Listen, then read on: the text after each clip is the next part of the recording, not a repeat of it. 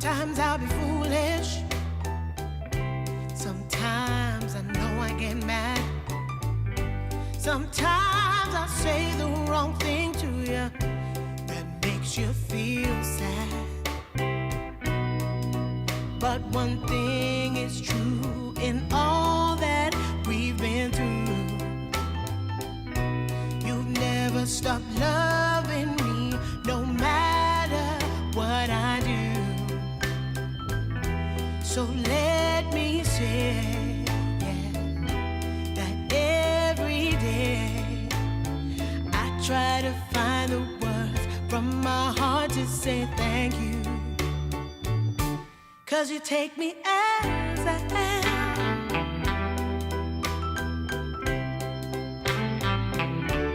You take me as I am. Oh, baby. If you stop loving me, well, I would understand. But I won't take you for granted, no, no. When you hold my hand, your love makes me feel that I could fly to the moon. Not even the birds above can sing a sweeter tune. I needed to say that you find a way to make me feel anew. And I want to say thank you, 'cause you take me as I am. Oh, baby,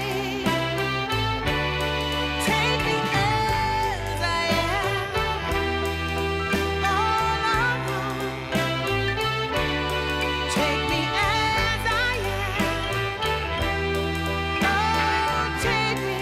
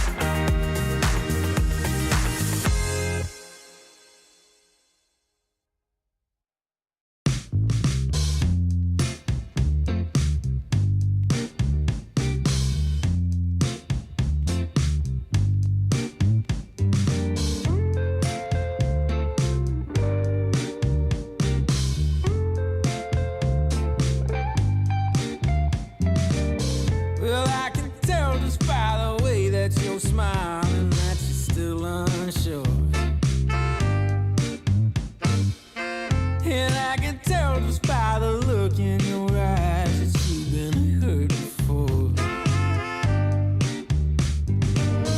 But baby, no one can promise you forever. Right now I only know that we should be together. Because it's now or it's never, so won't you take a chance on me? Well, it's fine if all your previous guys they made you run away. You can bet you'd only have one regret, and that's if you didn't stay. Walk my way. 'Cause baby, no one can promise you tomorrow. But today you take away all of my sorrows. You know I'd beg and I'd borrow for you, so won't you take a chance on me? Right from the moment we met, I knew that I couldn't let my fear get the best of me. And every moment since then has proven time and again that we're exactly where we're supposed to be. Yeah. Oh, won't you take a chance on me? Ooh, oh, won't you take a chance on me?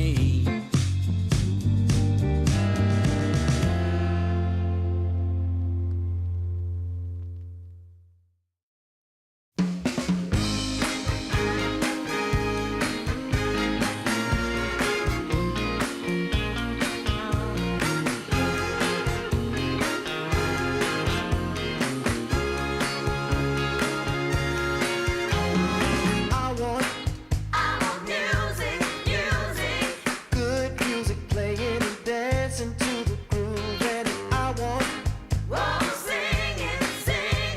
sing at the top of my lungs. The evening has just begun.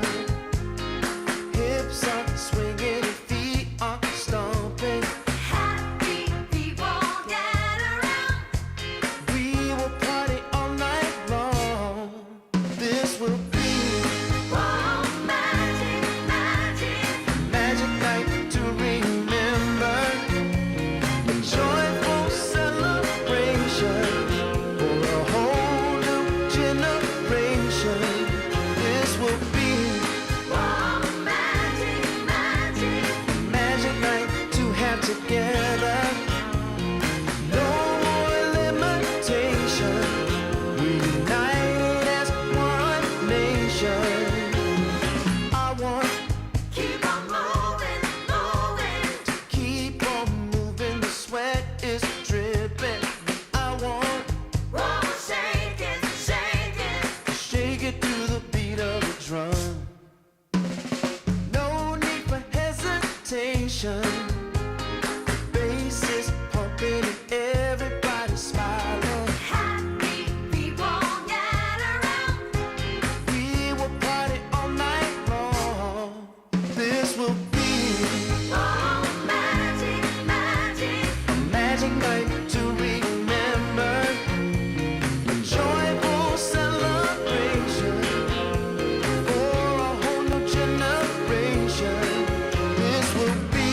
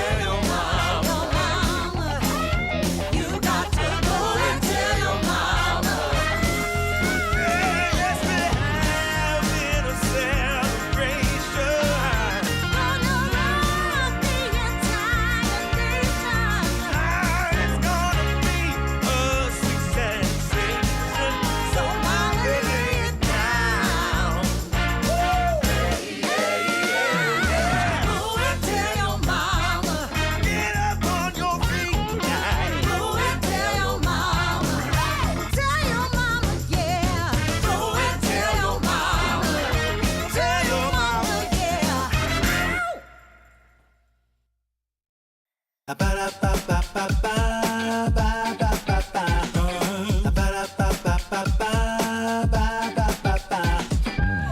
you wanna get with me, all you gotta do, call me when you need me. I'll be waiting for you. I know exactly what you want. I'll satisfy your need. We can have a good time. Don't you worry about a thing. If you want it here, or if you want it there, you got it. Have yourself a good time. You got it. Act like you don't care. You got it. Get that motivation. You got it. I got just what you need. You got it. I got just what you need. You got it. I got just what you need.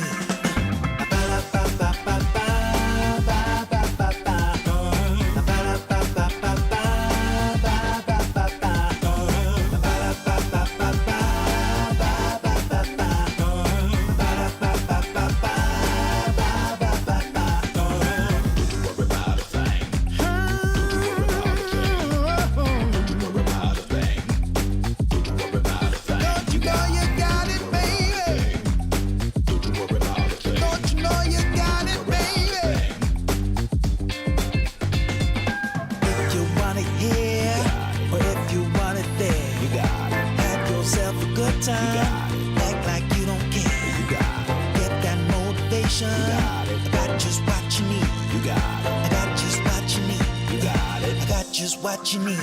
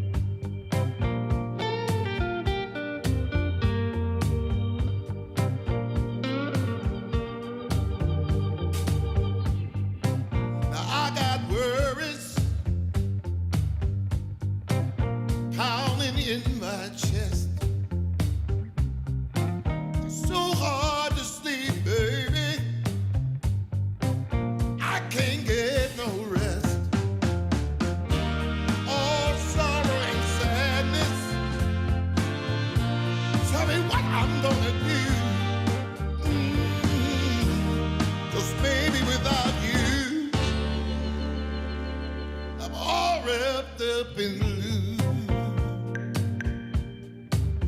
Mm-hmm.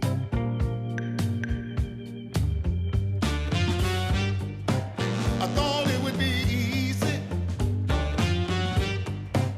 to make it on my own, but baby, now I know what it means to be alone. Lost in the shadows. Tell me, what can I do? 'Cause baby, without you, I'm all wrapped up in blue. Wrapped up in blue. Wrapped up in blue. Wrapped up in blue. Mm-hmm.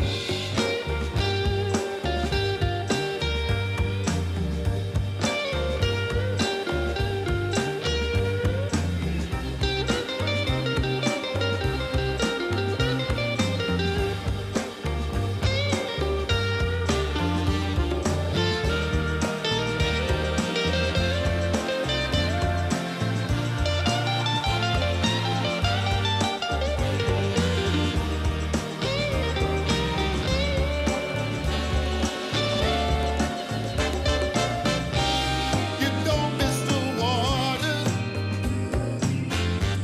till the well runs dry. You never see when the truth turns into a lie. Hey. Wrapped up in blue, all wrapped up in blue, wrapped up in blue. Can't find my way out, no. Wrapped up in blue. Tell me, what can I do? Wrapped up in blue, all wrapped up in blue, wrapped up in blue. Somebody help me now. Wrapped up in blue, all wrapped up in blue, wrapped up in blue. Somebody tell me what to do, 'cause I'm wrapped up in blue, wrapped up in blue,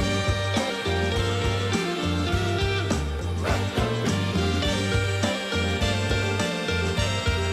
wrapped up in blue, wrapped up in blue. Oh, yes, I am.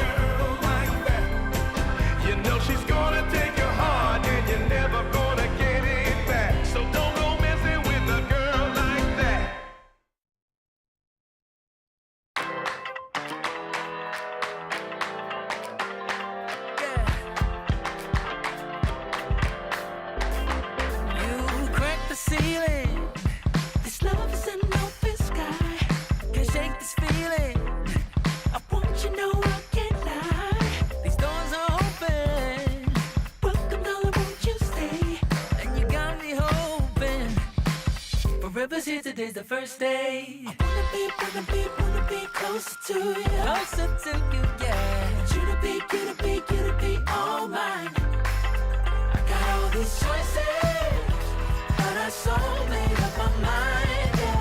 There's nobody better. Gotta be you. 1,000 voices, 'cause it's so good to be alive, yeah. There's nobody better, so it's gotta be you. These myths are busted. The grass is greener on my side. It's done and dusted. I'm never getting off this ride. 'Cause life with you is golden. So how can I go back to silver love? I'll be holding on, can't get enough. Wanna be closer to you. Closer to you, yeah. Want you to be all mine. Oh, yeah. I got all these choices, yeah. But I so made up my mind. There's nobody better. Gotta be you. Thousand voices, yeah. 'Cause it's so good to be alive, yeah. There's nobody better, so it's gotta be you. Yeah. It's gotta be you. Gotta be you. Gotta be you. Gotta be you. Yeah. Gotta be you. Oh. It's gotta be you. Yeah. These choices, but I so made up my mind. Nobody better. Gotta be you. Thousand voices, 'cause it's so good to be alive, yeah. There's nobody better, so it's gotta be you. Hey. Nobody else knows.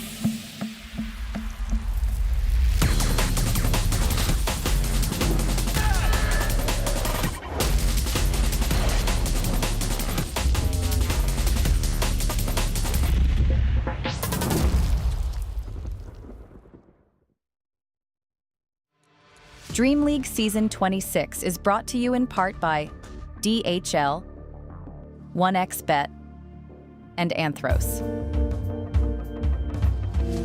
A very, very good morning to everyone tuning in here. It is DreamLeague. It is group stage 2. It's day 3, actually, of this group stage. And we have a lot of crazy things happening in the studio already, starting with some fantastic Puck Jam Pandas, of course.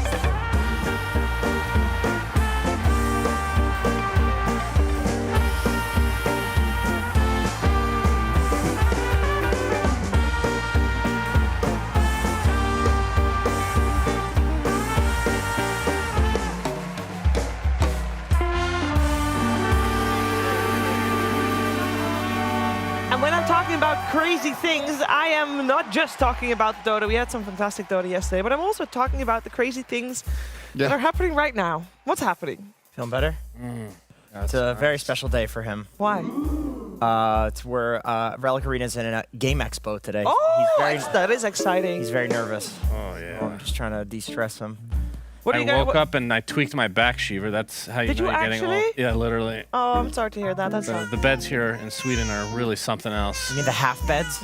And they're basically on the ground, too. So. Okay, I will say, I think, Jenkins, you were in a similar type of room as mine, where it is a room that is wheelchair friendly. So they make those beds really high, so it's easy to go from the wheelchair to. So I have a really high bed. It's really nice. That's something you could request for the next event, Sean. Can I please have a wheelchair-friendly room? I have a just bad back. break my leg beforehand. Mine has a seat in the shower. Oh, that sounds great. I thought that was too. pretty fun. I was just sitting, but I realized if you're just sitting down doing nothing, you don't clean yourself at that point. Well, also not because the water is coming down in front of the chair, not on the chair. I just At least that's the case in my room. This is directly on my face. Actually? Yeah. And the shower. Hey, but I do think I might be overstepping so here. much. But it is very exciting to hear that you guys have an exciting night ahead. I'm sure it's allowed to just do a quick plug of of. You want to plug Relic Arena? Go Yeah, ahead I and think a wishlist quick Relic plug. Arena on Steam, please. Yeah, we're That's going it. bankrupt. We are going absolutely bankrupt. It's very expensive to make a game. Gonna have to take some really insidious, horrible sponsorships soon to get pay for that. Yeah. Well, that's an option. Another option is to become really good at Dota 2, and then play No, that in a lot of failed. tournaments. For example, that allow you to get into one of the biggest tournaments of the year. It's a good segue. Shiva. EWC. You're pretty close, Shannon. I think if you put in a few more hours, you could be there. I'm jealous of all the players. They don't know what they have. You know, they take everything for granted. Piles of you could go garbage. back Look at to all these points that Counter-Strike. they're going to get, Shiver. It's Yeah, ridiculous. they get a lot of points. I think also important to know that there's a couple of teams that don't have as many points as they would want yet. To note, Nigma Galaxy, Flipster Talon, Aurora, Yakult Brothers. I know Gaming Gladiators in there too, but they have already gotten an invite for being the defending champions. But especially the 4 teams that I just mentioned, they are fighting really hard to try and get themselves on the board here in the top 8. I think Paravision is greedy, given how they're playing. They have so many points. They do. They're like the Elon Musk of Dota 2. They have so many points, and yet they're going to win, probably. Given how they've been playing, like these guys have looked unstoppable. But at the same time, them taking more points out of the system also means that teams need less points in order to get top 8. That's to begin true. with. We're really competing for second place here. Nigma, you can do it. Get that second place. Let's go. If Here we go. with the scoreboard we had there, if Nigma Galaxy get top 4, they're already in, right? And that does not seem out of the question right Can now. we They're playing skip really ahead well. and look at the prize pool? That is probably a possibility, I would imagine. I think that we And have... by the prize pool, we the tag. really mean the points pool. Yeah, I mean, obviously the prize money is really nice, and you could definitely make a little bit of a nice game for that. But looking at the points here, top 4 will give you 3,200 points. Yeah. Yeah, do the calculations. I mean, the reason I'm saying top 4 specifically is that means getting through group stage 2, which Yes. is what we're on right now, right? Yes. Everybody that gets through, and then, you know, the sky's the ceiling after that, but with the Guys, place we've... ceiling? I was not going to I'm correct going to let him. that go. Because it's going to be a t-shirt type situation again. He just doesn't stop defending himself. That's right.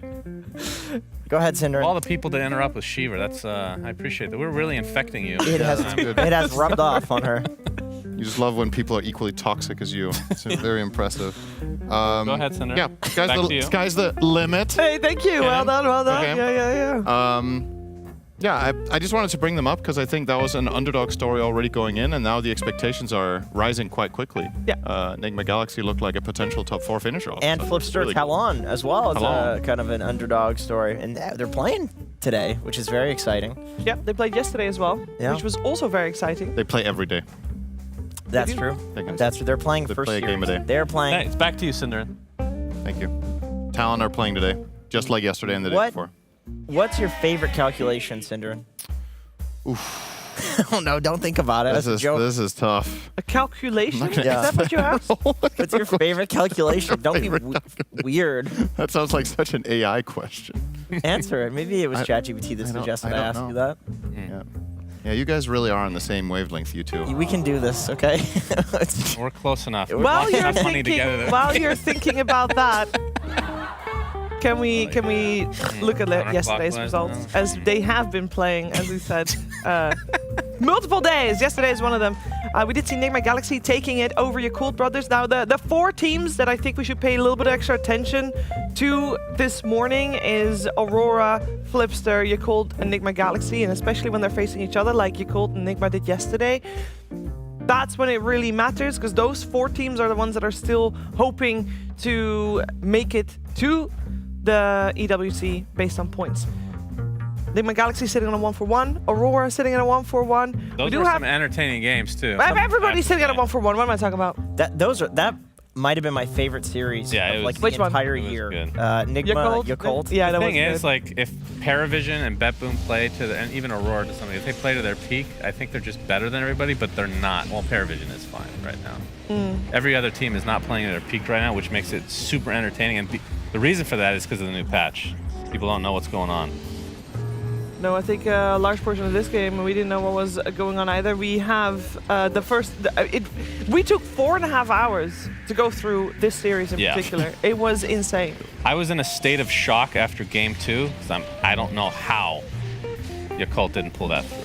That was pretty crazy. Yeah, and then it ended up costing them the whole Yeah. thing. Yeah. It was there in the Whole third game. shebang, as they say, Cinderin. Yeah, you think they were tilted from that game 1? Shannon thinks everybody's tilted all the time, so what do I know? Hey, it's an has interesting a topic little of bit of discussion, a- is all. Probably You know? thought the winners were tilting too while they were winning. People that didn't listen to the cast were like, what are they talking about? They don't need to know. They don't need to know. It's all good. Basically, Cinderin is dumb. Okay? He doesn't understand Honestly, the mental aspects of completely. Dota. Everything has to be an equation for him Yeah, very for true. it to make sense. And then Flipster Talon was able to 2-0 Gaimin, Yeah. where one of those games also went incredibly long, and it was really cool to see Flipster Talon being as good. And we obviously had the cool moment with the RP into, or the That was we were on to 4 the play of heroes the on tournament. Cliffing. Yeah, the clipping. That was amazing. I should make sure to get the Nightfall there in the highlight clip. Very and then good. straight into another Nightfall, but this is his death, I believe, unfortunately. Yeah, we had a little bit of different things here. We had a bat mid coming out, which did end up working. We also had a support invoker, which did not end up working. Can you explain that one to me, Jenkins? Because I was thinking about it just on a theoretical level. Like, how does invoker support make sense in this patch right now? Like, what changed that would make him good? Like, why is Boxy interested in it? He's never playing this hero. If I'm completely honest, when I look at the Invoker or Kez changes, I just go, I'm not reading that, and then I skip over it. Well, I mean, I saw he got some like minor buffs to the orbs again, and various things like Ice Wall can now clear creeps a little bit better. That's Like when you have Ags, right? it does. I think. Yeah. I think Ice Wall. Let me look at the patch notes. You're not getting Ags on 4 Invoker. That's what I was thinking first too. My instinct was, okay, this new Ice Wall might be good for support, but you need 4,200 gold. I actually don't think the new Ice Wall is good because it only procs a single time unless they walk out of it. So that like potential of like Ice Walling them, rooting them, Gleipnir, then setting up for the second root. Isn't the shard the Doesn't AoE exist. invis, though? Yeah. That seems Maybe that one is good. that's- Maybe the Ghost Walk is better. Yeah, Yeah. maybe. Can you touch my hand again? Yeah. You didn't comment on how smooth my hands are. You have soft hands. Yeah, really soft. Right? Why? Like a Did you like to use touch hand my food? hands? like a small I'm child. too far away. Don't break the Well, cow. you do have You guys very are like also Michelangelo. well-maintained nails. Look Are at they? you, yeah. You just caught me on a lucky week. That's all. Manicure. You got a manicure yesterday? No. Yeah? Why do you have such I think soft I've hands? gotten Unironically, they I were have actually not really done soft. a hard day's work in my life. That's actually the answer. I don't even use lotion. You know, Just well hydrate. I cut my nails good once a hydration. month. So Good hydration going on there too. Yeah. no, not really. Just a lot of. You don't use lotion, lot of doesn't it soda. hurt? Huh? Oh, in your hands. Anyway, we have a segment that involves some of the worst heroes in the game.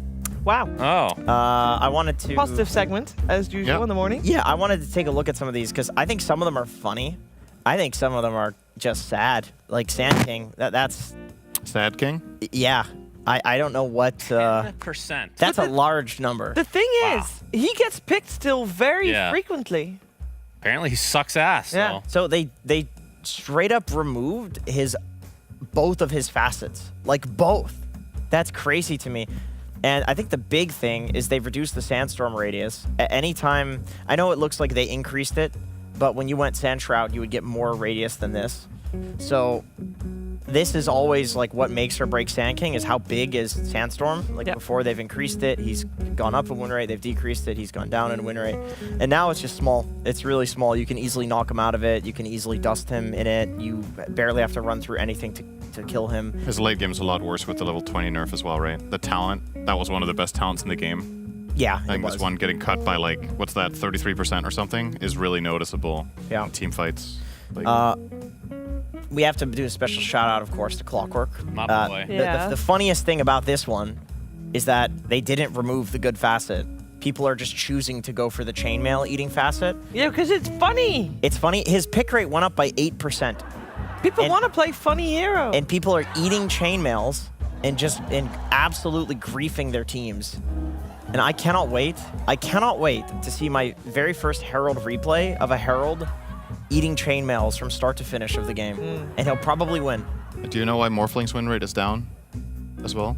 because he got nerfed. It's because people pick Morphling against Clockwork, hoping they can steal his facet and eat chainmails as well. That's actually really funny. I think if Thank you. I think because does it actually work? No. You don't Oh, steal come on! You made me happy for but nothing. they think they do. If I mean, honestly, why when win wouldn't rates it of work? heroes drop, isn't it always people think something's gonna work? You don't have the facets of people you turn into, do you? Am I wrong? You do have the facets.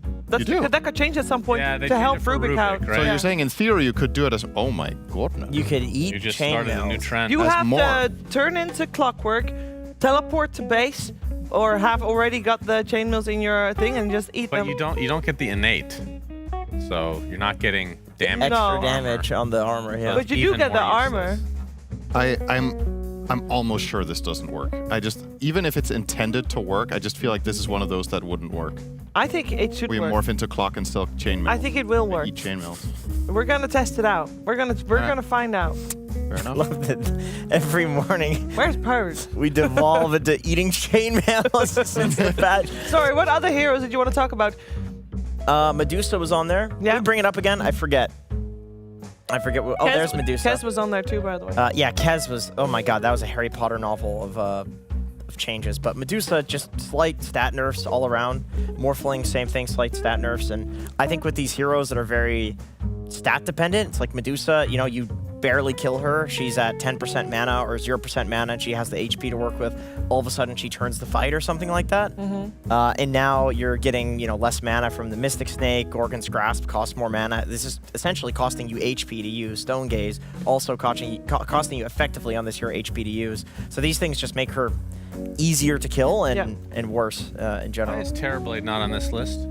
His win rate went up. Yeah, why? Why is he not nerfed? Somebody at Valve is a Terrorblade God. enjoyer. It's been okay. I Am thought I Gaben's favorite hero exaggerating is Sand King. that it's been years since he's been in the meta? It's like every patch for years Well, Yeah. you Tango because he too. has an ability called meta. I'm with you. I'm here with you. Why is that a? Back to you, Shiver.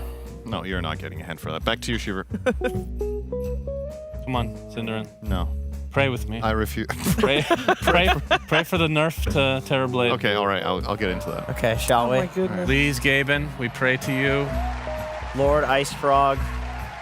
If Delete. Gaben is out there, he has abandoned this game of his favorite hero. Mr. Minus 10% win Gaben, we rate. love you. I know you're on your yacht enjoying the new Neuralink competitive thing, whatever you're making to put chips in people's Neuralink? brains. Confused me. He's putting chips in people's brains. Please just send us quick email to the Dota team. Delete Terrorblade just for a couple No, weeks. make it believable. Nerf terribly. Please. Thank you. Yes. In Amen. Gaben we trust. Gaben. Let's take a look at what's coming our way today. Now that we got that done, as we do have. I didn't really think about it, but yeah. What? You're not supposed to talk when I'm talking. She's Sorry hosting, about guys. that. Back to you, Shiver. She's hosting. Well, I know, but now that you guys have said something, you want to share it with the group? I was just talking about my hands again. It was really not particularly interesting. Okay. Which one of these teams on this schedule do you think has the softest hands? Oh.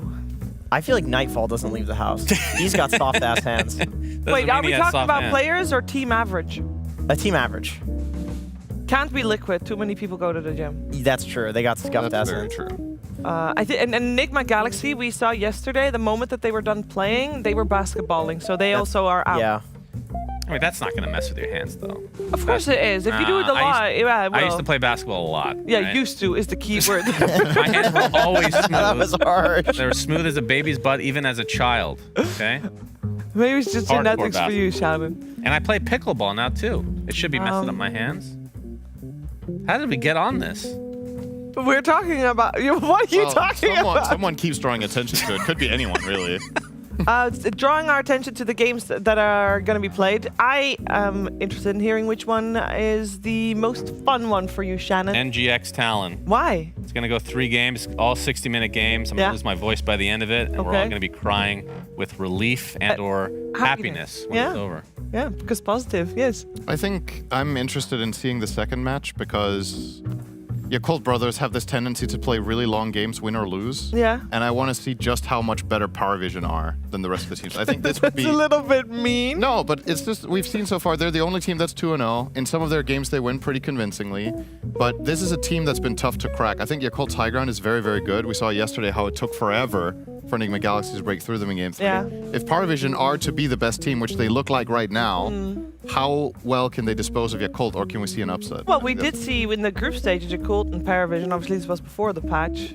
They tied, so Yep. there's a chance there too. Yeah. Absolutely. Can I mention one more thing about my hands? Have you ever met anybody with 10 fingers? Yeah, most people have that. No, because thumbs are not considered fingers. but Yes, they are. My thumbs, look at them. Look at my thumb. Do you find anything weird with it? I'm not even kidding. Excuse me, thumbs Just look. are considered fingers. Look at my thumb, Cheever. I feel like the premise for this conversation is like, what are you talking about? Hey, Just look at my thumb. It's Look at like my- an actual finger. What's You the not want to a look thumb. at? You want to look at my thumb? My thumb's probably longer No. than your thumb. Yeah, but that's she said. It's well, not about the length. He has an extra link in it. You don't have an extra link in your I have finger. 10 fingers. You Do, guys all do have the 8. do the knuckle thing then. Huh? Ow, dude, that hurt. You don't. You have just 10 fingers, you dumb. The Cheever, thumb is a finger. Keep it professional, I'm Cheever. gonna look it up Ask right now. ChatGPT. Where's my phone? How did this devolve so quickly? What do you mean? You devolved it. I'm gonna ask My ChatGPT. goodness. You're pulling a real cinder What have today. you- You know that? What do you mean? Is I don't have calculation a thumb ready to go. Calculate how many thumbs he has. It's like the equivalent of you just throwing food at the wall in your house, and you're like, how did it get so dirty? What do you think? Anatomically, yes, a thumb is considered a finger. But it's not really. Specifically, it's the first digit of the hand. Nobody counts like this, all right? Only noobs. And the thing that's This is unfortunate number is one. that to you, ChatGPT is One. the truth. Two, So if ChatGPT says it, you cannot four. dispute it now. He's Fine. mistaken. I think cannot that's a use- very sophisticated way to count. If I know that I'm gonna count for more than 3, I will start like this. But if I know it's only 2, then it's maybe this. I always start with my thumb. Yeah, Right. 1. Yeah, that 1, makes 2, sense. 3. That That's- makes I sense. even see you do it because you do this. If you count to 3 with One. your hand, you always go 1, 2, 3, right? Well, and it depends on where you're. Have you ever seen? I don't know. I'm asking you. There's The a average movie, thumb is 2.5. There's a scene about counting on your fingers. Production has lost an inch. What's an inch? I don't know what an inch is. That whoever is in control of the text is American. If you're American, you count like this: 1, 2, 3, 4. This is 5. What? But then 1, you're 2, still 3, 4, counting 5. with it. Huh? It's not like you do 1, 2, 3, 4 fingers, and then 5. one Why don't you do non-finger. that? Why don't you do that? Yeah, that's actually true. If you're meant to count on your fingers, you can't use the thumb. Yes. You have to switch hands. No, this is. It doesn't mean it has to be a finger. If I had a carrot attached to my hand, it would still count as a That's an digit. interesting mental image. That's- There's Just came 5 up. You know, digits, if you- 4 fingers. If you were a spy and you were living in France, an American spy, You've and watched this movie too? and you didn't count like Yeah. 1, 2. I don't know. I'm German. If you didn't count like that, they'd know you're a spy. Yeah, you watched Inglourious Bastards, Exactly. indeed, huh? Wait, is that from Inglourious Yes, Bastards? because I Yes, it think he is. counted like this, right, or something. And then he knew that he was not German or not because or he didn't German. grow up. Oh, in that's Syria. why I did German by Yes, accident. yes. That's right. It was some sort of like Inception. The only person that doesn't understand what another we're good talking movie. about is Cinderin. Did you watch Inglourious Bastards? Yes, I did. Of course I did. Because it's a Quentin Normal Tarantino people movie, watch right? movies. You know, Quentin it's just how Tarantino it makes goes. great movies. Is that not in your database? Not Oh, that sorry, you've never seen that? one. No. Not that one. Guys, I've watched other Tarantino movies, Shannon. Can't watch them all. Well, yeah, you can actually. Oh, good. See, there's one scene where he sucks a girl's foot. I keep seeing this is on his computer. Yeah, but which toe though? Because not all of them count as toes. Not all of them Okay. are toes. Not all are toes. Thumb before toe. this gets any worse, This one. gentlemen, thank you very much for joining us. Oh, it's this over morning. already? What, yes, time it really is. flew And by. we're You're gonna so welcome. We're going to start talking I wish about we our could- first series of the day. It's time for Enigma Galaxy taking on Flipster Talents. So Game let's- 1, right? Game 1? Game 1. Let's get started.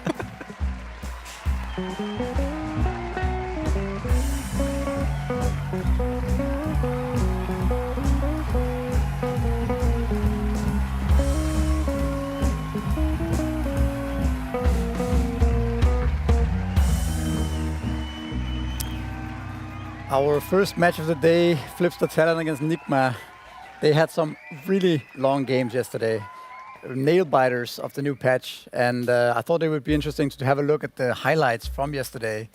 The most important series so far, probably, or the most interesting one.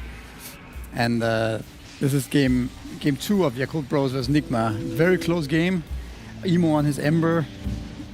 Boboko Bat Rider, but in the end it was Nigma who managed to take it in a, I believe it was something like 85-minute game.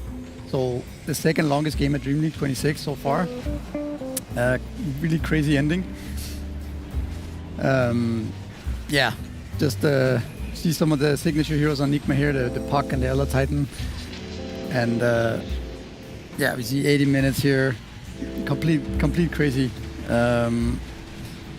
Could go either way for sure. Also, we see the Tinker on some mail here. This is game 3. Another game. I think this series in general took close to 4 hours, and then with breaks and everything in between, it was maybe one of the longest series in modern Dota history. So yeah, really crazy ending. I recommend watching this if you haven't already. Definitely some insane plays from both teams. And yeah, then we have Flipster Talon.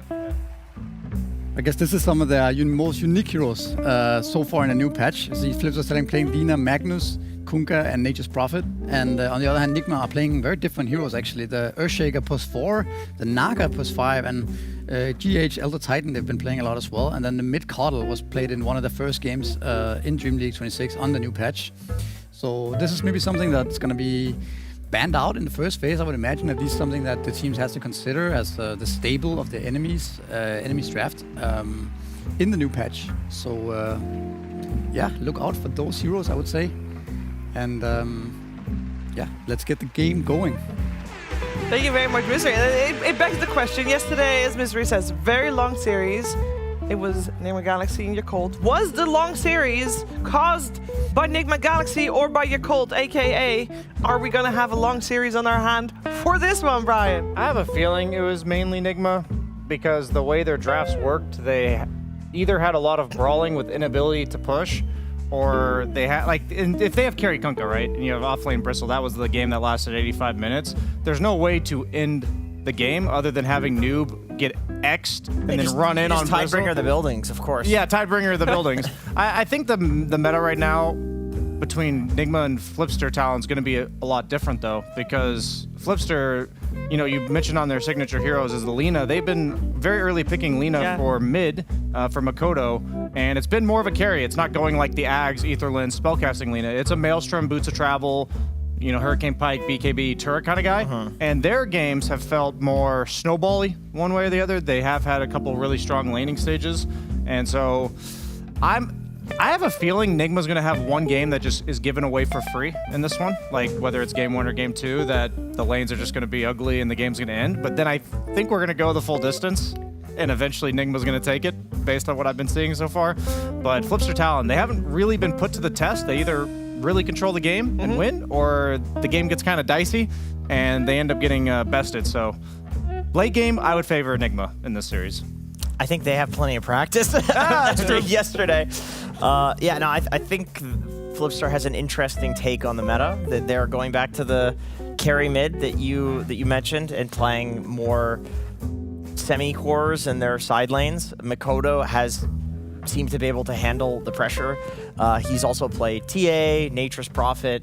Like he's played plenty of There's right clickers. Yeah, right clickers mid that if Lina, let's say, does get banned in first phase, which would be insane considering this was not even a hero last patch, then I do think they still have other options to play this style. I'm really glad that this team, we saw them develop an identity throughout the tournament, because they came into the tournament, in my opinion, without one, and they were just good. Yeah.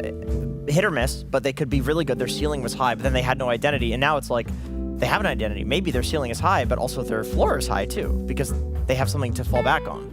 I think the new patch could have helped a team like Flipster Talon, like bringing in some new ideas to the team and like help them build a new identity from scratch, right? I also think to finish off the Lina from Talon, it's one of Mikoto's absolute best heroes. He was always playing this mid Lina better than anybody else, I would say. So I wouldn't be surprised to see it banned out in first phase, just because they played it to a great extent yesterday. They even first picked it in one game. So I think that should be a key hero for Nigma to ban out. Is it then the mid lane that we're looking to most for the series here? Like, or not that The style's very different, though. Yeah. Like yesterday, it was Sumail versus Emo, which both guys are Spirit, Puck type players, and it was more flashy, rune controlling. And I feel like with Makoto versus Sumail, it's going to boil down to how much can Sumail get done on the map while Makoto's ramping up his farm. If Makoto wins the lane and makes it so Sumail doesn't have that momentum in the early to mid game, and that's why I'm afraid that Nigma might just lose one game so badly that they don't get to play. But I think it's a very different dynamic. I'm not exactly paying close attention to the mid lane in this one. I think I'm actually looking more at 23 Savage's lane because we saw him play Medusa, which is not what I would call an enabling carry, but it was meant to be a lane counter matchup so that they could focus more on Makoto. And then game 2, he was Kunkka. I feel like he's taking a bit of a backseat on the new patch, just saying my hero is meant to enable us to get through this early game. Makoto's the one that's going to finish off the game. And so that's the lane that I think matters a lot more for Flipster to go well. And I think maybe if we're looking at Nigma Galaxy, I feel like Jenkins Ghost has been in a similar boat where his hero is not normally the most flashy. We've seen a couple of times the Dragon Knight being pushed in his hands. You know, it's always someone else that will do the heavy lifting, and he's there as a backup. Yeah, we've seen the Dragon Knight be hit or miss. They picked Dragon Knight into, I believe it was like Centaur off lane. They had there was some break. Or no, it was Muerta. It was Muerta carrying. Oh, yeah. And we were like, this gets countered by Muerta. And then in the game, we were like, this gets countered by Muerta. You know, it didn't make much sense. But then we saw another game where Ghost was destroying on last pick DK, so they just had a different read than us. He's played SF. He's played Marcy. Like, he's shown that he can play multiple styles, whatever's needed for the team, and also have his own identity. So I think at the very least it'll be interesting. Like it's hard to say what they're gonna do with Ghost, because also he'll play Morphling and he'll 1v5 carry the game, and he will be the traditional carry. Even on this patch where a lot of us were questioning, is Morphling still good? You just showed us the win rate. It didn't look good in sub 8500 MMR. In pubs. So because like the way that I theorized it is like, I think in pubs the win rate can fall off because of what Misery was saying, where like you just need one extra point in morph, but people are so used to going like 2 points morph and copying like the old pro build that they're still doing it and they're getting owned. But then once people adjust by the null talisman that you have been mentioning to deal with the mana issues, then the win rate can go up, because Morphling is very, you don't have enough stats, you die, right? You have like one extra strength, you survive. So you need that extra point. So these adjustments are very important, and the pros are very capable of making them quickly. I think we saw that mistake even made yesterday. I can't remember the team exactly, but there was one Morphling yesterday. Maybe it was even Ghost, the game they won, where he had just 2 points in shift and 7 points in stats, you know. It was, and then that was him, he died multiple times because he just got stunned and the shift didn't work really, you know. But if he had maxed the shift, I think he would have survived every time there. So I think that's a good example, and maybe that's why the win rate is lower, because people are still underestimating how strong the shift is. Yeah, the limits are just different, right? Yeah. It's a very limit testy hero. Yes, it is. I think also that's the new patch in a way. Changes dynamics of certain heroes, right? Like, for example, the Dragon Knight pick that you talked about, we weren't sure that it was Muerta carry until the very end when he actually picked Muerta carry, That's right? true, We yeah. thought it was Muerta support. We thought it was Mag carry, right? Yeah. Maybe Nickman the same thing, right? And Yeah. they're like, oh, oops. It's you like, know? oh, this is actually an option that's viable now on this patch. Exactly. So maybe they won't make the same mistake again. Well, we talked a little bit about Lina and a little bit about Morph. Both are respectively banned. Also, the Nature's Prophet gets banned on the side of Nigma Galaxy. We didn't really mention it, but it's definitely one of Cuckoo's favorites, and we did see Talon put it to good use in yesterday's games. Other than that, not really too surprising bans. I have one question that's not really pertaining this series in particular, but mostly about the hero. On day 1 of the patch, we saw Beastmaster banned a large amount of time. And then yesterday, we did have WS play it in one of the games, but mostly it's been like a little bit, like either team's first phase ban it or they ignore it altogether. Is this hero still good? I think it's still good, but it's different now, right? It's almost back to the old Beastmaster where you see heroes like Bane or AA. You're a summons hero. Yeah, you're more based on the Helmet Dominator and punishing kind of not enough wave clear. Like that's when the hero becomes really powerful. I think the time is over where we see carry Beastmaster and mid Beastmaster to the same extent, where you just first pick it. But I think the hero is still okay. I mean, he had high impact yesterday. He had like 13-minute Helmet Overlord, right? And if you have that on Beastmaster in a good game, it's definitely good still. Yeah, I think it went from broken territory to good territory. Well, I would argue the Ags build's almost dead. I think so, too. Because just for people who weren't aware of fully how it worked, I didn't even know this how it worked, but when you roar somebody, you get an X amount of drum stacks that would increase your damage output. And it used to be 10, 15, 20 stacks. So later on, you'd get the 20 stacks immediately and just shred people. That's what was responsible for Beastmaster being able to solo kill people Full to even later zero on in the from game. full HP. But now, instead of 10, 15, 20, it's just a straight 10. So, like, in the early to mid game, same hero, but the scaling potential of it, I think that significantly reduces the likelihood of seeing carry in mid Beastmaster, and if we're going to see the offlane, it's almost certainly summons. So a hero that had 2 different ways to play, both of which had very different play styles and itemization and roles in the game. Now you have 1, and that means a hero goes from potentially being first picked and flexed to a niche pick, like you guys said, summons. So. Yeah, we'll definitely see some last pick Beastmaster where there's no It's still there's no relevant. summon clear. Yep. He insta wins the game by the pick.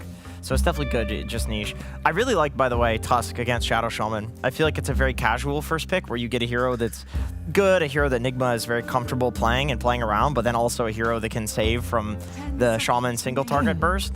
Even being able to snowball out of the wards, like the ward trap, is really nice.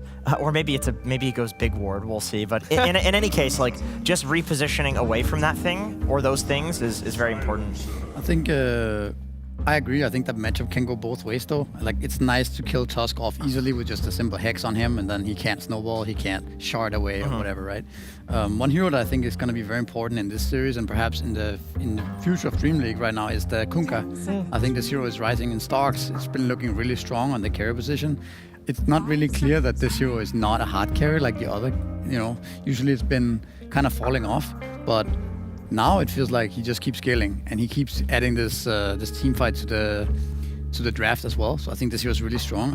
I wouldn't be surprised to see either of these teams pick it up here in the second phase. Yeah, I agree. I feel like Talon is about to take it because Kunkka Marana sounds lit. Actually, that sounds like a really nice combo. Another hero that's not banned yet is the Magnus, which we've seen be dominating from the 4 position. Maybe not so much from these teams. Jokamp did play it yesterday, but I do think that this is the both support, so maybe not Mag for them this game.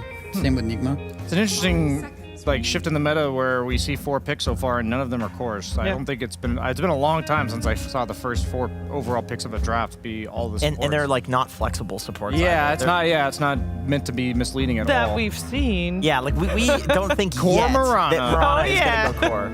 That was sarcasm, by the way. I think this is more of a deny pick on top of everything else because first off, it's nice against Tusk. You can't really roam on it once Storm hits 6, but Storm Silencer is just a really powerful combo, and especially backline supports like Marana who rely on their mobility. I think that would have just completely gimped that game plan. So I like this pick. I can see why they were thinking about it. I think they were considering, do we take the Kunkka lane synergy or do we take the Storm, because that was certainly on Nigma Galaxy's radar. I did say Makoto was more of a carry mid player, but he also plays a lot of Storm. So by no means is this like a shift in their playstyle. But Puck, this is... I was actually more expecting like the carry versus Spirit matchup, but we're getting the same version for Sumail. Maybe this is just a respect thing. You know, you go against Sumail as a mid player, you got to make sure you go for the flashy ones. I do think that when the Lina and the Tia are banned out, the amount of carries that are left out of mid lane is not that Limited. many. It's If Nature's anything. Prophet, which is also banned. But that's not even a carry anymore. It's right? not true. Yeah. So I think when those heroes gets banned out, then you are going to see the more classic mid matchups. The Puck into Shaman. Obviously, you can hex the Puck. Yeah, bit rough. But I mean, the same can be said for Storm Spirit, right? You pick Storm into Silencer, you can get silenced and killed off. So I think that also shows that it doesn't necessarily matter that much in the grand scheme of things. These are one-to-one matchups. Like, you have to deal with, you have to play with versus some counters sometimes, and it's not the end of the day. Also see a lot of Storm lately. This hero has looked very stable and very solid. Just a lot of damage and very solid mid laner. Seems like one of the best blind pick mids. Just like kind of gets off to the ground running. Even if he loses 60-40, it's never a complete disaster. Yeah, you just go jungle and you're Yeah. fine. You roam to side He lanes, has a you're play fine. no matter what happens. Yeah, And I mean, the moving remnant really makes it so the matchups that used to destroy him do not destroy him. Like Lina, for example, Queen of Pain, you can still Secure the range. secure the range creep. You're not just going to lose every range creep in the lane. It also seems like even when he loses his lane, he always finds these kills to come back into the game just by the nature of the His hero, mobility, right? He yeah. always gets these kills on the map later on. I don't love or hate this Centaur pick. How do you guys feel about it? I feel like it's decent for their draft. I feel like it's a bit tough to go on top of like a Mirana support. She'll usually be able to get away from you. What are they trying to go for with this, you think? 10 seconds remaining. I mean, yesterday, Terrorblade's coming. Terrorblade. Terrorblade prediction from Sunsfan. Bold. yesterday when Nigma did this, they the main difference there, I think, was that they had the Elder Titan instead of Silencer, right? They had the same heroes, and Terrorblade left. Nice one, Shannon. Great job. Shannon, would you like to just do this job as well? Terrorblade, huh? Sometimes cynicism actually just makes you correct. The world is a cynical place. That was funny. 10 seconds But yeah, this time they have a Silencer and not Elder Titan. And I think Silencer doesn't offer nearly as much damage and control as Silencer. I mean, as Elder Titan later on. So team ban. it's a lot of heavy lifting for Sumail this game, I would say right now. He has to kill a lot of heroes. There's not that much damage coming out from Nigma's other heroes at the moment. They also need a last pick that can deal a lot of consistent damage. Would you also say that that last pick for most likely Ghost should be also able to join fights relatively early? Potentially. I think you can either pick something that you feel like is going to outcarry this game, or you pick something that hits the similar timings with Centaur, with Silencer and Tusk, so that you can, go fight at 20 minutes altogether, right? Like you said. Maybe they're going to just go for that Kunkka, like we've been seeing a lot. Oh yeah. Yeah.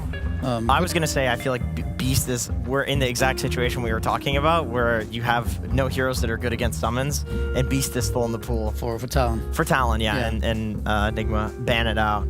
Right. Is there any other summons offlaner that's good? I mean, Wraith King got nerfed into the ground. 10 seconds. Lycan's not really a thing. Do you count Enigma?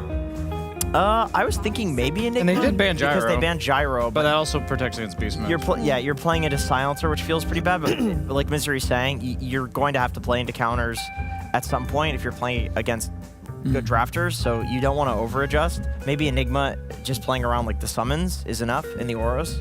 I could see them picking up like a Mars or a Timbersaw here for Talon. Yeah, I think they need some stable offlane. I don't want to see like a Phoenix or something like that we saw yesterday in offlane, or even Enigma. I think into Silencer Team ban. kind of defeats the Too hard, purpose. yeah. They You also- banned Lifestealer. You also have to consider that you're playing. I think they You're think playing it's into offlane. Yeah. a potential last pick, right? Counter. So you have to think about that. So they actually think that it could be a terrible offlane, I guess. Yeah. Yeah. Is there a carry that specifically struggles against Lifestealer? Because I Kunkka. feel like Nigma usually telegraphs their last picks a bit more than Kunkka other maybe. teams. Right? Yeah, Kunkka. Yeah, Kunkka. We'll see if Flipster Talon ends up banning Kunkka. Can Kunkka be played offlane? Dire team Still? Yeah, I think so. Maybe they'll just pick it themselves. Yeah, maybe. I mean, maybe Flipster picks Kunkka and then runs TB offlane. Then I pick the Kunkka. Yeah. Could we Yeah, it's this as well? Why not? possible. Actually, one hero that I thought was going to be really big in this meta, it was Darkseer. It's unpicked. Oh, Oh, Speak of the devil. There Yeah. you go. good call. We did see Darkseer banned a lot still, and then at some point he got the same treatment as the Beastmaster almost, where Yeah. it's like situational now. But you like it in this draft? I like it in general. This particular draft, I think it's okay. You don't have any clear combos with the vacuum wall. Not that you necessarily need that anymore, but it usually adds something. It's also, I don't think you have a good target to shell. This is a hero I'm looking forward to seeing. Yeah, they gave this hero a new facet. I think he's probably going to take it. That makes your Q cost mana again, and it also silences the target, which you'll usually use on yourself. But instead of giving spell amp, it gives percent base damage. So I'm wondering if Ghost has a general right-clicking build in mind based on stats. Maybe he'll just go the traditional Maelstrom Radiance type build with the facet that doesn't change that dynamic. But I'm excited about this. It's good in theory against Darkseer. Not the greatest versus Storm. He can. I mean, he can silence the storm now. That's He can true. run in and press Q on That's storm. actually, it's like a 9-second silence. Hey, combo. It's a Yeah. perma silence. Ah, God. okay. It's You know not- what? It's really low cast range, so it has to be following up something else. Yeah. But I'm curious to see if he ends up using that. I think he's more likely to take that facet now. You can probably kill supports too. You probably can. 8 seconds is a lot. You are giving them base damage if you do that, though. Oh no. Hard Storm game, right? You're playing into that silence that we just talked about. The stun from Centaur, the coil, silence from Puck, silencer. You get clipped by anything. You're stunned forever. Silencer deals more damage to silence units. Yes, the combo. The combo. The combo. I mean, Makoto's gonna have a hard game, I think. What if he From goes the way level that 1 you Q guys and are just talking. Qs the enemy? Yeah. And Yeah. That's so stupid. Okay, so is this good or is this gimmicky or both? I think No it has idea. the potential to be both. No idea. Let's see. I'm excited I mean, to see it. I like the pick though. In theory, like if he gets this Radiance and SNY, BKB, whatever, he gets a lot of items. It's kind of the archetype of hero that they need for the draft to be good, I would say. So in that sense, I think it has good synergy. It also plays into the Darkseer lane counter. Yeah. So I like the pick by Enigma. Let's see how good it looks. Let's see how good it looks. Game 1 of this best of 3 coming your way with Sunspan and Synderen via the Puck Pandas.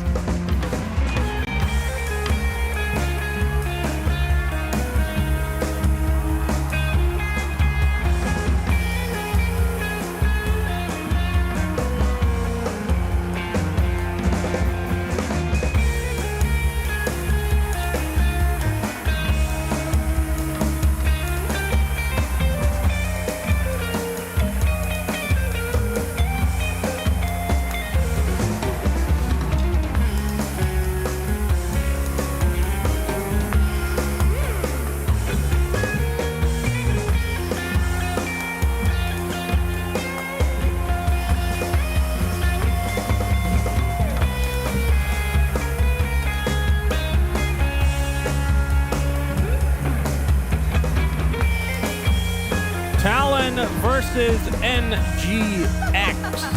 Best of 3. Sunsfan here with Synderen and the Flaming Greevil from the Abyss. And somebody also had a Baby Roshan right behind it. That's right. Yeah, what a cool draft this is going to be. I'm really curious to see this carry Bloodseeker from Ghost. He is very good at this hero. I remember seeing it in the 30 past, but seconds to battle. hasn't been too popular in 738. However, with the Old Blood, which he has chosen, see what's the cast range on this. They said 400. Yep, Believe that them. is indeed what it is. An 8-second silence that gives 60% attack speed, and you lose, or 60 attack speed, and you lose 1.4% of your max health per second if you take the. Let me see. This is based on a Battle begins. talent. You can do it, Synderen. Yep. Oh, you can upgrade it at level 20 to take less damage yourself or allies if you give them the Blood Rage. That's where it is. Okay. So, yeah, interesting in theory. They mentioned in the lane itself that Silencer does more damage to silenced targets because GH has taken Suffer in Silence. So, if Ghost casts Blood Rage on an enemy, GH will hit harder, but of course you are giving them attack speed. Yeah. But you're also dealing some damage. It's very interesting to see this dynamic. Yeah, very cool. They're going to go If it for is first blood. successful, they're going to use it right away onto the Darkseer with the snowball to follow. He is silenced a long-ass time, and that's going to be first blood for GH, as Yamich will take out a courier. Last words. I think there's a world where Yamich stays here and tries to pull this off again. Jokem is already getting busy with pulling the wave, but Blood grenade gonna another slow him blood down. grenade. Yeah, he's in a bit of trouble here. He's dead. Or Attempting well, the TP. Should be able to get out, although he goes to the tower. yeah. Okay, he will live. Very little HP. Could have maybe been dead if Yamich held his snowball for longer. If they could have somehow caught up. And we were casting Yamich, I believe it was yesterday on the Tusk. He was very good. I think it was in a loss, but still very good performance from him. We really like him on the melee 4s Yep. so far in this tournament. What do you think about the Terrorblade?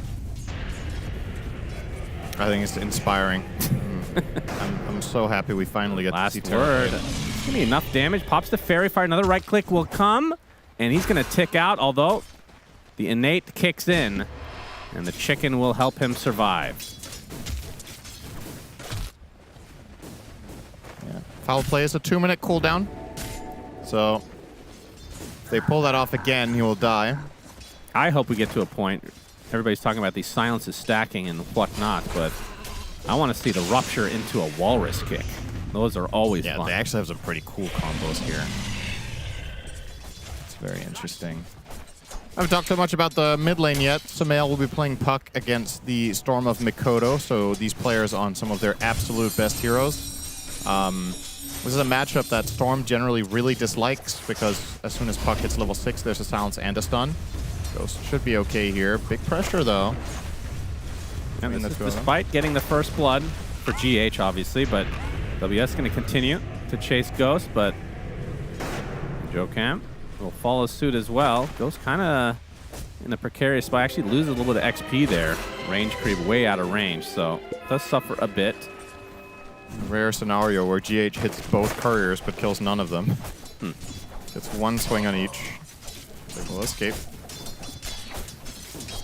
I mean, Darkseer Rasta does seem like a pretty good lane for harassing. Yeah, it's not bad. Especially against a melee. Bloodseeker is a pretty vulnerable hero very early on, but once Ghost gets some more levels, this could get very interesting. Especially, of course, level 6. Just Rupture the Darkseer and he has to TP out. Now, you're not playing with a stun in your lane, so TPing away is always going to be an option for the Flipster Talon side down bottom until a Puck or a Tusk or a Centaur. So rather, any of the other heroes get involved in a rotation. Yeah, uses the Blood Rage onto the Shadow Shaman. You can see it's a lot of damage. Blood Right, not going to hit though. This does crazy damage, this together with the Silencer Curse, level 2. It really chunked away at him. Jocam looking to get aggressive despite not having much HP right now. You always have to worry about Thirst, of course, for Ghost. But so far, he is bottom of the CS for his team on the core side as Bloodright actually will hit 2. GH, though, can take the brunt of the damage with this Ion Shell into the vacuum. It'll be a trade of supports. I think that he'll get a courier, too. They had a Ring of Health. That's very big. That's actually super important here. This is, I would say, overall a good trade for Nigma because GH was running out of mana. And if he just wants to come back to lane and have a full pool of resources so they can synergize between the Blood Rage and the Curse. And now that WS doesn't have the Ring of Health, this harassment is going to hurt him badly. Oh, yeah. He might be dead to this, actually. Yeah, that is the Arcane Curse with the Blood Rage. Last word connects. Ooh. Mike. TP's away in time. He chose not to stick before TPing. He insta-sticked after arriving at the tower. What is he going to do now? He has no courier. Yeah, that was... This is really bad for Talon in this lane. This is actually so much worse than TPing to base, unless he can farm stacks. Of course, Darkseer pretty good at this, but he is being spotted doing this because of Thirst. He's about to hit level 4, so he's going to get an injection of HP from the innate. And then he will be... he's already now no longer visible to the Enigma heroes. Just needs one creep there, and there we go. Now half HP is... Top lane, oh, they actually turned this around as a 23 Savage. Noob dies after the fact, so gets the better of that exchange. Either way, getting a 1 for a 3 is good news for NGX again. So that's 2 lanes going relatively well. I mean, top CS, though, in the game is 23 Savage on that Terrorblade. Not a huge surprise. Mid lane, a wash. Pretty even. No. WS still has not gone back to base. This is a Puck-favored matchup, as we talked about, so Sumail... When rotations start happening, this should be advantage Puck for a long time until Storm gets BKB. Well, the bigger deal is that, okay, he just hit 6 now. I might still choose to dive for him. Coil available. Not going It's going to be tough.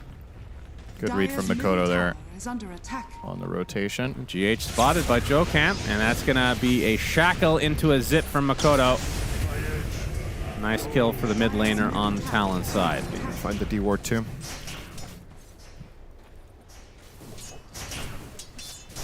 So you think Sumail should have won this lane a little harder? I mean, it was pretty damn even.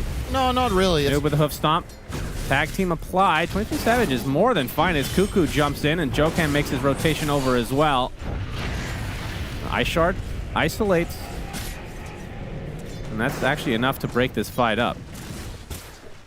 The Puck versus Storm matchup, I don't think it's like heavily Puck favored in lane. It's more in the overall flow of the game. So, should Sumail have won this harder? I don't really think so. I think Storm will always get stuff against...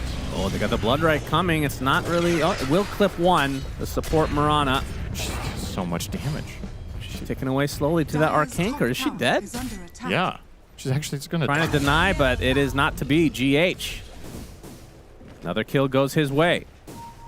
He has 2 brain drains. Of course, you are guaranteed to get the int if you get the killing blow, regardless of range. Yeah. That would feel pretty bad otherwise. I think it used to work that way.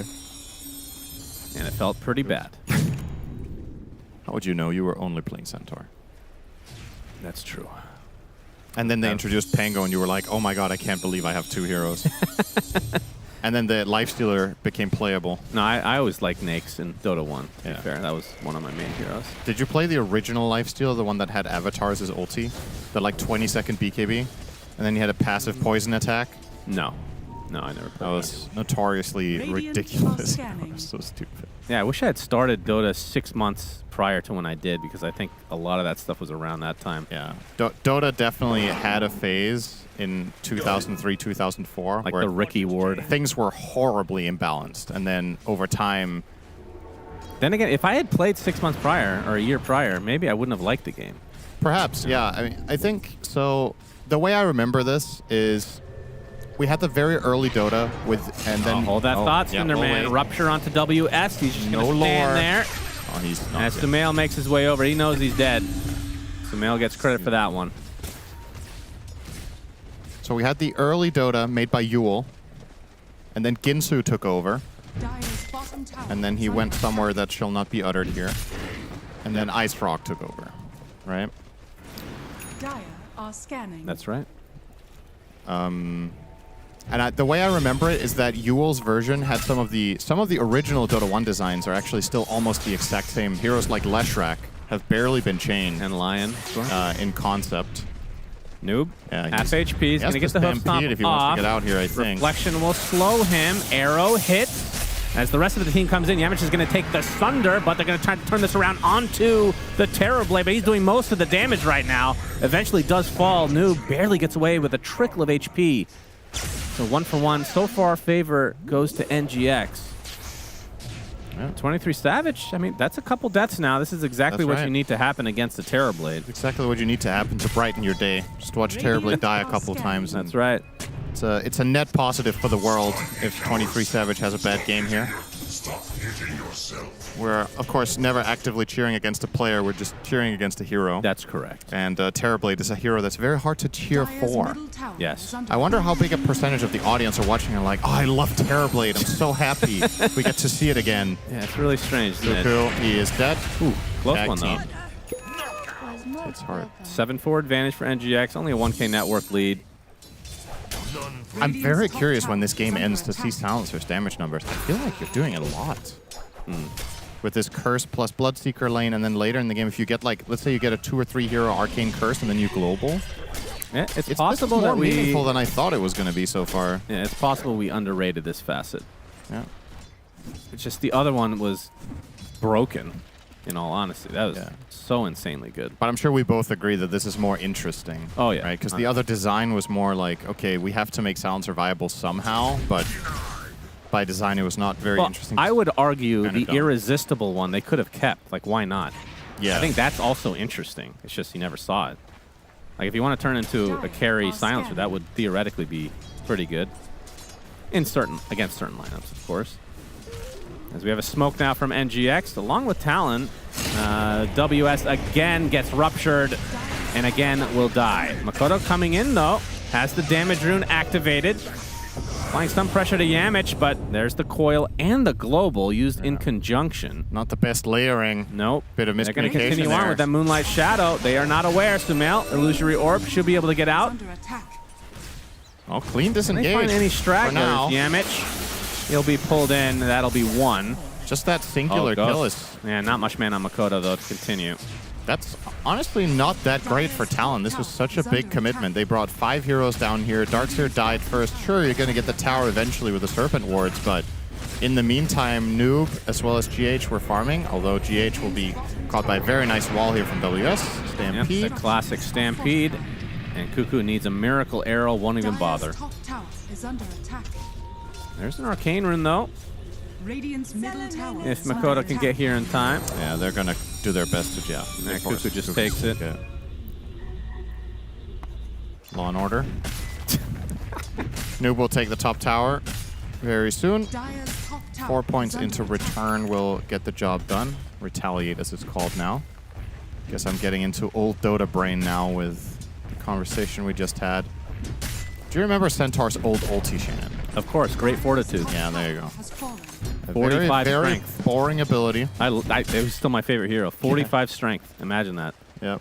That's awesome. The original version, I think, was 12, 24, 36 even. So it was even worse. But those numbers now sound so pitiful. Having an ulti level 6, you get 12 strength. But Dota back then, the numbers in general were a lot lower for everything. GPM, Yeah. number of creeps on the map, player skill, scaling of items. Power creep is real. Yeah, it's... I think, honestly, it would be a fun thing to see, especially the young players, like, let's say, the Satanics, for example. Have them play Dota... have them boot up Dota 1 from 2005 and have them play a game. They would be so bored. See what they think. I actually played Dota 1 not too long ago. Yeah, but you played the newest patch, right? Yeah. In Dota 1. Yeah. It's still... 23 Savage, he's ruptured. Moonlight Shadow to try to save him here. The Global Silence on top of the Blood Right.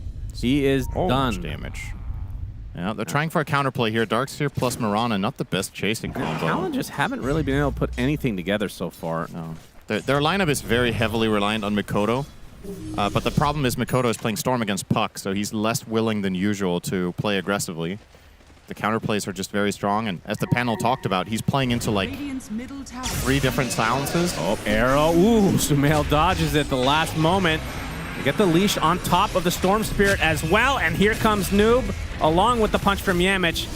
Brings the Storm Spirit to the grave. 23 Savage actually shows up with the meta, but again, it feels like they're not able to get any connection that they want.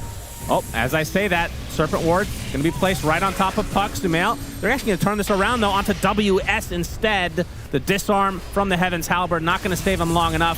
Jokam likely to be the second casualty here in this little mini engagement. 23, is he stuck? What? Oh, okay. Just couldn't decide where to go, perhaps. And they're going to snowball on top of 23 Savage. Another punch for the road for Yamich. The Blood Right still silencing. Oh, he dies to will Roche deny Yamich. And 23 Savage dies again. Wow. Damn. This is just Dire are scanning. a train wreck. Terrorblade 0-4 minute 15. I can only get so wet. Oh, God! It blamed me. Scare Roshan away. It's like a porcupine. Just growing spines. Oh, that's good. What was it? Oh, he's just walking. All right, poor thing. It's one of my favorite moments of the entire tournament. It's just full panic. No! I think he was trying to press his neutral. He probably has to the hotkeys close together. Yeah, That was so quite funny. possibly. Great fights for NGX, though. You gotta say, this silence strategy, it owns the Dire. I think if you're Flipster Talon, you have to take your time to get some items here, because your entire lineup just gets really screwed by silence, and there's plenty where that came from. Between Global, Puck, and the Bloodseeker, Yeah. they're just struggling to fight back. Every single time Nigma just gets to cast their spells, it's a very one-sided affair. Nice fat stack for Ghost as well. He's top net worth right now. Yeah. As Cuckoo will be able to leap away. So for Ghost, it's going to be Mjolnir into what, do you think? I guess you kind of have to go BKB in general on this hero, right?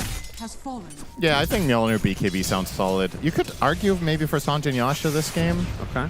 You have so many silences, so even if you do get caught by a stun, you can't just global. Yeah, I'd to like cover it. that. I'd like that quite a bit. Maybe Manta is a consideration as well, but I don't... That's just going off of memory of what Bloodseekers like to buy. I don't think there's particularly good reason for Manta here, so I doubt we'll see that.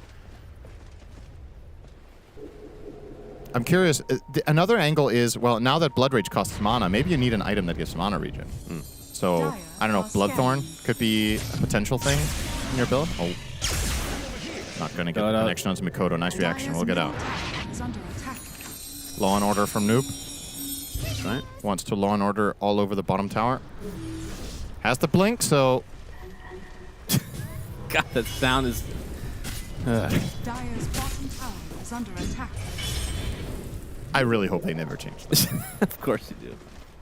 It's kind of like the... I mean, it's not the same, but... I'll hold that thought. 23 looking for his 5th death. Yep, he's blocked in. Global silence. He'll find it. And dead. 0 and 5 now on 23 Savage. It's been a rough one. Got the hoof stomp onto Joe Camp. And he will be cleaned up easily by Ghost. Double kill for him, and NGX just showing up in this game number 1.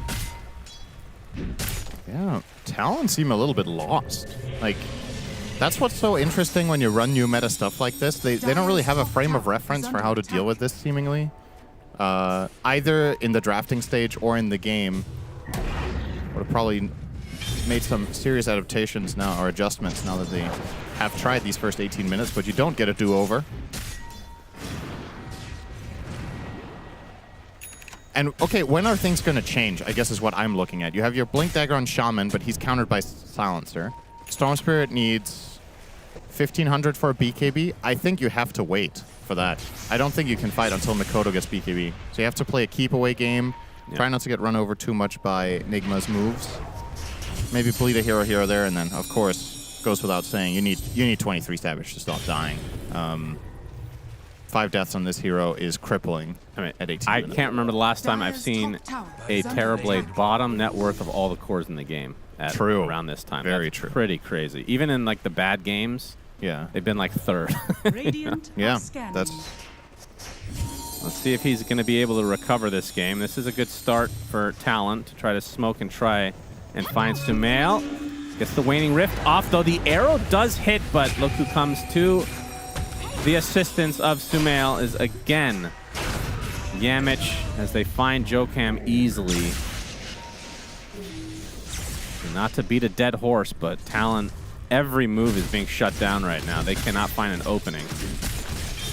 You can see in the way they move around the map that they have made the conscious decision to kind of not really try very much with their Storm.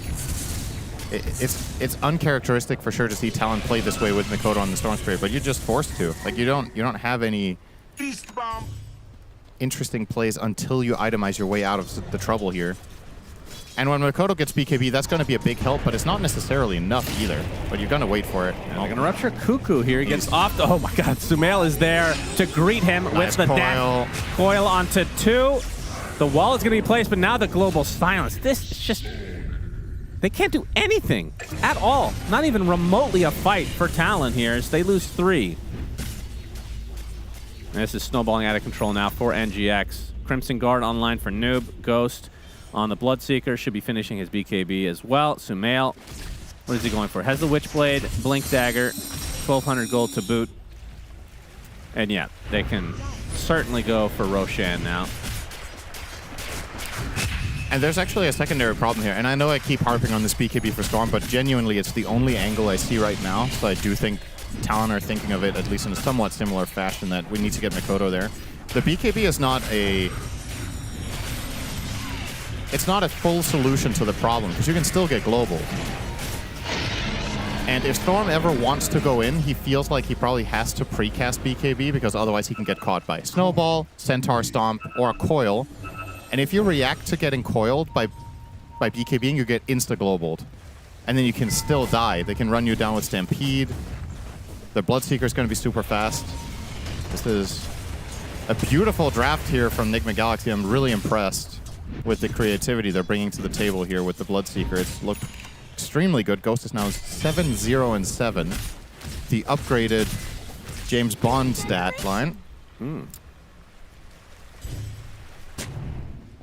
10,000 gold ahead now, almost, for their side. Going Scotty next. Rounding up from 8. It was 9 just a moment ago, I promise. Just went down. Still not 10. Okay. No, I'll appreciate your correctness. Technicalities are important, Shannon, especially numbers. You corrected me on a number. That's refreshing to hear. Yep. Ghost going for Scotty now, so we've been seeing a lot more carries pick this up with the extra stats that you get. It is more expensive, though, of course. I think the health reduction, like the anti-healing, hasn't changed, though, right? They just changed names effectively. I think that was the case for most of the items. Yeah. Nope. Yeah. Not going to have his Crimson yet. He's got some reinforcements coming, and that's going to help as well. Trying to layer the global silence. They don't have the damage yet because of the pipe as Makoto. Nice back wall onto the 2, but a snowball to save. Noob is going to be able to get away, it looks like. Gets to the south as now there's a rupture as 23 Savage trying to fight this off. Ghost is mega strong if they get an opening here. He's going to go in. Oh, they're going to burst damage. 23 Savage. He gets the Thunder off onto his teammate, but they have damage for days, man. Here it comes. NGX. Not much to be done here. Halberd a bit annoying, but Ghost going to clean up another support. Double kill. Unstoppable right now. Well, Yep. technically godlike. Good heavens, would you look at the lead, Shannon? It's 10,000. There you go. You called it, Cinderin. Yeah. I just knew. I just had a feeling. Now that Enigma Galaxy have won 20 minutes straight, maybe they'll also win the 22nd minute. And they sure did. Really impressive. And that wasn't even the cleanest fight for them either. It kind of turned into a great bait there with Noob being saved by Yamich, being able to disengage. But yeah, if the network was closer, that would have been 2 pickoffs right off the bat for Talon. For sure. But they've built themselves such a nice lead. Moonlight Shadow. They want to try again. Yep. Round number 2 onto the Centaur. Bloodright going to do quite a bit of work here. Jocamp silenced up. Of course, there's no global science to work with. Yamich with the Stampede. Centaur with the Stampede, rather. They get the Crimson Guard off. Eventually, Yamich does fall as Ghost. All right, he's hexed. That's life number 1 for him, but here comes Sumail to assist. As Ghost super fast. The Serpent Ward's placed and no follow-up. As GH being hounded by 23 Savage, who just dies to Ghost, eventually catches up, and now Coil onto Makoto, forcing out the BKB and retreat. And another death for Jocam incoming. So after all said and done, 3-1 advantage. And they're burning their Storm BKB charges to lose fights, right? That's where we're at now. Makoto with 2 charges expended, both Look at fights. that. Global's back up as well, so they don't even have to stop. 23 Savage now 0-7 on this TB. That's another part of this that we haven't even really talked about, but this, even in the previous patches when it was on a rare occasion a Bloodseeker game, this hero was used as a counter to Terrorblade.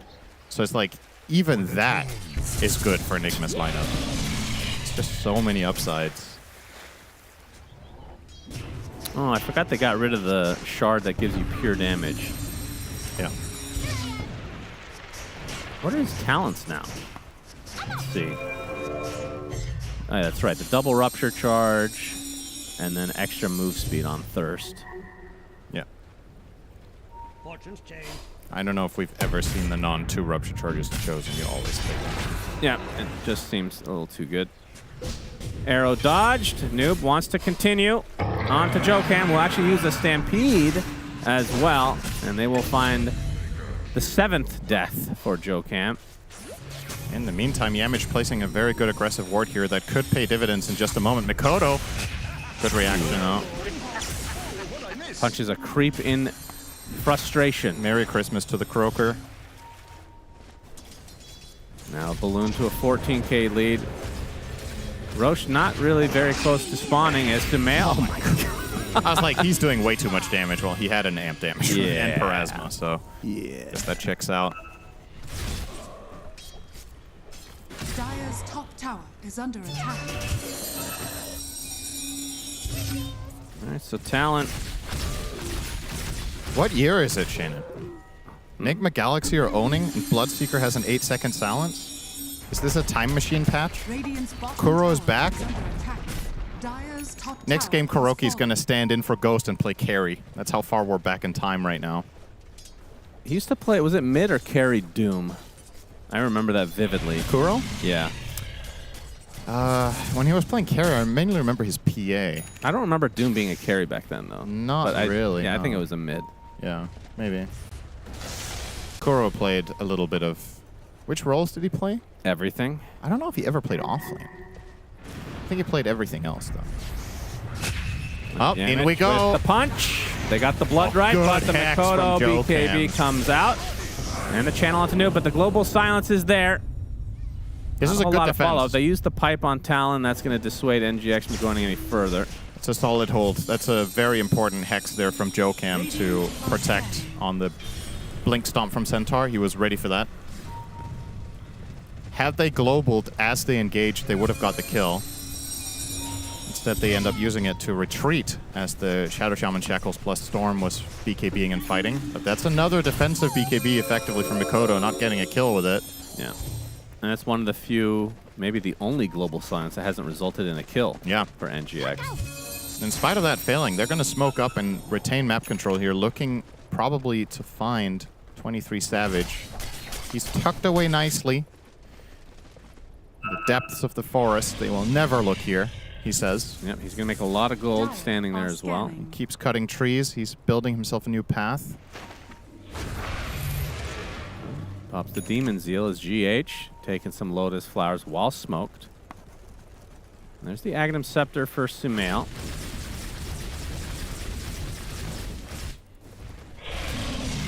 That's when, not that he needs another power spike. That's a pretty big one for a puck. Yeah. Coil just destroys you. Especially when you have these right clicks. Curious to see what he goes next. When you get this build, sometimes you see pucks go Daedalus, sometimes you see Mjolnir, sometimes you see different angles. Oh, he's fun. Nice find here. Yeah, now you can see the damage from the Dream Coil is pretty redonk. But yeah. Shadow Shaman must have shown on the Watcher there. Otherwise, Sumail would have not have any info to... I mean, I would expect Mjolnir because you're playing against a Terrorblade, but he's not really... He's so poor that maybe it doesn't matter what he gets at this stage. Yeah, that's a good question. Like, who are you looking to counter? Because if Mjolnir is good against TP, well, the other items are better against everyone else. Yeah. Sumail. Good reaction. The blink off. Yeah. Talon are trying to find an angle, but it's so hard. And Global is available again, by the way, so Sumail is pretty safe here. Doing some good damage. No detection, though. Okay, Global. There's the Global. Has the vision. Cuckoo's still dead. Sumail 8-0 and 12. Meanwhile, Ghost 11-0 and 7. Just a shellacking. Enigma Galaxy have one core death in 30 minutes. Who's the noob? That's right. GH. Gonna see 23 Savage. Yeah, another death for 23 Nice Savage. fake out on the Manta. Yeah, Manta not able to dodge it, but the Serpent Wards come out. They're actually stuck in a weird spot, but they still get the Terrorblade. Mikoto has the BKB. Coil is doing so much damage, though. Able to zip to the other side. Bloodright going to connect on 2 members of Talon. And WS eventually will be melted. That is a 3-0. Storm does get out. So Mikoto, I mean, with only 1 death so far this game, pretty respectable. But still, team fight win for NGX. Can they turn it into anything more? It's 5-on-2, but they have relatively low resources on Puck and Centaur, so Ghost will try to put some pressure here. See how much he can get done. I don't even think he'll take the tower, but maybe just that. They woke? Okay. He pushes faster than I was anticipating. He's actually pretty damn quick at this, but will only be the tower indeed before they back off. Yeah. Roshan is up for grabs. So is Ye Olde Tormentor, which is up top. Did we? I was just going to say, did anyone kill it this game? I don't think so. I didn't. I mean, there are some shards. Let's see if anybody Tusk has a shard, so they must have killed it, right? He wouldn't have Yeah, I lost guess that. so. But that would mean Nigma killed it very early. They must have killed it almost exactly at 20 in that case. The coil from Sumail, and no BKB at the ready for Mikoto. He is donezo. Another 10 seconds left on that cooldown. He's not done yet. No. Jokam. You would think this is another kill, and while this is happening, Roche is... Oh, they're going to use Global.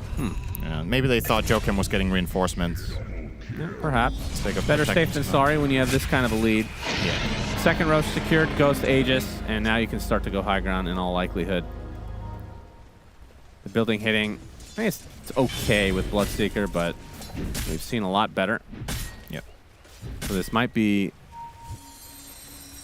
more Roches in the future. See you later.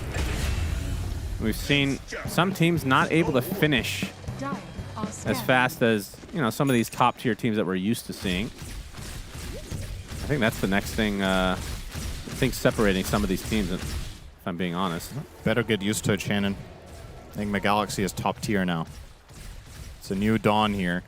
I've been so impressed with them this tournament, and they're not disappointing in this game either. Just all their individuals really stepping up their performances, and then some creative drafting and a new patch seems to be...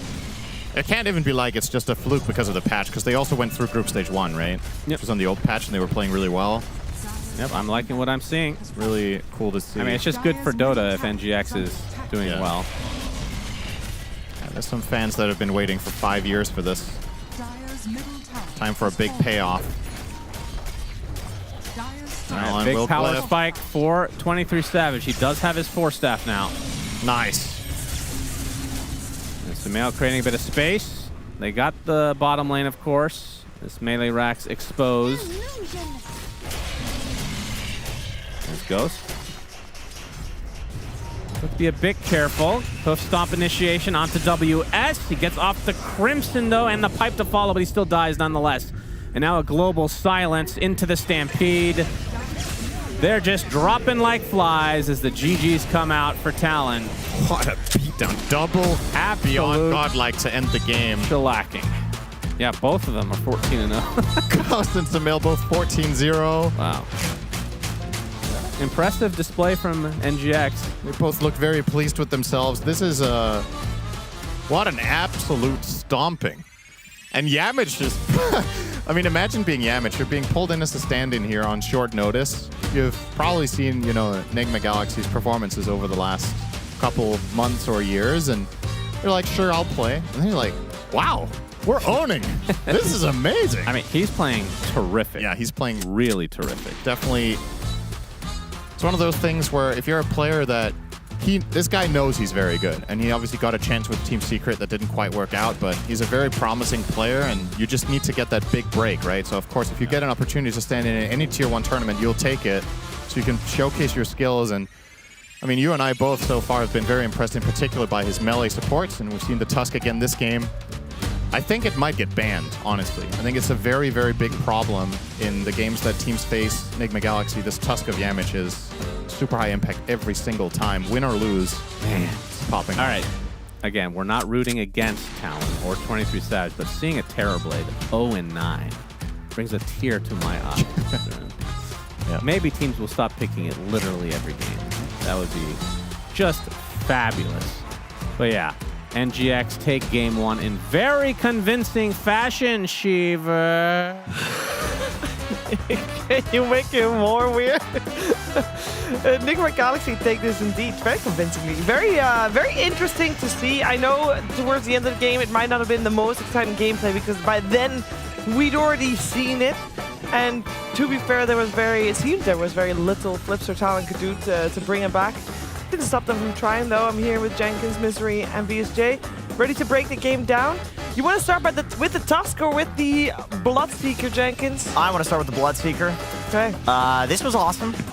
I was not thinking about the Arcane Curse plus Silence combo in the lane, extending the duration and giving Silencer bonus damage on the target because they're silenced. That was completely devastating. It's like for laning, you have this insane combo, and then going late, he's using it on himself and playing like a normal right-clicking Bloodseeker that does a shitload of damage. And by the way, he built Scotty, which now gives plus to all stats, which is going to be amplified by the base damage buff of Blood Rage. Like, they just straight up cooked something really cool here today, and it wasn't even close. And it all came from that combo, in my opinion. Yeah. Yeah, I think the silence from Bloodseeker looks kind of broken. Is it a bit too long? It's like 9 seconds, right? 8 seconds level 1. 8 seconds level 1. Should it be because you can also put it on yourself and allies, of course. Should it be maybe Reduced in duration on reduced in enemies? duration, but also maybe a little bit longer on allies than it is on enemies? I mean, the fact that a single target 8-second silence, that's crazy, Yeah. right? Just in itself. So, but I agree, the combo with Silencer looked really strong. It also set GH up to an amazing game. He was level 5 really early on, came top, cursed the Mirana, he got silenced, and he died. And that's kind of the story. I feel like like Tusk was important, sure, but the Silencer really broke everything Talon tried to do. Every fight, Talon tried to take it to Nigma. Global came out, and it's over. There's nothing you can really do at that point. I'll just go. There's too much positivity for Team Nigma and their new strategies here. So I'm going to go on the other end and say that in the back room, we were discussing that it seems like Talon has a few really good ideas in this patch, like the Lina mid, the TA mid, the Nature's Prophet, but their like secondary ideas seem pretty abysmal. Like from what Mira said, their first series of this group stage 2, they played against Parivision. They got that idea in game 1, actually took a game off Parivision, and then got completely stomped in game 2 and game 3. And I feel like yesterday they got to play their game, and they looked really good. So I was like, oh wow, this team's solid. But then launching this game, it's like, I think that game was a really cool idea from Nigma, but I think it was amplified by the fact that Talon's idea just had very little cohesion. Like you have a range support with Darkseer, you opened up with Shaman Mirana, which is kind of a very underwhelming, like there's nothing special about that synergy. I feel like the Silencer Tusk is much more of a well-rounded opening than Mirana Shadow Shaman. They're kind of like both backline supports that offer very little team fight and like single target disable, while Tusk is like mid-game ganker, roamer, damage, Silencer's team fighter. It just makes a lot more sense, you know? So would you say that Kuro cooked today then? Because he cooked up a 6 strategy for his team, and he identified that Talon absolutely they have their one strat or their one type of strats, and they banned that out, and they said, okay, try something new. Prove to us you can do something. And they weren't able to prove that they could do something. Yeah, absolutely. I think Talon maybe underestimated going into another day, like not expecting Nigma to ban out their key heroes, right? Like we talked about in the pre-game, like they have these heroes like Nature's Prophet, like Lina mid, Magnus 4 as well. I think next game we might see the Magnus come out, but it felt like, oh, we're just gonna get Lina again, guys.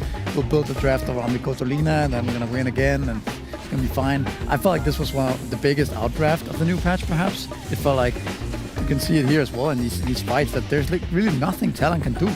They're just getting kited around. They don't have enough damage. They don't have enough disables. All these silences just completely destroy them. It's like so easy for Nigma to win every fight.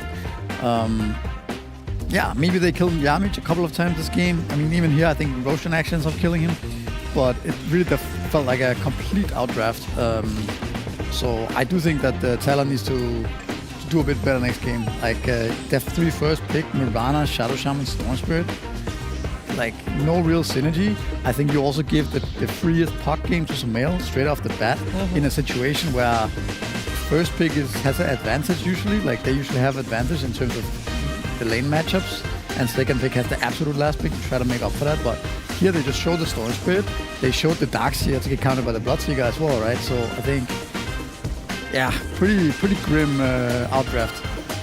There's just a lot of vision that's required to make heroes work, and a team that I think of for Mirana that's always made them successful is Snake King on Falcons, and I know they're not in this tournament, but I think that's always because Skeeter drafted like Naga with Net to set up the arrows, Finn, Alchemist, CK, Dragonite. So I think Mirana is also a hero in the draft that you don't just pick and say, we have a Mirana, it's fine, this hero is going to do its job. Like, where's the arrow set up other than the Shadow Shaman? I know Storm Pull, but even Storm Pull is a bit awkward because it literally moves the target, and then you just pick it with a TB. So I think there was very little cohesion between the early drafting heroes, but also the lack of enabling them with their later picks. Like, you have a Shadow Shaman 4, and then you pick Darkseer. Like, that's not really lane synergy. You have Terrorblade Mirana, very underwhelming. While on the other hand, you have like the utmost synergy between the Silencer, Bloodseeker, like more synergy than any of us could have comprehended going into this. So game 2, I think that Talon needs to reevaluate what their plan Bs are for their overall strategy. And I think Nigma, just keep doing what you're doing. That was cool. Do we know how much int the Silencer ended up with at the end? Don't know. Does not tell me on Dota buff. Probably quite a bit. Yeah, we think also quite a bit. He had 23 assists. Yeah. So he had the most assists in the game. He had the highest kill participation. So probably a lot. He was a smart man. Is there, because I'm thinking this Bloodseeker, as you said, Misery, maybe a little bit busted. Where do you see this go with the rest of the series? Is this ban-worthy? First phase, second phase, last phase? I think for now, it's still going to be a hero that you pick when you see an opportunity to pick it, like the Darkseer. I don't think you necessarily want to pick this hero blindly just yet. Maybe you can try it out and see how strong is this hero actually, because I think it's going to take a little bit of time to figure out like how early you can pick Bloodseeker, but the fact that he has this silence makes it more viable than it was before, I would say, because now you can pick it to counter certain heroes, like we saw with the Storm Spirit. The fact that you have to go second item BKB, and I mean, even if you buy Yules or Lotus Orb to counter it, there's so many other silences in this particular game. Yeah. And it's like a low committal to throw out the Blood Rage on the enemy, right? So we'll see, I guess. It definitely looks stronger. It's gonna be a hero of this patch, I would say, based off of that game. And it doesn't need to be played together with the Silencer in order to make it viable. Obviously, he was very strong on the lane this time around, but it's not required. Yeah, for sure. I think it's more of a hero that's on people's radar now after that game. I think that is like an insta-win lane combo, though, if that comes out. Like, if I ever see Silencer now, I'm going to think, like, Bloodseeker needs to be picked or banned. Otherwise, it's coming out, and it's going to instant dominate the lane. I don't... Maybe Oracle is what beats it, like something... Some dispel on the support. Something that can dispel, yeah. But then if Oracle gets silenced, how are you going to dispel it? Well, you would get a, like, core that wants to play in front of the support. I think if Oracle is running in, that's Oracle being bad. In positioning poorly. Like, I don't think that should happen. I think you would pick, like, Centaur Oracle, something like that. Centaur runs in, gets silenced, and then gets forces purged the spells on himself. Yeah, forces the spells. I mean, it's definitely strong, but they're also playing against a fairly weak lane in Darkseer Shaman. I think Shaman gets outranged by Silencer. Darkseer doesn't offer much. If you're playing against, like, a Muerta Centaur, for example, maybe then you cannot be that aggressive because one dead shot and the Silencer will just die, right? You don't have that much damage to chew through the Centaur. So I'm not sure if it's always that strong. It really depends on the matchup, I think. Well, it's definitely something that Talon is going to be very much aware of going into our next game. And we are going to head into our next game. It's a best of 3. We'll see if Flipster Talon can pull it together and force out that tie to get a third game, or potentially Nigma Galaxy takes us 2-0. We'll see you after a break.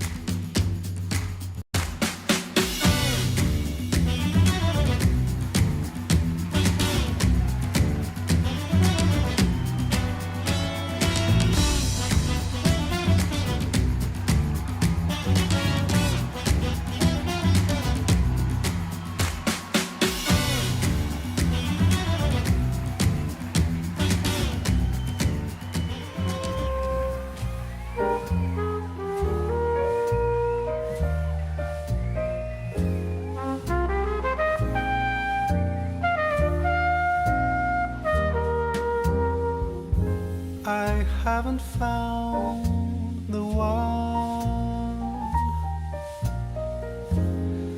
I never knew what others do. I hope and yet again, what do I know then? I believe it's all meant to be. All my dreams are so out of reach. I fool around, but we never knew. I fell in love, but a long time ago.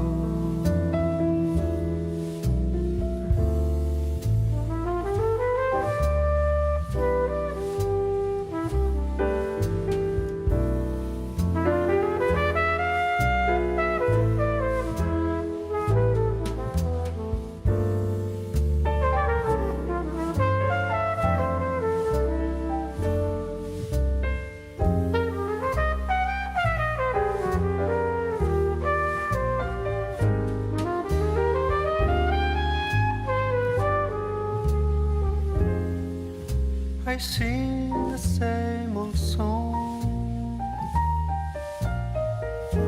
been going on for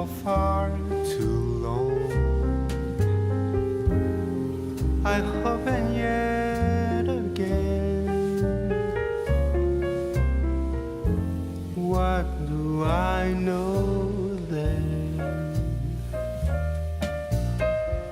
I believe we're all meant to be. All my dreams are so out of reach. I fool around, but we never know. I fell in love, but a long time ago.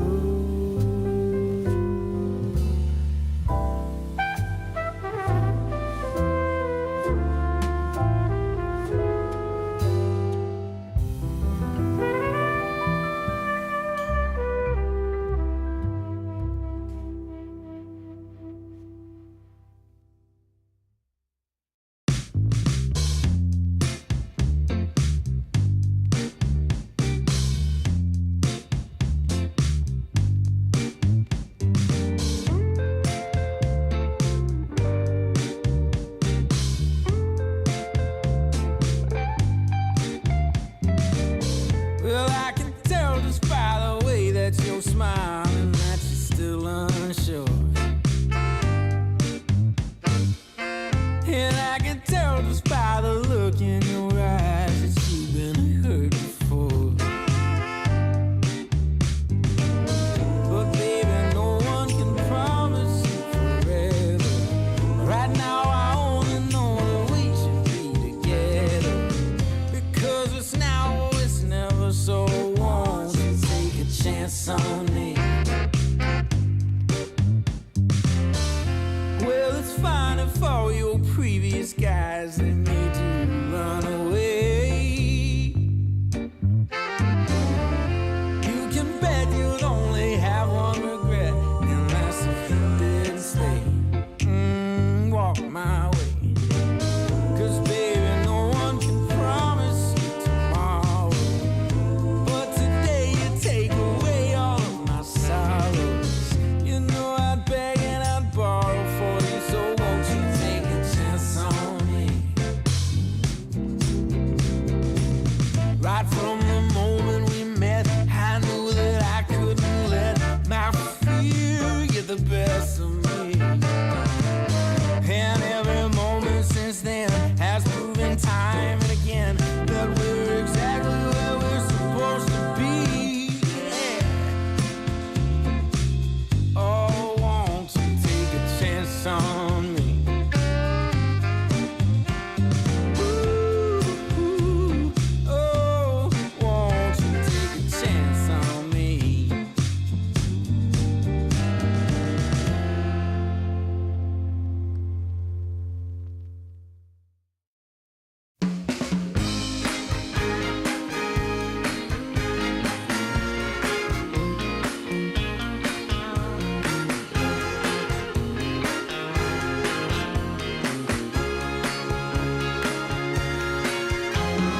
I want music, good music playing and dancing to the groove. And I want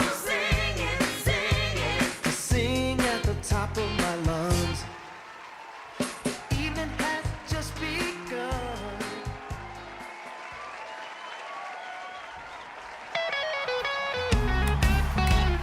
Welcome back. You are watching DreamLeague Season 26, and we are in the middle of our first series of the day. In the first game of this first series was pretty one-sided. I was pretty one-sided. Let's just stick with that. Enigma Galaxy took it very convincingly. They clearly came in today with the plan they prepared, and it seemed like the plan that Flipster Talon might have had was already thwarted from the get-go.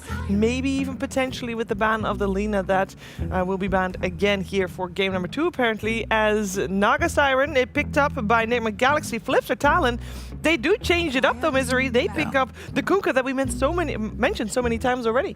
Yeah, I think I like this more, I think, than the last opening at least. We'll see how strong Kunkka is when it's picked in the first slot.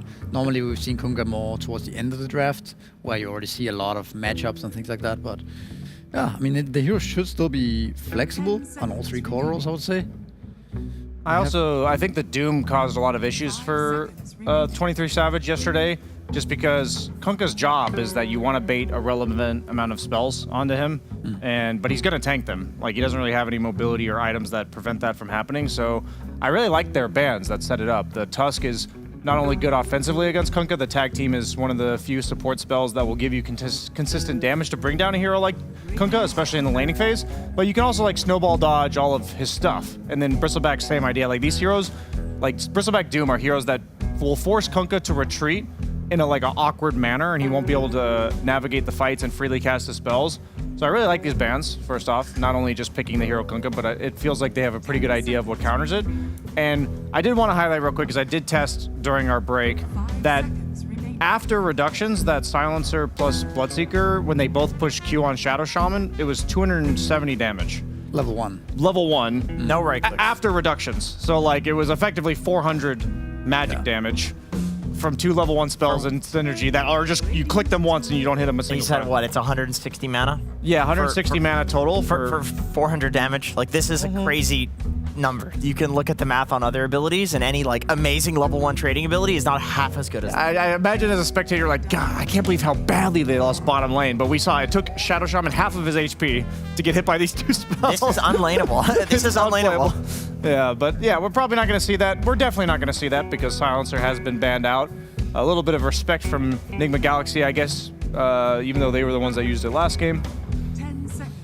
This is a bit more what I expected going into the series, based on the history of the last few days. The Mag coming out, the Kunkka coming out.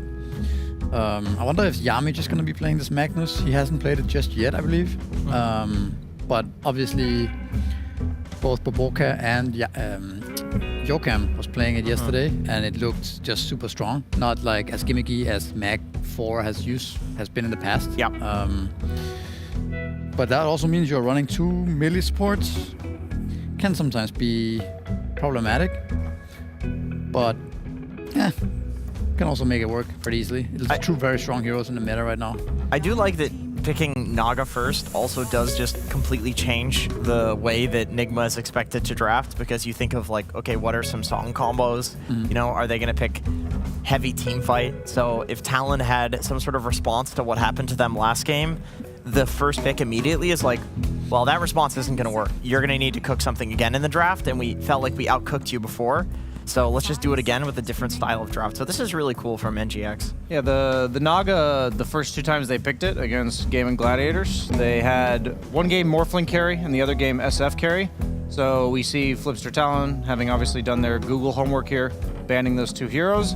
And it just looks like an archetype of a hard ranged right clicker, right? That would enable enable Naga, excuse me, in lane. So I'm questioning which hero they're going to go for this time, because there's probably limited options. Slark making his return. Yeah, is he still good? We saw him a lot in the previous patch, of course, as position 4. It's not traditionally good against Naga, just in general, because you don't like when heroes scout you out for free, and that's what Naga does. I think it should still be the concept of dewarding is still there. Yeah. The concept of night vision, like scouting. It's still a very annoying hero to deal with overall. Very good against Mag. It's quite hard to RP the Slark and bring him down. The depth shot was people too. The depth shot cast range was nerfed from 600 to 400 range. That's quite big, actually. And Essence Shift was nerfed slightly by 5 seconds, so his laning phase a little bit weaker, and then the depth shot as well. But I mean, it's not necessarily that big of a nerf overall. But I'm not sure. I feel like again, Flipster Talon's heroes. There's something about it that doesn't excite me the same way. The little bit of, I'm not sure what it is. It's just the synergy is not quite there just yet. I mean, they can still make that work, but Enigma Galaxy though, they have 2 heroes, not 2 picks now. I think something like Daxia looks pretty good for them. Not sure if they want to go for that into Kunkka carry, but it looks really good with Mag in lane, and you can also vacuum people during Naga Song. Yeah, it's really good synergy. If there was a Daxia game, I would like it a lot more this game, I think, than last one. The Centaur is also still in the pool from last game. I think Noob doesn't really play that many ranged offlaners, like for example Enigma, things like that, so not sure we're gonna expect that here. He did play Venge the other day. Ooh. Wouldn't mind if they ran that back. Timber quite nice. against what? Kunkka, I Safely? guess. Yeah, they're looking at just hard counter Kunkka. Kills Slark too, right? So Ground targeted stuff, yep. yeah, I think it's a Against pretty Slark. good pick here. It's a new hero for Noob. I look at Nigma's hero pool, and we mentioned Sumail has the largest hero pool of the tournament. All of their cores have a lot of variety. Yes, they do. This is the 12th new hero for Noob, if Well, he is to play it. I was gonna and it say would also that- be new for Sumail. That's what I was going to ask, is like maybe this is Sumail Timber. That would depending be on- his 14th hero, if it is Sumail's. And they could still flex it. Tiny could be carry or mid. And they can flex the mag as well. Because Tiny could be support and mag. Tiny could also be support. There's got to be a punish to having 4 melee heroes like this in the draft. I actually like the idea. Tiny mag off lane. Toss into skewer. Like, this is genuinely one of the most oppressive lanes. To give an example, Brian, we beat Arteezy. Was it Arteezy and Fly? It was Arteezy and someone. We beat EG in lane with Fart Studios. I think they were Spotify at the time. Yeah. We beat them in lane with Tiny Mag. That's how good it is. That's how much skill gap it can make up for. Because there's a huge skill gap there, right? Obviously, they had to ditch the lane and go jungle, and then they beat us. And then we lost the game we lost anyway, but it's really good in lane. I feel like we're not gonna see that though. Sorry. I think it's more likely to be a support How dare mag. you. In my heart, it's happening. Okay. We got Storm Spirit coming out again for Flipster Talon. This time with a ban of the puck afterwards. Yeah. Silencer's also gone. So, but definitely a lot better Storm game than last one. How do you feel? You said you were liking Nigma Galaxy's draft a little bit better before these last 2 picks. Yeah. I'm kind of being rubbed the wrong way by 4 melee heroes that, I don't know, I look at it, it's not just the fact that they're 4 melees. There's something that doesn't strike me quite right about this. Do you feel the same way, or are you more optimistic for these last No, picks for I Nigma? still like Nigma more. And I guess it's because they have the absolute last pick, and I think they have a lot of flexibility still with their heroes. I'm pretty sure we can lock in the Mag and the Naga as their supports, the way I see it. With the tiny off lane for the Jenkins Center. But then, I think it's more likely that, I mean, the Tiny carry looked pretty strong when Nightfall played it yesterday.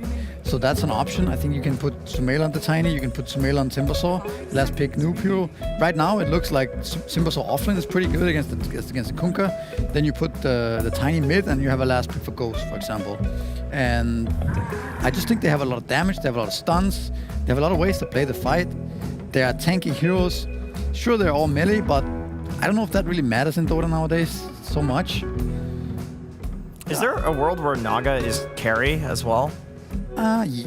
Maybe. It's actually not that bad here. But I think just because of Nigma playing Naga on GH like the last few days, I think it's also less likely. It's not on people's radar the same way. If that's the Naga. case, because I agree with you, it's less likely, but you know a hero is good against most of Dire, if not all of them, Disruptor. Okay. I want to say that right now. 5 position last pick. I'm just saying, if you do the classic like Disruptor Naga combo, it could be like pretty sick here, right? Not a bad idea. I'm just throwing it out there. Yeah, they don't really have a obvious, this is what's going to be used after song combo. This is the only way that I think it would be worth moving Naga off support. Otherwise, I think they'll almost certainly leave. Looking at the bans, I think it's more likely we're going to see a Tiny carry maybe, and then a mid for Sumail last pick. That's true. Those are bad matchups for him on lane But and what in could game. that be? Any of the spirits. How about Leshrac? Always Sumail? an option with Sumail. Always an option. Then they have so much stuns and damage on their 3 cores. Razor. So that could be carry Razor, offlane Kunkka, carry Kunkka, offlane Razor. I think Razor plus Slark sounds pretty good. But I'm guessing they want to lane the Razor into the Timber, right? I don't know what they want to do. Yeah, I think it's Weird offlane draft. Kunkka now. I think they down prioritize the Kunkka and then pick the... I would guess that we're going to see 23 Savage on the Razor playing like Crystalis with like Maelstrom, Yeah, and Mjolnir and stuff like this and becoming like a hard carry. I still like the Leshrac. It's annoying for support Slark. Quap. Ooh. I thought Quap was one of the heroes that got nerfed the most by the Kaya changes because Kaya used to, it got nerfed slightly on mana amp regen, but it also got the spell lifesteal component of Kaya moved away from it, and co-ops are going like Kaya Dagon. Well, right? you just go Sange now. No. But like you have to go that, right? Is there any world we see the bondage fast? That one got buffed, and then you can go like blade mail type of thing. Oh, it's possible because it's really good against magic damage because it reflects. It's effectively giving you 20% magic resistance or like 20% damage reduction against magic damage. It's pretty good to think like you can actually be a really tanky here, right, with blade mail. Because then, I mean, we don't know if we're gonna see it, but I think in this game it actually makes sense. It does look good, actually. It's hard for Talon's heroes to stop dealing the damage. The Razor deals damage automatically almost. The Storm as well, Kunkka. So I think it could be good, but that means your spells do a lot less damage. Yeah. And that is, I've tried it. It doesn't feel It that feels good. bad. You don't one-shot range creeps with Scream. Like Yes. that feels so bad. You have to does. walk up, right-click, and then Scream on the range creep, and you can die in lane. Can we hear what facet they took, casters up there? Do you have Queen of Co-op, Pain. for co-op? Masochist? Masochist. It feels like it's too good.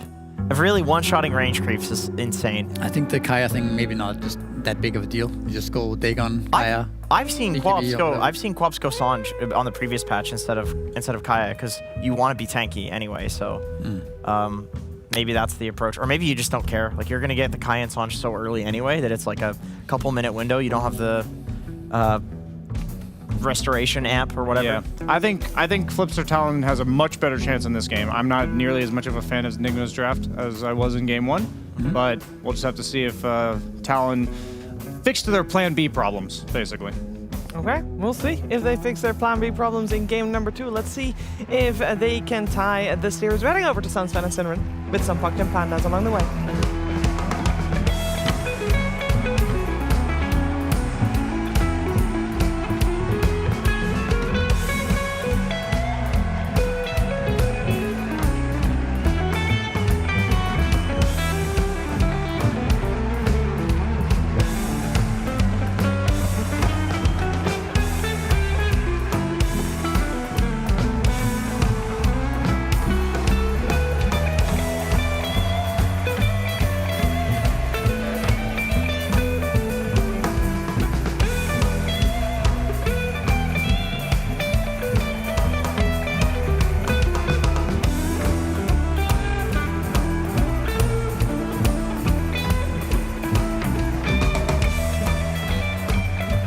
Welcome to Game 2 between NGX and Talon. Game 1 was a monstrous shellacking that Sumail and company took to Talon. Can Talon bounce back? I feel like they just woke up.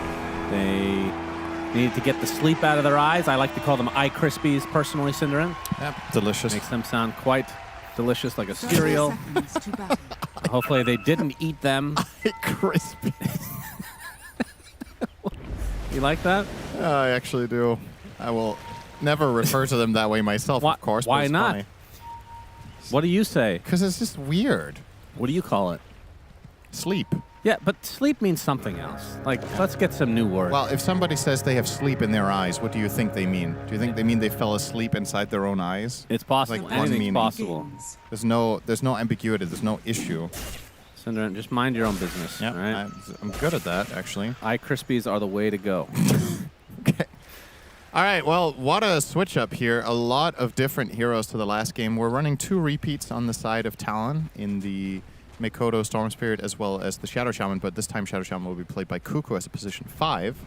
For Enigma Galaxy, 5 different heroes. Complete switch up. They just beat Talon with something and they run none of it back. They'll run the mid Queen of Pain here. I'm excited to see that. And of course, we've been singing Yamich's praises. He's going to be playing Magnus, position 4. And this hero has looked incredible in the hands of other players, so yep. Let's see if he can mirror that performance. It is melee. That's right. He's going to be pulling the waves here. Make the lane just a wee bit easier for his offlaner, which will be Noob on the Timbersaw, of course. Talk to me about the Razor, Cinderin. 23 Savage, sick and tired of Terrorblade. Yeah, I'm not. A sit and farm type of hero. This is, you want to get aggressive kind of hero. I'm not completely sure what the idea was behind the pick. There wasn't like an obvious anti... Like, Razor historically was an anti-carry. He's become a lot better in his own right at just carrying games, but you're still... I mean, Static Link is still a really big part of your hero, right? Yeah. And at the time they picked it, there wasn't an obvious thing that it was really hard countering, I feel. Well, I don't know if it was hard countering, but the first thing I thought of was you can always Static Link an illusion of Naga. Yeah. Which you can't, but it's not position 1. Yeah, you were assuming the Naga was a support the whole way, right? Based on the fact that Enigma Galaxy have been playing it that way. We'll see.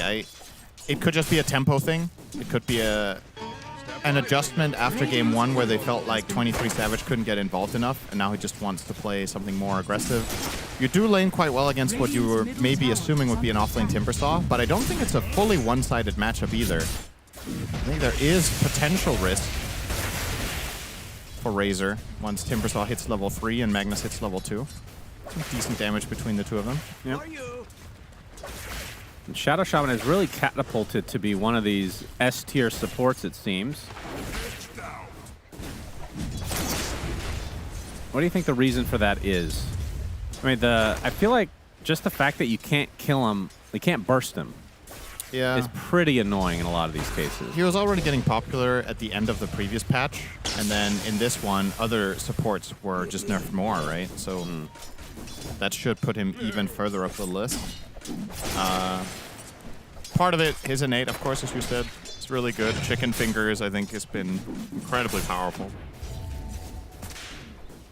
He seems like an overall solid support that, in the past, Shaman's big challenge was that he wasn't necessarily the best for 2v2 lanes, and he would maybe struggle to find impact in team fights, but just all of that added luxury. He's a better laner because of Chicken Fingers. He's a better mid-gamer because of foul play. Just takes that much more effort to deal with him. And of course, now we also got the buff to Mass Serpent Ward. If you were to take that, he does have Chicken Fingers in this game. So yeah, it's a lot of added benefits to the hero over time. And we're seeing the support Slark again, despite the nerfs to Depth Shroud, as the panel was talking about.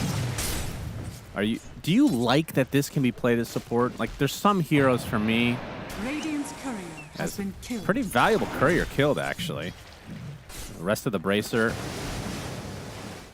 with the Gloves of Haste and Tangos, so pretty big pickup there. Do I like that it can be played as support? Yeah. I don't really mind that much. I'm just trying to think of, can it even be played as a core anymore? I think we're approaching a quite nice reel in here.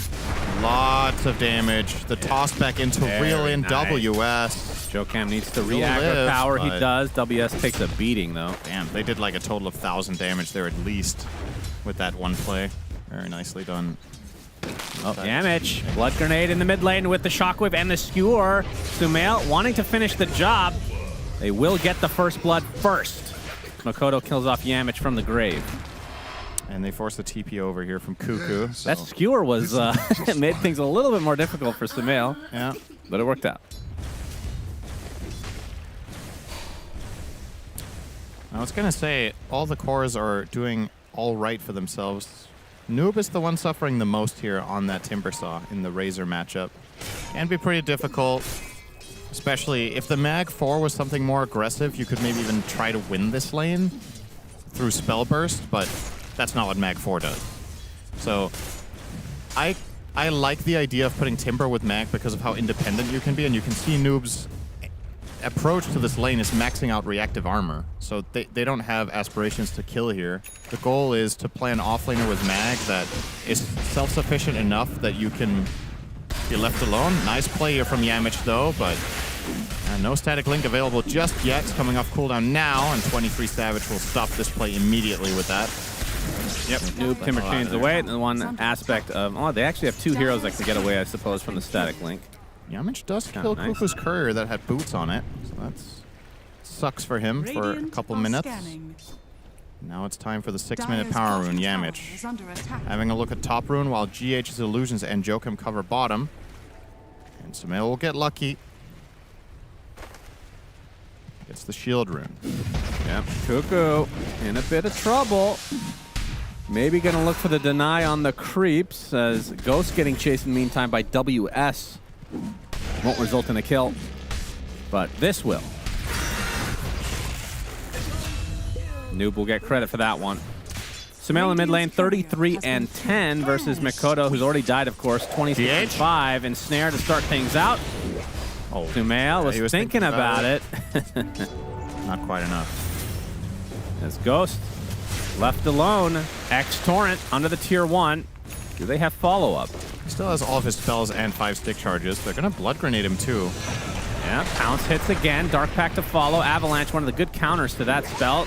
And there's the Sonic Wave, and that deletes the support Slark as 23 Savage on the cliff. Be able to TP out pretty quickly, though. Looks like he was trying to contest the Wisdom Shrine. Yeah, that's another part of Magnus that we have not really talked about too much in how he works in the meta right now, but in theory, one of the really good heroes around Wisdom Shrine fights. In part for the reason you just saw there, the ability to just disconnect players entirely from the fight, but also move the location of the fight away from some area, such as that shrine.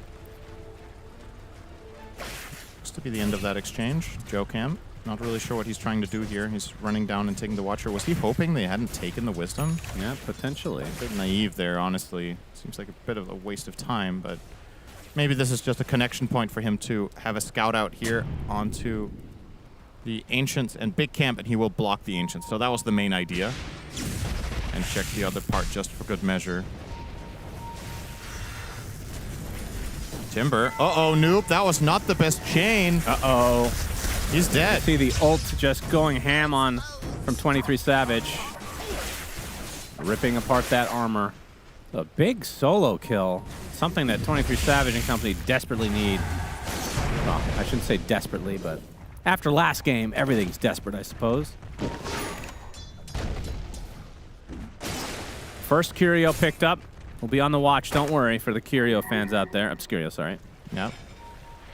That one is on Mikoto. Chooses Brawny here. I wonder what options he had. Generally don't see Storms pick health. Damage. Easy kill here. Mega dead. Tries to deny himself. Not to be, though. And they might want to try to steal the hard camp, but Sumail's not going to let them. Yeah, this is a bit too much. Sumail, Sonic Wave back up again. Noob also coming over, Cuckoo. Yeah, they can try to go for the Rasta. Pretty much out of mana at this point. Definitely dead.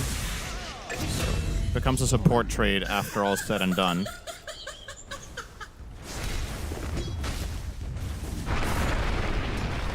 Ghost right now, 3rd in net worth. Worth mentioning as well in this game, Sumail playing with the best cosmetic to ever be made for Dota. The Queen of Pain Arcana. It's of course my #1 S tier they ever made. That battle pass had some sick stuff. That was the very good. The best of the best. Had the Windranger Arcana as well, I believe. Cam gets to the high ground on a cliff. Oh, not the best place to be. They placed 2 sentry wards to see him. Oh, got him. Worth? Yeah, sure. Radiant's bottom tower is Anything to under kill that attack. old rat bastard. True. That's right. That's Slark. It's like in Dota 1 where heroes had a name and a title. Radiant's middle tower is under It is attack. Slark the rat bastard. True.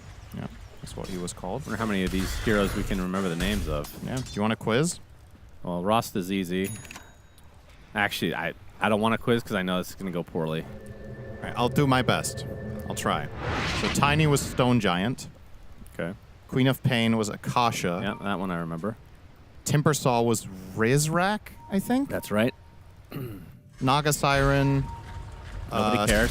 Lithis. Okay, I don't remember that one. 23 Savage on top of Noob. Cuckoo just out of range, though, so the Timber Chain will be enough. Okay, thanks for that, Shannon. Now we have Magnus the Magnetor. Yep, I knew that one. Rasta the Shadow Shaman, you knew that one. I would have been actually pretty good at this quiz.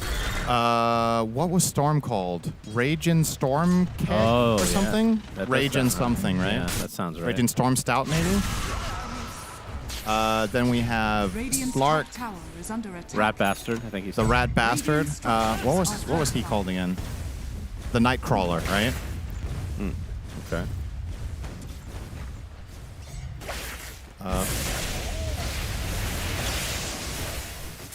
What was Kunkka? Kunkka the what? The pirate. No, the pirate. Makoto dodges the ensnare. And then we had Razor the Lightning Revenant, I think. What was Kunkka? Why can't I remember this? It was named after the very famous artist Kunkka, who we've worked with before. He's awesome. He made a lot of amazing loading screens for Dota 1 and got a hero named after himself, which is this pirate. Wonder how many players don't know that. If you don't know the Dota 1 lore, there's no way to find that out. Even deeper lore, he didn't like the hero. Unfortunate.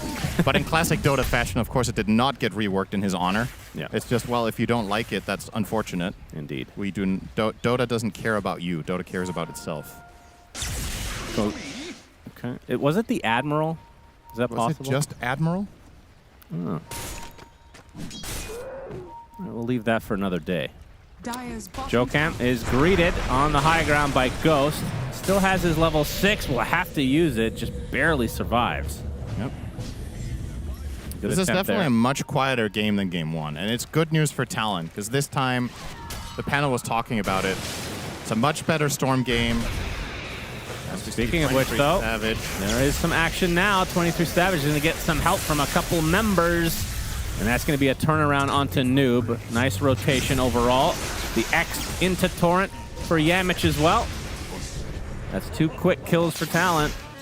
They used RP on that, too. So mission very failed there for Enigma Galaxy. And now it's going to cost them their stacks, too. Oh, boy. This is Serpent looking Ward so much will better take out for the Talon. Tier 1 as well.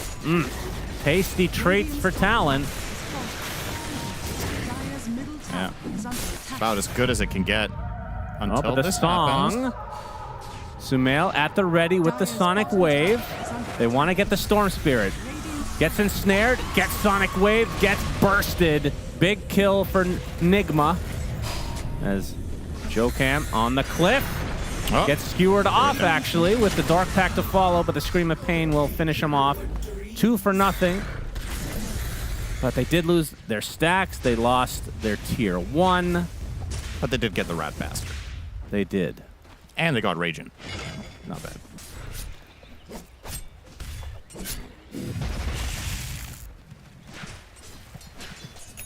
And Sumail, I believe the Dagon is... Yep. Yeah, it is finished. En route. Oh, actually arrived already.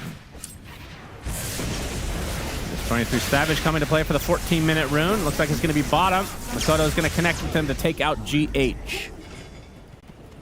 Curious to see what Sumail does here after this Dagon. The panel was talking about it, potentially getting Sanj first before Kaya now.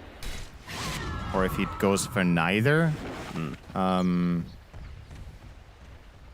do think he probably still wants Kaya Sanj, but he hasn't queued up anything in his quick buy just yet. Maybe eyeing up some possibilities, of course, considering the matchups that he has. Slark, Storm, and Shadow Shaman. It could potentially be a cool Orchid game, but I don't know if you can go Dagon into Orchid on Cloth and feel good about it. X onto Tiny. I don't know if they're going to fully commit here. Jokam has to pop his ult, so the toss is not going to be in time. Oops. A little bit of mistake there. No, it's a level 1 toss. He had to try to wait for as long as he could. They couldn't kill him. Didn't really matter all that much. TP top onto Noob from Kunkka. I think he saw WS arriving here, but can he get the distance? Twisted Chakra, 23 Savage does not take the Timber Chain, but Sumail has come to play as well. Big Static Link is continuing. The Plasma Field is going to hit all 3 heroes. 23 Savage, oh, he actually dodges the RP. Oh, that's one way to look at it. That was being very positive there. That's a true positive angle. Yamich What a dodge! He ran in a straight line. So 23 Savage, the big kill here.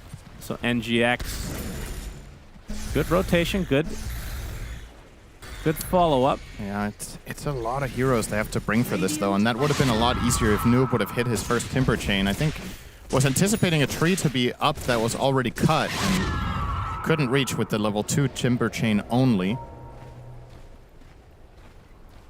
But still, they get it done. He gets his level 11 now, backs off to base. So Melee's going Kaya first. Kodo. It's a dead Yamich. Not much to do there. Try to get the rune. Sumail, he wanted to follow up here onto WS, but just too much move speed, it seems. We'll be going for the Kaya next, and for the Admiral. Has Blade Mail and going for a pipe. So not a... I guess I'm used to seeing the carry Kunkka these days. Just the Aura bot now. I'll take that. It's all about the tank. Yeah, there's different builds for offlane. Generally, Blade Mail is the first Dire's choice, though. bottom tower is under attack. How good is this pipe? It's so-so, I think, actually. Sonic Wave is pure damage. Timbersaw is pure damage. Guess it's okay against some, you know, residual Scream of Pain, Avalanche, a little bit of Magnus. But it's not like an Dire's incredible bottom tower pipe is game. under attack. Because your heroes don't feel fully protected if Timbersaw and Queen of Pain are unaccounted for. Joachim trying to kite his way out of this. Timbersaw can chase for days. Yep. And he will force out the ult eventually, I think. No, actually, well, stop.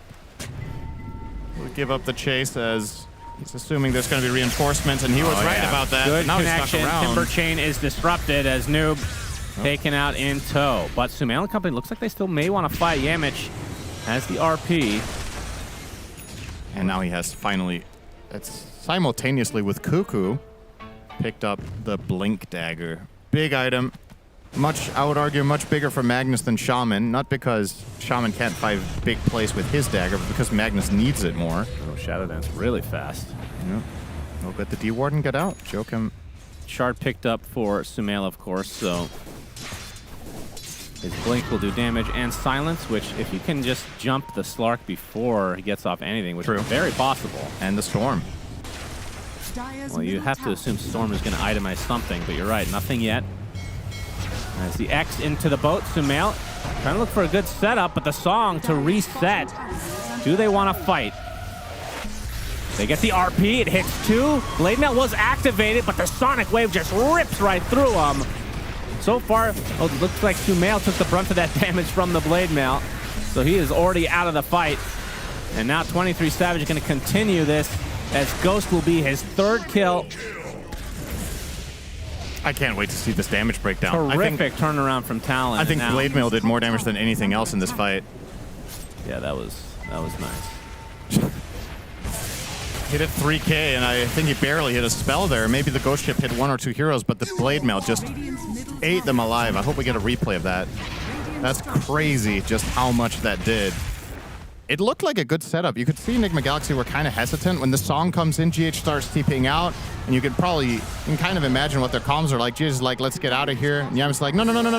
I have a good RP. And then, ooh, that Blade Mail. Oh my god. Well, really, I think he didn't anticipate the damage because he surely did not have to blink in afterwards. Yeah.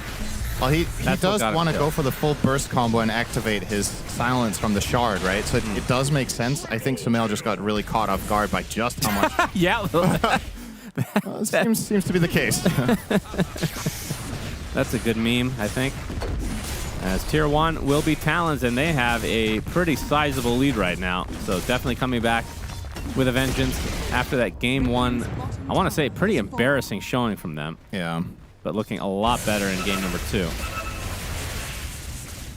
Dire are scanning. Side Enigma Galaxy.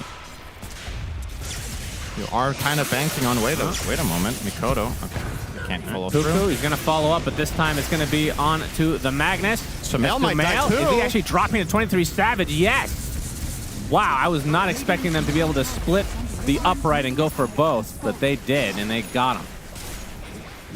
The mid tower. They can now start taking over the enemy triangle. Yeah, things are looking really tough for the side of Enigma Galaxy, and I think a really big part of the problem that they have is just you need it. Oh, wait a second. Yeah, this could be a really big kill. Avatos into the chakra, more than enough damage. 23 Savage, his reign has ended for now. A 5x kill streak, so tons of gold going into Ghost Pocket. Yeah, got surprised by the Shadow Blade play.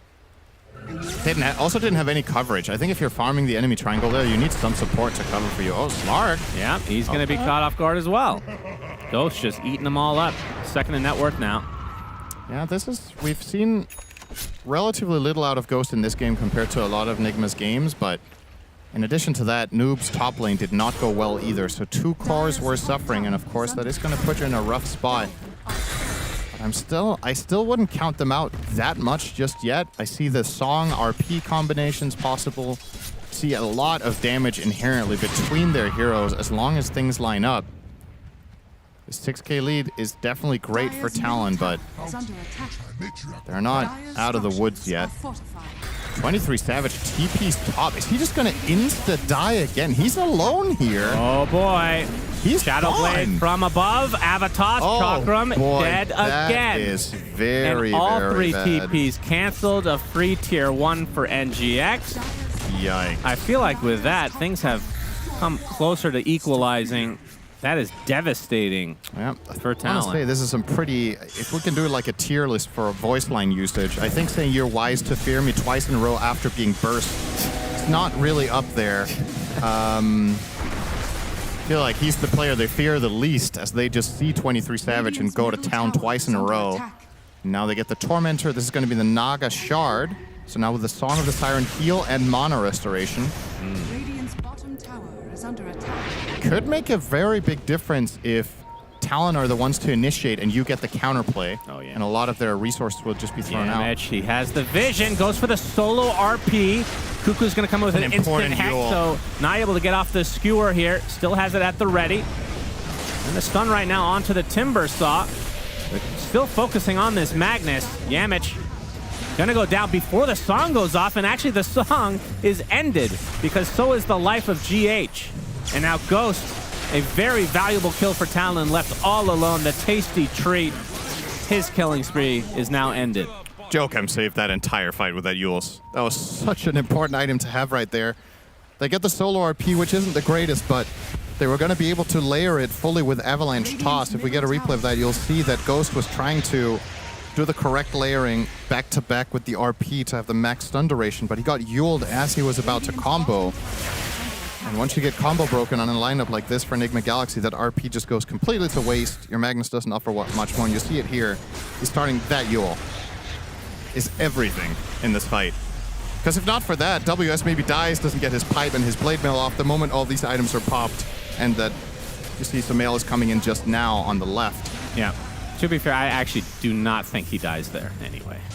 I think they get him low enough that when Sumail shows up, they can fight back. Yeah, keep in mind, Razor isn't here. This was a 5-on-4. Yeah. So that was a winnable fight for sure for Enigma, but yeah, with that counterplay from Jokem, they were kind of dead in the water as soon as the Yule went off, and they wisely cut their losses, get out on this many. So strange, look at the net worth for 23 Savage.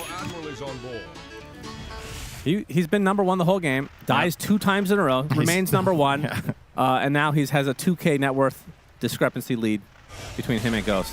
Just because he wasn't part of that fight, he just farmed. Yeah. Kind of crazy. This is a Razor. It's not really a hero that is super duper good at farming. Not like a Terrorblade. He's pretty solid with the Mjolnir build. Maybe not as fast as the best ones, but it's not bad. And with Storm Surge, of course.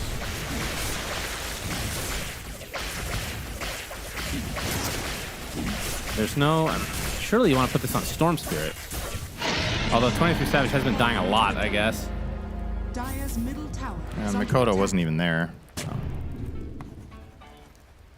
This upcoming fight for Enigma Galaxy is really hard. Their lineup does not fight Aegis very well. There are lineups that inherently do a lot better against Aegis, which are the lineups that don't need to expend big cooldowns to find key picks. Like just consistent high damage or low commitment, strong lockdown, like say Shadow Shaman. They don't really have that. So killing Razor twice is going to be very, very difficult for Mikoto on the chase here. Won't find anything. Ooh. Wisely here, Enigma Galaxy find a way out of that. Aghanim Scepter, an early one for WS, so cannons on his ship. Yeah. Should help wipe out Naga Illusions, which isn't all that important since Naga is support, but something. It's just more damage, more control. And of course, he has some very good friends to land ghost ships with. Shadow Shaman in particular has so much lockdown duration that you can get both boats connected on the same hero. You have Vortex, you have Pounce, which lasts decently long. So it's quite nice combos here. I feel like a lot of other players would not have bought that here. It is a feels good item on Kunkka, to be honest, but There's Noob. He's spotted out. he's a goner, I think. Well, he has Kuku Ag. comes in. They have a lot of control. Yeah, the Yules will dispel the reactive armor.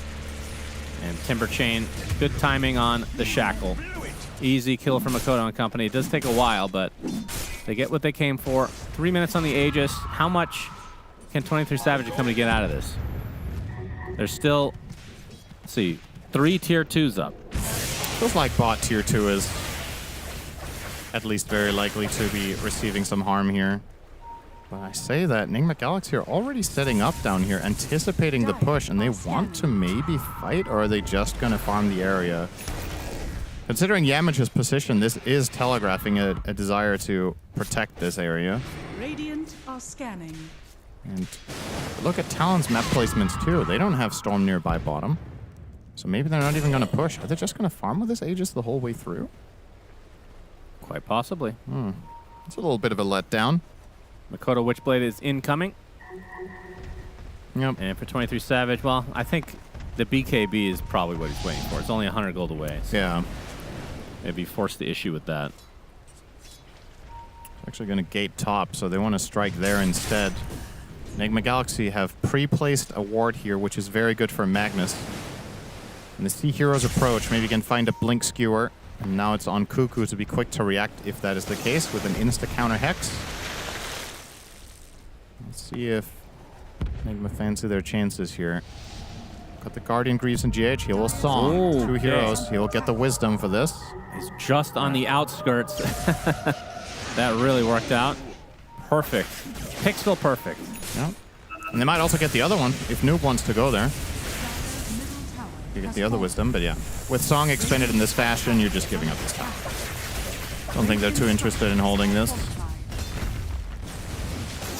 All right, most of them have actually exited, so if they had the vision we did, this would be an interesting time to pounce, actually. Jokum. Scouting them out. Radiant's top This is tower so under awkward for attack. Magnus. This support matchup, Dire's middle tower is under he's being attack. scouted and he can't really do anything about it. He can't really go on Jokum because he has so much counterplay. He can pre-cast the Yules on him if he thinks he's going to Blink Skewer him. Dire's And, bottom well, tower is under he was hounded the whole way, so unsurprisingly, he will die. Damage, after our praises, has gone 0-8 in this game. It's been a rough one. Yeah, it's definitely not been up to par with his Tusk and Shaker performances. I think part of what makes Boboka stand out on this hero is that he just finds multi-hero RPs, and whenever it's a singular hero, he's so quick to Blink Skewer and just, yeah. plays Whoa, it he wiser. actually does dust. Very nicely played from Cuckoo. They find the connection they want. 23 Savage coming to play as well. The TP, but the Yules to counteract it. Really big kill for Talon, so maybe they don't get that many buildings with the Aegis, but they get some valuable kills in the meantime. Radiant's Having said bottom that, tower is under net attack. worth has not really changed since they picked it up. Now it will a bit with this tier 2 tower. Radiant's A whopping bottom tower 1K has fallen. was gained. So you got to give credit to NGX. Of course, Ghost being down for another 50 seconds is pretty considerable time. Yeah. That allows Makoto to become the second net worth in the game right now. And Sumail hasn't been able to be as active as he would want to be on Quap this game, considering the deficit that they're up against. But when would you say is like the apex of this hero, like the strongest she becomes? She's a, I don't know, her like power graph, if you will, is kind of interesting because she has certain lane matchups where she's like very strong and others that are moderate. But then I think you level up significantly when you get Dagon. That's the first one. And then she can also be an ultra late gamer. Yeah, 6-slotted Queen of Pain is insanely strong. Radiant are scanning. Let's say first power spike is Dagon, the second is BKB, and then you're probably looking at like 3 or 4 items, or 5 even, before it's like really strong. Yep, Ghost was the recipient of some damage here. Jokum getting the half HP will pop the Essence Ring. They got the X into the Torrent. GH on the sideline uses his ult Try to give Ghost a little bit of space. 23 Savage, though, has the BKB, so he's going to continue to chase here. As Noob and company focus on Cuckoo, getting him down to a respectable amount of HP.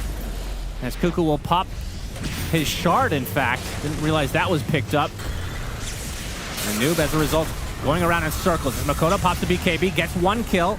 There's the Ghost ship with the cannonballs, actually directly hits Ghost. He's going to try to reset. And that's a buyback onto Yamich. Remember, he has RP here. So after all that's expended, he's only getting 1 nothing. kill. As WS using the tidal wave, attempting to TP out. He will get away. Oh, they lost nothing. But still, in spite of the song, Nigma Galaxy do not manage to string together a singular kill. And they use their buyback on Mag. Silver lining here is RP. Rampage, Ravage.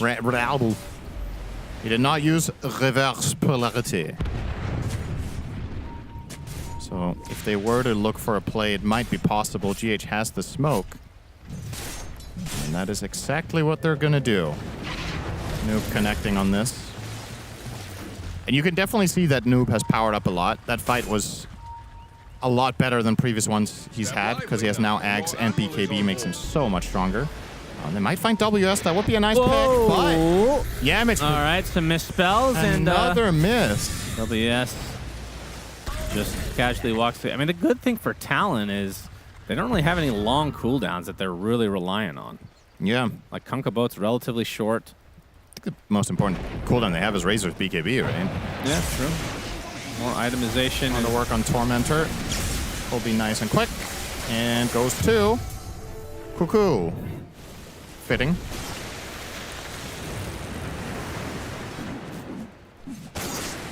Yep, even more annoying to try to burst down. Cuckoo is going for the more traditional Shadow Shaman build up here, actually, with the Blink Lens into BKB. We've seen a lot of Shamans go. Obviously, Glimmer Capes has been a great item forever, but we've seen Ghost Scepters, we've seen Force Staff sometimes. He will get the traditional one, and I think the mindset here is if he can find a hero like Magnus, he can just commit everything to shut him out of the fight. BKB Blink, shackle him, take him out together with the Storm, and the fight is wide open, and they can't really counterplay it.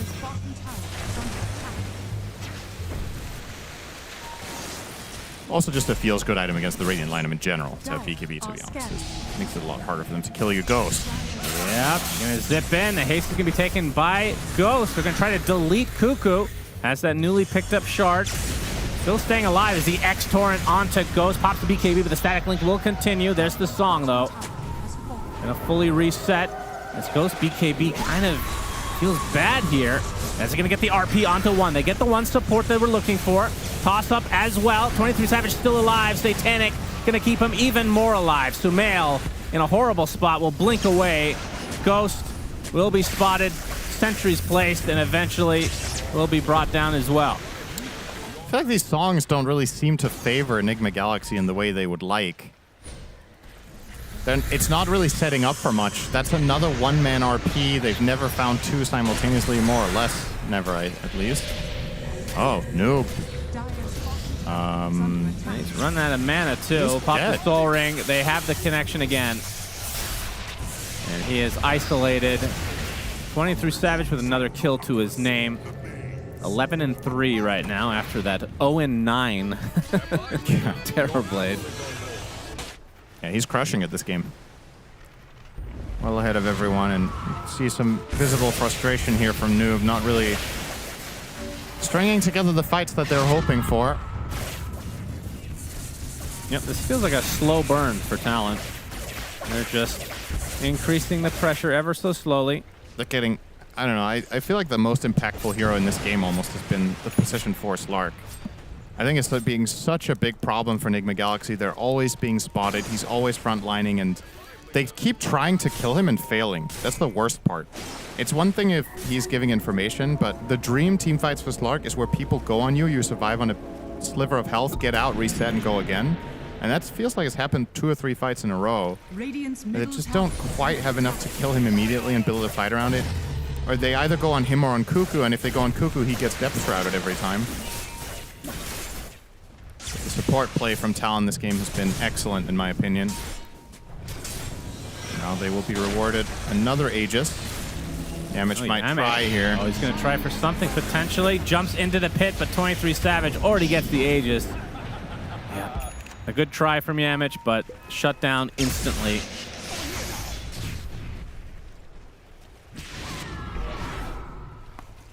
Invisibility. So 5 minutes with the Aegis. I think now you look for high ground. The lead has ballooned to 12K over time.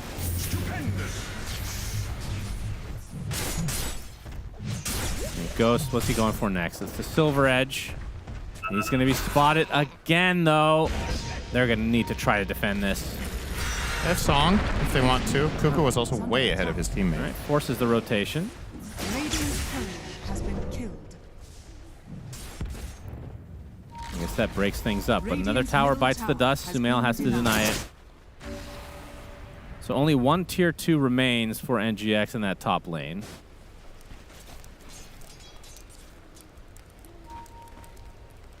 Oh, interesting. Dazun Bloodright on Ghost, so a bigger avalanche. That one is weird. His options cannot have been that great. Yeah, most likely. Well, nope. Taking a ton of damage right now. Has the Lotus applied, so that'll be enough to limp back to base. Meanwhile, yeah, Jokem is such a hard kill. Seeing the value of this support Slark. Ghost getting kited constantly. I want to try to force out this BKB. He's not going to oblige quite yet, but they have to zip in the Hex as well, but the Avalanche is going to create a little bit of space. They don't have any damage on top of this RP, though. So Makoto able to get away easily. Ghost in the meantime being walked like a dog by 23 Savage with that leash. Has the butterfly now. Still another 3 minutes on this Aegis, but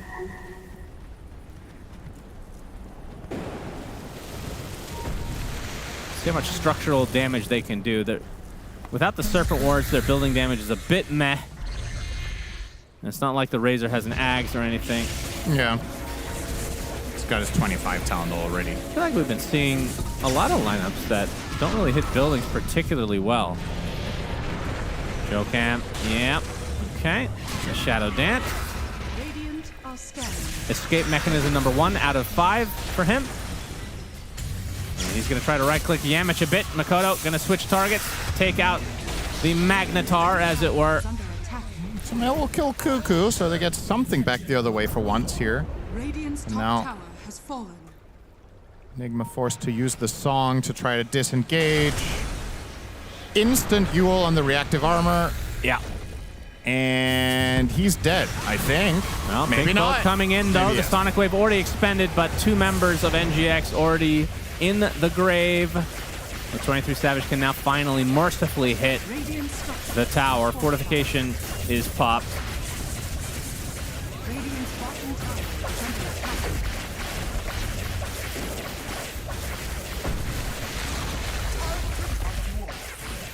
Wasn't as big of a stomp as game 1.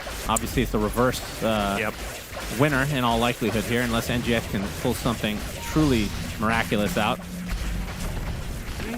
23 Savage still with the Aegis and with Slark backing him up. Yep, got Eye of the Storm back up as well. We'll Satanic on some creeps. He's going to get skewered into the tier 4s, into the big Sonic Wave. Makoto super low. The RP comes out as well. Makoto somehow staying alive. They get the Aegis. How much more do they have, though? Tidal Wave going to keep them aback, and the buyback comes out from Yamich, Nice not BKB. able to get the skewer thanks to the golden avatar item for 23 Savage. For Those Cosmodon. Cosmodon! Oh, man, they just can't find anything. This Slark is actually just... You can feel for Enigma Galaxy when you watch this. It's so frustrating to watch. They just can't deal with this hero. Yeah. And conversely, Talon have got ridiculous millage out of picking this. Millage? Did you say mileage? Yeah. Oh. Interesting. I've never heard anyone say that. Oh, maybe it's incorrect. Dire I don't are know. scanning. It's just called lineage, so I assumed, but, you know. Yep. English is a very irregular language. Yep. Nothing makes sense. Just like your face. Gonna force out the noob timber here. Will they finally get the rat bastard? No, they won't. He gets a spell off, and therefore he's Sonic fine. Wave. They Glimmer. just don't have enough.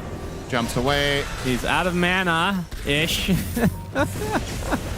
Oh my god, just call GG after that. They're getting so owned by this support no. Slark. They just can't do anything about it. The song came out. Oh, man. Ugh. Yamich now 0 and 13. Whew. Dire's middle tower It's been a rough one. I mean, when was the last time you saw a hero go 0 and 4 and have this much impact for Joe-Cam on Slark? Yeah. That's pretty insane. And you can tell that was just mostly frustration, a chase that didn't make sense to begin with, and they still get nothing out of it. In fact, they get negative.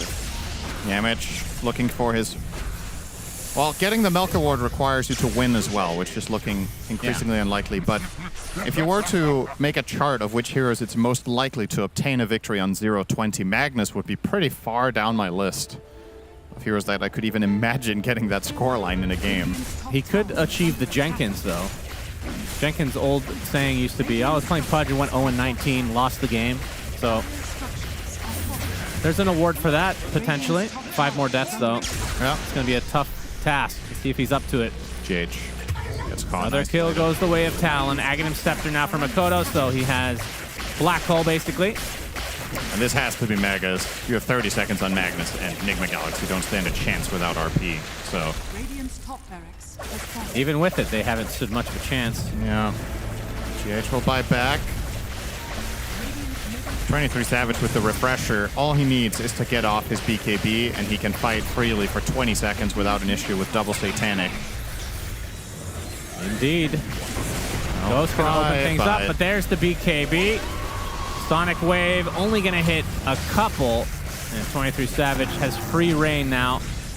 Top Satanic #1, doesn't get much out of it, but matters not. Well, Magnus has respawned, and WS is half HP. Maybe Talon will be a little bit cautious now. Here comes Joachim. Nice precast Yules on the mag, and Yamich will cash in. All right. A 15th death. 4 away from the dream, ladies and gentlemen. There's Makoto resetting. Oh, very late Torrent. I guess it wasn't cool down there. NGX definitely a team that does not call GG early. That is for sure.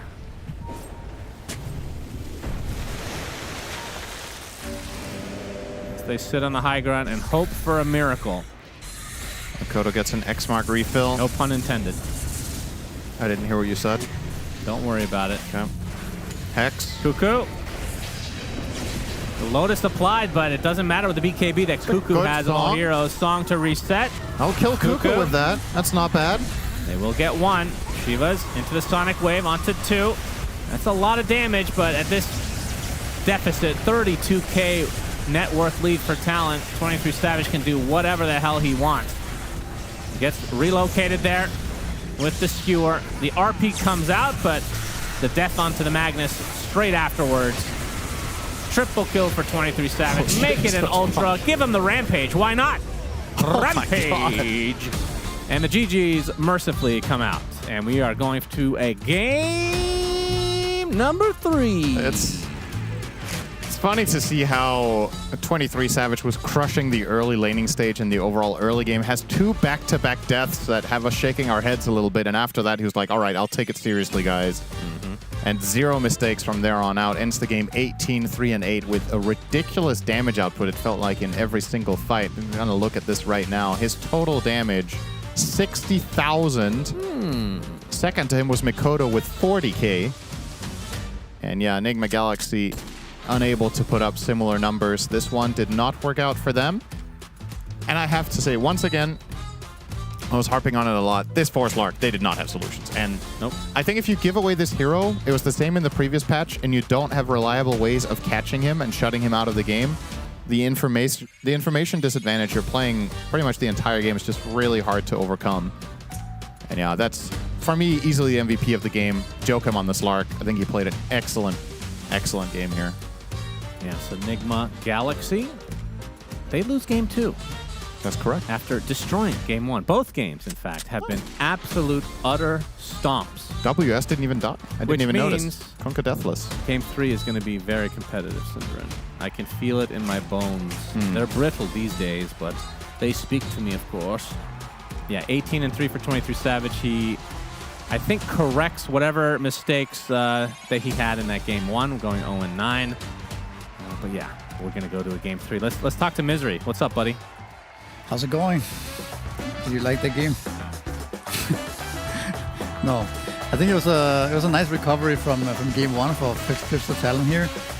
See, I mean, I think they adjusted nicely with the draft, brought back some old heroes, and the Rat Bastard Slark, and also the Racer, which is a hero that we don't see that often. It's kind of only Crystalis from Tundra who plays it, but I do think that this hero is very strong right now, and I wouldn't be surprised if we start seeing this hero a bit more. It feels like it doesn't have that many bad matchups right now, especially with heroes like Morphling and Terrorblade getting nerfed. So I think it was a good idea from Talon. I think I underestimated them a bit there after game 1. But I've highlighted a couple of things from this game that I think explains a bit why this game was hard for Nigma. Yeah, you see the early game, right? The Razor Pig is so good against Timbersaw, kind of shutting him down completely and holding up his tower all the way through early game. Like, I don't even know when Nigma got it, but it was very late. So they keep playing around the safe lane and shutting down this Timbersaw, and it turned into a lot of good things for Flipster Talon. This fight as well shows why Queen of Pain is not that strong. He kind of just kills himself on the Kunkka Blade Mail here. So that's an important point about Queen of Pain being very weak against Blade Mail overall. And then I think another important thing as to why it was half Enigma was this Kunkka pick, keeping everybody alive throughout these fights. That it's just very difficult for Enigma to burst anyone before the boat and the pipe and all these items comes out. So I think that was a very key factor also here that I think we are going to see more of. We have mostly been seeing the Kunkka carry, but I think this hero has potential for being flexed. This one as well, you have 4 heroes chasing down the Slark, and we've seen this over and over again with Slark. You just can't kill this damn hero. And you get so frustrated that you end up chasing too far and give up kills. And then on the other side, when we see the mag kill here, it's just so easy for them to kill the enemy post 4. So easy, so clean. Fast kill and they're out.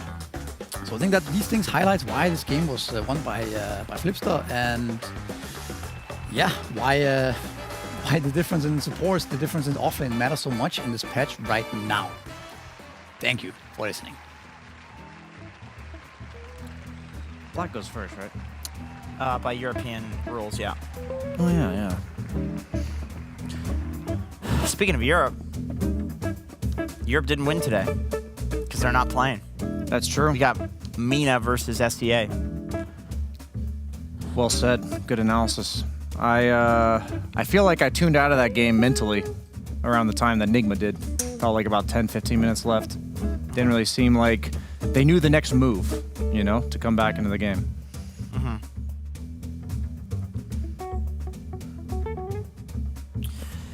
Yeah, I mean, I looking at the draft, I don't know. I wasn't a huge believer in the Timbersaw. I didn't see the point. Just counter Kunkka, I guess. But it's like it wasn't in the first game.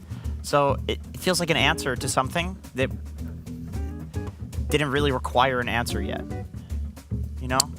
Yeah, I think teams kind of get baited into, we'll have this lane locked in, right? And that hero ends up not even being in your lane.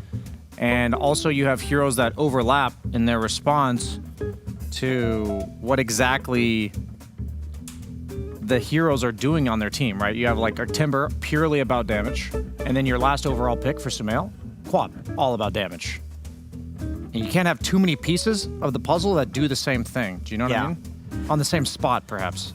Yeah, I think that's true. Do you think, like, is this an overcook from Crow? You think he got really excited from game 1? That he kind of felt like he could get away with anything in game 2? Like, I mean, he has done that historically speaking. Like, I feel like in game 1, they had their own plan coming in. and they had planned for this is what Talon's going to do because we eliminated all their best heroes, and we're going to make the move on our own. But in game 2, I felt like for some reason they lost that confidence, and they were reacting more to the moves that Talon was doing rather in the draft rather than what was good for their strategy. Yeah, definitely. I mean, first pick Naga, I was expecting like Disruptor, Jakiro, Some synergy. Yeah, some sort of synergy, like Darkseer. Darkseer, yeah. Otherwise, I'm not sure that I necessarily see the point, other than like them just thinking it's like a really good hero, you know? Yeah, we talked about it in game 1, where we felt like Flipster Talon picked like Mirana with no lane synergy, no enabling, and then in game 2, I think Nigma kind of did their own cosplay of that with the Naga Sire, and they did have several times where the enemy's put to sleep, perhaps just like the viewers, and then what happened after that? Everyone just kind of stared at Makoto as he got netted. You know, they RP'd Makoto afterwards, and then he's 80% health. Just didn't feel like they had a plan of what to do after that initial setup. Do you feel like Talon, they solved the problem of their like third best strategy is actually good? 23 Savage on Razor, Yokem on Slark. Like, I feel like that's a pretty like different sort of draft, right? I think him being on more of a semi-carry mid lane or semi-carry hero like Razor, King Me, made it such that earlier, like yesterday, it allowed Makoto to be played around. Yeah. It allowed him to be the star of the show. And I felt like by opening that Kunkka and then making it a potential carry strat, but also then a flex pick, made it such that that formula was like reinstated, right? Yeah. And so when they had the last pick overall Razor, that is a lane dominator meant to shut down the enemy offlaner, which opens up the mid game for Makoto. And that is exactly what we wanted to see from them. And for whatever reason, they didn't do that in game 2, or game 1, excuse me. Mm-hmm. And they picked Sumail Queen of Pain. This was the last pick Queen of Pain. Do you feel like they got enough out of a last pick? Because I get it. It's like you're countering Razor, you're countering Storm in lane, even though it feels like there's no counters. Do you think they actually got any value out of the last pick? I think Quap is just a bit of a bait hero right now because of the fact that the Kaya nerf on Spell Lifesteal, like she's one of the few heroes that relies on Spell Lifesteal and an early Kaya, and you don't get the Spell Lifesteal now amp until you go for the full Kaya Sange, and there were a few mid-game fights where the Quap just killed himself on Blade Mills when he would normally have that lifesteal. It just feels like that hero keeps getting nerfed over and over, despite not really being that good.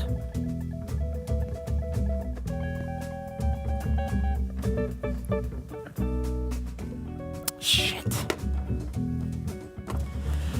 You're good at this. I gotta admit, you're really good at this. You know the rules, by the European rules. We'll see if Europe can rule in the next game, especially considering they're not playing.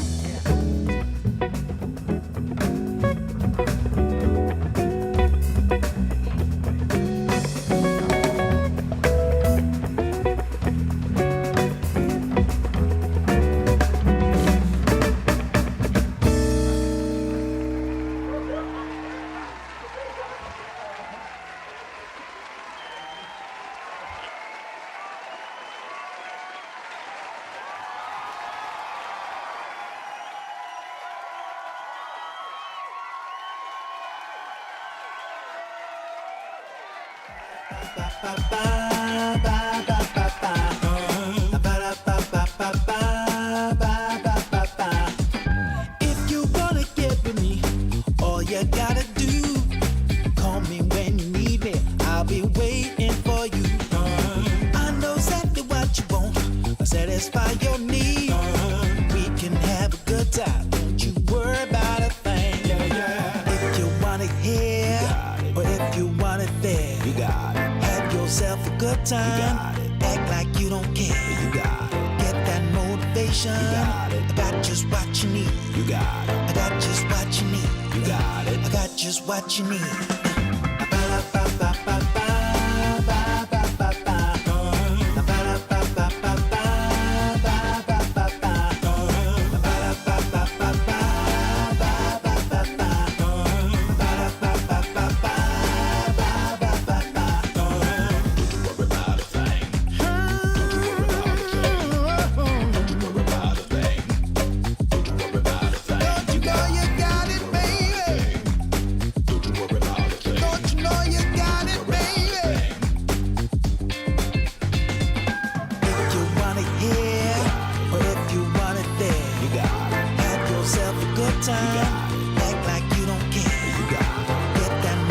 motivation. I got just what you need. I got just what you need. I got just what you need.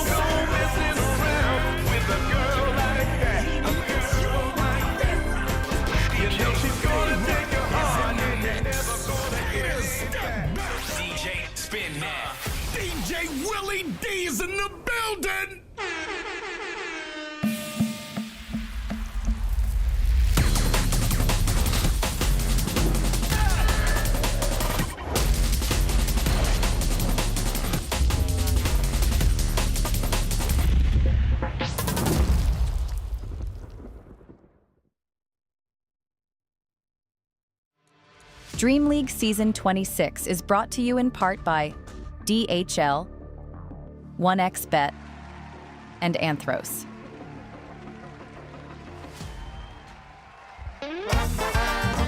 You're watching DreamLeague Season 26, and we're in the middle of a series. Flipster Talent taking on Nigma Galaxy. We are going the distance. We're going to game number 3, and we did just see some great moves, Brian, by Flipster Talent as well as Nigma Galaxy. Yeah, I mean, I feel like both teams got to show their best today and show their worst. They took turns. And now it's time to see both of their best in game 3 for an epic finale to the showdown. It doesn't matter how you start, Sheaves. It matters how you finish. Jenkins? I have nothing to add to that. I agree. Okay. I really hope that Analysis that's the case. is done. Enjoy the draft, everybody. I really thought you were going to make a chess reference there, but no, nothing with the moves, nothing with taking turns. No, it's all about subverting expectations there, Shiver. Yeah, I guess so. Well, let's see if the teams can subvert each other's expectations. Mystery, what do you want to see here in this game? Flipster Talent is the one getting the Tusk this time around. Yeah, stealing of the talent from Nigma. Tusk. Nigma going for the Doom. I feel like Doom has been a little overrated in this tournament so far. I feel like people pick it too early, and then it doesn't quite have the impact that that you want from a Doom. But Nigma has been successful with it before, so I think they don't mind it. Also interesting with the Tinker Band there, I think. Nigma did play it on Sumail yesterday, but still, you would assume that this hero has been nerfed a bit, that he's not on people's mind as much. Of course, still very annoying hero to deal with. I also wonder what's going to happen with Silencer and Kunkka in this particular draft. Also, one thing to note is that I think every single game so far has this been the same. Nigma Galaxy, Radiant second pick, Flipster Talent first pick. Yeah. That seems to be the trend with these two teams. So they prefer whatever they are right now on all fronts. Yeah, I'm not sure who prioritizes what. Maybe Nigma just likes second pick, and then so they know Flipster Talent's gonna take first pick every time. They just choose Radiant. It's hard to say, pick, yeah. but yeah, it seems like they're okay with the setup at least. It's funny. So one hero I think that has been like a big thing is Silencer, and I wonder if Nigma is gonna take it here on 9 again, like they did in game 1. Then you counter pick. You block pick the Bloodseeker. Maybe. I will say the problem I have with Nigma Galaxy specifically picking Doom is that one merit of Doom potentially is the flex from carry to offlane. But so far, Nigma Galaxy has not once put it. It's Noob's most played hero of the tournament, and they have not once put it on Ghost. So I think this is really telegraphed, and that just leaves it vulnerable in ways like we did see Medusa as an attempted counter throughout the course of the tournament. I'm not exactly convinced by that, because then the Medusa just somebody else gets doomed on the team rather than Medusa, and it doesn't like completely own it in lane. So I'd love to see if they can give this Tusk a ranged hero that just punishes this Doom in the laning phase, because I think that's absolutely something you can bank on him being there. Unless it's been the long con. You know, they've been purposely doing this so that you overcommit at some point in the tournament. They do pick the Silencer. Do we think that we'll be seeing the Bloodseeker again? I think so.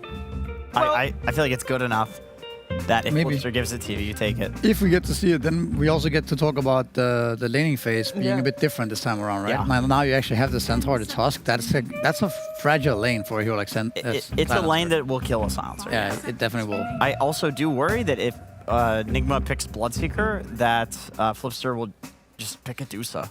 Because Bloodseeker is also really bad against Medusa. It's like one of the worst matchups for him. Oh, that would be the absolute worst, because you have Doom plus Bloodseeker against it. So they're probably not going to get it till last. I bet what that means is that we'll see a Bloodseeker ban in the next round. Yeah, probably. Unless they're willing to play into the Medusa because they feel like they have answers from mid lane, or maybe they go like, I don't know, Pango Bloodseeker or something like that. I don't think it's ever good to know that you can give the opponent an 18 pick that you haven't addressed yet. Then they have 2 bans, and then you also have to pigeonhole your last pick to be good against that one. It does put you in a precarious That's situation. how I handle my real life problems, not how I think you should handle Right, drafts. you avoid them entirely. Yeah, until the last minute, Yeah. I think Nigma needs to pick a somewhat of a flexible core, like somebody that can potentially go mid and safe lane. Ideally, I think if they reveal their mid here, they're getting counterpicked. If they reveal their carry, you know, it's also very telegraphed what's going to happen. They could open just the carry plus 1 here. Like they could just pick Kunkka +1, for example, and just put the Kunkka carry no matter what, and then put Sumail mid on the last pick. I do think this is fairly tricky for Nigma to pick here. It's a nice Storm game, though, right? You can just go Storm. You could, but then you're gonna get pucked, for example, on 18, right? And then you might end up in a similar situation like game 1, where your Storm is suffering and playing against a lot of disabled. That's probably what they're considering. Yeah. Is there anything you could pick with the Storm that would preemptively counter the puck, like in the support role, I guess? Oh, well, that Shaker does counter puck in lane. Nice. But it's also a nice 4 position they've been. Yeah, I like it on Yamic. It looks good. I think it's people underestimate how strong this hero can be in lane. Just that the first wave he's really strong, like Fisher blocking, and then you get a double wave that you can dive with, and with Doom, Scorched Earth, it could be really problematic. We saw yesterday them completely dominate. Was it Melody and? That was Flipster Talon, but they also had a God, Shaker. that was ugly. That was the same hero, but different team, right? That the Shaker actually makes the laning phase really weird the first few waves. Yeah, I like the idea of Scorched Earth, pull the wave back at first, as Scorched Earth, push it in with double wave, then Scorched Earth again, and dive with a level 2 power spike. Very few carries that will be able to deal with that. Even if you pick a carry that deals with it, maybe even Jakiro can die. But yeah, the core pick is the tricky one. The support pick is fairly flexible. It doesn't matter as much as you're not going to get counterpicked. Oh, they do pick it. They do pick the Bloodseeker. Yeah.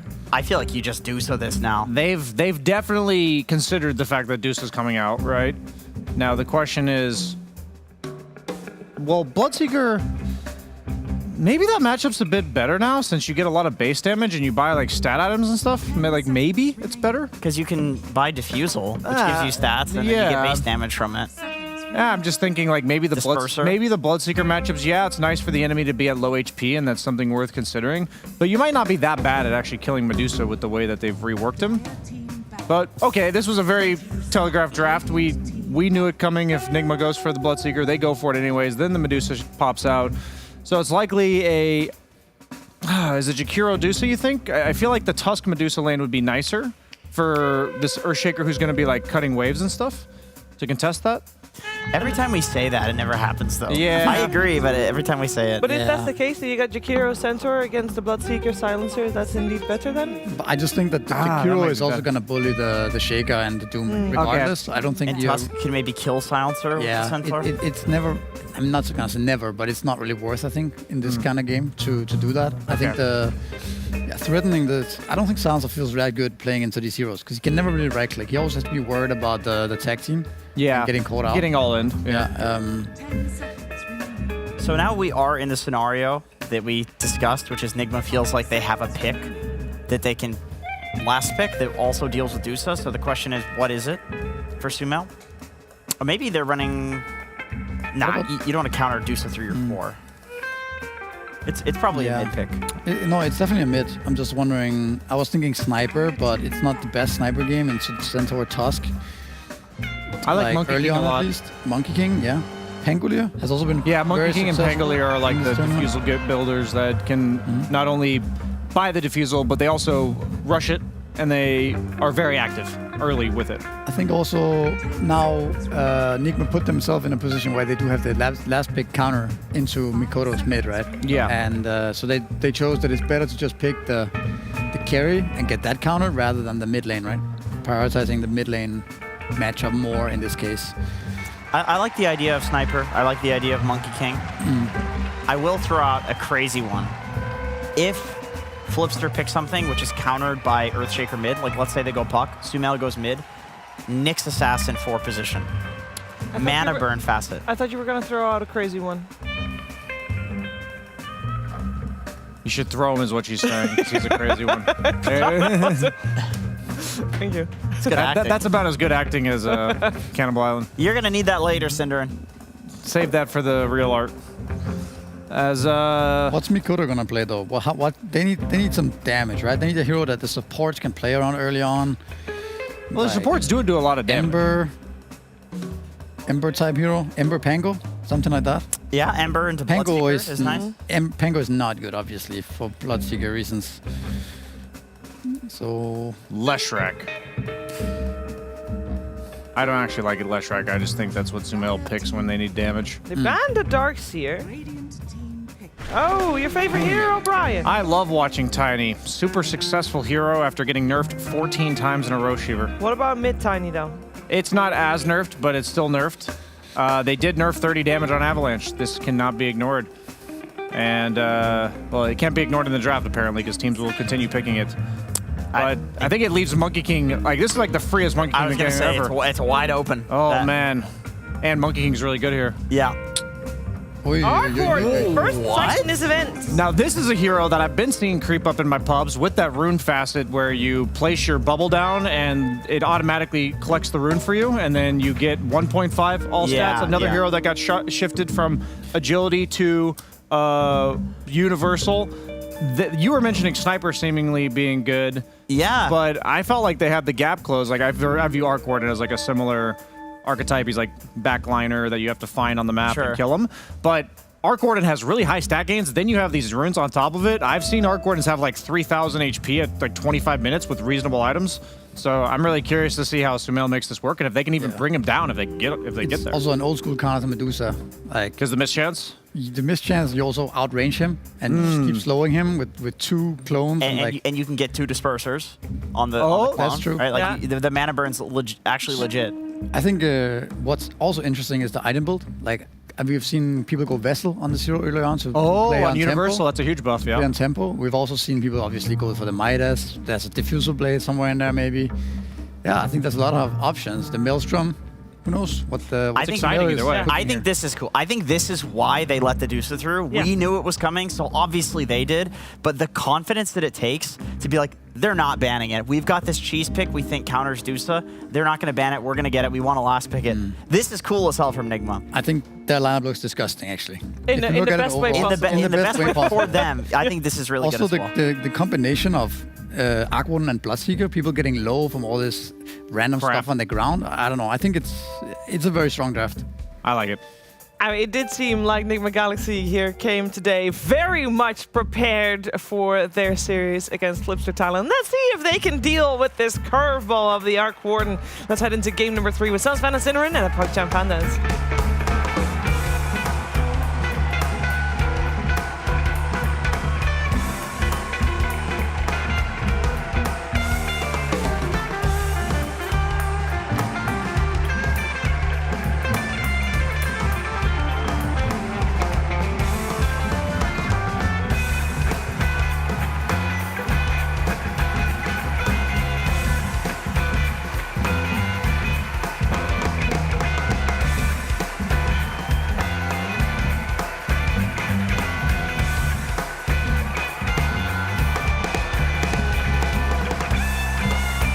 Alrighty. That's a jammer. Absolute stomps, and now things get interesting, Cinderin. MGX versus Talon game 3.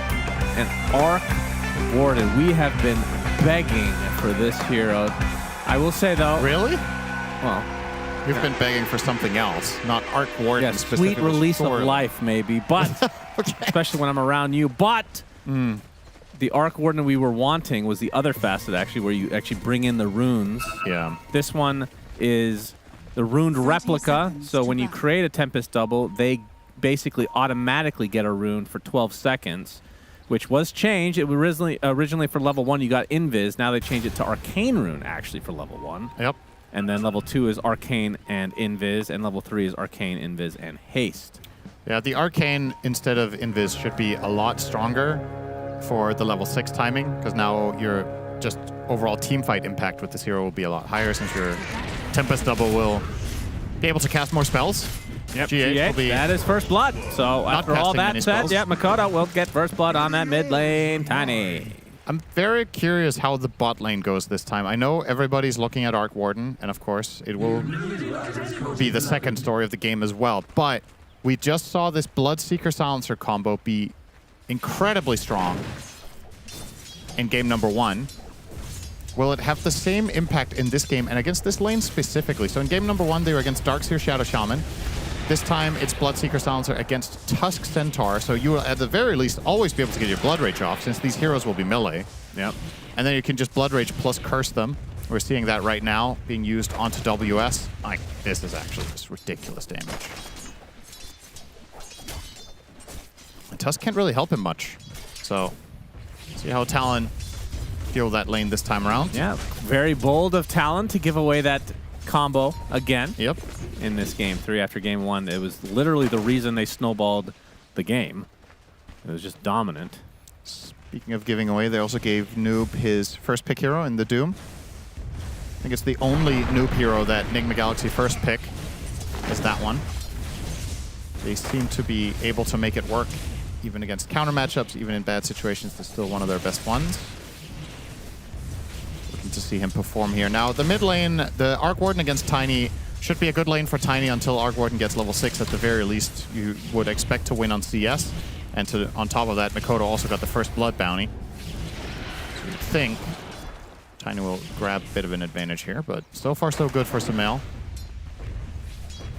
Yeah, in terms of builds, is this, I mean, I assume Midas, Maelstrom is just standard. Sumail toss back into the tower, take a couple pop shots. Yeah, I think so. I think he's going to go Midas, and then yeah, I get that you're against Medusa, so it might feel really valuable to go Diffusal Blade, but I honestly think he probably just goes Midas Maelstrom and just farms up a Storm, gets 5 slotted, and then yeah. It doesn't even matter late game to have enough mana burn against the Medusa if you have Arc. This hero has overwhelming single target damage when he's big enough. Yeah, should mention that the innate for Arc Warden really makes water runes insanely good. Any rune, really. You pick it up and you get 4 seconds of regen. So true. Doesn't need a bottle or anything like that. Yeah, that's a very good point. Because most mid heroes have to opt for that bottle, and that means your ramp up speed is a lot faster since you can bypass the item. As long as you get a water rune here or there, you should be able to stay afloat. Another toss back onto Sumail in the tower. He's actually taking really big damage this time around. Yeah, has to go to the north, actually. Oh, this is not good news for him. Hey, we'll get the Flux off. Yeah. Get the Flux out of here. Doing nothing with that. Nope. Cuckoo in the meantime, taking some good damage in the top lane. And Jokem is silenced for a year and will die to a blood grenade here. Oh, he's got Stick and Fairy, so I guess actually needs to use neither with the Tango running, but close call. It's so funny. You just click 2 Qs and you're just dead, basically. They're going to try to go on top of him now. Nice snowball. Does dodge the blood right. Connecting on the GH, but brings them a lot deeper than they maybe wanted to be. WS getting blocked by creeps in the meantime. We'll pop the stick to stay alive. Jokem will also continue to be low. So, no kills for the NGX side this time around in this lane. Not yet, at least. Worth noting, Noob is getting crushed up top. 18 for 6 on Medusa to the 5 and 3 Doom. Oh. A very one-sided affair. Yamich on the Shaker has not been able to secure Noob all that much farm. He has a big wave coming into his tower now, though, so that will help. As long as he can get at least some of that. We'll take a dual breath for his troubles, but yeah, gonna get some nice solo XP here. He's not getting any of the CS, though, but hopes to get a kill on Cuckoo. Don't think this is possible. That's a little ambitious at this stage. Yeah. He had 6 or 7 creeps in tower there and got 1 CS. Just Cuckoo harassing him with the attack speed slows. Yeah. It's rough.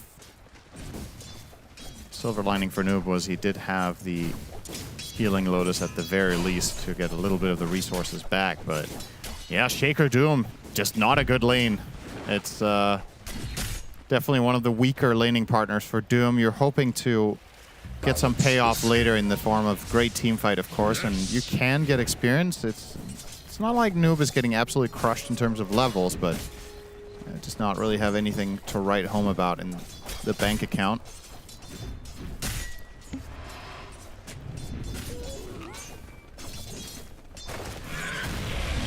Cuckoo's just relentless. They're going to do it again. And this one will lead to a kill one way or another. Brain drain for GH.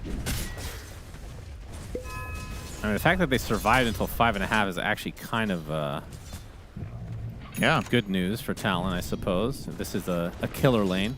And WS has 20 CS. It's not bad. Yeah, especially when you compare it to that Doom, of course. Doubling up. Avalanche from Mikoto. Toss back onto the siege. Sumail will survive. Jocamp. Maybe. GH porting mid here. Gonna use Flux on the Makoto. We got a nice fissure blocking off Cuckoo a bit. As Makoto, with the last word applied along with the Arcane Curse, has to be a bit careful. Cuckoo as well. He's going to die probably. The Cuckoo surrounded and killed. As Jocamp blocking off Yamich. Makoto shows up to try to steal that last hit, but Jocamp will refuse. All right, and there is Sumail using the first Tempest double of the game. Oh, he snowballed onto GH, not the wave. That might actually cost him. He is going to die. Yeah. Another brain drain for GH. Had he snowballed the wave, he might have been able to get out. Just that extra 300 range that GH was able to bring him in. Not ideal, to be sure, there for Jocamp. And now that Sumail's level 6, mid lane becomes the epicenter of the game. Like, this is where you want most stuff to happen. Arc Warden is extremely strong when he gets ganked 4. And he's a great hero to slow down as well, so both teams will be putting a lot of emphasis, I would imagine, onto either assisting or disrupting Sumail. This hero is in a similar fashion to some of the other ultra late gamers, kind of an attention sponge. If you're playing against Alchemist, you also generally see teams put a lot of focus on blocking Ancients or killing him in lane. Arc Warden kind of fits the same bill, in my opinion. It'll be interesting to see just how much. And this double silence again. Make it a triple silence, actually. The more the merrier, as he will drop. Dire's middle tower is under attack. I'll say it. This looks miserable to play against. Yeah, enjoy the pubs. Yeah. This combination is... It's something very easy to execute. Yeah, I'm trying to think about what archetype lane beats this. It's tough to come up with something on the spot. I guess you want to play something double ranged. Yeah, that would certainly help as GH, well, he's going to get punished here. Good attempt from Yamich, but Jocamp still on the other side of the fissure. And also gets the nice D-ward. Good control around mid here for Talon. Having the vision advantage on the Radiant Hill is very valuable against Arc. Can't even see them doubling down. There's a lot of vision being placed around the mid lane, and now Sumail could be getting dove here. Jocamp is on it. Yeah, Yamich is ready for this, though. Fissure ready to go. Blocks off Makoto. Sumail. Oh, they're going to get help from the Stampede, though. He is certainly dead. Tempest double still worth a good amount of gold as well as the Rupture comes out as Ghost TP's here. They're going to get Jocamp, but the Tiny will survive. So 2 supports probably in Talon's favor to get that mid down in Sumail. Kind of even, I guess, but you did force the rotations, which is the bigger deal there. Now Makoto might find more with this invis. Oh, missed the toss. Guess Tiny was talking to himself there when he says, "You get nothing." And Sumail's Midas on the way now. Yep. How much of a difference does the switch of the runes make at level 1? Used to be Invis, now it's Arcane. Let me think for a sec. Because I don't know if you're getting that much value out of an Arcane rune for the first few levels. WS fissured up. The double silence again. Make it the triple. Jocamp is here, but the global silence. Triple silence. Yeah, that'll do it. So no snowball save, but Makoto making his way over and a nice toss onto 2 heroes with the avalanche. They're going to find the support to start. Ghost. Good fissure from Yamich is going to break this up. And here comes Noob Noob. making It's his a bit way. late. Yeah, he's Play been is late. over. All game long, it seems. Yeah, Arcane Rune, Cinderin. Not the one he picked up, but the Tempest double. Yeah, I'm just trying. Let's see. So the cooldown on the spells are Flux is 16, Spark Wraith is 4, and Magnetic Field max out is 17.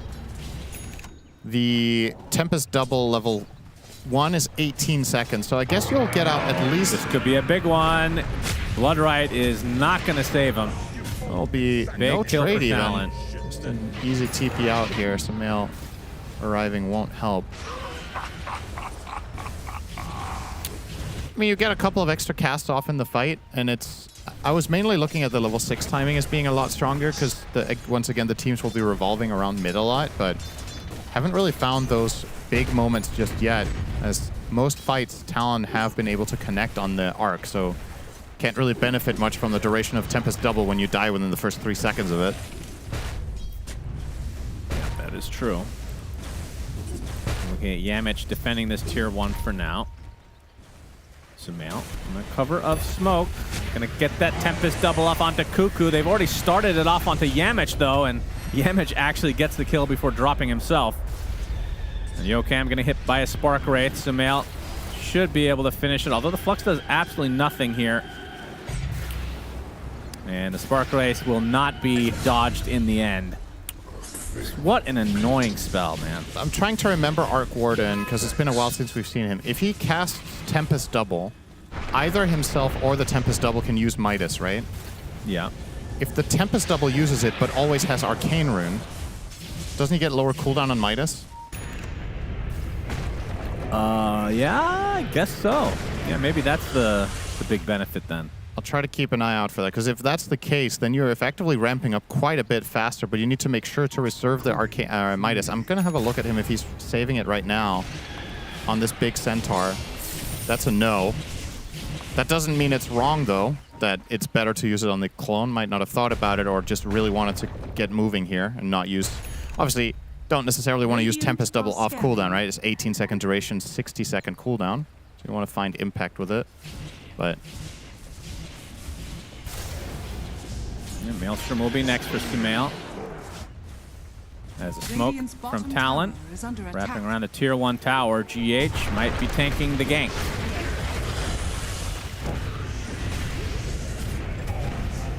He did. Very even exchange so far this game. Exactly what we've been wanting to see. Mid lane, joke him. There's the Tempest Double. Coming out. Oh, he's just going to walk it off with Phase Boots. As well as Windlace. Well, the Flux continuing. Spark Wraith anyway. Also, Sumail. Yeah, nice snowball to dodge a bit here, but Sumail's Tempest Double about to end. Nice but little the Fissure detail is waiting there. for him from Yamich. Placed a Spark Wraith under himself as he was about to die, as he knew he was getting snowballed. So the moment he comes out of the snowball, is greeted by the Wraith there. A Talon will be first to strike in the tower department. So what was the verdict on the Midas? I'm not sure. Okay, you didn't click it then, huh? How do you mean? What do you mean I didn't click Oh, it? you're talking about the interaction between the two. I'm saying when you use Spark Wraith, or excuse me, when you use Tempest Double, I would think the Tempest Double using Midas will have lower cooldown because it always has Arcane Rune. Yeah. Right? Right. But Sumail so far, from what I've seen, has been using Midas on the main. But what you're asking is whether if the clone can even use it? Or No, it can. I'm pretty sure it can. Well, okay, maybe I missed a few patches here, Cinder. They can both use Midas at the same time. This is a 76-second yeah, cooldown. so this one is definitely lower then, right? Okay. So these are independent, and the clone has a lower cooldown. Yeah. Right. Apologies for the confusion. Yeah, you confused me because I mean, I genuinely was unsure because I've barely seen this hero for like a year, right? But you're right. It's two independent ones, and the Midas on the clone is just more frequently available, which is kind of interesting. Oh boy, toss back. Macro Pyre waiting, noob dead. And that is death. It's actually death number 1. That's shocking considering how bad his game has been so far. Yeah, but he's been staying alive, it seems. Only 800 deficit between him and the opposing offlaner in WS's Centaur. I will say this is honestly a good enough start, I think, for the side of Nigma Galaxy. You're playing against a lineup that has a lot of playmaking potential between Centaur, Tusk, and the Tiny, and even support Jakiro. You're barely behind on gold. Your lineup is a lot greedier. You need to get the... Oh, we'll get one more kill here, it looks like, but, well, it cost them. Yep, GH takes a tumble. Yamich, a good fissure, blocking everybody, basically. Omega on Tiny the word. dies, and next on the list is WS.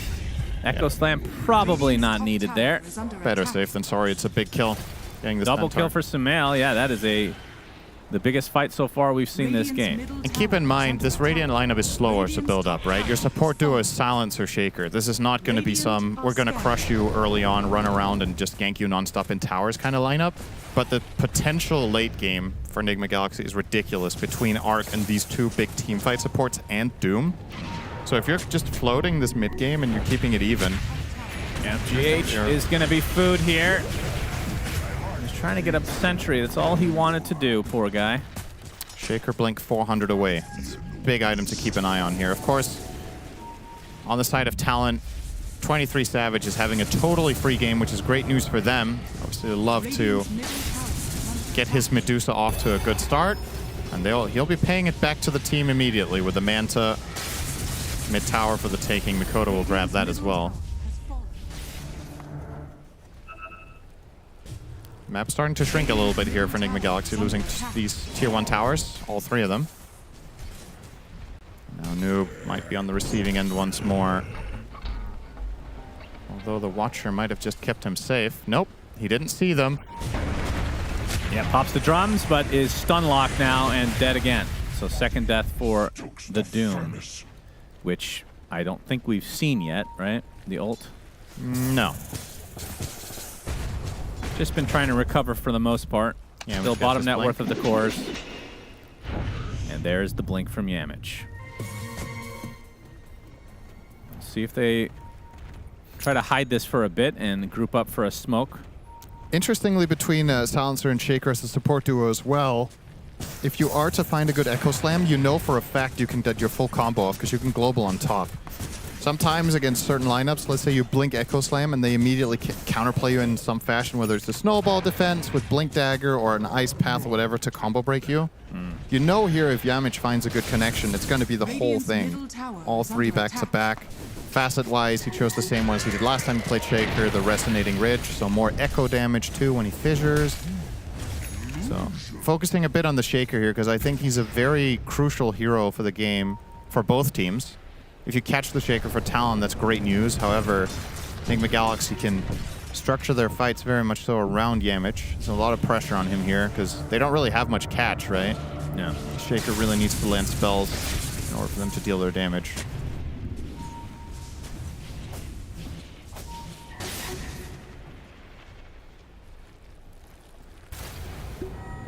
It's a solo smoke right now for Yamich, and Echo Slam is back up. Wants to get this blink reveal to have the highest impact as possible. On the cliff he goes. Just waiting for the invasion to come from Talon, but we can see that's not to be the case. No. But chilling. Big item here for WS. This is a very good pipe game.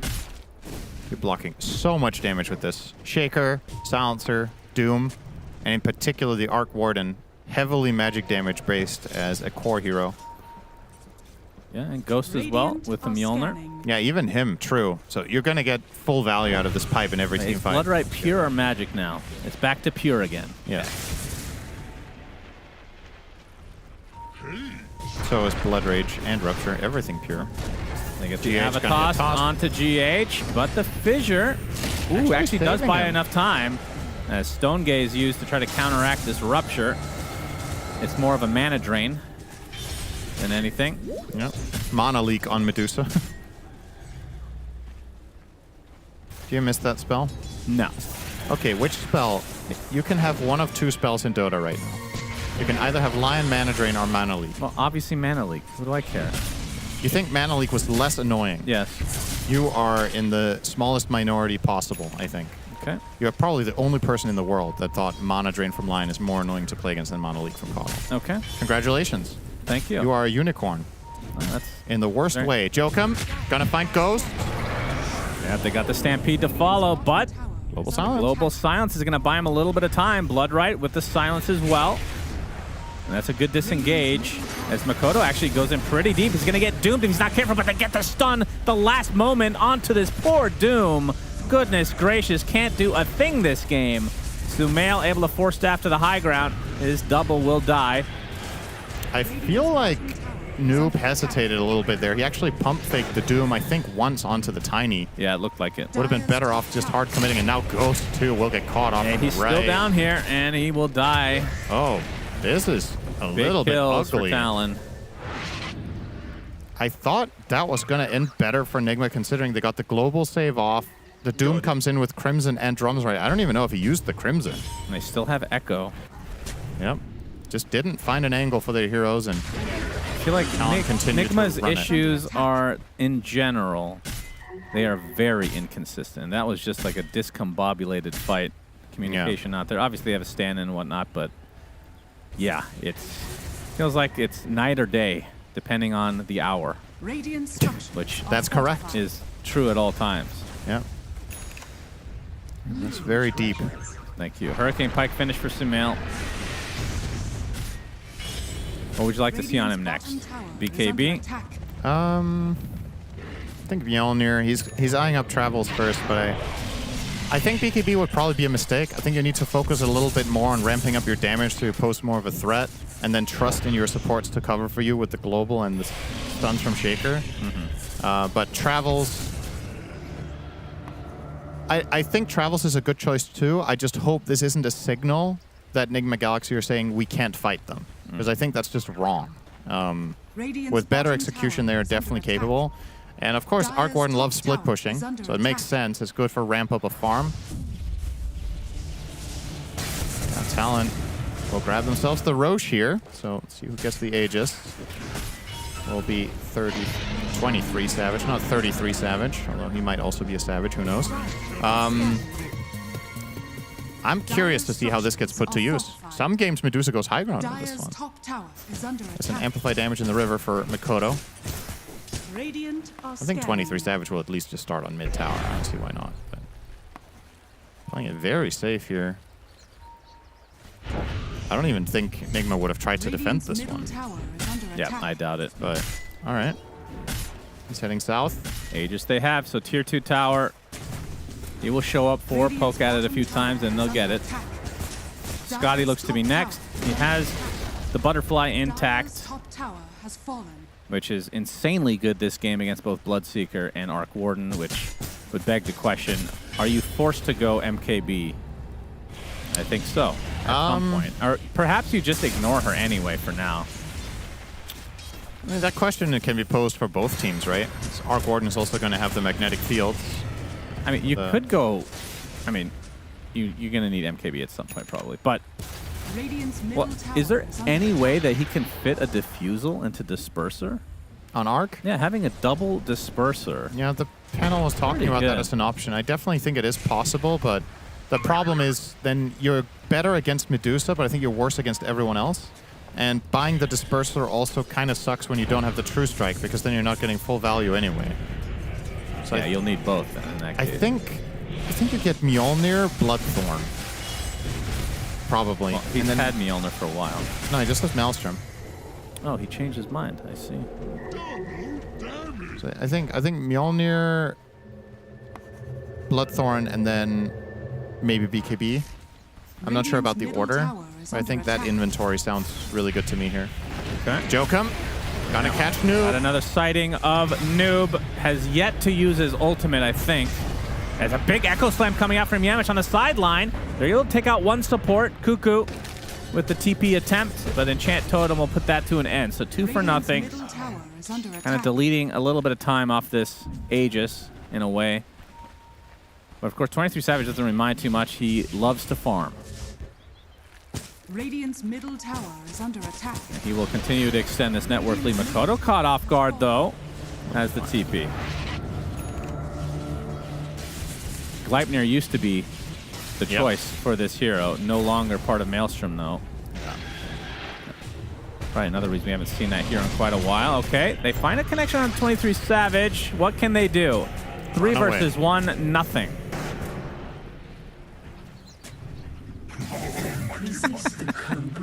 That's pretty absurd. Yeah, Medusa Butterfly is something else, man. Yeah. That's a pretty ginormous power spike for the hero.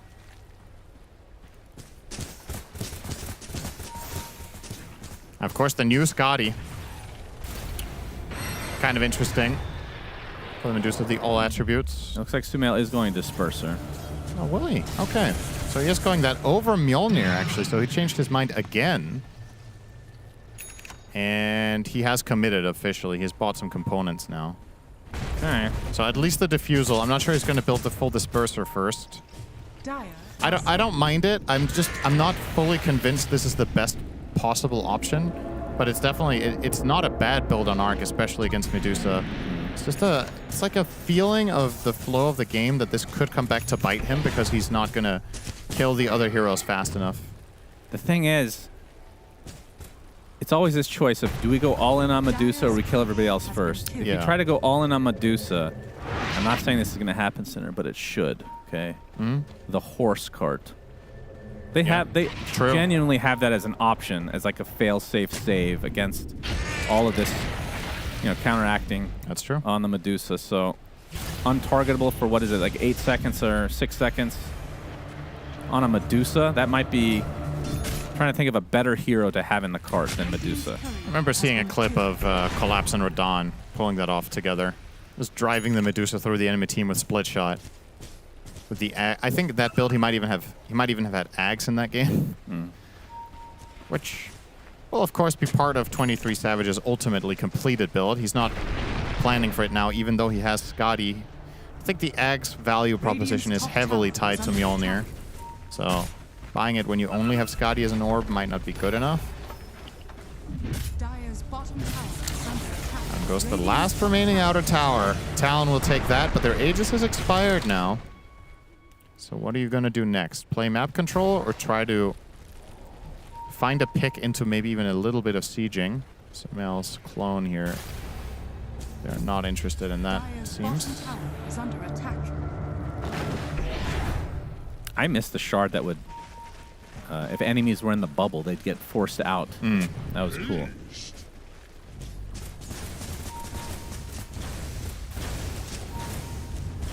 All right, so Talon, do they wait for the next Aegis? I think they might just feel like they have to. They're going to poke here at the very least. Yeah. 23 Savage alone.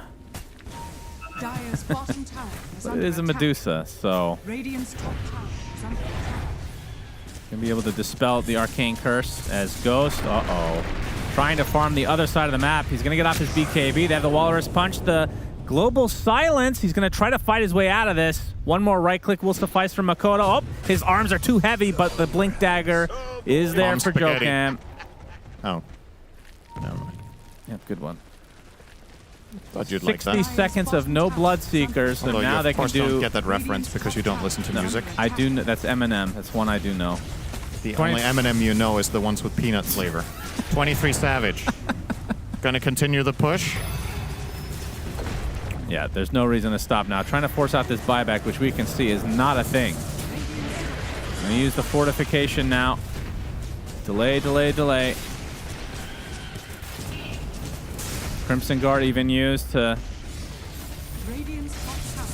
Wait, does that bubble thing... Does that not work anymore? On buildings? Yeah, did he just miss it? It used to be a delay tactic as well. Damn, this somehow sounds familiar to me that it doesn't, but I'm actually not confident. Again, there's just so much about RP. Oh, Makoto with the BKB. He's going to get the toss back, and that is a dead silencer. So GH on the deck for 40. They're going to get the melee racks as Talon just casually taking this game through. I thought this was going to be competitive. Well, so far, not so good for the side of Nigma Galaxy. Perhaps a little bit too greedy. Yep. Seemingly incapable of having enough damage to take a fight, and the very limited amount. We haven't seen Doom yet still. Yeah, have they been? You're right. Have we seen? We've seen one Rupture, I think. I've seen very few Ruptures, 0 Dooms, 1 Echo. Not really been too many successful moves here. Just falling flat, it seems. Now they're just sitting in their base, waiting for the eventual push to come from Talon. And Aegis, or Roche, I should say, is actually a super fast spawn. That was within 5 seconds. And it will be a Centaur Ags next, Cinder, and God, I'm good. Yep. Truly incredible foresight. Thank you. All right. Nigma Galaxy are smoked. This is not a drill. And Samel has Boots of Travel level 2. Okay. They want to do something. He's ready to travel. His inventory is just not inspiring, Cinder. That is correct. Maelstrom Diffusal. Yeah, he has neither of the upgraded versions, so... rather pitiful output. Yeah, they're just... They absolutely cannot kill Medusa. They got to go for other people. But the problem is you have Stampede to get away. Oh, boy. They got him. Oh, boy. Yikes. Well, back to base. The good news is Enigma Galaxy showed determination. In your face.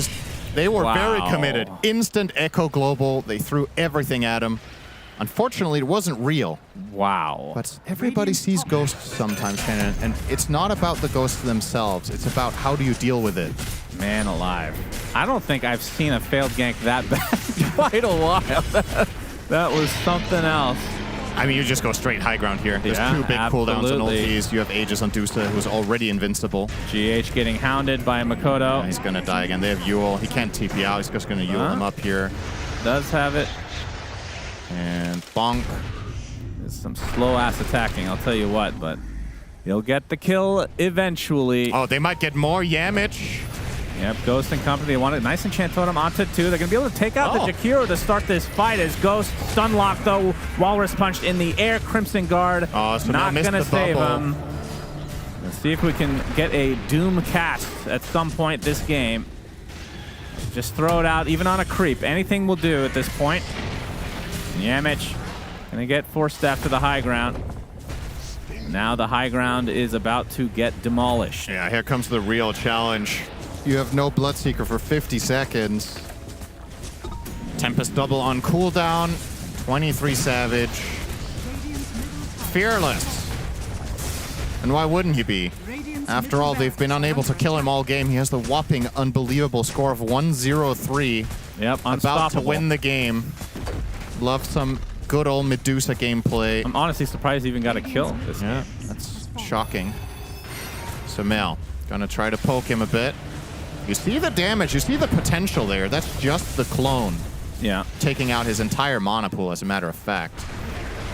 Yep, they're gonna try to the fight here, toss try to get back. that first life, but Yamich already dead. No echo used. Has buyback though. So Mel with the double bubble. Toil in trouble. Now going for the Megas. Makoto actually did hit the Avalanche. Will pop the BKB. There's the Global Silence, but pretty much no fall. Hey, a Doom was used by Noob onto Tusk, who just blinks away. And now they're going to get the Aegis, as Doom will ultimately fall here. And he evaporates. Oh my god, that Echo Slam hit nothing. All right, it's time to just call it GG. This was really bad. Whew. Talon just dominating. As the fight will continue. Joe came in the midst of things pretty low. Snowball going to keep him alive. Stampede as well. They're going to be greeted on top of Ghost, who dies. No way to get back. Now the MKB to counter this bubble, which hasn't really been that big of a deal, for being perfectly honest. The GGs come out, and Talon, they win game 3 convincingly, just like they won game 2. I don't know. I mean, NGX, we've talked about them being super inconsistent. It does feel like in the first game, they caught Talon off guard with this Silencer Bloodseeker lane. They were just prepared now for game 3. They just let it through and didn't seem... I mean, they got 1 kill in lane. That's about it. I don't know. I can't help but feel like this wasn't the Silence of Bloodseeker problem at all, though. I think for the side of Enigma Galaxy, this was probably just too greedy. You ran Doom off lane, Arc Warden mid, and then your 2 supports are Shaker, Silencer. Like, I think these individual pieces and the individual ideas make a lot of sense to me, and I understand what they were trying to do with the Arc Warden pick. They just got outpaced. That's the problem. Like, you look at the Flipster Talon lineup that has constant playmaking through Tusk, through Tiny, through Centaur. They're just running them over all across the map, while Enigma Galaxy are trying to find their footing and eventually get the necessary items. They just never got there. And I can't help but think, this Sumail last pick Arc Warden looks cool on paper. This game would have been so different if he was a playmaking mid. And that's been the way they've been winning their games too, right? They're not putting Sumail on these like greedy farming mids. They're not playing him on Lina. They're playing him on Spirits and Quap. Yeah. So, we'll see. All right. Well, Flipster Talon dominate 2-1, Cheever. They do. I will say they dominated in a way in that game 3 that it made for a not too exciting watching experience. Brian, is that fair to say? Yeah, this might have, I'll just call it as is. I'm sure the viewers are thinking something similar. This might have been the most boring 3-game series that I've seen in a while, meaning you think that goes 2-1, there'd be some back and forth, but I feel like both teams just, when they lost convincingly, and it also partially felt self-inflicted. I will say that I didn't consider it because this was the facet that got buffed, the Arc Warden one, where he has the Arcane Rune with the Midas. The other facet's the one that I thought had potential because Arc Warden's a farming mid, but he can also snowball the map. But what happens is in the first 10 minutes, he's not active and the enemy mid can be. But the other facet, you steal all the runes. So the enemy mid never gets a rune. So in this game, it felt like Makoto not only was Sumail farming, but Makoto was getting all the runes and then using them to kill everybody on the map and had absolute free reign. So a little bit of shooting yourself in the foot, I guess. I agree with everything the caster said. The individual pieces were good. We all thought it was cool. Ideas were great, but sometimes you put too many ingredients in there and you don't end up with a culinary masterpiece. Yeah, that was a bit of an overcooking, I feel like, from the boys at NGX. Because if you look at the Flipster draft, it's completely normal. Very standard. Yeah. It's like standard previous meta draft. Mm-hmm. They just took the Medusa bait and then didn't get punished on it at all because I guess the Arc Warden was supposed to be the punishing factor. And there's always these points in a game where you see both of the two cores on one side picking up a Diffusal Blade against Medusa because they realize they have a Medusa problem, and you're just like, bruh, it's too late. You fucked up. It's over. Like, you lost. You get that Diffusal. She doesn't even care anymore. Like, you need to have this first item, second item. I'm not sure if it was I think the main thing was that they had never really played Arc Warden much before. They don't really play much Bloodseeker. And I think Arc Warden takes a bit of practice. I remember when I was coaching Mikoto, last season, we were actually playing a lot of Arc Warden.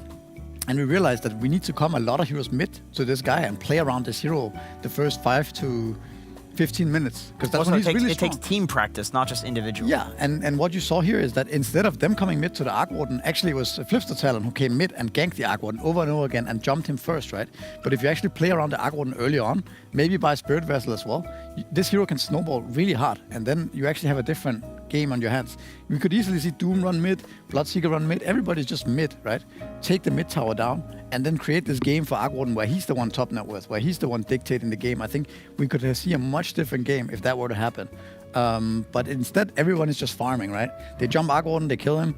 They jump Bloodseeker, they kill him. They jump Doom, they kill him. And everyone just goes back to hitting creeps. And suddenly nothing is happening on the map. And Centaur gets to farm Pipe and Blade Mail, and Tiny gets to farm Blink Dagger pretty much for free. And, Flipster Talon just completely happy. So I think that, I would love to see this game play out again and again. And then to see what would happen if Nigma just changed the way they played the first 10 minutes. Because I think the draft still has a lot of potential.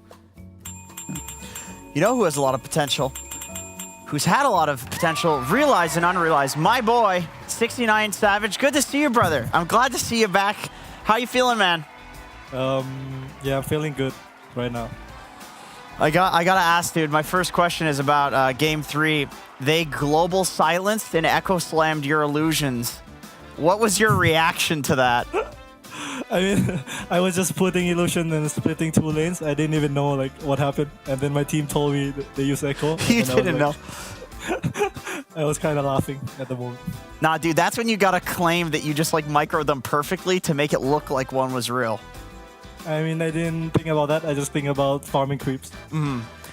So when we were watching the draft of Game 3, we saw that we thought maybe they would pick Bloodseeker. We saw that they already had Doom, and we're like, well, if they do that, this is a free Deuce game. And then you guys took it, and it looked like a free Deuce game. Is that how you felt? It was just a free win because you countered their heroes? Yeah, I thought we had a free win when we have Dusa on 18. Yeah. Okay. They use a lot of HP hero, but I don't have HP. Mm-hmm. What are the good counters to Medusa anyway? Other than anti-mage, is there anything that you think really hard counters her? Darkseer, anti-mage Darkseer. Maybe Pangolier and the Lord. I'm not sure. Yeah. Okay, so mana burn or heroes that can get get a version of her. What about Morphling? It's pretty good, but Morphling is banned a lot of times. Okay. No. I want to ask you about the Kunkka carry. You've been playing a lot of that. Has that been? I know you play a lot of your like really hard carries, the Morphlings, Terrorblades of the world. Has that been like a hard transition for you to play the Kunkka, or is that just every day in the office? It's kind of easy. I think Kunkka just chilling, and I just like use random spell in team fight, and always like some good shit happen when I just randomly use both and everything. So you're just throwing that shit out there to see what happens. Yeah, and the shard and everything. It's just like create chaotic for Mikoto to carry me. He's the real carry. Does that ever make you feel bad that that's kind of your guys' identity right now? It's like Mikoto gets to play an actual carry and you're just Kunkka creating chaos? I mean, when we were doing well, me and Mikoto, we kind of play like this, and I think I'm happy like playing with him like this. Yeah, I can probably guess why, and I'll ask you a question about that. What are the big differences, I got to ask about this team versus OG that you find? You can be politically correct if you want. I think I'm more like comfortable with the players here because I know them for like, I don't know, 3-4 years, and we've been playing together like Kuku, me and Mikoto. I'm more free to do my like my style of Dota. Like sometimes I just feed, but I just make space. So sometimes people in my team call me DY Rusho because I kind of want to play like that. And it's like before when I die, I used to feel bad, but right now I feel like Mikoto and WS is really talented player. They can carry the game as well. That's good to hear, dude. It's clearly working for you guys. I'll throw it over to my tech analyst who's got some questions for you. Missouri? Hey, 23. You had a really good game 2 and game 3, but I was just curious what happened in game 1. Did something go wrong with the preparation or the draft, or what do you think happened there? I think game 1 I just played bad TB and I really not sure, and I was like just kind of just play bad. It's like a bad game, 1 out of 10. And after first game, I went to shower and then I reset. You actually took a shower in between the games? Yeah, to reset. Oh, that's because it was morning game, and it's like we used to play late game from the first day and second day, so I was kind of a bit sleepy on the first game, I think. Okay, I mean, that's actually really cool. I think that's a good adjustment to make in between games. Maybe they should have showers on LAN tournaments in the future. But I think you're also a bit hard on yourself. I don't think that game was really on you. It looked like everything was falling apart. So maybe your teammates should also take some showers in between the games. Maybe everyone went to shower. I don't know. Maybe they did. Yeah. All right, man. That's it. Thanks. Yeah, anyway, now I have the image of all of you guys showering together in my head, so thank you for that. It's really good stuff. I gotta ask you, dude, you're looking great, man. Have you been keeping up with the gym? You getting those gains? Yeah, I'm doing a lot of gym. And hopefully we get to gym together next event. Hell yeah, dude. I'm glad you guys are winning. Can we get a bicep flex on camera? It's a little. Look at that, dude. It's better than last time we met. No, that's good. Well, how many kgs are you up now? How much have you gained? I was 60 kilogram. Now I'm 67. Nice. 7 kilogram. That's really good. Over like a year or something like that. That's really good. Yeah, like a year, 8 months, a year. Nice job, dude. Well, I'll see you there. Hopefully, I'll see you again. Congratulations. And we'll see you in the next one. Thank you. Bye-bye. Good kid. Such an OP strat to play when you're playing from home, to be able to shower in between games. Like I got a proper wake up, you know. I'm just thinking on Lance, like, all right, guys, team shower, let's go, huddle in the shower. I mean, that's really cool. I will say that game 1 that you asked about, Misery. I mean, obviously the Bloodseeker in that game, he didn't even mention it, but it was a problem. That problem was absolutely solved in the game 3. That hero did not pose a threat.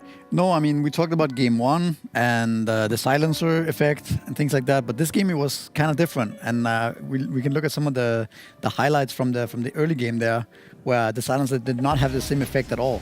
All these bruiser heroes like Tiny, Tusk, Centaur, they just kind of run in. They don't care about the curse. They don't care about, in this case, Shaker, even Bloodseeker, right? It's just not enough damage early on, so they just run at you and they get the kill thereafter, right? You see they kill the Archon. Here again, the Bloodseeker. Silencer tries to TP, but there's just nothing he can do, right? So in comparison, it's a lot different. This was a little bit of look into what Arc Warden can look like, right? We saw the Tusk getting chased down from full HP all the way down and ends up dying. And Arc Warden, when played like this, kind of destroys the mid lane in a way that it's a dead lane for the enemy to go to. But it wasn't that big of a factor in this particular game. And then we just see the fights after that. It's just everybody's full HP on Dire, and it's just hard to see where the damage is going to come from at this phase of the game. Noob getting stunned before he gets a Doom off, and it's just all over from there. Even if he dooms the Tiny there, it's probably not going to matter that much. Just at that point, it's very hard to fight. And I think it just comes down to the early game, like how Nigma Galaxy played their first 10 minutes. And this play was cool because you're showing the Medusa on the high ground, and they have a ward setting up on the Bloodseeker here. So nice little fake going high ground here and killing the Bloodseeker. This turned into the racks on top, and ultimately the game ending as well. Yeah, in the end, it's Talon taking it, and therefore they're 2-1 right now in the group standings. We got Nigma Galaxy with this series dropped. They're 1-2. Of course, we're still having a long way to go for both those teams, so they are going to get a break until tomorrow when they play again. We're going to move forward to our next series. We're going to have a short break as well, and we are going to be back with Paravision and your Colt brothers.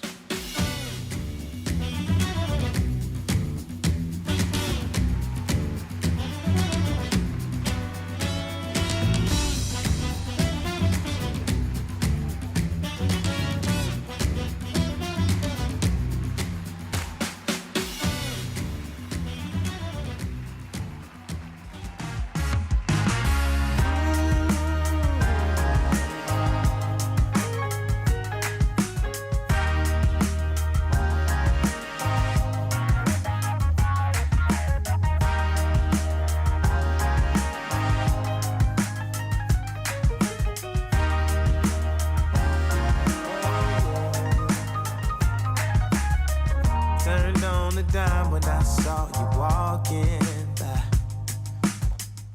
Something about you caught my eye, yeah. Ain't trying to waste my time, just standing in your line. Gotta take a shot before you pass me by. So you wanna be alone for a minute? Come on, tell me what's on your mind. I wanna know what makes you happy. I wanna know, can I make you mine? Ooh, I wanna know if you know that I treat you right. I wanna know, can I spend the night?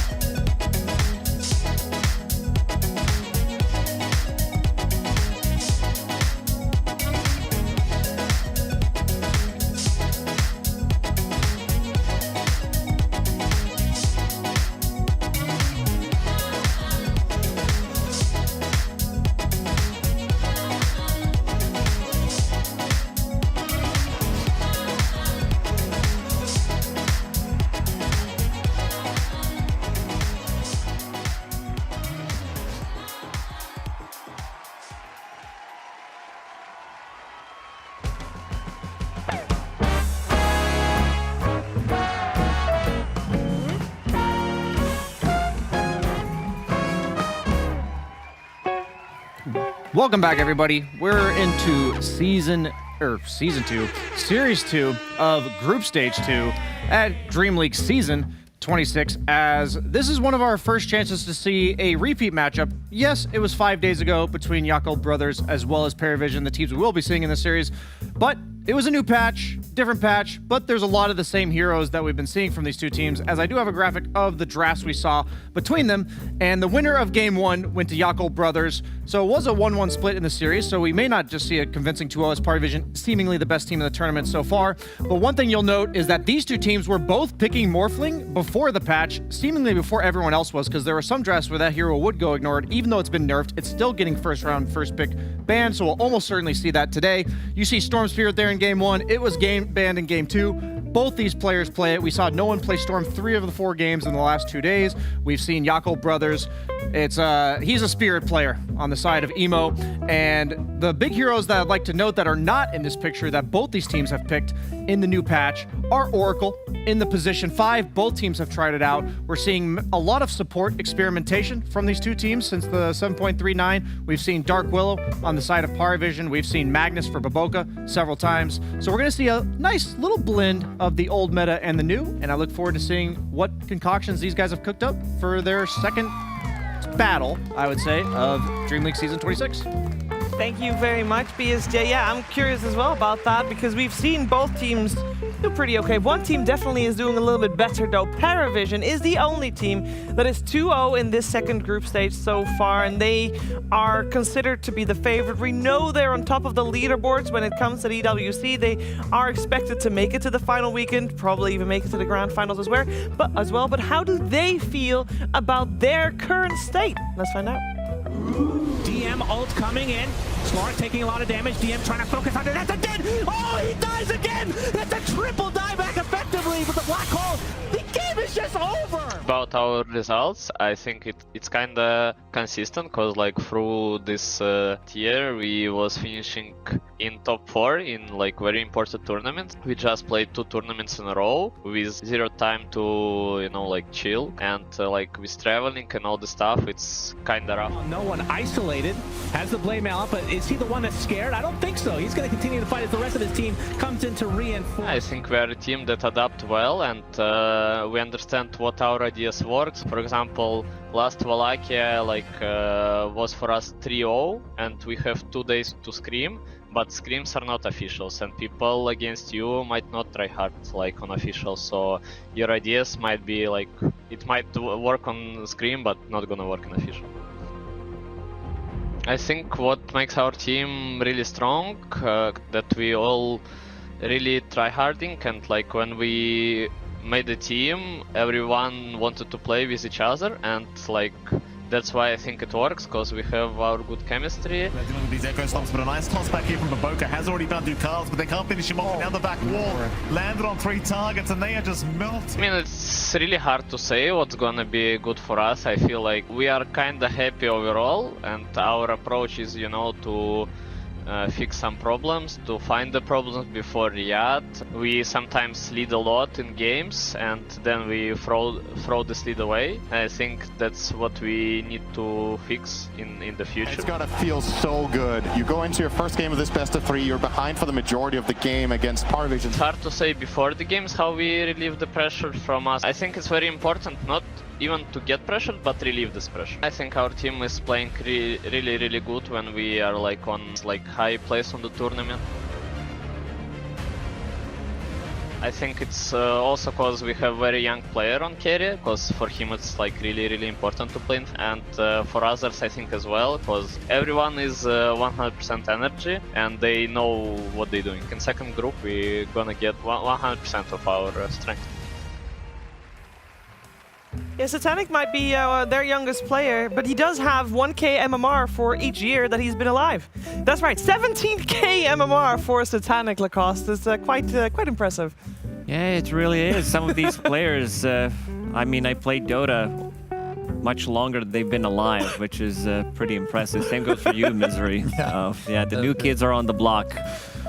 They are. Paravision has been doing really well, of course. I do want to focus, therefore, a little bit more on their contender, because I do feel like it might be a little bit of an uphill battle here for Yakult Misery? Because on paper it shouldn't be even, but you said Yakult, you know, they might surprise us here. I mean, I just think so far they've looked really resilient. They lost the last series, but that was a 3.5 hour grind. Yeah. They just look better than what we've seen, I would say. They look experimental, they have good ideas. Emo, standout player, Boca. I think they're looking good. So I wouldn't say that it's a walkover by any means for Paravision. Yeah, one thing is a lot of the teams, they look wishy-washy like in that last series. Some games they look good, some games they look bad. I feel like for Yakult, the one thing is they always have their identity. They always have their ideas. It's very clear what they're going for. And it doesn't ever feel like it's misexecuted. Maybe there's like a bit of like not quite understanding their limits during fights, but it also feels like their drafts are cohesive. Like they didn't just think, oh, we're going to try Oracle, but not have a carry that works well with it or something like this. And I think going into this series, my question for them though is I think this is almost, DM was saying last patch was amazing for him, and I think it's still just an amazing patch for DM in the offlane specifically, because Darkseer seems like he's still good, Bristleback's still getting first round banned, and I feel like he's the best player on both of these heroes on top of everything else, and it feels like that's been giving them a lot of draft advantages, and I don't know how Yakult's going to work around that. And this team is very good at adapting. If we go a couple of days back when they were playing against Gaming Gladiators, when Baboka was kind of the leading force, the leading voice of the team, when the game was going so late, this was almost a 100-minute game where they needed to figure out how to win that game. He was the one, everybody buy bots too. I'm going to go into Shadowblade with Ancient Apparition, and I'm going to hex him, and the rest of you are going to TP to me so we can get those pickoffs. It was a very long game. They did win it with this strategy in the end, but this is a team that is very interesting when it comes down to some of the drafting, the heroes that they've been playing so far. And considering it's a new patch, I also expect them to experiment even more than they did so far. Yeah, maybe they have a little bit extra pressure compared to Paravision as well on them, of course. I'll be honest, I don't think this team gives a fuck. I think they're just here to play some Dota, get some fun. Which of the two?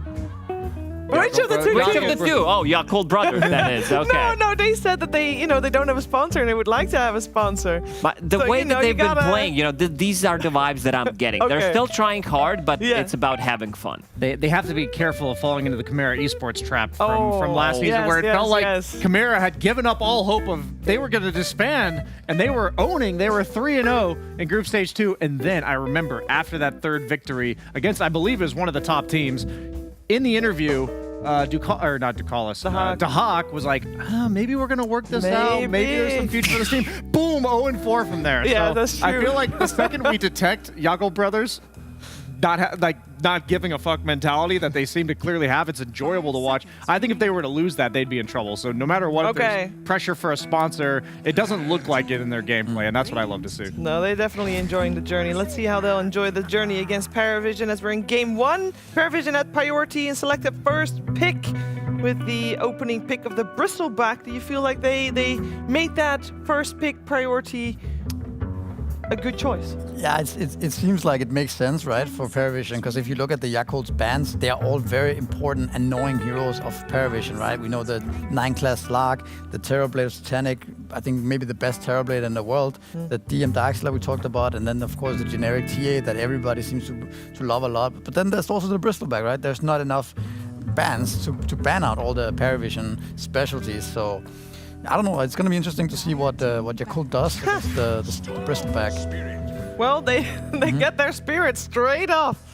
Yeah. And ever since the patch dropped, I feel like Storm Spirit has been pretty much winning every single game. I have to check the stats, but it does feel like this stats, I don't think it does him justice, because I think after day 1, he did win 4 out of 5 games. The hero just feels like it doesn't have that many counters. You try to counter him with, most of the time Puck is banned, and you see some Ember Spirit try to counter him, which is like a cheap way of dealing with him with the chains, building into Mage Slayer, but doesn't seem to be enough.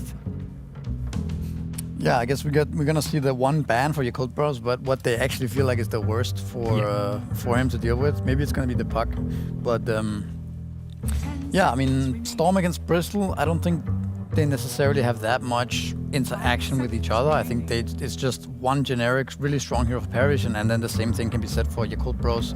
But I'm more curious about how they're going to deal with shutting down the Bristleback in lane, perhaps. Make sure he has a hard game so we don't get this snowballing Bristleback that we saw the other day from, I think it was Noob who was playing it, right? Like, that looked really grim. So yeah, that should be something to look out for. There's a puck ban. I like the Shadow Shaman ban. You have the level 15 talent that Hex breaks. That's a very straightforward, simple meta hero that deals with Bristleback in the later stage of the game. I've been saying that the Goof Acid, you just hard counter with a bunch of Dispels. You see that they've already removed Omni Knight, a support with a Dispel. They've removed Oracle, a support with a Dispel. I wouldn't be surprised if Yakult consider something like Abaddon in the carry role, or something like a hero that buys Manta, Satanic, Diffuse, like Disperser. These are the items you need to buy against this Bristle, otherwise that Goose Stack, it got nerfed slightly how much it slows you, but it's so incapacitating if you are maxed out. Very annoying to deal with. Like, you're trying to chase Bristleback, he's not dealing as much damage, but he's slowing you down, not allowing you to get a kill on him. And this is the hero that most of the teams did start to ban out after seeing a couple of games being played with Keeper of the Light. This is also a flex pick for them, even though Boboka will usually be the one playing it. They can also flex it to position 5, so Olikan played. This is the mana battery for Storm Spirit. They did win 5 out of 5 games when they played Keeper of the Light. Ooh, undefeated. that's kind of exciting. When you guys were talking about DM, I wanted to mention this. It's the one hero that he mentioned at some point that he would love to play and he would love to see get buffed on the offlane. I think it's likely mid or 5.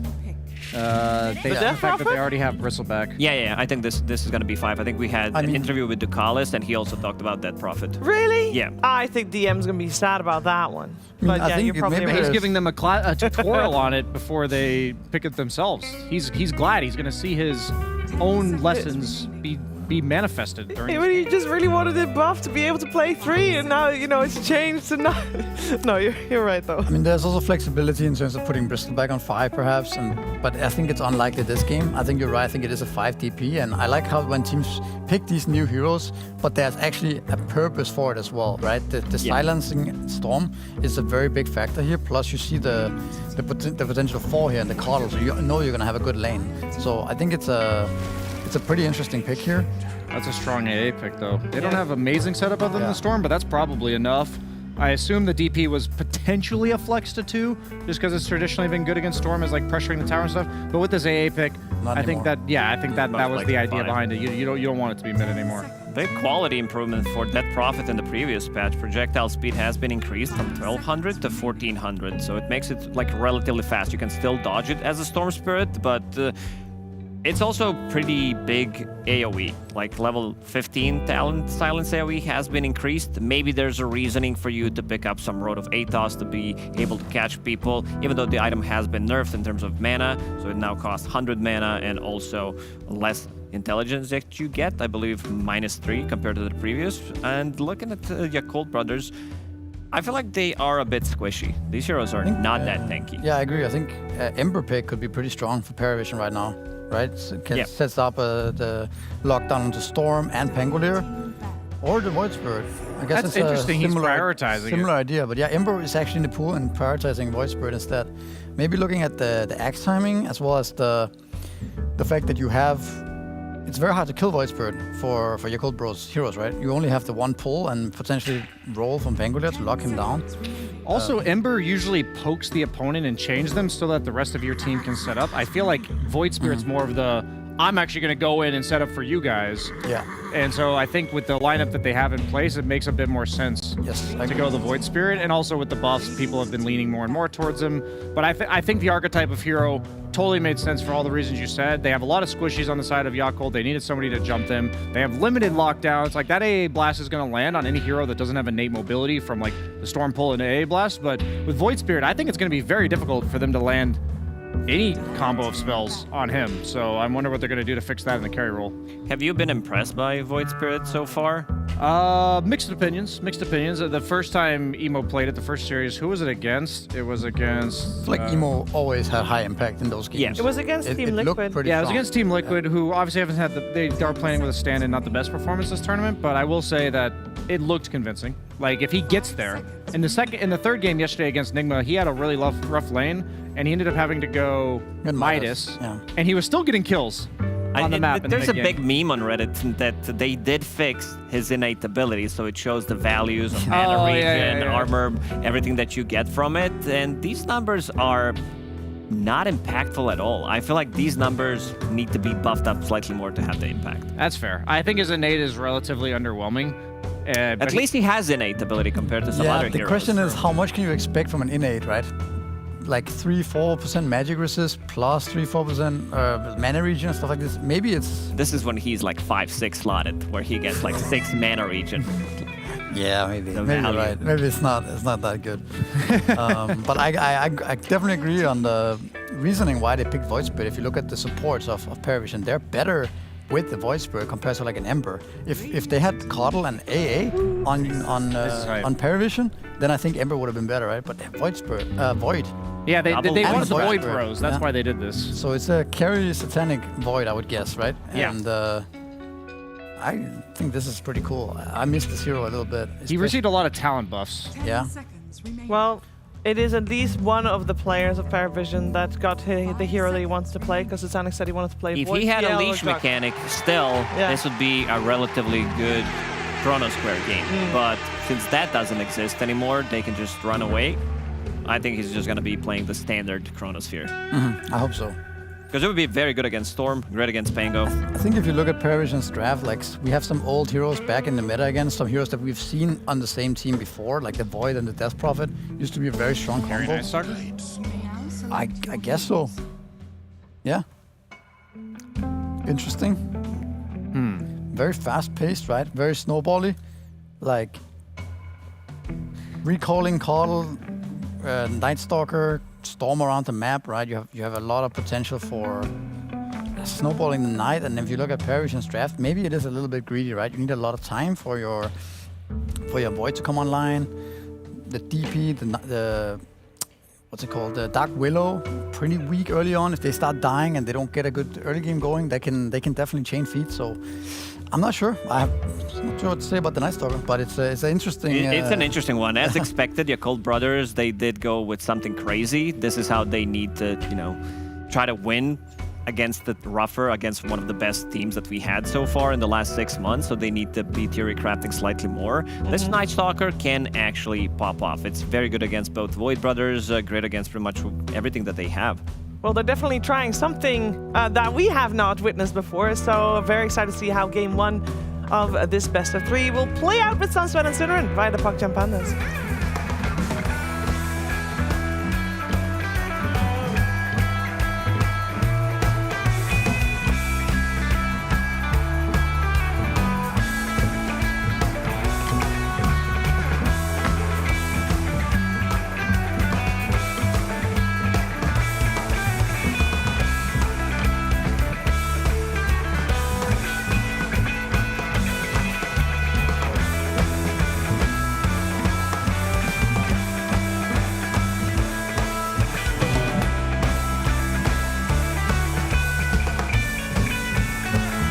Hello, Game On! Your Cult versus Paravision, Sunspan and Synderen. This should be a good one, because we have a Night Stalker carry. Haven't seen that in a hot, juicy minute, Cinderman. Let the cooking commence. This used to be your hero. For those that don't know, we're going to have to hold that thought, because there's an aggressive smoke coming You can out. hold it indefinitely if you want. Oh boy, nothing happened.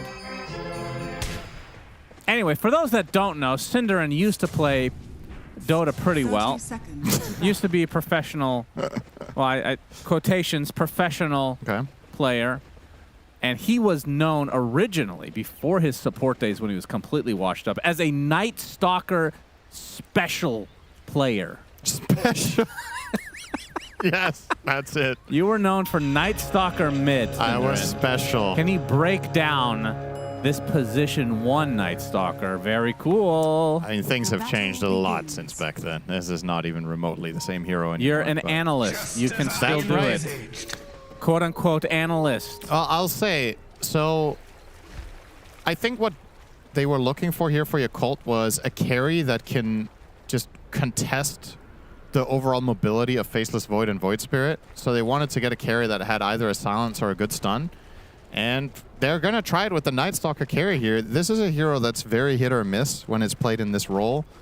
One of the weaknesses Night Stalker has compared to a lot of other carries, he has no inherent way of farming.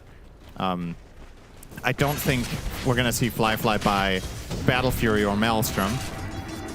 on this guy, because those items feel very bad during daytime. So usually what a core Night Stalker will do to find impact is play very aggressively around the map and put pressure. And maybe that's the mindset Yakult Bros have in this matchup against Paravision, is that if we're going to win this game and this series, we need to make them uncomfortable. We need to get them out of their comfort zone. We need to dictate the pace of the game. And with Night Stalker, Pango, and Storm as your cores, with a Coddle, you can move around the map very actively and get stuff done without a doubt. But yeah, this is very surprising. Also, Faceless Void. I don't know what's more surprising, if that's the carry Night Stalker or the Faceless Void in general. Yeah, sure. Run here. But Satanic is an absolute specialist of this here. Grandmaster tier Faceless Void. In spite of being young enough to barely have had the time to ever play it, he has somehow managed to play it 300 times. So, very impressive. See how he puts this to use here. Of course, you were talking about, before we went live here, whether he was going to take Chrono, because perhaps this could have been a time zone game and playing it in a different position for carry, but I think if you're playing carry, you want Chronosphere 10 out of 10 times. Oh yeah, 100%. Baboka, Spirit Sight been applied. Good calls. We'll talk about that hero in just a bit. Baboka able to ride away on his horse. Oh, Ducalis got greedy. Blood Grenade applied now, and that is a death for him. Fortunately for him, the first blood sound will not be played since the singular range creep got the last hit. Yeah. A little bit less embarrassing. Maybe people don't notice it. Well, I guess should still play anyway. He was so greedy there. He just ran down the lane and threw out a quick the form. Brambles, they're going to chase DM. Going to be able to outpace the Cold Feet. And the Goose will continue. Fly wants to try to turn around to kill off 9 class, because he was going to die anyway. So it results in a 1-for-1, but obviously the favor of that to Paravision. This is one of the, I guess, bigger question marks about the Night Stalker pick. I think this hero lanes really badly against Bristol. So you're picking into knowing that this will be a DM Bristleback, one of his absolute specialties, and yeah, it's a tough time. And this is nighttime, mind you. This is going to get so much worse when we hit minute 5. What are you possibly supposed to do when daytime kicks in? We'll see. But looking at the Void, I mean, we're looking at this, like, not the most obvious synergy with the Chronosphere. Usually you want these wombo combos. I mean, it's been a while since I've seen Chronosphere, since it's been the time zone disgusting creature that is no longer a thing, it seems.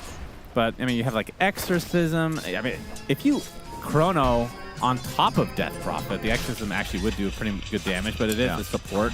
Bramble, like, nothing really... No burst, I guess you could say. No huge wombo combo. I think there is a pretty major upside to have a reliable setup for Terrorize, though. Like, it's a spell that is a bit situational. Sometimes it looks like an incredible ability. Other times it's hard to really land it. But if you have the Faceless Void guaranteeing you that as a follow-up, in a way it kind of works as damage for the Void, because he just gets to stick on the targets for an additional couple of seconds before they get their eventual counterplay out of the Chrono. Yeah. And even BKBs don't really solve it. As long as you Chrono them before they BKB, well, the Terrorize is going to land as well. And they'll be feared the moment they come out.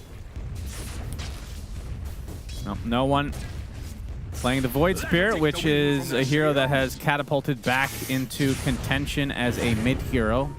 Was not a hero in general for quite a while. He's on 24-6 versus his brother on the Storm Spirit, 21-5. Yeah, I agree. All the spirits are pretty fun. I think the one that gets a little old if you see it literally every time is Ember, maybe. Yeah. But say, for me personally, Void Spirit it's my favorite one to play together with Earth Spirit. I just think there's something about the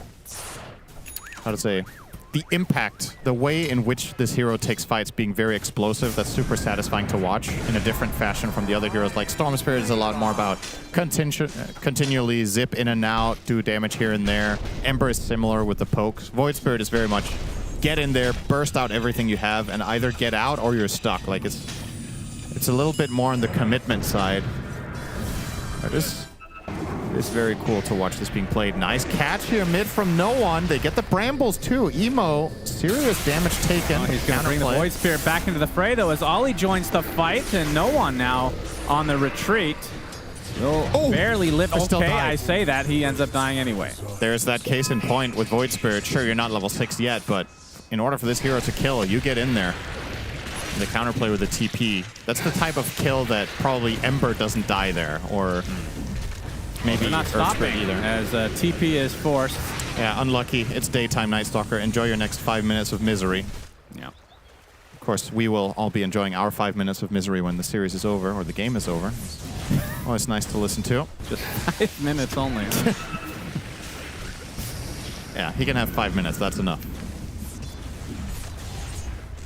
So, thoughts on Death Prophet support? I think it's pretty good. You know, this is not a new concept. This was relatively played, I want to say 2 years back. Some teams were running Death Prophet 5 quite a bit, and you get some numbers tweaks here and there. Some heroes get nerfed, some get buffed.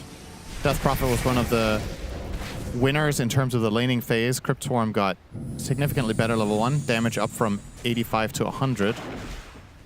It maxes out at the same at level 4, but of course for supports, more often than not, really important that you're strong in the first 5 minutes, and Spirit Siphon is a godly lane ability. It's so good. Yeah. So. Haste forced for no one. Yep, Gonna immediately run bot. Yeah, he'll have 2 charges by the time he's down there. See if he can set something up. Now, this is very telegraphed, though. He just left the mid lane. They even saw his trajectory, so yeah, Baboka will just be TPing away. Now, this is an interesting, how to say, pivot from Yakult compared to other games they've been playing this tournament with success. Baboka plays a great Coddle, but he's not a playmaker in this game. We've generally been seeing him having massive impact on, in particular, his Magnus. He's, of course, very known for his Monkey King, and he's also known for his Ricky, like these kind of pesky heroes that just come out of nowhere and set up plays. Coddle, not really the same. Oh, they're going to start this out onto Emo. Zips away just in time. Yeah, close call. You can see, I mean, Dark Willow can be super annoying to deal with if the Bramble does hit. Yeah. Obviously has a way to dodge a lot of the other abilities. I suppose there's also even room for a little bit of a Aether Remnant can pull you into a secondary Bramble, perhaps. You set up the play correctly. You do have a little bit of repositioning. Willow loves playing with heroes that displace, because then, for example, if you're playing with Magnus, you can skewer people into Brambles. Those kind of Flame Break with Brambles is nice. Anything so that you can hit twice. The spell is effectively balanced around one of the Brambles hitting the hero one time, right? If you get to hit 2 or 3 times, it's one of the most busted spells in the entire game. Yep. Sometimes very difficult to get your way out of that maze, Synderen. Yep. I'm not sure what you mean by that when you say it that way. I mean nothing by it. Okay. Because everything I say sounds sarcastic doesn't mean it is. Not.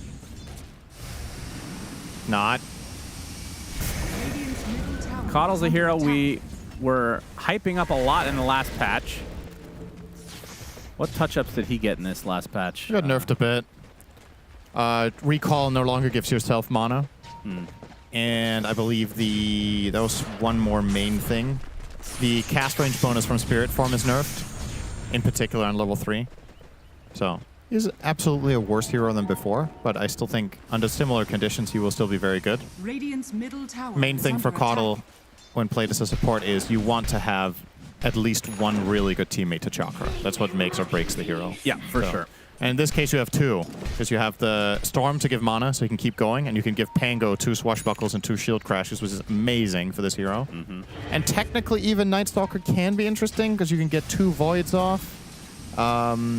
Even Crippling Fear, being used twice in a fight, can be very effective. It's got 15-second cooldown on level 4. So with the Chakra, you can almost chain them together, but not fully, and that makes a very big difference. If you could 100% uptime 2 back-to-back, then all of a sudden Night Stalker can just run down a hero like Faceless Void or Void Spirit. I was hoping to see the other facet on Night Stalker. We didn't really get to talk about that too much. Yeah, the one he Void took, Bringer? obviously, is the Night-Day just swapping, which means Tormentor actually will end up in the bot side of the map at 20 minutes. But yeah, the other one is the upgrade to Void, which we'll talk about in just a moment, which that moment has arrived for those that were waiting. Gives you that level 5, which is the AoE, which is the old axe on Night Stalker, which sounds really good. Yeah, I think if you're playing Carrioness, I think that one is more appealing. Yeah, that's why I was going to ask you, is it really worth the switcheroo? Because when you play offlane Night Stalker, I think a lot of the time you need Night Rain in order to get out of the laning stage, because playing offlane is very hard. Yeah. But playing the safe lane, if you're playing in this case, AA Night Stalker, how big of a difference did it make that it was nighttime in the first? He died anyway in the first 5 minutes. Yeah. I think you could have swapped these around. Maybe and he would have died twice. Yeah, you say that as a joke, but possibly. Like maybe it would have been significantly harder.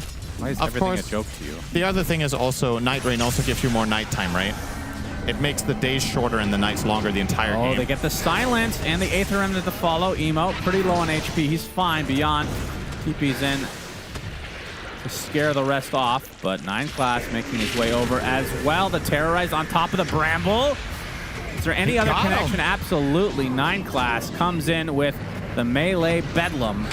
9 class will likely be traded, but that is a huge kill going out for Paravision. Crippling Fear ending for Fly now as the Shield Crash connects onto Ducalis. And that's going to be a support kill, so 2 for 1, 2 supports for the mid laner. No one's sticking around. Not over yet. Dissimulate away. Radiant's bottom tower. Fly continuing, still has that ult activated, of course, and now the Crippling Fear on top of the Void Spray. He's in a lot of trouble. No one stuck around too long. Satanic. Chronosphere only onto 1 as the zip into the other side of the Chrono from Emo. They will lose their Night Stalker, but Satanic, he will be brought down to his knees. Now the AA Blast greeting DM. Damn. And some way, somehow, your Cope brothers have made this work. Yeah, look at him go. He's got more mana onto Emo. The brothers don't stop. That's right. Oh, they stop now. Okay, well. The brothers stop. That's a good effort.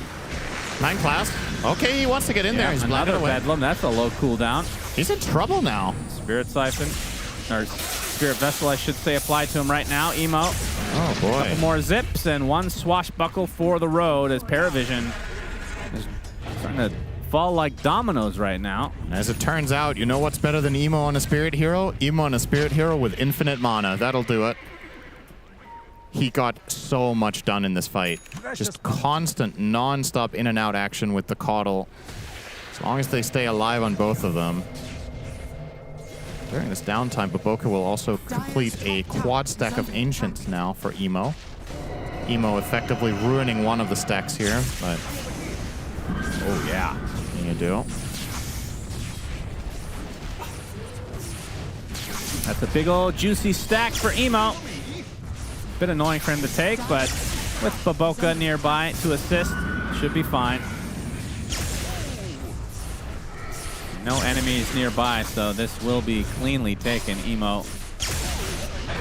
I mean, look at his net worth. He's only in the top 4 right now. Yeah. Despite all the good things that have happened in the last minute and a half. He got none of the kills, so he's only been getting assist gold, unfortunately for him. Beyond, gonna find Ducalis, still only level 5 on the Death Prophet. Easy pick, and now 9 class. No way out of this one, you would think. Well, gets the Shadow Realm off, and looking for the Terrorize. Could just TP out potentially. Beyond, he will swashbuckle to death. Okay, well. Sure, you and I going into the series were expecting Paravision to definitely be the favorites, but I would kind of agree with the assessment from Misery that the Cult have been looking impressive, and I think the one thing that has not looked impressive for your Cult is their ability to finish games, which in large part has to do with not having building hitters, which, lo and behold, they also do not have this game. True. So we'll see. I mean, I think Paravision, I'm going to be real here, I think they're on a different level of most teams left in this tournament, at least from the last, if you're taking the data from the last year. I think if they're going to be able to hold into the late game, they should fare better than some of the other teams we've seen. So if your Colt have trouble finishing, Paravision gets that time. I mean, with the Void, that is a scary proposition. And the late game, I mean, how well does a Night Stalker scale these days, would you say? Oh, he can become a monster, for sure. No one. He's crippling feared. AA Blast is there as well. Dissimulate. It looks like able to get off a couple astral steps. Is he going to tick out? Gets off the Aether Remnant. DM is here to assist, and no one is actually going to survive that. Great escape. Very well played there from no one. But yeah, it's I'm with you that Cold have been struggling to reach high ground mainly because of lineups, but also I think it's worth keeping in mind that Paravision generally don't lose map control. So if this mid-late game portion is more scary for your cult, I think it's a good recipe to win the game, to have a lineup that is extremely oppressive on the map. Like, making Parvision uncomfortable getting out to find farm for a team that's usually been so good at playing that exact style, I think can be very valuable. Like, every nighttime in this game is terrifying for their side. Speaking of terrifying, Terrorize going out from 9 class, but can't follow through. Fly flow will be Meanwhile, fine. Smoke got the Rolling Thunder and the Orchid on Emo. That should lead to the kill onto Noah. No escape this time for him. Cullis is level 7 now, so Exorcism at the ready. Interesting. Fly almost has Radiance on the Night Stalker. Of course, that was the one farming item we did not mention. We mentioned the Battle Fury and Maelstrom. You can go Radiance on this hero. This might work out really well for him. Of course, you are a hero that's a lot of the time in the center of the fight, so could do some good Radiance damage. It gives you some tankability against heroes like, in particular, Faceless Void and Bristleback. Yeah. So I like this. I wasn't sure. I thought he was going to go for some sort of tempo build with Armlet, just looking at their lineup, but full on getting the Radiance in just a minute now. Should give them a nice next night time. 4,000 lead here for the bros. The Super Yakult brothers. Ollie buys a Midas on AA. That's a blast from the past right there. An Ice Blast from the past, if you will. LOL. An Ice Blast from the present. Not enough. Please never say LOLOL again. LOL. That makes you sound like an AI. LMAO. ROFTL. ROFTL. Rolling on floor to laugh. No. Wait. Oh, yeah, I did say that. I did say that. Shit. That's okay. Oh, close call. Yeah. If they would have done any damage there, the recall would have been canceled on Emo. Could have got interesting, but they didn't manage to get him out of there. Ducalis, this experiment of Death Prophet 5 so far has definitely been a miss here. Can't say it's the hero's fault in the lane. The lane went fine. It's what came after. It's difficult for Death Prophet to play into AA. It's difficult to play into mobile heroes. And guess what you're facing? Literally only mobile heroes. Yeah. So, Yakult brothers with a good understanding of what makes that hero tick and avoiding to enable that. 9 class will run into Baboka. Does he have the damage? Baboka is very tanky. Yeah. And yeah, he doesn't. He's just going to go for the TP. Baboka with the Holy Locket, soon to be Ags. He is very farmed on Caudle. Wow. 6,000 net worth to the 3.6k of the Willow, so ahead by more than 2,000 here. That is quite the discrepancy, I would say. And that's worth keeping in mind when you make your assessment for late game, because yes, Faceless Void is late game king, right? He always was, but And Signet on Caudle's crazy. the supports on Yakult scale very well and can get super rich. And yeah, this is an unleashed Searing Signet on the Caudle with the greedy aspect, so very, very strong, and will get able to get a lot of more teamfight impact and farm with this one, Baboka.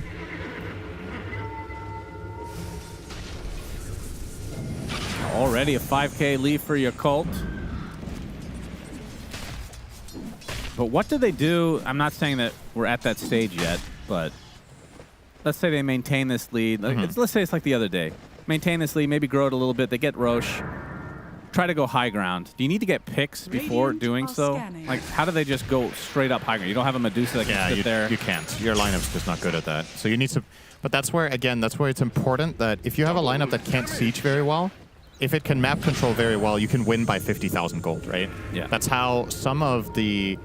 During the period when Falcons was just the team to beat, a lot of their games, they actually didn't necessarily have good sieging heroes. They just controlled the map super aggressively and had heroes that were very difficult to access. And that's what I feel like Yakult's lineup is here. If you're ahead and it's nighttime, it's extremely difficult for the other team to get out of base. All of these mobile cores that have different ways of catching, the Caudle that can bring players around. Like, Caudle, to me, is one of the most broken heroes in Dota when you're winning. Because you're always +2, right? Yeah. When he gets the shard, anyone gets jumped on or anyone sees a moment of opportunity, you recall yourself to them, you recall an ally to you. You just run them over. Oh, Speaking of... Good read. Very good read. I think maybe he saw them. Tormentor Not is sure. available for the taking. Past the 20-minute mark. I was going to say it's at bottom, but he turned it to Knight, so not the case. No, it's still at bottom. Wait, does it not work that way? It just swaps sides every 5 minutes, right? It's not about... Wait, no, it doesn't. I can't remember this, Shannon. It's always so confusing with Night Stalker. Nobody plays this hero, including me. Huh. I guess it's true, because, I mean... Yeah, I don't know. Well, so it is bottom now, which makes sense because it's minute 20. That would Usually be- it's top at minute 20. Oh, so it is, yeah. It is okay. correct, but Yeah. but the interaction with his ult, whether he turns Knight today, should not affect where it is, right? It's not following his ulti, it's just following the day-night cycle of the game, Okay. I think. Gotcha. Yeah, that makes sense. I guess. Otherwise, when a team is doing Torment, you just pop ult. I was going to say, that would be a hilarious Yeah. counter, actually. I wouldn't mind seeing that. And then when you're about to kill it with Night Stalker, Phoenix uses ulti, you teleport to the other side. That would be so sick. One day. Yeah. Dota 3, maybe. Invisibility. Radiant are scanning. What big items do we have coming up? So Emo is about to get BKB. On the side of Power Vision, also BKB almost completed for Satanic. So big items inbound. We've seen no one just pick up his Axe on Void Spirit. He is very poor, by the way. This has been a tough game for him. 0-3. Yeah. He has the same net worth as the Coddle on the Void Spirit. So leaves a lot to be desired here. Anything else on the docket here that's interesting? Not most in of the lead, too, particular. feels like. Yeah, it's a big part of it at least. The Coddle now with Ags closing in on the Shard as well. Baboka is going to be a monster in this. You see an Ironclass hunting here. He has a good ward, but literally zero backup. I don't think he can solo any of the Radiant heroes except the AA. So he's kind of hoping that he's going to run under this ward and get trapped instead. They're going to make a smoke move that might not be the most obvious to Power Vision that this one's going to hit and where it's going to hit. Yep, all 5. Night Stalker at the ready. Has the Radiant. BKB not quite there yet, though. Tower is under attack. Just the recipe away. Maybe they just go Roche. I guess that is the case. Seems like it. Not the best Roche lineup, but faster than you might expect. Of course, Pangolier will help with this. Looks lucky to be shot. fully uncontested. Assuming Emo takes this. Yeah, for sure. We've been sure before, and I was pretty confident when Night Stalker ran out of the pit. yeah.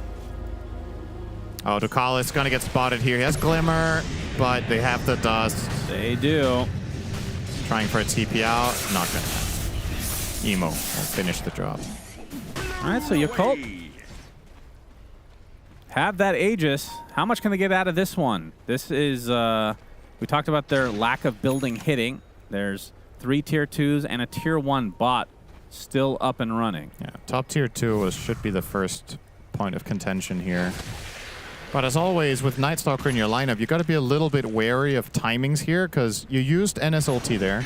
And that means that in 45, or excuse me, in 1 minute, you're going to have 40 seconds of daytime before you can use your ult again. And during that period, even if you have Aegis, you're rather weak when this guy is not online. Flyfly is going to complete a BKB, though, so that's the good news for him. Yeah, that's probably the thing they've away. been waiting for before grouping up a little bit more traditionally. Yeah. Is a big upgrade for him, and of course, level 20, or excuse me, level 15 talent as well, the 20% status resistance on Hunter in the Night. Can you believe this was 35? The first version of this talent. It was so beyond broken. Oh, the status resist? Yeah. It was 35, then it got nerfed to 25, and then to 20. Yeah, it was almost half as good as the first version. I don't know who thought that was fair. No, Flyfly gonna pound away at the tier 2. There's a defense mounting, though. No one with a double Astral into the Aether Remnant. The Will-O-Wisp to try to counteract this, though. BKB just delivered by Flyfly. He's gonna activate it immediately. No one left to assimilate away. AA Blast will be avoided as a result, but Emo, with the help of Beyond, looking to finish off the Void Spirit. No one is done. Where's Satanic? He's stunned up by the cold feet as Beyond hits him on the way out. Wait, what happened? Satanic doesn't have TP? Oh, but the TP is going to be canceled thanks to the Chronosphere. Do they have any follow-up, though? They don't need it. That is more than enough damage from Satanic. Emo takes out 9 class, though, as Beyond drops to the deck. As Satanic trying to continue on to Baboka. Emo still has a decent amount of mana to work with, and of course has that second life, but it matters not for Baboka. Can't save him. The Bash looking for it. No.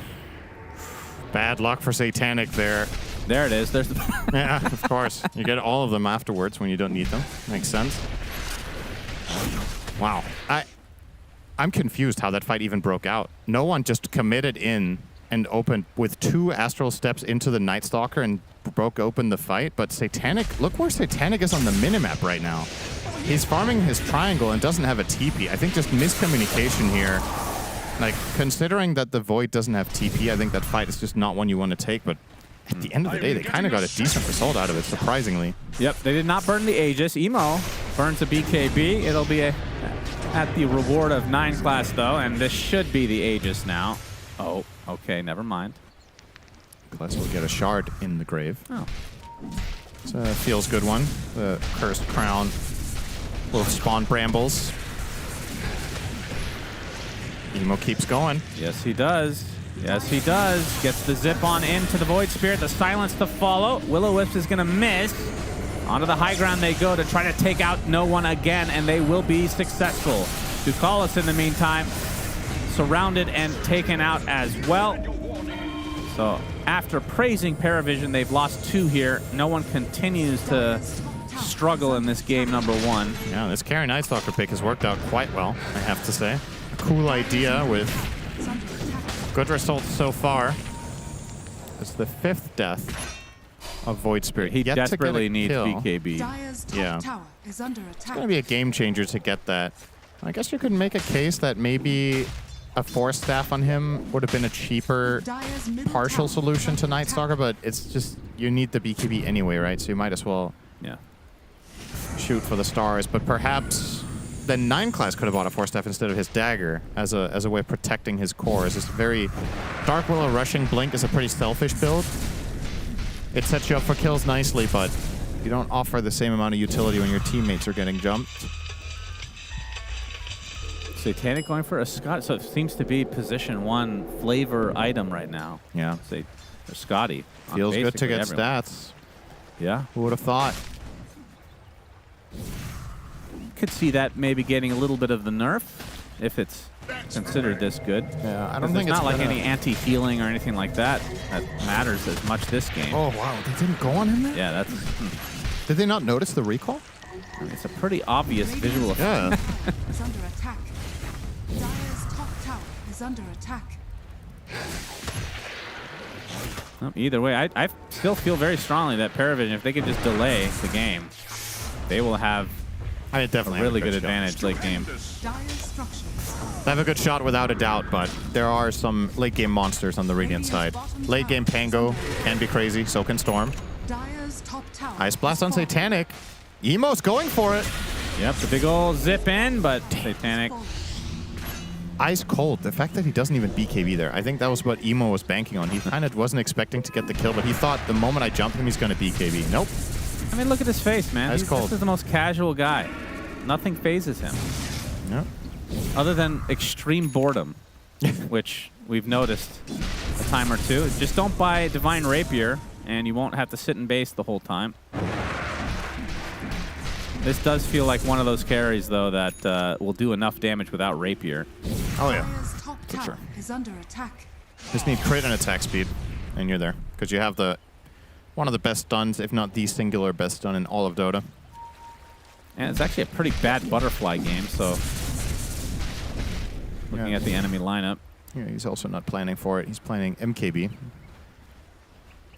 For the Radiance and Blinding Light, I suppose. That's good for sure. 30-minute rune. Ult activated by the Night Stalker. They up. give up the DD rune to Emo, though. Now the Crippling Fear upon the Dark Willow. They find no one, though. That's a big prize. Another death for him as 9 class is cleaned up shortly after. Now the A blast reserved for the Bristleback as DM tries to retreat, but the Will-O-Wisp brings him back into the fray. Chronosphere still available as Ollie's going to be taken out by Satanic eventually. To the high ground, the Death Prophet goes, but 3 dead for Paravision. They're bleeding out. Oh, he froze. Satanic will have to beat KB. Actually, Chronospheres to take out the Storm Spirit. That's a huge kill. Gonna get the Pango apparently as well. Nope. Able to get the shield crash off. But the bashes continue onto the Night Stalker. Fly is dead. Satanic, a one-man army on top of Beyond. Time dilation. Not going to be enough to catch up here. Salvages that fight single-handedly. And if no one can get any spells off in these fights, man, this is rough. That was a 2v5, and Satanic killed 3 heroes. Yeah. He's 300 away, now 100 away from finishing BKB. And he's almost level 25. The next hero is level 20. You see the replay. This is such a good fight from your Colt. It's a very rare cold feet activation. But this jump is really costly. You've got to be so careful, but at the same time, props to Satanic. He's so quick. Just instant reaction to the zip in. He was anticipating it was coming, was ready with the chrono. Look at how calm he is. That's not him, by the way. Nope. He's pretty calm, too. And interestingly about Ducalis' background, there actually has a poster of Satanic in the backdrop as well, behind his couch. The baby? Very, very big fan of Satanic. That's not a baby. The baby picture. Not a baby. It's that meme. Yeah, but it's not a baby. It's not? No, I forgot what he's called. What he's called? Now, am I mixing it up? Isn't that the... Yo, we gotta see this. Show us the background of Ducalis here. The backdrop. That's a baby. No, it's not. What's his name? I can't remember. Anyway. You and Mike Tyson would get along well because that was a very funny clip. Is that the same person? Yep. Okay. Oh, boy. I think so. All right, Rolling Thunder from Beyond. Not able to find any stuns here. There's no one. Getting gone on again. He does have the BKB this time. Fly. Already popped his with a crippling fear. No one. Can see Astral Step on the Fly trying to run away. They have the dust. They see him now, but they can't catch up. Night Stalker too elusive right now. As DM. They see the AA. Almost 3-shots him. Still no kills here. Violence onto the Pango. Can't get to the other side of the cliff. Gonna get chased, but has the swashbuckle. Now the time dilation. Gets his roll up off. But he's gonna get slowed to a crawl as the AA blast is coming, but likely all for naught for the Pango. Meanwhile, they do eventually find the Night Stalker. Ooh, Resonant Pulse. Last moment is enough. So 2 big core kills in favor of Paravision. That was a really elongated fight. Chronosphere was never used, or just wasn't up, maybe. He had it for the Pango kill, but didn't need it. So I see. How is Satanic level 25? That's actually ridiculous. What a guy. It's good to have in your team, you gotta say. You'll bash the ever-living crap out of Roshan. Into the pit. And this is a gimme. Now, who do they put it on? Will it be him? It will. A little bit of a banner there as well for DM. So Satanic, fully loaded with the Aegis. MKB, well, it's still pretty far away, I guess. That's the next power spike for him, though. You can start hitting the buildings. As this mid-tier 2. Looks to be worse for wear. And with this Aegis, in terms of net worth, getting close to equalizing for Paravision. See, what's Fly's next power spike? Going for Basher, it looks like. Onto Ducalis. Dust. Yep, the Crippling Fear still upon him. Will drop. Fly BKBs. Astral Step. Not going to be able to catch up. Fly's ult too good. He's got his shard as well to be able to eat these creeps. Nom nom nom. One of the coolest shards in the game. Or satisfying, I should say. I love that one. It's nice. But yeah, this is the story of a lot of carry Night Stalker games. I say as if there's been a lot of them. DM. Oh, hang on.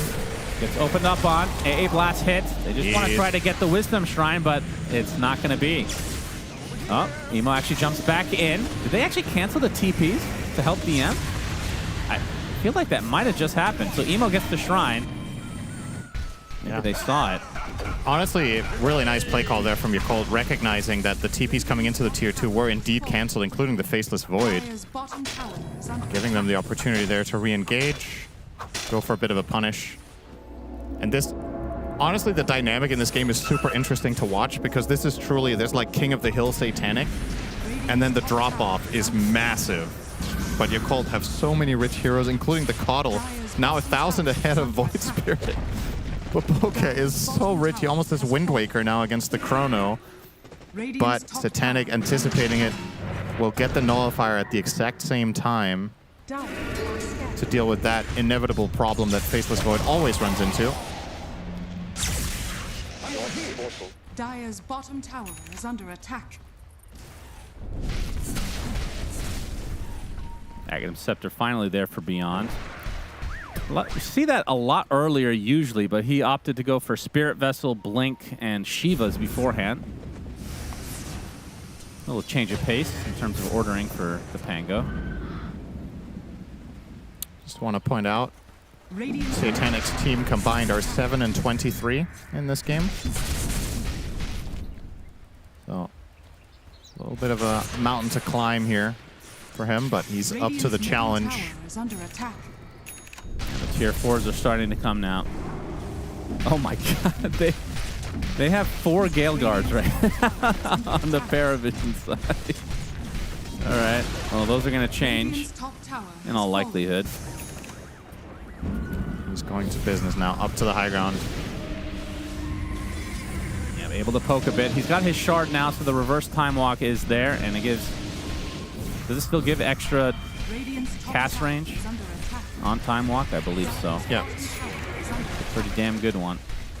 How do they kill this guy? I think they're just not going to try. But at the same time, Emote down bot will get opened on. Going to get stunned on the right side of your screen. Emote will be able to zip away, though. But in the meantime, Ducalis and his Exorcism are no joke. Applying a lot of pressure to this tier 2 top. It's Astral Step now on the other side from Noah. They're going to focus on the Coddle instead. Baboka is dead right next to his fountain. He has no way to get back into the game either. There's a Terrorize on top of the Pangolier. Do they have enough damage to actually rip through this? Ducalis is taken out eventually by Fly. They do find the Pango in the end. Some huge kills for Paravision if they can get away on no one. Astral steps to the other side. A nice Chronosphere. Going to hold one in place. Keeps no one alive as well, but he gets the AA blasted to the face. Satanic going in very deep, but Fly eating a creep to stay alive. Still has that ability to traverse terrain. Satanic trying to chase, but Emo able to get to the other side of the wall. Pops the BKB as he walks away with no mana to speak of. 3 dead for Yakult, and Paravision have only lost 1 support. Yeah, Emo's Butler is dead, so he runs out of juice. That is 1 lane of barracks for Paravision. 20 seconds on this Aegis. They'll keep certainly going. Poke a bit more. If not, get another set of racks outright. Of course, against the Storm Spirit and Night Stalker, 2 cores. Have to be a bit careful. Faceless Void actually goes for the Outworld Staff. Interesting. Yeah. I couldn't have been more wrong on this one. Well, maybe they're all wrong. I have yet to see it do anything, if I'm being honest. Well, that's not true. Silencer once got a global silence off because of it. In another game, of course. Yakult about to have 5 back. Satanic and company really want to get this second set of barracks. They'll do it. Bristol. And it will fall. And Paravision, if they can get away cleanly, they will be at a massive advantage now. 2 lanes at 39 minutes of the game. And only half the tower taken as well. So the gamble not really paying off for Yakult at all. And we talked about their building hitting. If they had building hitters, that could have been something. But Paravision just called their bluff. Yeah, and now things are about to get much worse. Not only are down 2 racks, but Satanic has a double damage bottled up right now. Ready to go. Chrono in 30 will line up nicely with this rune still being available at that time. And he can effectively kind of just pick his target and kill them, right? There's no counterplay. They have 1 Wind Waker that he can nullify off. So anybody he finds should just be dead on the spot. That's a good find, though. Yeah. For Fly. That will delay the Lincolns that Satanic almost had completed. Now we'll activate the rune. Well, I guess it won't be put to use for a fight. Wait, what did he buy Lincolns for? Orchid? You have the BKB. Storm has a Hex. Oh, a Hex on top of that. Yeah. It's probably fine. Who am I to question that guy? You can buy whatever you want. Yeah, that's right.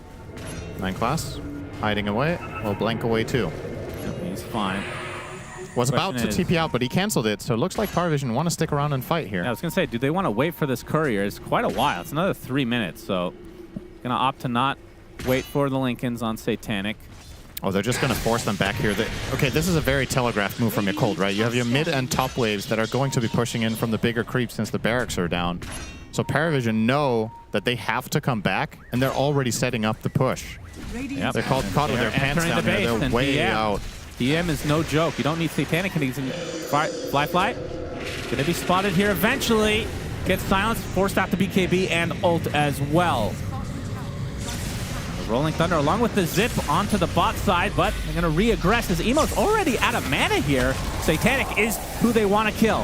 Has the Chronosphere at the ready, but able to get away pretty cleanly right now as the Will-O-Wisp will be cleaned up as well.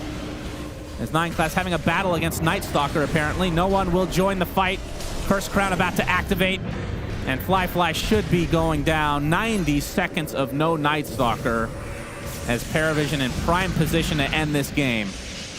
Big ol' zip, not able to get that last wave, but DM will be able to get some pop shots. Yeah, the top lane pushed in already. Satanic and company still have pretty much everything at the ready. They don't have Exorcism, but Chronosphere up. Will-O-Wisp just to try to delay along with the Blinding Light, but 60 seconds is way too long. And Night Stalker, 1,300 gold away from buyback, so not even picking up some bounty runes will help the cause here. Now 9 class has a Hex too on the way. We'll be able to just blink Hex someone. It'll be a very surprising move. But yeah, this is easily going to be megas now for Paravision. And the Hex from Emo. AA Blast not going to find the connection they wanted. Rolling Thunder used from beyond. But it's not going to feel too effective at this stage of the game without any follow-up. So with that, Paravision.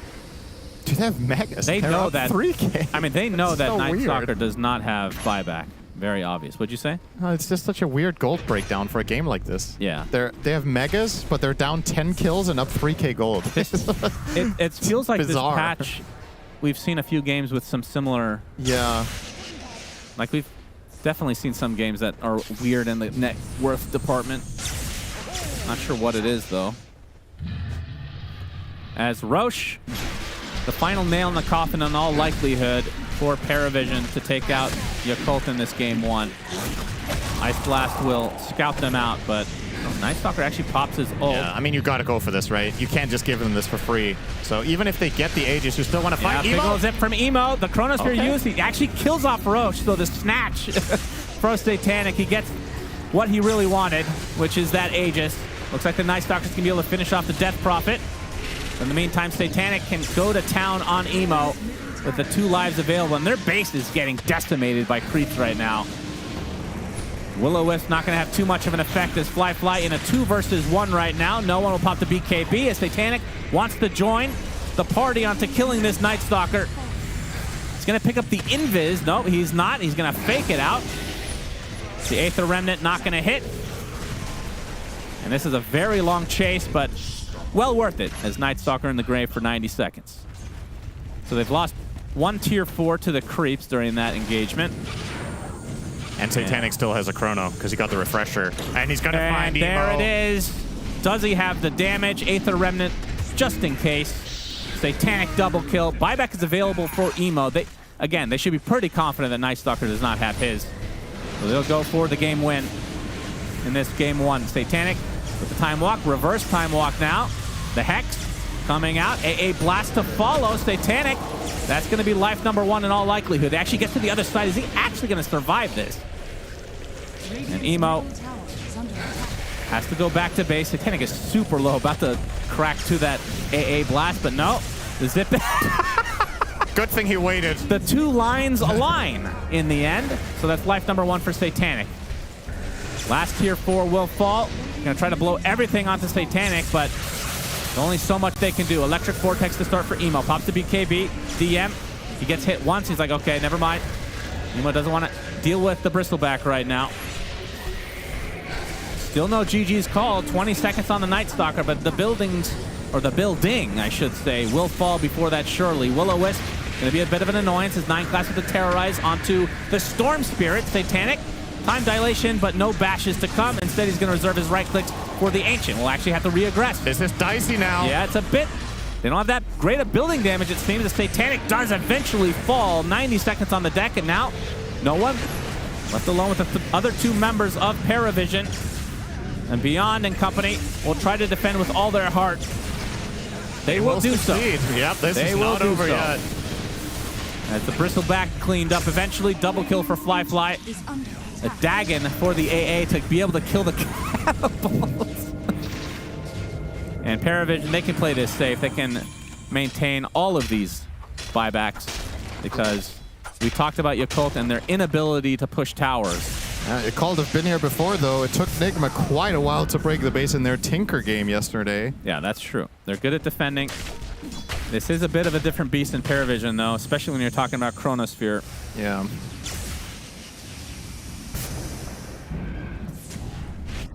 So Lincoln's obviously online for Satanic now, and Refresher is next on the list. That was, of course, the Refresher Shard. Yep. And how many sheep sticks do we have in this game? Man, this item is being bought so consistently now. I'm just going to say, this could take a while. Think so? Yeah, it actually could take a while. You don't have Roche for a very long time for Paravision. Yakult have just proved that they can kill your Void. Yeah. And you still have Glyph. But you managed, with these death timers, you managed to push out all of the waves across the river. So this is not just, oh, let's spawn, go down mid and win. Like, this game is not over yet. Of course, Paravision, make no mistake, they're way ahead, and this is clearly their game to lose. But as far as Mega Creep games go, when's the last time you saw a team get Mega Creeps and then immediately be behind on gold in the mid game, and the enemy team hit some power timings, right? You get level 25 on the Night Stalker, you get level 25 on Pango, you get level 20 on AA. All of these talents just came up from that previous fight. 7k lead, you're out on the map. I think the worst thing that Paravision can do now is take this game for granted. Like, you need to make sure you don't slip up and just, like, oh, we have Megas, whatever, and then feed a little bit. Yeah. Because, sure, they don't have the best push, but like, Night Stalker is hitting for 400 damage now. He can take towers. If you mess up, you could lose the 3 lanes yourself. So it all comes down to the buybacks then, I suppose. What do you think the win expectancy is? 95-5? 23-77. You're kidding. It was about 95-5 before they died, right? After they got the Megas. That one fight, it's... Well, you've talked about this. We don't know how much. All right. Yeah. Well, that's a good start. That's one of them. 9 class, Abyssal Bladed, and Evaporates. Minute on the deck. And this is such an ironic game state to be in because you're Mega, but you have total map control. Because again, like we talked about way earlier in this game, when you're ahead as Yakult brothers, you control the map very, very well. Gotta be careful about how you go out. Looks like the focus right now is on to Satanic. He's ice blasted. He's crippling feared. He's stunned. Lotus applied. He gets off the timeout at the last moment, though. Oh my God, to the left he's side, low. barely survives. And a DM, all he ties to a neutral creep at 49 minutes. Ducalis eventually will drop. So including that kill earlier on 9 class, it's a 2-for-1. And DM gonna slow this Pango to a crawl. Aether Remnant is there as well. And Satanic. Dilation owns this hero. Absolutely. That's a buyback onto the AA. They have another one for Beyond if he needs to expend it. They were like 200 damage from killing the Void. A little worse luck on backtrack. And maybe he dies there. He would have had buyback, but imagine he has to expend that. How this could have all gone down, but stayed alive. Very close call for Satanic. And now with Pango dead, they want to run down the other way. Still, the buyback is available, so you have everything on the side of the Radiant still. Got to be careful for Paravision in this 5v4, essentially, in the enemy base. Baboka will TP. Oh, he's bringing Emo up here and bringing himself away. He's effectively trapping his Storm. They're onto the Bristle in mid. They're going to start things out on the Bristol. Maybe not the best target. Terrorized right now. Hitting the Night Stalker. They force out the Pango buyback. the Pango. They find a connection again onto 9 class, and again doesn't have buyback. We'll see if Paravision want to take it a little bit easy in this 4 versus 5. Of course, creeps are continuing to enter the base with the Mega Creep advantage. They find Fly though. The Yules. Okay, got Wind Waker. Yes, BKB. And he does get off the BKB. Still could die within it though if he's not careful. No one. Actually pops a little bit premature BKB. The Astral Step to follow. Satanic continuing to try to chase. The Aether Realm is going to bring him back. The Hex now onto Satanic. He does have his Chronosphere at the ready. Will actually fake it out as Emo dodging to the other side. Going to the north now as DM will greet him. Fly feels like this is a constant chase on the Night Stalker. He has Silver Edge again. He might able to get out. They don't have vision. No one has gem. Fine. No one has gem. He's not going to check north. He's checking south. And wait. Oh my god. This is he crazy. Survives, but the Mega Creep's a constant thing you have to deal with. Yeah, Colt late games are just something else, man. How does this happen every game? I don't know. Win or lose, these late games are just crazy. I mean, you can start planning around this and perhaps get a Treant Protector type lineup or a Lich, get that talent that I think they still have that, right? You heal the building. Wait, did they get rid of that? Maybe they did. I don't remember. Building healing. Yep. Get a repair kit.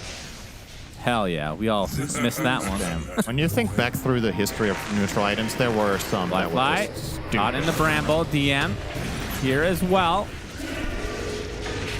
Doesn't have BKB for 10 seconds as 9 class again deleted. He seems to be the choice for Yakult as Fly trying to apply some pressure to Ducalis. Spirit Siphon doing a good amount of work. He's actually super low. He's gonna eat barely get out for now. Eats a creep. Emo very low on mana as Fly trying to use the terrain to his advantage as the Rolling Thunder coming in from beyond.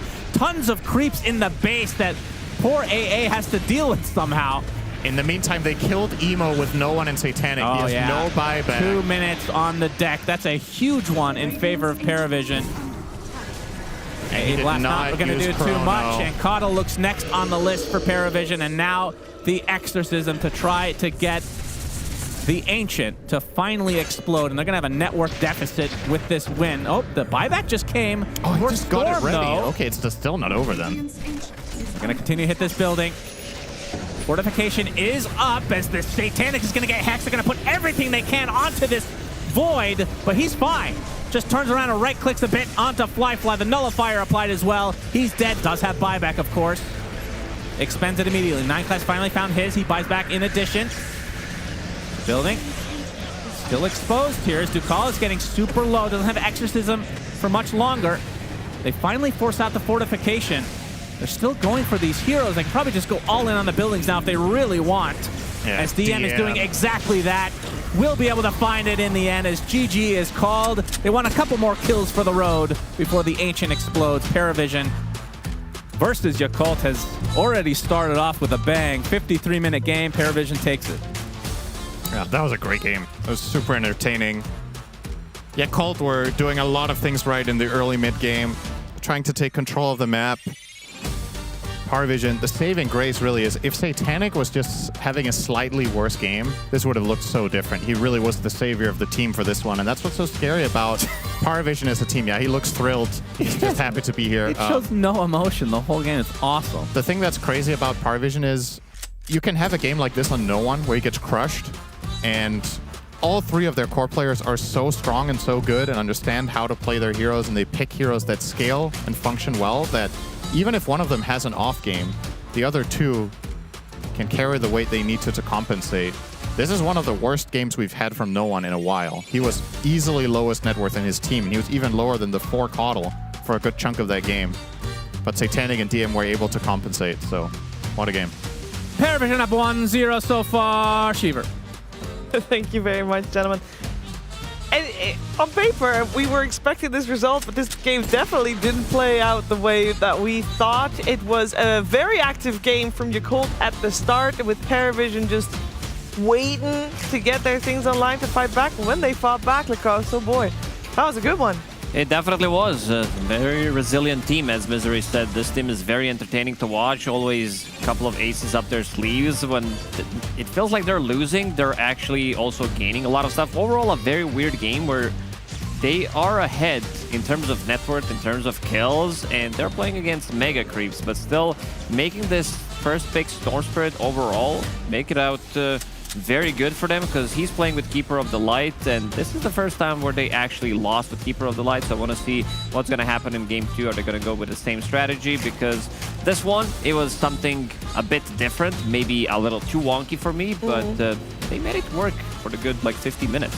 This game is a good example of if I'm trying to like show a friend of mine who's never played Dota before what you're supposed to look at the screen, like what parts of the screen you're supposed to look at to understand which team is winning.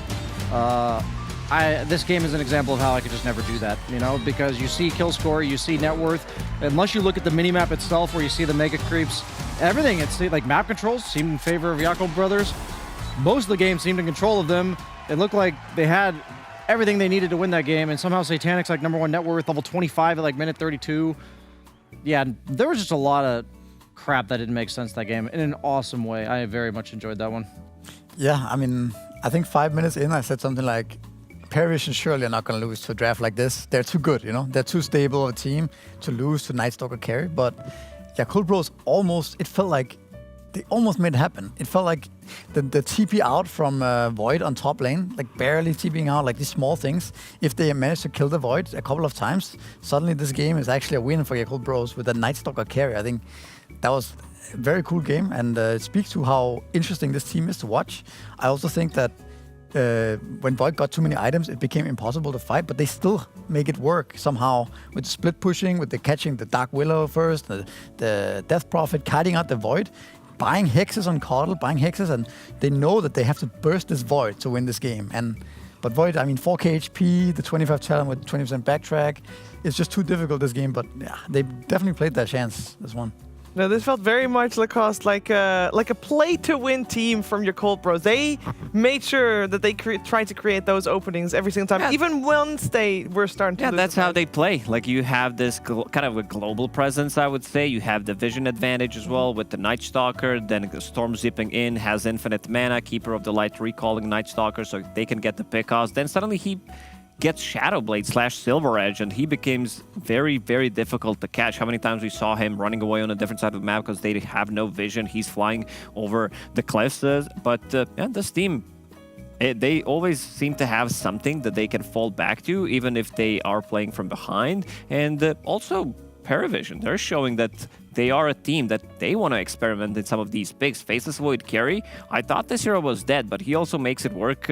He was overall, 23rd in the draft, and it felt very good. Not at the early stages, because he got a counterpick by Night Stalker. This was something that he was struggling against, but overall, really like the itemization. New Scotty, it does give you 35 all stats, which gives you 770 HP, so makes you super tanky. Yeah, he was 11-2. They only managed to kill him twice at the end of that game, and they tried so hard, Mister. They tried really hard to take him down. Yeah, I mean, I think he played well, because I think if he starts dying on the map, then their lifeline kind of falls apart, and they can start losing buildings. And, you know, the further behind they get, they were like 5-6k behind perhaps at most, maybe 10 at most, right? If it gets 20, then it gets scary, because then there's too much damage and too much HP on the heroes that it's hard for Paravision to ever fight them. But the Void, yeah, he got the items he needed and carried this one. Yeah, there were a lot of little back and forth plays, also big plays that I wanted to highlight in this game. Just seemed like very high skill, 5-head plays from both sides. That the first one, I want to highlight 9 class with behind the tower ward, where he fears the Storm Spirit from one bramble into another, allowing him to effectively solo kill him from half HP. And here's the one that we saw in the highlights where Satanic gets the chrono and he Storm Spirit zips through, remaining invulnerable while also getting the pull onto Satanic, which actually turns the fight. You saw one of Satanic's 2 deaths in that game. This was where they needed to get the momentum on Jakob Brothers. We're going to see the time where Jakob Brothers now has the momentum on the map, and 9 class is still making plays like this. You actually see several times, other than this play, where he's going for solo kills, forcing TPs and getting out, and this was the one that got a kill, but he did that multiple times in the game. And then, in this one, I'm now struggling to remember what I highlighted about. Oh, this is the crazy fight back and forth where I felt like there was one fight later on where you even needed a split screen because you can't feel like you can capture everything that's happening in this game. You have Beyond causing chaos in the back lines on one side. You have DM causing chaos in the back lines on the other. It felt like at this point in the game that was Pari Vision going to ever be able to bring down these tanky guys? You were mentioning Misery, 7k net worth lead. If that was 10, 15k at any point, did any of this ever go in their favor? But managing to kite the fight just long enough, DM playing with this hero health pool almost near perfectly here, drew all the attention to himself for so long. And this is when, by the way, there's a fight going on at tier 3 bottom or top for Radiant. During all of this, Pari Vision has managed to like sneak in these extra kills on the map so often. 9 Class now scouting out the rest of Yakult Brothers. They then smoked towards Yakult Brothers base, retreated to this ward, assumed they were going to come through it, and that then led to this favorable engagement where he had to pop his BKB at the start on Fly. So there are so many like small moves on the map that you guys were talking about, TP's out, setting up for team fights. It's like, yeah, Yakult Brothers, they're going to be able to take the fight okay, but they don't have a BKB on their carry at this point. And this was the type of thing where it's a perfectly even game on the net worth score, and they end up having these ridiculously I don't want to use the word discombobulated again, but Jesus, they're so chaotic all over the place. I don't even know what I'm seeing when I'm looking at these fights. I feel like, hats off to the observers. I'll say that much. There were some 6 split screens, and that game was like, that was the final test if you had to graduate as an observer for sure. It really was. There's one final thing that I want to say, or ask rather, about this game, mostly for my own gameplay. Misery, is it good to buy? Should I buy Midas first on Ancient Deprivation?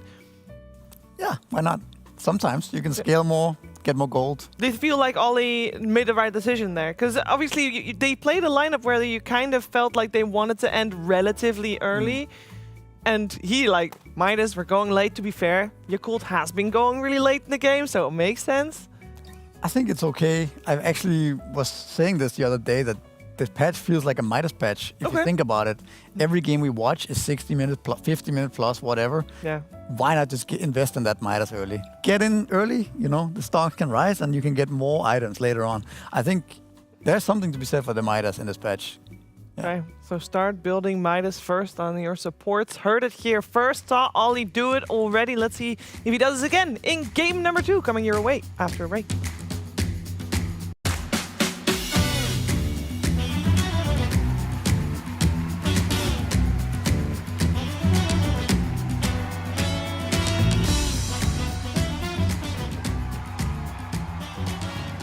The Arcane Library of Lore Ipsum.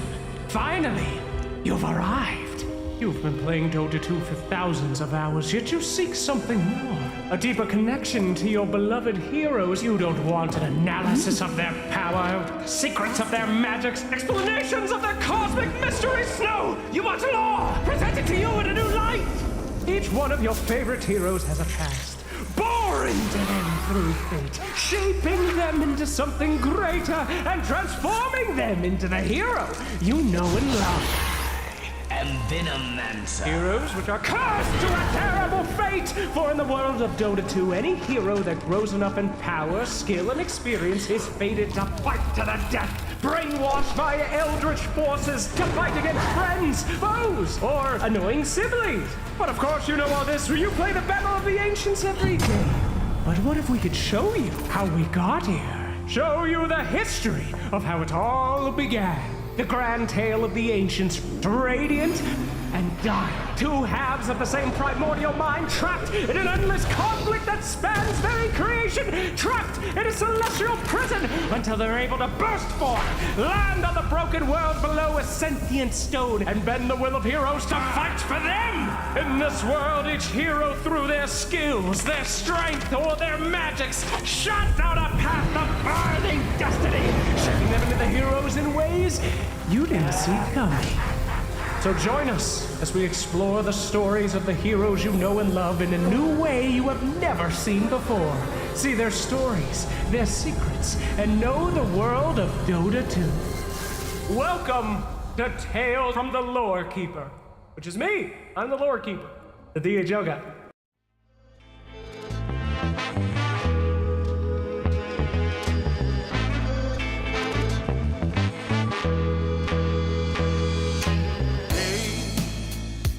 I've had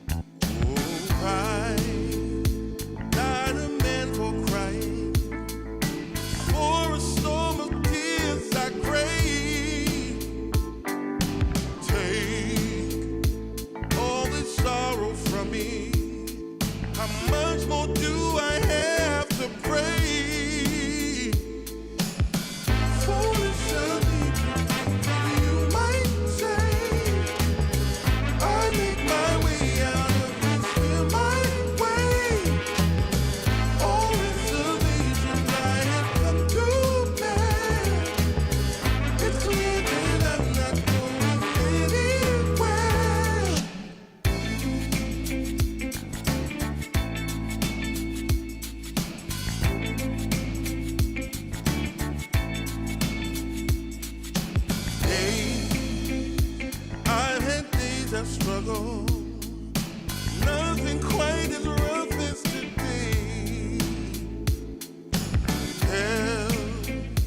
I've been held up. Nothing seemingly goes my way. Oh, I'm not a man for crying. For a storm of tears I crave. Take all this sorrow from me. How much more do I have to pray? Foolish of me, you might say. I make my way out of this here my way.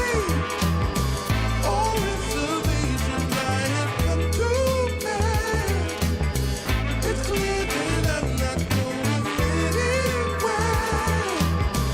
Foolish of me, you might say. I make my way out of this here my way. All reservations I have come to bear. It's clear that I'm not going anywhere.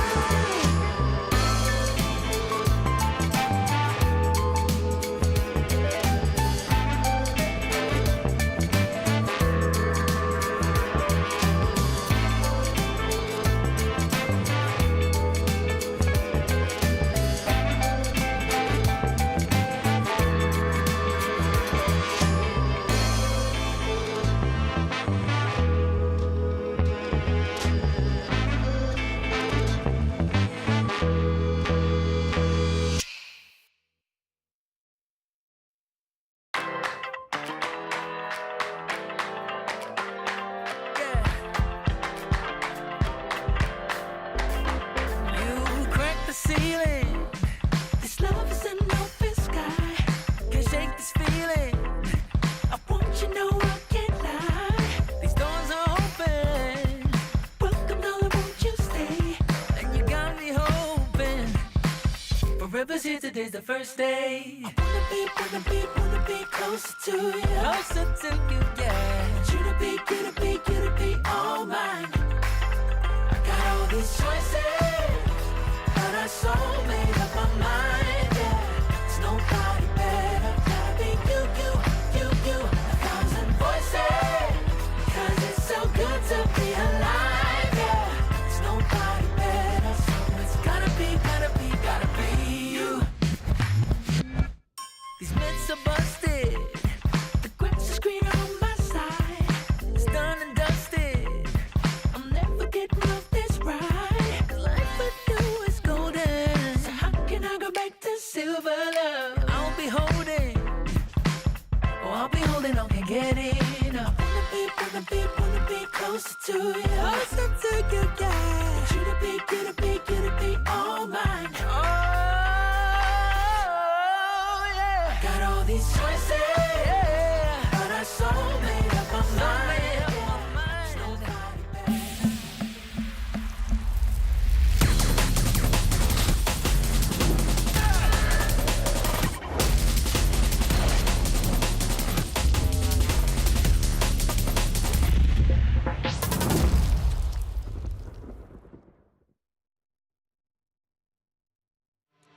DreamLeague Season 26 is brought to you in part by DHL, 1xBet, and Anthros. Welcome back. You are watching DreamLeague Season 26, and we are in the middle of our second series of the day. And we got ourselves a Yakult Brothers series up against Paravision. Game 1 went the way of Paravision, but to be honest, it was close, and it ended up very entertaining. So we're having high hopes for the second game coming your way as well. Yakult Brothers will be this time around on the Radiant side with Paravision on the Dire side. Previous game, they got their hands on the Bristleback for Paravision, but Paravision themselves are not going to let that happen to them. They ban it out, and they open with the ultra traditional counter, Misery. You got the Darkseer opener versus Oracle. That seems like we're back in 2012, 13. Back in time, yeah. At least. I like it. I think Oracle's super underrated hero. I think the main weakness is that he has 40 base damage or something like that. But his W spell is like Fate's Edict, I guess it's called. is an insane spell. It's the same concept, right? You make a guy immune to magic damage, and he can still attack. With no downsides. With no downsides. In the past, it used to be a downside. Yeah, and you can also use it on an enemy, obviously, to make them disarmed. So I think the spell is really underrated. This hero has gotten some buffs. It's nice to see this hero come back in the meta, in my opinion.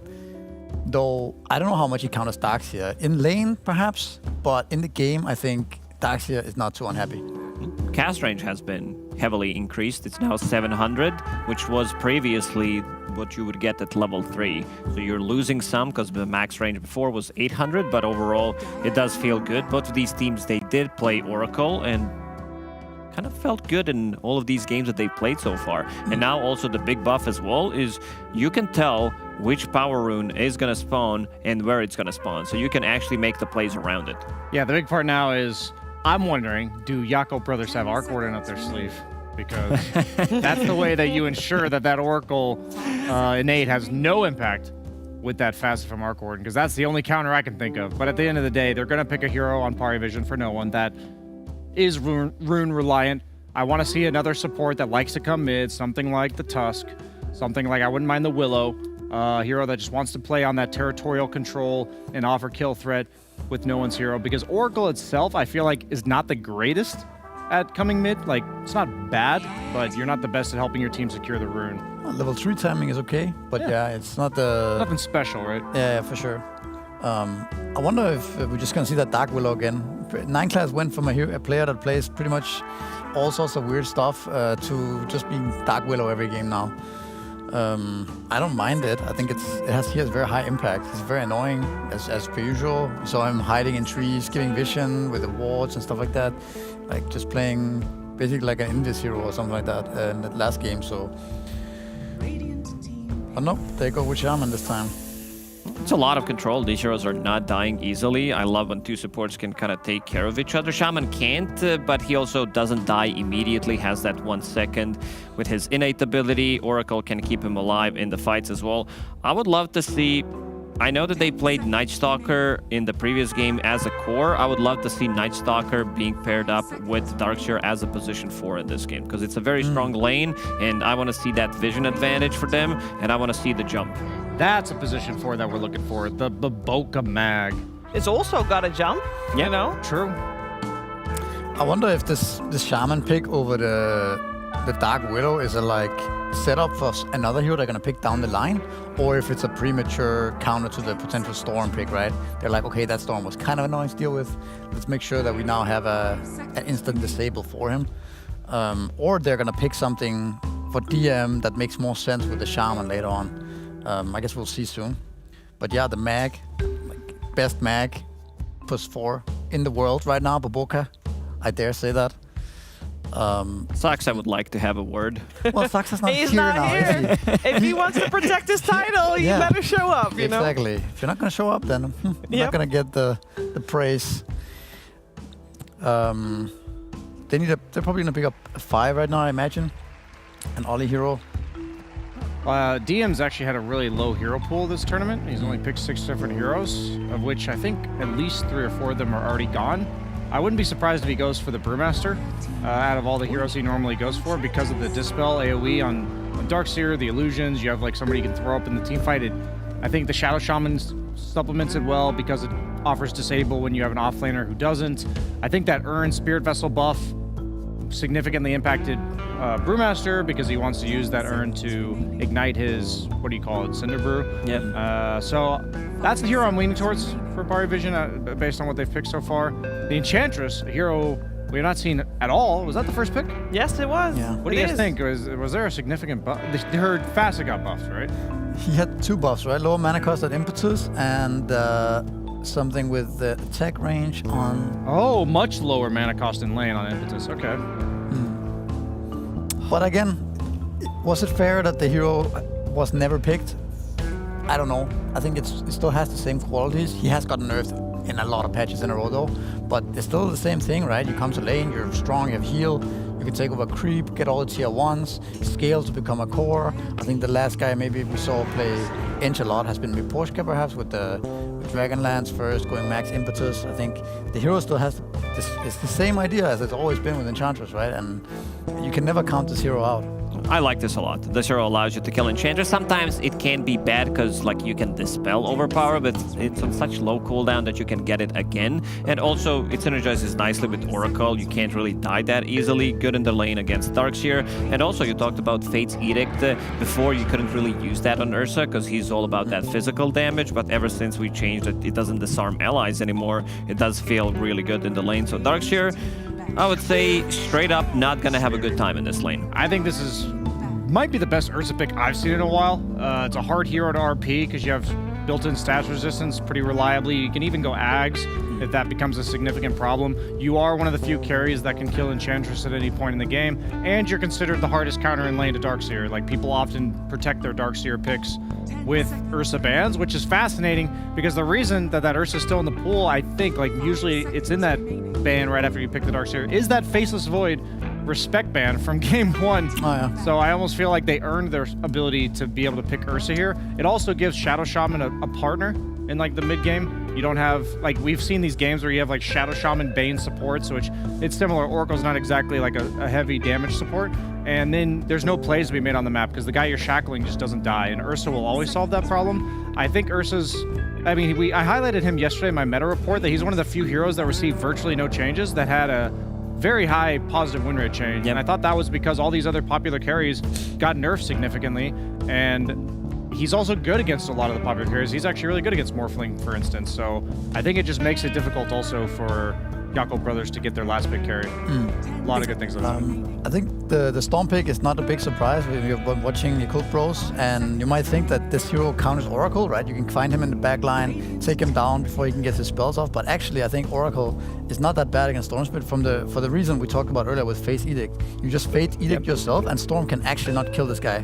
You pair that with like a Glimmer Cape or like some more HP. You have Stampede as well, so you can run away, disengage. And again, Yakult Brothers, they are looking for something different. That win rate, 0-5. It's all the liquid games. But still, I don't think this hero is bad though. I think we saw the new Aghanims lowering the cooldown down to 70, I believe, is a very strong timing of this hero and gives it another dynamic, basically, that you can play this hero on more on the ultimate while still farming the map and scaling into the ultra late game. It also another nice combo if you think of it with the Storm, right? You can ult the Storm and he jumps in and he's the one carrying the Luna Beams around. But the Fate's Edict. But the Fate's Edict, it might be a real problem in this game. You do have Enchantress to dispel it, but he also has to be there. For sure. And now you get the... Go ahead. Yeah, I just wanted to say that Ursa was always the traditional counter to Luna. She has new facet that gives her, like I saw people playing both facets, one with Moonbeam, I believe, that gives you extra damage, and then the one that gives you shield, which was her old shard, which makes this matchup slightly better for Luna, but overall Ursa still loves to play into that matchup. You get on top of Luna, she's always going to be suffering, and you have so much control. You have Stampede as well to bail you out of trouble or get that extra jump that you need to finish her off. I think part of what makes Luna weaker than she is on paper is that she hates blade mail buyers, and I feel like the meta right now for offlaners is just strength guys with blade mails. You don't really want to ever hit them until you have BKB. You hate popping BKB just to hit people. You don't want to hold your spells either. Earthshaker gives them a lot of the, I'd say, mid-game stuns that they were lacking on the side of Pari Vision. It allows DM to perhaps go like Blade Mail into Pipe or delay his blink a little bit in order to be like an aura for the team. I wanted them to have some team fight on Pari Vision. The Centaur gave them the disengage from the Yakult Brothers like wall combo, and the Earthshaker actually gives them the, like, I feel like it makes DM's job much easier to have a secondary initiator on the team. Yeah, I agree. I think in the previous one, I liked what Yakult Brothers cooked. This one, I'm going to say heavily favoring Pari Vision because this type of a draft is relatively easy to play. There's always ways to kill the objectives. We're talking about towers, Roshan, Tormentors. You have Ursa, so that's going to be his job. You have Shadow Shaman with the wards as well, so I don't think they're going to be having problems in that department. And also how tanky these guys are, and you also talked about the pipe on DM. This is something that he picks up relatively early on when he sees the opportunity to do so, and it feels very, very good for this game. Heavily favoring. Yeah. Heavily. Okay. I think it's a lot more even, but let's see how it plays out. Yeah, let's see how Babokama can potentially force out a third game to this best of 3 series as we're heading over to Sunspan and Cinderin via Pokemon Pandas.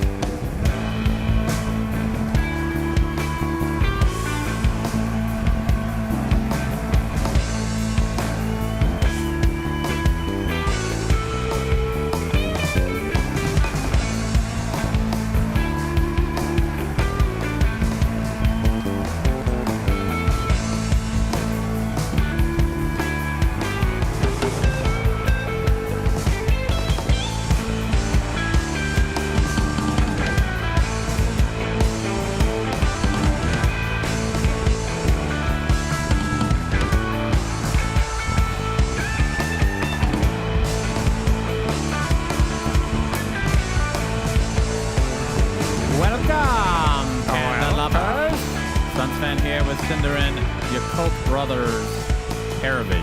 Game 2. Paravision did take game 1. It was definitely the most exciting game of today. That's not saying much out of the first series, of course, but I'm expecting this to potentially go 3, Cinderin. That looked very close. I think we talked about it time and time again with the Yakult Brothers. It feels like they do a good job of getting to the mid-game, either having a lead or at least keeping it even, and then they just run out of steam because they just don't have building hitters. But hey, there's a Luna. She can definitely hit some buildings. And they have their, in my opinion, star of the show, Baboka Magnus. They've got it this game. We've seen them play it a couple of times on him, and he's looked incredible. So the expectations are high, but this is not the easiest Magnus game. You're playing against an instant Hex from Shaman. You're playing against Fissure. And this is, of course, a mid-shaker. You're playing against one of the carries in the game that are hardest to RP in the Ursa. And even if you land it, there is the false promise. So he's got his work cut out for him. But considering that this is the type of lane that you would think Ursa, in general, wins pretty easily against the Darkseer, they've done an interesting thing here by cutting through the wave with not 2, but 3 heroes to prevent that from becoming a problem. They're going to deny out of this at the very low. Actually, do not. But of course, the Oracle can just remove the Ion Shells with the Fortune's End. A classic counter pick. Yeah. Yeah, it's good to see Oracle back. It's been a hot minute. I think we cast one the other day.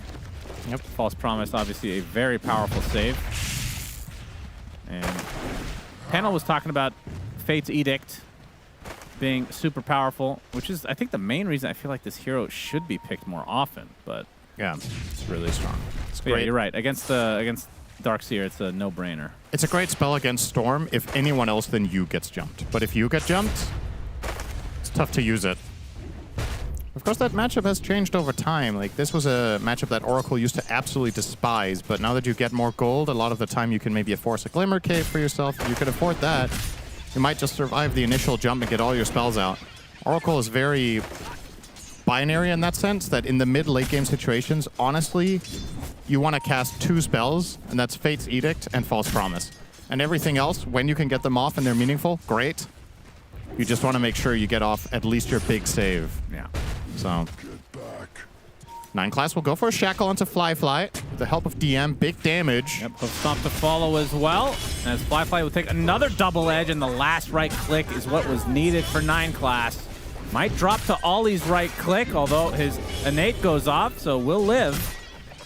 And that's a very, very big deal. First blood, well, it went to the Shadow Shaman. DM obviously would have preferred it, but either way, taking the Luna out pretty early. Doesn't really lose much XP. All the creeps are still reserved for her. But regardless, that first blood gold will be put to good use. Satanic gets Wild Wing Rippered there for a moment. And what do you think of the Ursa this game? We've seen it kind of fall flat at times, but yeah, haven't seen Satanic on it. At least you and I haven't. It's a pretty damn good game for it. You're one of the better carries against Luna because you get up nice, close, and personal, and you can just beat the crap out of her even through Lunar Orbit. You have the good laning stage against Darkseer. You're a hard carry to RP and take advantage of with the repositioning. And you're one of the few carries that can kill Storm because if anything stuns Storm, you have the highest burst in that small stun window to try to get the kill. So there's a lot of upsides to the Ursa here.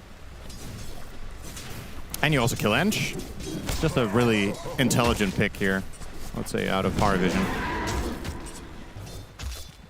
Yeah, I think the only Ursa game we watched, I forget who was playing, but they didn't get a single Rosh, I believe. Yeah. And that does feel like a requirement for the hero. I mean, actually, do you think that's true still? That definitely used to be the case. Not as much, but it still definitely is a big part of what makes the hero good, is the ability to take Rosh, so you still feel like you get snubbed if you don't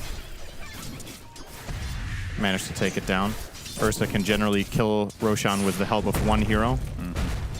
In this case, he would probably do it with the, guessing maybe the Shadow Shaman and him later on. Just cast all of Shaman's spells on the Rosh. Well, no one looking for some retribution. Oh, Enchant Totem onto Emo. Try to get this water rune. He will get it. And he's off to a pretty good start. Well, you say that. Yeah, it gets off the fissure onto 2. Baboka made his way over the skewer onto the high ground and actually gets solo XP for that. Yeah, I made sure Emo got nothing there. That's going to help Baboka quite a bit. Yeah, mid lane was quite even up until that point. But, yeah, no one... first game basically didn't exist. That was a very rare sight to see. We'll see if he can have a better time this time around. Ducalis trying to disrupt this a bit, but wave is going to be pulled from both sides, it seems.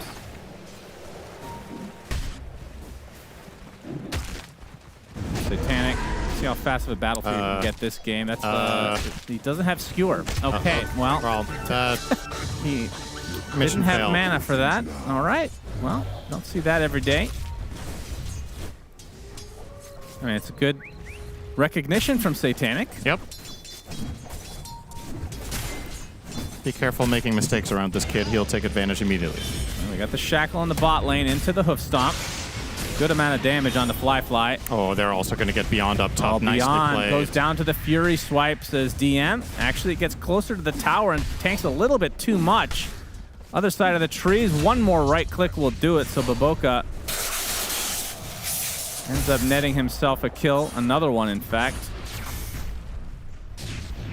On that top play, this is why the Darkseer lane is so difficult against Ursa already, but then add Oracle to the mix and good luck. Ursa jumps on him. If you try to surge away, you get purged. You die on the spot. And Beyond, I think this is exactly what you want to do in this situation. Just start playing the left side of the map. Don't lane anymore. Stack camps. Missing a little bit of potential efficiency here, but probably not something he has played enough on the new map. But Darkseer is technically able to stack both camps simultaneously by casting Ion Shell early on the camp, having it reset back, and then re-aggro because of the shell. And then while you do that, you go and pull the next one. So you can stack both, but it does take some practice. And you need to bring the numbers down. This was a lot easier to do around the triangle area, where the pulls last longer. So when you're doing it on these smaller camps, you really need to nail it. You have probably a second total of window. But it does make quite a big difference. You know, he's effectively missing out on a camp here. He had plenty of time to set it up. Radiant's bottom tower is under attack. A little group up here for your cult as Ollie joins the party. Baboka's just been all over the place. On the other side, Paravision looking at the same idea. Oh, they're actually going for the Wisdom Shrine. Oh, no one with the invis. Oh my god, this is going to end badly. Actually, will pop the smoke as DM coming in, and no one, like you said, comes in invisibly, blocks him off. Hoof Stomp to follow. They're fighting for the Wisdom Shrine. This is probably a bigger deal as Fly literally flies off the map. That's Baboka. Oh! Gets the skewer again. We're seeing they get the shrine onto Ollie. And both members of Paravision were stuck on the cliff. One TP out, but yeah, no one has nothing at the moment. They could actually ruin his game here. They literally could. If they kill his courier, if they realize this... They will not. No. If they would have stuck around with a hero and somehow 20 seconds though. Oh my god. Could you imagine if someone would have killed his courier here? Man, the skewers onto cliffs the last few days. Well, Baboka definitely doesn't disappoint so far in the mag. I thought that was going to end way better for Paravision when no one had the Invis rune and came in from behind, but had to break the Invis to kill the Luna as they were not stacking up. Generally speaking, when you fight for a Wisdom Shrine, a lot of the time 2 or 3 heroes will be around that ring. And that's where the Shaker can really come in and get everything done. Yep, he was looking to grab his hair, then realized, no one. Getting gone on again. There's Emo. Fight the pressure with Ollie. It's a big impetus. He will brush it off. The Stampede was needed, though. As 9 class comes in with a casual little chicken finger and retreat.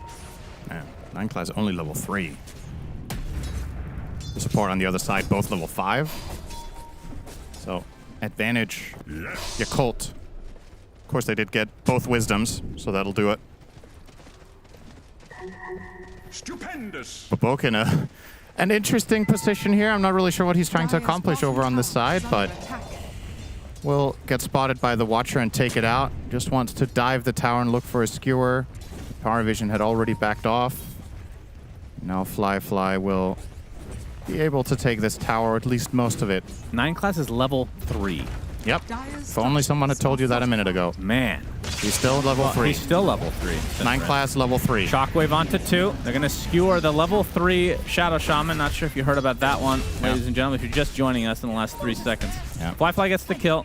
Not the biggest kill, of course. He is only level 3. Yep. And has a pretty low respawn timer. That's usually how it is for level 3 heroes, which is kind of crazy that he is only level 3, 930. Yep, that is true. But the good news for him is he's he's actually level 4 now. What do you know? Okay. You got it. He's officially online. Good start for your Colt, though. Overall. Yeah, it feels like we've said this. Yeah. Definitely a different game, though, as Emo calling to Cal's his bluff here. Has the Fate's Edict, though, but reinforcements are arriving. Yeah, Ollie and Flyfly, along with Baboka, making their presence known. Ducalis are going to turn this around onto the Storm Spirit, though. They actually delete him. Baboka looks next on the list. The Eclipse does nothing. Flyfly trying to run away, but the fissure is godly. They can turn this into another kill. This would be huge, and the Shackle is there. It should ensure it. Satanic takes another one home.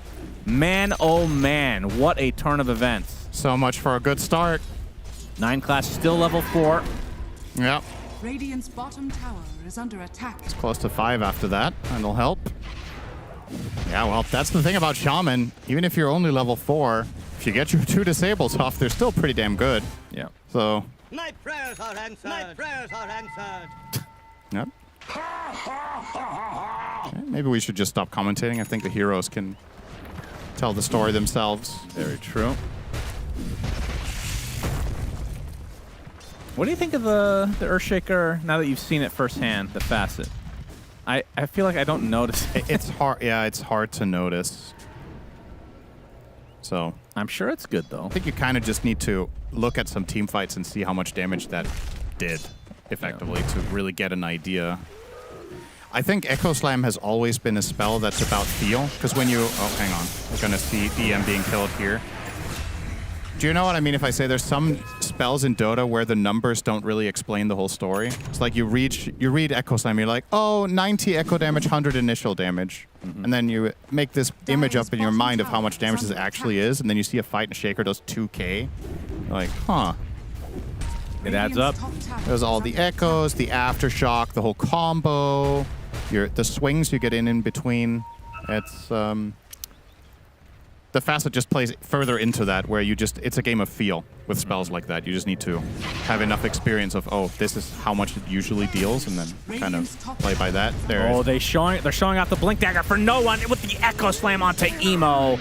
But the RP onto several heroes. Baboka not able to follow it up, though. DM with the Stampede. Kind of all alone now. Paravision as a whole doesn't look like they want to fight. Pops the Blade Mail, Eclipse still rips through him, so maybe a bit of miscommunication for Paravision, but even with that trade, they'll take it. Satanic now has Battle Fury. This is 1,800 gold on top of the Battle Fury. This is insane timing. That's actually unbelievable amounts. He's 2,000 ahead of a Luna right now. And 9 class with the Shackle onto Baboka. Satanic come into play. The Enchant Totem sets up the last right click. The Enrage to follow. Emo. That's to zip away. Rasta has got to be one of the scariest heroes to face if you're a Storm Spirit, especially at this stage of the game. Yep. Any single misstep, 100 to 0'd easily by this hero plus Ursa. Would you prefer BKB or Lincoln's? BKB. Or both? I think he needs BKB no matter what, because he needs to solve multiple problems simultaneously. If he doesn't have BKB, he can never really jump in with confidence against a Shaker Blink, against a Centaur and a Shaman. Yeah. With BKB, he knows at least he has 9 seconds of play hero.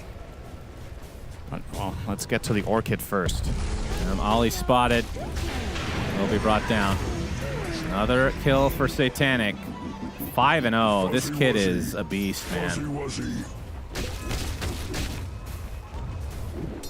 Kind of giving me flashbacks of Pure from 2 years ago. Yeah. Just super strong. And Samael from 10 years ago. Feeling old yet? That's kind of crazy, actually. Radiant's top tower is under attack. Emo gonna zip in for the rune. Does get it, but it might cost him. But the huge RP from Baboka. He is waiting. Echo Slam, though, to counteract this with the shackle onto the Storm Spear. One more right click suffices. Double kill for Ducalis. That was looking really good, then really bad, then really good for Paravision. 4 dead for Yakult, and all it cost them is an Oracle. And that Oracle doesn't even give them experience. Oh my god, is this actually going to be a solo kill on the Fly? Oh, you betcha. Satanic. No one more attack will do it. A full team wipe. No emotion on his face. That is a killer right there. He cracked a little smile. Jeez. Radiant's middle tower is under attack. That's a smile. See, that's emotion. No one knows how it's done. Yeah, he's had more years to develop that. DM is probably dead. Yes, and double no one with the enchant. Emo, he's pretty low. The double edge to come into the fissure. They get the trade, which should never have been a thing. Holy jeez. Paravision just rocking them. This is a very one-sided affair right now. A few minutes ago, it was looking pretty even, but every singular move we've seen, and that's in spite of Baboka playing really well. Like, he's been hitting these excellent fast skewers into 3-hero RPs. There's another one. This is only on a support, though, but nothing comes in. for free. He actually kills Baboka before Ducalis dies and gets a second on top of it. 8-0 on this bear. He has Blink, and I thought he was going to go for the BKB. He's like, screw it. Let's just get Skullbasher instead. Yeah.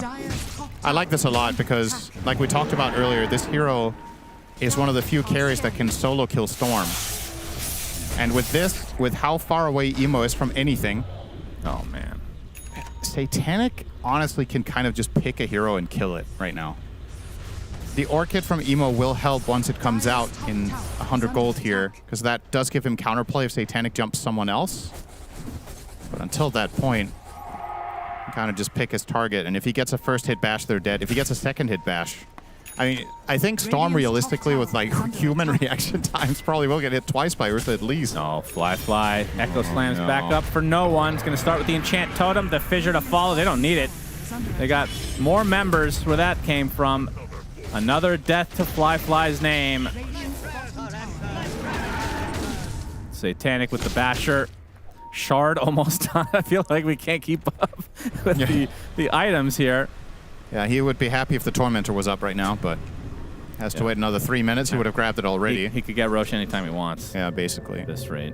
And they are planning their next move up top. This gate play is kind of interesting. Well, Satanic got another kill. That was a big one onto Emo. Oh my god. All right. Well, I don't know where you go from here. No. They're just getting slapped around. This Ursa's net worth bar looks like an Alchemist game with free farm. Yeah. Like genuinely, how far he is ahead of the enemy carry right now. TP is good. And Satanic. Shard about to come. Losing a bit of farm inefficiency here. Not finding the kill, Cinderant, for once. Yeah. Not his best game ever. Wasted 5 seconds. There's room for improvement there. Definitely will be watching the replay after this game to find those 5 seconds where he could have hit a creep camp. Yeah, of course. 18-minute power rune time. Paravision are hogging it for now, and it will be Arcane for no one. Oh, and, Emo wanted it. Oh, okay. He's still got gonna get Hex from the other side. The RP to follow, though. They're gonna be able to take out Rasa to start things out. A big wall as well, but you can see the net worth advantage paying off as the false promise on the Satanic. The Storm Spirit gets deleted by the Echo from no one. Fly doing circles around the tree. Actually, Satanic in a bit of trouble here. All alone in this 1 versus 2. This is going to be a ginormous kill for Yakult. The Satanic will taunt and eventually be brought down. Meanwhile, though, he had like the remaining members to blink. Oh, did he? Yeah, I think so. Baboka gets a nice skewer onto no one. We'll be able to blink away after the fact. Now Ducalis in a bit of trouble. DM will likely be fine. So the eventual rundown. Yeah, maybe we can see the replay on that. That was, if that's the case, the single mistake that Satanic has made this game. That's kind of what it feels like. Maybe he's just not used to having all these items, including Blink at 19 minutes. Just forgot he had it, you know? I'm gonna say that's unlikely. I don't think memory loss generally kicks in when you're 15, but we're gonna see here. Well, Keep an eye on his inventory here. I feel like there's a full second coming up now. Or half a second here. There. Okay. All right. That was very close. Oh, never mind. That was close. I thought I saw half a second. Whoa, that's emotion. That's emotion. That's what we like to see. And happy again. No. And then He went through the whole roller coaster. The apathy takes over. That's a good Okay, video to I have. totally get that reaction.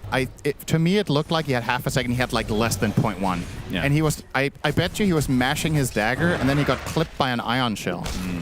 So, couldn't quite get the it best off. of us. Yeah, I should have known better than to say he could have done it better. It's, of course, not a possibility. Well, the dust settles. That was a really good fight for your Colt. You keep the game alive with another great play from Baboka, setting the whole thing up in a 4-man back wall, but back to business. Satanic. Whoa, gets the bash. Oh. All right. And it's funny that he's actually going for the BKB before the shard, even though he had plenty of money for that. That won't be too far away. Emo expends every bit of mana just to catch up to DM, who will casually walk away. Yeah. Not really an easy kill to begin with. And if there's, okay. There's the Tormentor. Nice. Yeah, all right. Nice. That's like, do you need help? Oh, no, never mind. Yeah. I'll get the shard for myself. Why not? Yeah, Ursa, one of the few carries that can solo Tormentor. I'm a little surprised they haven't gone Roche. We've been seeing Roche at around 19 minutes, and this is the Ursa that is absolutely destroying. That's true, especially considering you could just do it with the Shadow Shaman, just the two of you, so you don't even need to make it obvious. You can still show out on the lanes, but maybe the mindset here, which I think is an interesting way of potentially thinking here, is with the game state, that's kind of the only way maybe Paravision feel like a cult can truly come back, is that you give them a team fight that's favorable to you around the pit. So instead, maybe if you were to find a singular skirmish kill, bottom half, they take it now. Dire's top tower is under attack. Or maybe it's time after all. Now it is. Sometimes there's also not more depth to it than maybe the team just didn't think about it early enough, or had other plans, were busy with other stuff. Maybe it's not natural that you're there in the area with the right heroes at the right time. And I also think when you're playing Dire, you would much rather kill the Roche down here. So he obviously needs to be post 20 minutes then, or pre-15. Just kind of... All right, well, he will have that second life. He has his BKB. And the shard only 700 away as the Serpent Wards are going to be used for this tier 2 tower. Emo is waiting nearby, though. Oh, this gate play is not obvious at all. They're already pushing bottom. But Satanic has other plans. This is a two-pronged attack. Good read, though. Fly does figure it out, just barely in time. Ollie might end up dying here, but he's a much less valuable snack. Yep. Deer are delicious. I can attest to that. And, Echo Slam already used, maybe? but the RP going to save the storm. See if the rest of the team can connect with Paravision as the Stampede. His pop, 9 class joins them. That's no one now on the RP high back ground. wall for 0 kills. Yeah.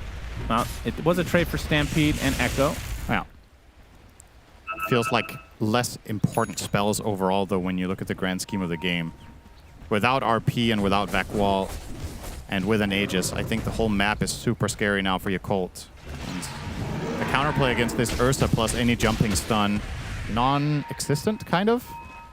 I don't really know what they would do to stop this. Satanic will probably look to at least take the top tier 1. Just needs to do a couple of attacks on that and it's a done deal. It will indeed... No, he'll go to the wave first. No efficiency missed. Yeah, just a casual 4K net worth lead between number 1 and 2 in the game. No big deal here. That's a full item. Yeah. And Luna will, of course, work on Butterfly. Mandatory against Ursa. Force him to buy MKB. You gotta do it.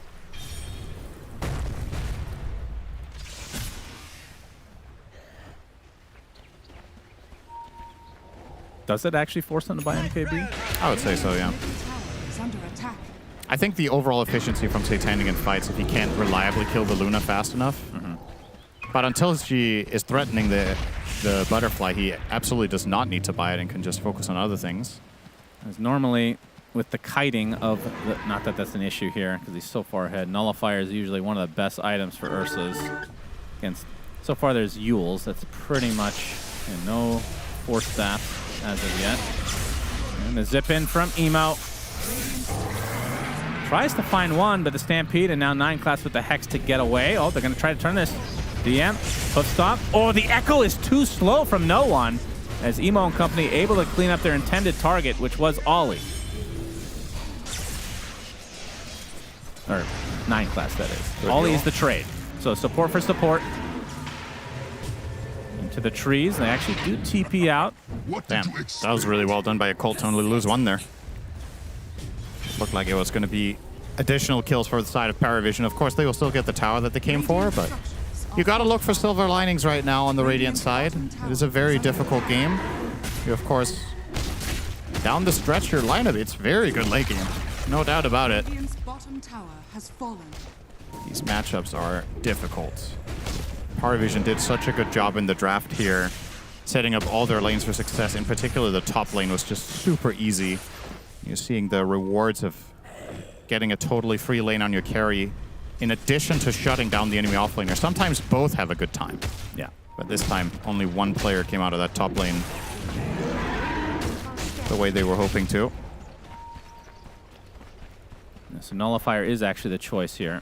Yeah. See if he regrets that once he sees the butterfly. I mean, he should be anticipating butterfly anyway, though. Yeah. Either way, this is going to be better at killing the other heroes, regardless. Makes sense. He wants it against Surge as well. Satanic solo pushing right now. Looks to be a free tier 2.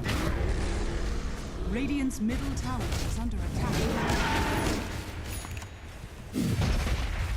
As the BKB now up for no one. Radiant's middle tower is under And attack. Nullifier just 400 away for the bear.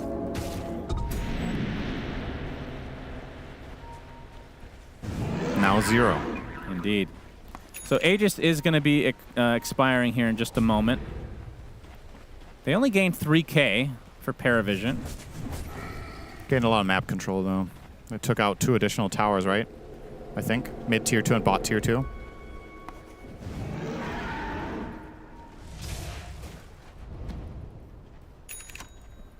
And Fly. All the hopes and dreams of this series on him, it feels like. About to finish the butterfly now. And for Emo, BKB is still a bit away, about 1,500. Really struggling on Storm this game. It's a complete polar opposite of game 1, where he was having a field day. Now he's 1-6-6. A terrible scoreline on Storm Spirit in particular. This hero is very much about getting the ball rolling and getting the stacks up. He's got 4 stacks of Galvanized, which is basically nothing. And no items to show for it. And he bought an offensive item too, mind you. He bought the Orchid and found, I think, 1 kill since he got it, maybe? So, really doesn't feel all that great. Luna now continuing down the path of Satanic. He's going to be playing without BKB with this. If Fly were to commit to buying out the Satanic later. Dire's bottom tower is It's under kind of an attack. interesting choice considering you're playing against so many stuns. Radiant's top tower is under attack. But hoping that his team can cover him, I guess. If he were to be the target. Just hoping he gets saved by an RP. Now this is the final tier 2, and they get it without even needing Aegis. Roche, minute and a half away from being able to spawn.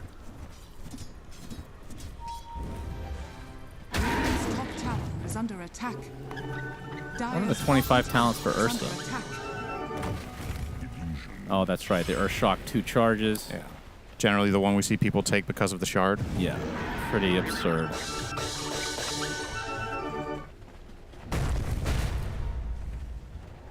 Satanic. Gonna smoke up with the rest of his team is Baboka, RPs, and Illusion. Smoke didn't even pop. Now it does. Gonna be greeted by the real members. He gets eaten up by the bear. No one with the Echo Slam onto the Luna. Fly. Butterfly doing a pretty good job of letting him evade some of these attacks as he tries to run away. Earthshock to follow. Vacuum. Try to kite Satanic. Remember, he's going to get those right clicks off, though. The bash comes, but at the last moment, Emo comes to save the day. Trying to turn this around, but Emo, he's going to be the sacrifice instead. It's a 3-for-1. They do save Fly, but at what cost, Cinderin?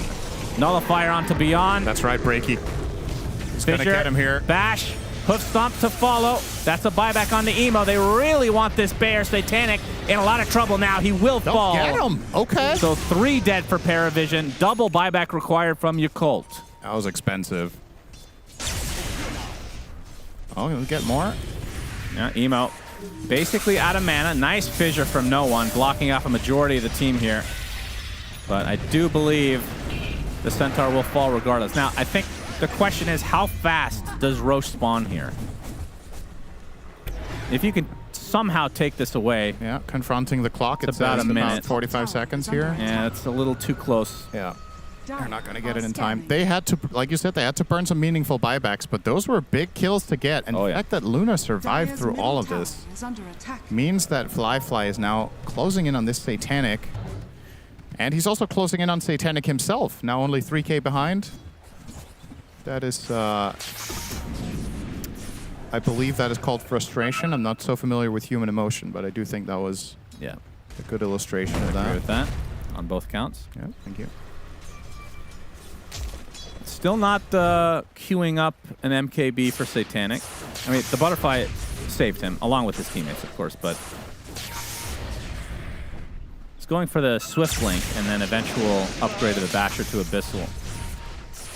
Yeah, so he's never getting an MKB. Well, unless you get rid of boots. The Luna there would have died if the Nullifier was an MKB, right? Yes, 100%, so, for sure. But that's also, it's such an isolated situation. And there are so many other things that could have happened where the Nullifier is better. So I don't think this was a bad choice. No. It just showcases why the Butterfly and Luna is good. Because Ursa doesn't ideally want to buy MKB and Nullifier. So you kind of have to take your pick. If you buy the item against Luna, you're worse against everyone else, including Darkseer. So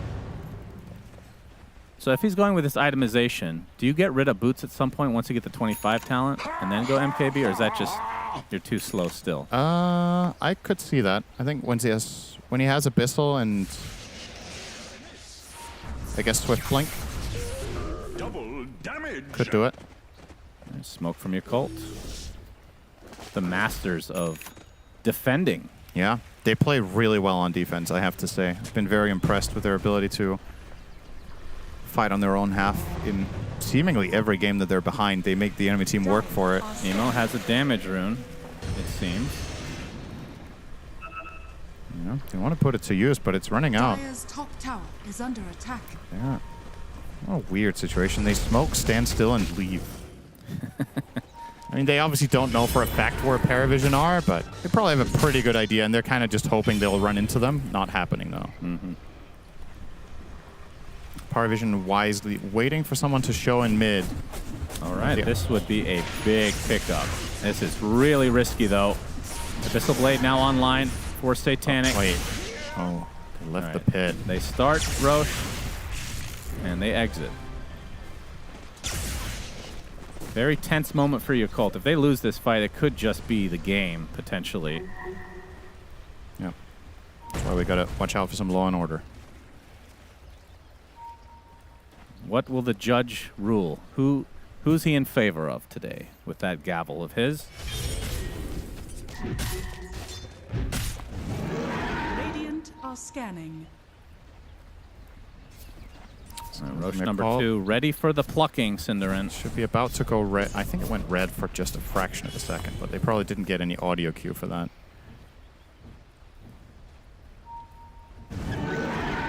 This is quite the standoff here. Yeah. Ursa versus River. They're literally standing there. It's hesitant to walk into Now water. they're going to pause so they can stand a little bit longer. Very important. I mean, if he had Abyssal, he kills him there too, though. Right? Yeah, that's true. So one or the other.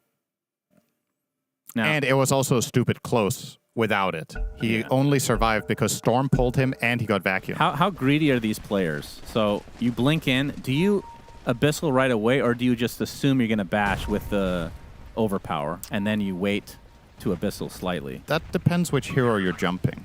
Luna. If you're jumping Luna, I don't think you should instant Abyssal, but you should if Luna had Pike. But since she doesn't, I think it's better to go for a couple of swings and then Abyssal after. If you think she's going to get saved by Darkseer, you pre-nullifier her. You know she doesn't have BKB, so...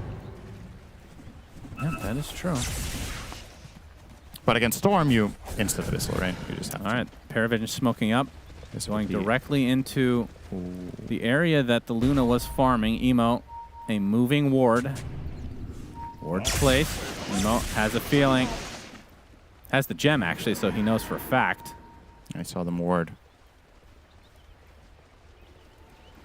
DM. I think DM, yeah, he saw him on the edge there. Oh, Emo. Yeah, this is going to be a hard one. But if nothing else, it boxes them out and enables this to get started. Now Roche will roar. And your Cold will have to fight this. I believe so. They got to be quick, though. Satanic starting it off already at half health, and this is going to go pretty fast. Emo ready to zip in. This is going to be big. Does zip in, but Satanic gets the Aegis and the Roche as DM is killing. Oh my god. He kills Ollie with just a blade mail. Oh my goodness. At pro play, you do not see that very often. So I think very what satisfying as a Centaur player. I think what happened was he piked him and fired all the shots really fast. And, I mean, you can't do anything at that point. Boy. You have to just assume that the Blade Mill is going to be cast, right? Yeah. Oh dear. Literally. Was he at full HP from the start? I think so, yeah. I mean, that was 4 max range impetus shots. Yeah. That's so much damage. Gonna see the replay here. There we go. So, yeah, he's at full HP. all the shots are in the air, and then he pops the blade mail afterwards. Oh man, that is that's one of the best Emo. plays in the tournament for sure. Opening onto no one, but it just doesn't have the impact he was looking for. No one has the shard, so gets the enchant totem off of the fissure. That's a TP out from Fly. Emo has almost no mana here. Can barely even go through the gate. He's gonna chase him. He is. 3 seconds on the TP. Soul Ring though, Emo. But this is a guessing game, and he guesses wrong. Yeah. Good attempt from no one. Would have been a really big. No way he walks into him, right? Oh, it's close. Yeah, they don't have any scans, it looks like. Emo's very, very patient. Okay, he's going to find a little Darkseer here. Vacuum to start, but the Stampede's going to close the gap for the rest of the team to catch up. As Emo goes to the north to de-ward. Not going to find anything, though. Gets the Watcher. All right, so how much can Paravision get with this Aegis, Cinderin? Swift Blink, is that actually completed? Oh, he's missing the... Oh, okay, Eagle Song still. It's close. And it will be an MKB after the fact, so... Yep, makes sense. Because then he can swap out 25 the right Facebook. now, and he, I assume... Wait, he actually went for the overpower attacks. Really wants to overwhelm the Luna then. Like, this is him saying, I want to stick on my target the moment I get in. Valuing the survivability less, but getting more burst. Of course, this is 18 subsequent max attack speed attacks here if you go in with a precast overpower. Yeah. So it is very... I mean, both of these talents are very strong. Yeah, it's more, if you're getting rid of boots, you would think you'd want that second mobility option, but understandable. I mean, you could get rid of Battle Fury, actually. Eventually, yeah. Interesting, Satanic went for the Pyrrhic Cloak. I think when he fights Luna, that could be a difference maker as well. Yeah. Is that before resistance or after? Because Enrage is kind of insane. Reflection is before. Otherwise, Blade Mail on X would be terrible. Yeah, true, right? True. I think all Reflection is always done before. No one looking for the opening. Baboka is spotted. The Fissure, who actually blocks him in a corner here. Very awkward. I don't think they can see him, though. Nope. They're definitely cornered in their bases here. Or in their base. Your Cult Now the Pike has been completed for Fly, which is very good news for him. It gives him a chance against the Ursa now to reposition. And will next item will be the BKB, and then he's close to being maxed out, just wants to upgrade the Crystallis, and then I guess Moon Shard, Axe, and Shard, so just another 20k to go. Yep, no big deal. To be truly maxed out. Yeah, it's interesting seeing the different build from the other day where it was Ags pretty much right off the bat for Luna. It was pretty damn strong. Just not a great build against Ursa. Or Centaur, for that matter. Stampede out of it is a pipe buyer. So I definitely agree with Fly not buying it here, in spite of being with Storm, who's one of the best carriers of that Eclipse. Radiant's bottom tower Yeah, even these illusions are annoying to deal with that evasion. Baboka might fancy this. No. Specifically against him. Oh, okay. We have Baboka with the opening onto no one. Has to use his Echo Slam. And they actually get the connection onto the Luna. Satanic gonna try to beat him down inside the snake area. Fissure gonna block him off a little bit more. Just continuing to right-click away, and now it's a 1v1 battle. Gets the bash off. Satanic gonna get help from DM very soon, surely. Feels like he can't do enough without the MKB. Fly just barely survives. They've only lost one on the side of Paravision, but Yakult lose 0. How is that the end result of that? Like, they desperately need the MKB. He'd be That's dead so like insane 10 times over. That Yakult win that fight 1-0. It's a really clutch save from Ducalis immediately onto the onto the Shaker, which means the RP was very ineffective. And they still somehow stay afloat on all of their heroes, just playing around each other, saving each other beautifully. The Vac Wall again from Beyond. Doing a lot of work there. And now they're on the counter-offensive. DM will take a Shard. So it gets the upgraded double edge for more tankiness. Radiant are scanning. 20k lead for Paravision. That's a clean red scan onto Satanic. This would be the dream find. Oh boy. Beyond gets the instant hex. Emo. Electric Vortex. Impetus doing quite a bit as well. Satanic pops the BKB and the Enrage though and destroys Emo. And now the Echo Slam comes out from no one onto 2. He'll retreat shortly after as Satanic, his sights are set on the Darkseer. He gets skewered away. Still false promise. He's going to survive through this is the question. They get the nice shackle, though, onto the Luna in the meantime. Just absolutely stuck in this corner. JK, there's a river there. Fly. Going to take the enchant totem, and finally Satanic coming in for the last right click. It's enough. And Ollie will follow suit to the grave, so 4 dead for Yakult. Yep. Dream find for Paravision.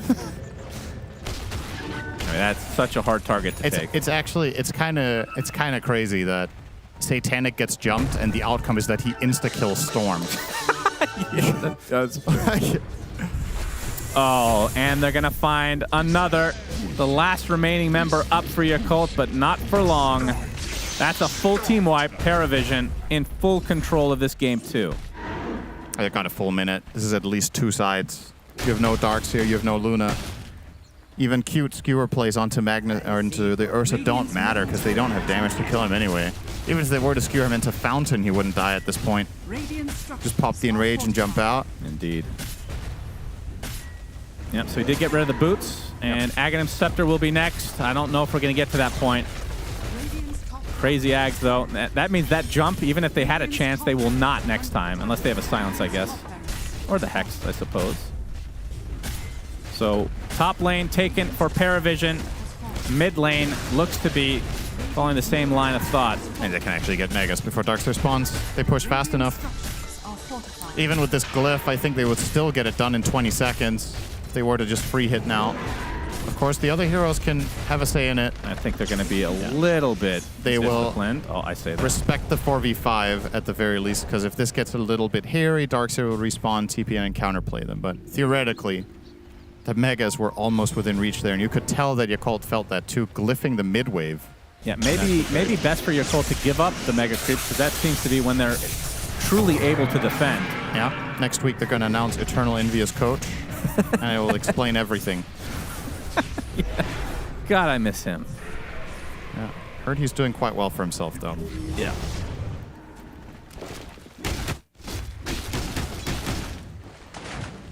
I see for you. A future for you. A future for All right, so Paravision. Next Roche. Not sure the timer on this, but it could spawn in the next 2 minutes. And that will seal the deal, surely, for Paravision if they're able to get that as well as Baboka. He's found out. Hex counter-initiate, though. Fissure comes out as DM with a nice, juicy double edge. Pops the blade mail. Flyfly getting tickled. To the high ground. There's the zip in. Echo Slam onto the Luna. Where's the big bad bear is the question. No one doing so much work. Just a double Echo. How does he solo that? That is insane. And guess who comes to the party? It's Satanic. They didn't even need him. Double kill for him now. Likely a triple to follow. Nope. No one steals it. He deserves it, though, after solo killing Luna. Yeah, it says it in all chat. Oh, that's funny. The true bad manners. Echo, so the combo was Echo into Fissure into Enchant Totem, refresh, Fissure, Enchant Totem, Echo. So he did it in reverse order, basically, the second time. Man. Buyback onto the Luna. I'm going to start things out on Ollie, but Satanic wants to get the buildings first just to ensure that they get the Mega Creep. Stampede actually finishes off one support. Only 2 remaining now for Yakult. And Satanic having a field day. That is another team wipe, and that is the end of the series. Paravision 2-0 in style. Yeah, these guys are good. I think if there's any doubt right now in this tournament who seems to be the highest average performing carry player, he's on your screens right now. Yeah, he's a... This guy is a monster. 21, 2, and 8 on the Ursa, and it's not just the scoreline, it's the way... It's the way in which he does it, you know? Like, he absolutely ran over his lane, and he doesn't just accept, all right, I'm doing great, I'm going to farm out my items. Every time this guy can get more, he gets more. So he rotates around the map, finds additional kills. When he gets ganked, as a matter of fact, he was ganking you. And we sung his praises all this game. No one, 10-1 and 17, a great Shaker performance too. And while all of this was happening, quietly but ever so steadily, 9 class into Ducalis with also masterclass performances on the supports. 9 class with countless good catches around the map, finding angles from Fog. Ducalis got ulti off every single fight on the right target. Yeah. Just very stable. And you can't really put a finger on them. Like, literally everybody in the team played an awesome game. So yeah, we didn't mention DM, so I'll give him a big shout out because he's playing Centaur. Shiver. He did play Centaur, and he did do a good job, Suns fan. Very, very true. Paravision overall doing a good job. They definitely had a better grip on the early game this time around compared to the previous game here. Misery, this felt more smooth for them. Yeah, for sure. I think they were always kind of ahead in this game. Again, Yakult Bro being very hard to take down in the end, but yeah, just maybe it was a draft issue here. I'm not really sure. They won the lanes really hard on Paravision, and it felt like it was hard for them to actually manage a comeback. So many stuns as well for Emo to deal with this game. And yeah, just the Oracle coming into effect against the Magnus as well towards the end there. Even though you get the RP Skewer, there's a Blink Oracle behind. So that's a nice adjustment, I guess you could say.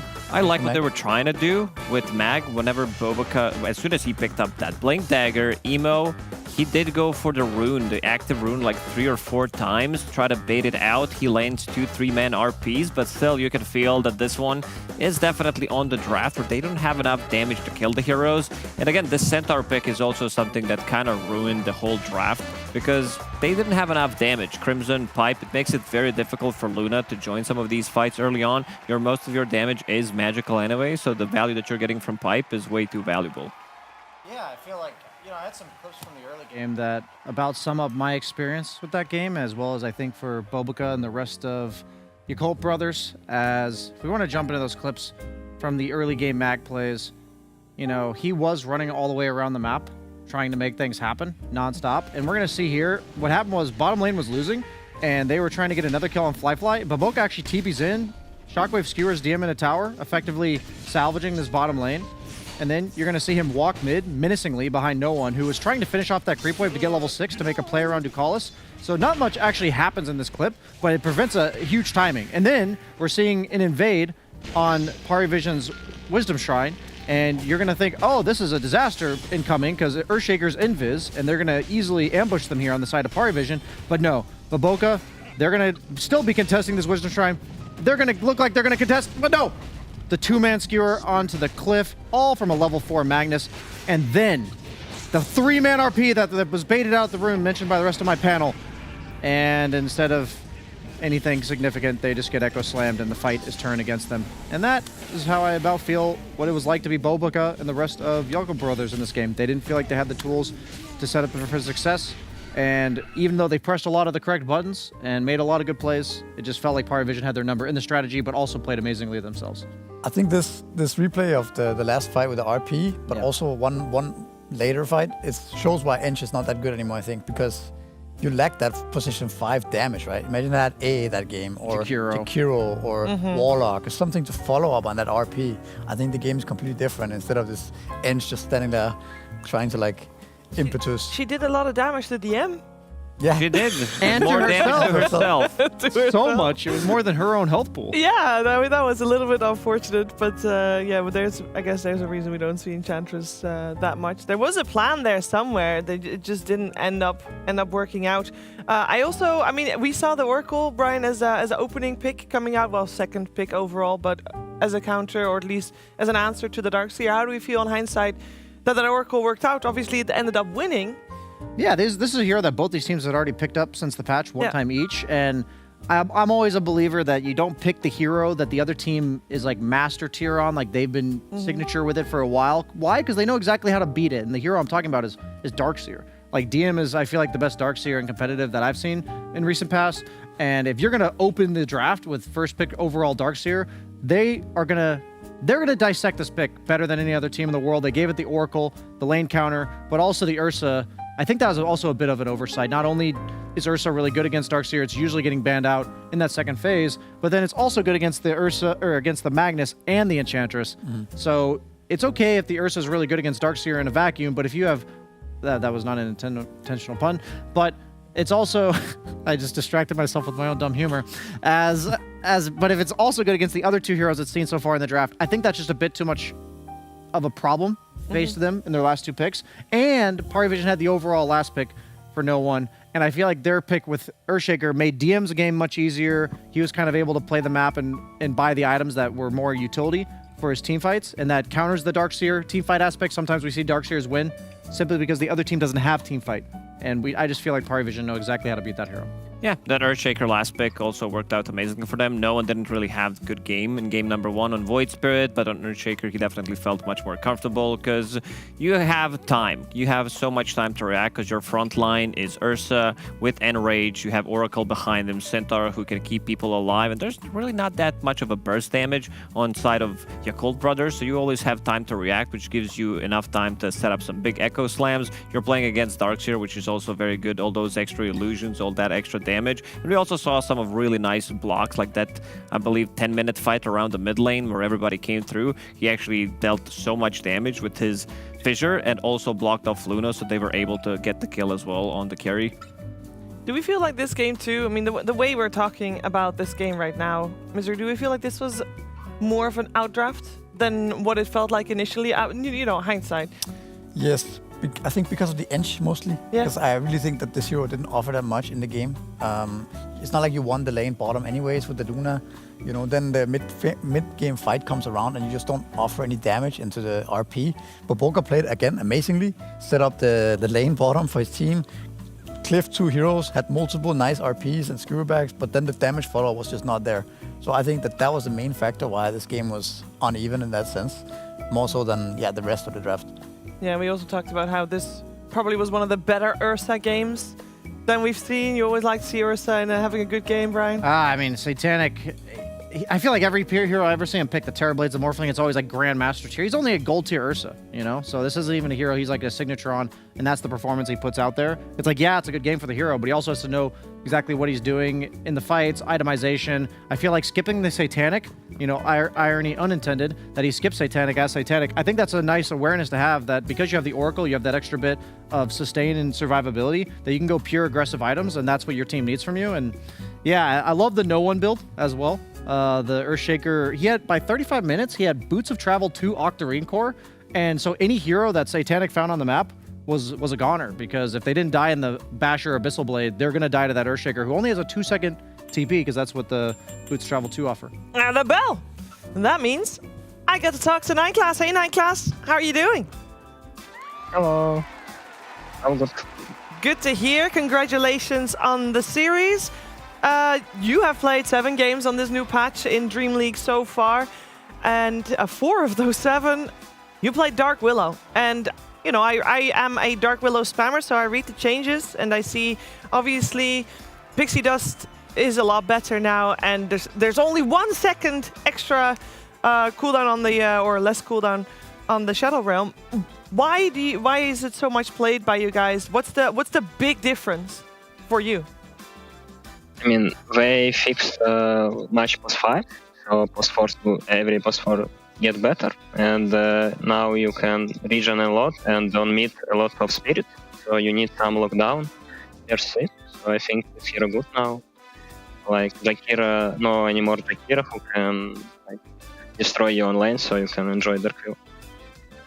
Fair enough. It makes it a lot more playable from the sounds of it. What were your overall thoughts on the patch, as there were a lot of nerfs that might have also affected your hero pool and the unusual heroes that you often play on the position 4? No, my heroes still fine. I have TB, Slark, they not fixed it, new Dark Wheel, Shaman. I mean, they fixed my Tinker a bit.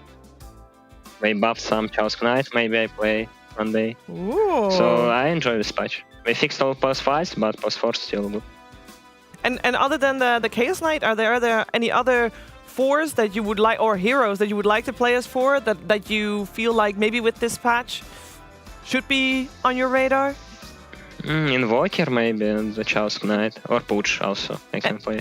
Because yesterday we actually saw an Invoker position 4. Would you, if you would play position 4 Invoker, would you go for the Quest Facet, the ice one? The ice wall? I will go for Vex Facet, which with Shard you have good EMP and Tornado, very good. But yesterday Boxy played really poorly Invoker. He maxed his skill plus Exhort for some reason, so I don't know. Okay, well, I hope that we get to see you on that hero at some point. I also here have Brian, who would love to ask you some Dota questions. Yeah, hey, Nine Class. I haven't gotten to talk to you since the patch maybe 2 months ago where they made it so nobody could ever see your pubs anymore. And I felt like you were the player that was #1 buffed by that fact, because I felt like you were the one innovating the most and always getting your hero sniped. Some people even knew what you were going to do because they saw your Night Stalker pub spam. So my question is, do you feel like that's impacted your strategically advantage, like in these games? Do people get more caught off by you? Do you feel like people are copying you less? Yeah, I think it's for sure good for me, and like everyone can not now copy me from pubs, but still if I play like Slark in official, they will try to copy it, but still they cannot like, you know, watch my replay, know my exactly gameplay, so Dota get better from this. Yeah, so on the new patch, this is the first big patch since that has happened. Do you feel like you're more inspired to innovate knowing people can't copy you immediately and it's going to pay off in a pro match, or has your approach been pretty much the same? Yeah, I think it's good. Yeah, make an offer. Awesome, man. Thank you. Oh, there we go. Yeah, thank you, Night Class, for taking the time to talk to us. Of course, congratulations on still undefeated record here with a 3-0 in the group stages. And I'm sure we'll talk again some other time. Yeah, thank you very much. Bye. Thank you. Yeah, Paravision on top. Maybe not unsurprising considering their track record over this year. Will be interesting to see what they come up with tomorrow, and maybe we get some Invoker support. Fingers crossed for that one for sure. Now, we of course have another series coming your way. Gaming Gladiators will take on Aurora, but before that, stay tuned for another episode of Cannibal Island.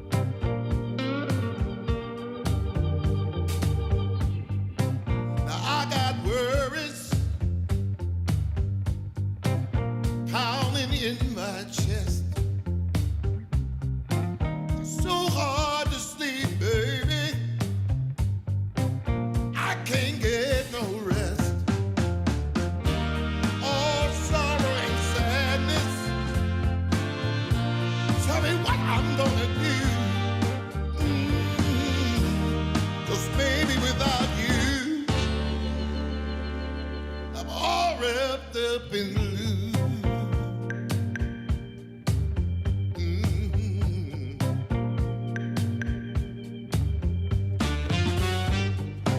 I thought it would be easy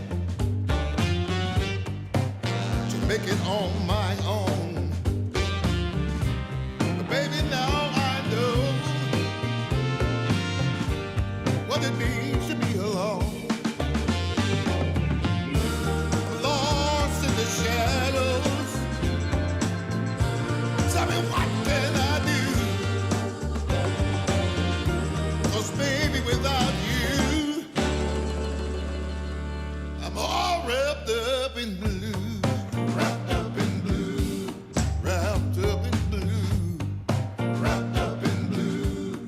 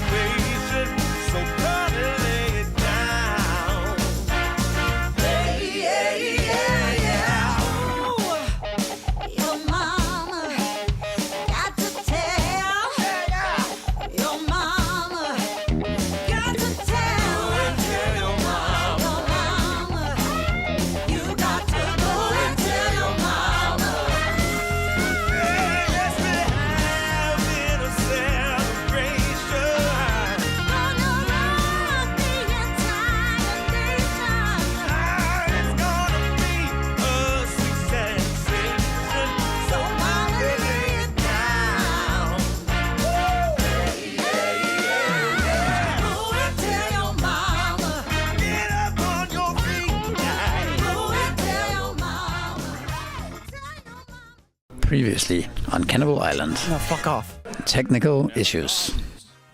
Trauma. Trauma immunity. Suspense. I wasn't in the first one. Can I please leave? BSJ. Edit it out. Who knows what'll happen next? Narrator BSJ. You don't read that. Episode 1. Dare to revisit the past. Episode 2. Dare to forget the rules. What unfolds now is not in any of the script, and yet it feels inevitable. Like a rot beneath the stage floor. The studio is now a grotesque parody of itself. Trap-lit corridors twist like intestines. Shiver sobs softly in the corner. Don't do the voice yet. Stop doing the fucking... Humming the tune of Eye of the Tiger. The rest of the cast stands in a circle. Tonight's challenge. Escape. One path leads out. The others, pain. Don't improvise. Choose wisely. Guys, I really enjoy being here every day at DreamLeague Season 26. It has been a great experience for me. I think you're all visionaries. Thanks, Connor. If you die in the show, do you die in real life? Asking for legal reasons. Or contractual reasons. No, slower. First part. Fuck, just keep going. They split up. Jenkins skips. Misery walks backwards. Cinderin, still wearing a much too small medium-sized shirt, cowers in fear. Cower. He doesn't look very afraid. Cower. What the fuck are you doing? What are you doing down there? That's good improv, actually. Perch, the line. Oh. If BSJ's cruelty operates on Fibonacci progression, that's the right path. Go ahead, Lacoste. Suddenly, as Lacoste moves behind the sofas, a trap door swings open. Lacoste drops.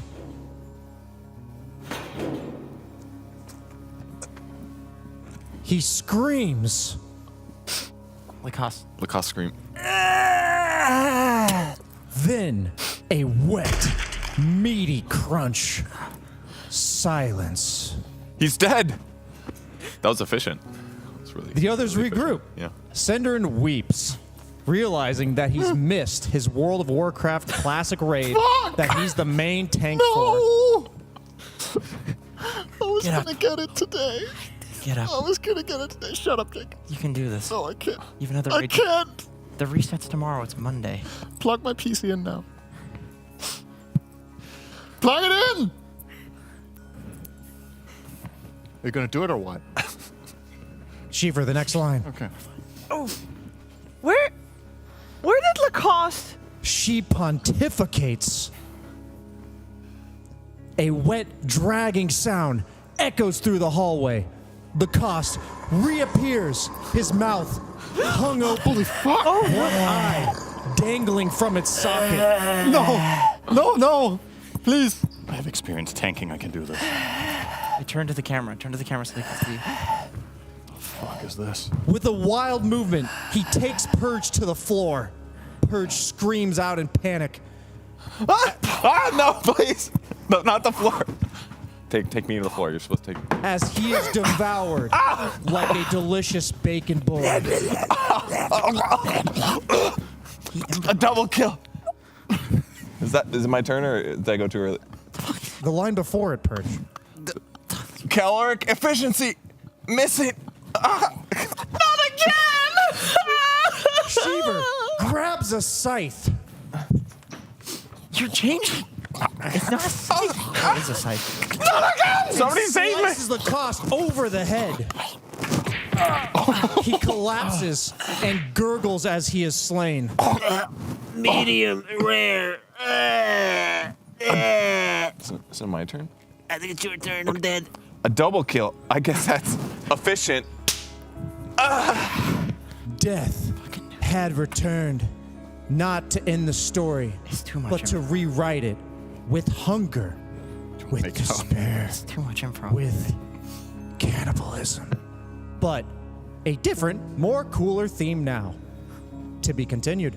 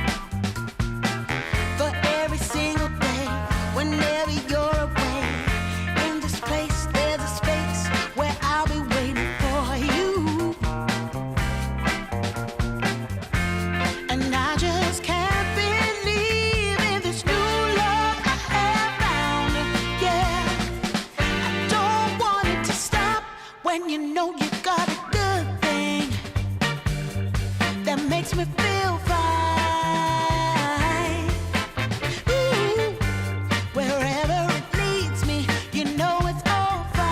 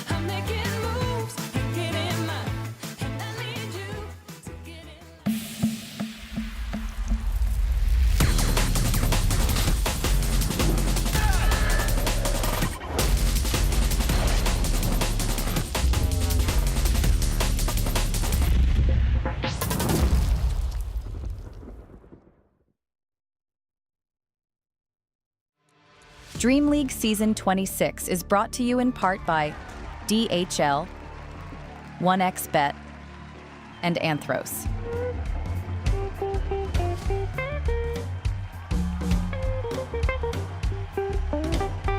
Rise, my friends. Rise and awake.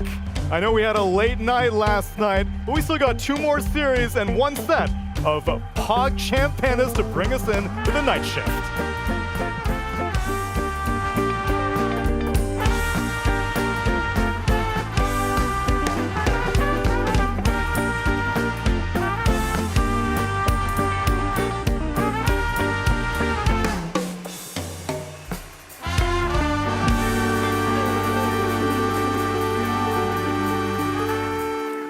Welcome, friends, to our very esteemed night shift. You got to get some sleep a little bit, right? I mean, I was done at 11, though. You were done at 11, and you started quite early. And that was the 3rd series. And you also started quite early, didn't you? Yes, I did. So you feeling refreshed? Kinda. Yeah? Yeah. I mean, the previous series did wake me up. There were some nice things that they did. I expected a closer series, but yeah, it was a 2-0. Yeah, I know. It's a damn shame. Maybe this one might be a little bit more competitive, because while we are seeing a lot of new heroes pop up, I saw Sumail whip out an Arc Warden, we were seeing some Bloodseekers here and again. There is one hero that I know one member of the talent community has always bemoaned the death of, and that's Omni Knight. But word on the street is that Malady has been trying to maybe make that hero a bit more viable. Purge, have you been doing some research on that hero? I have, Neil. The Omni Knight support, that's how we're seeing it trend. We saw one offlane game at the start of the patch. Now it's all supports.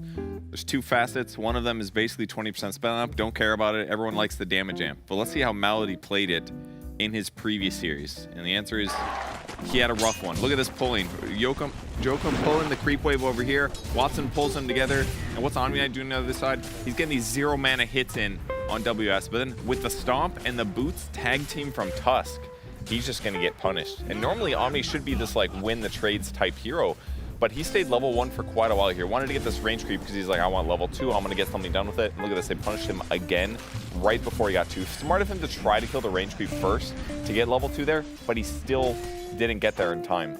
So this Doom carry and this Omni 5 not working out so great. He did fight here. Watson did have to get that last hit, very, very important here. And he tries to get the response kill, but that also doesn't work. The greed ends up really hurting Gaming Gladiators here in their safe lane. So the Omni Doom safe lane against the double melee with the tag team, not so good. Now, that was a little sad for them. Let's look, is a bonus clip. Look at Ace here getting ganked.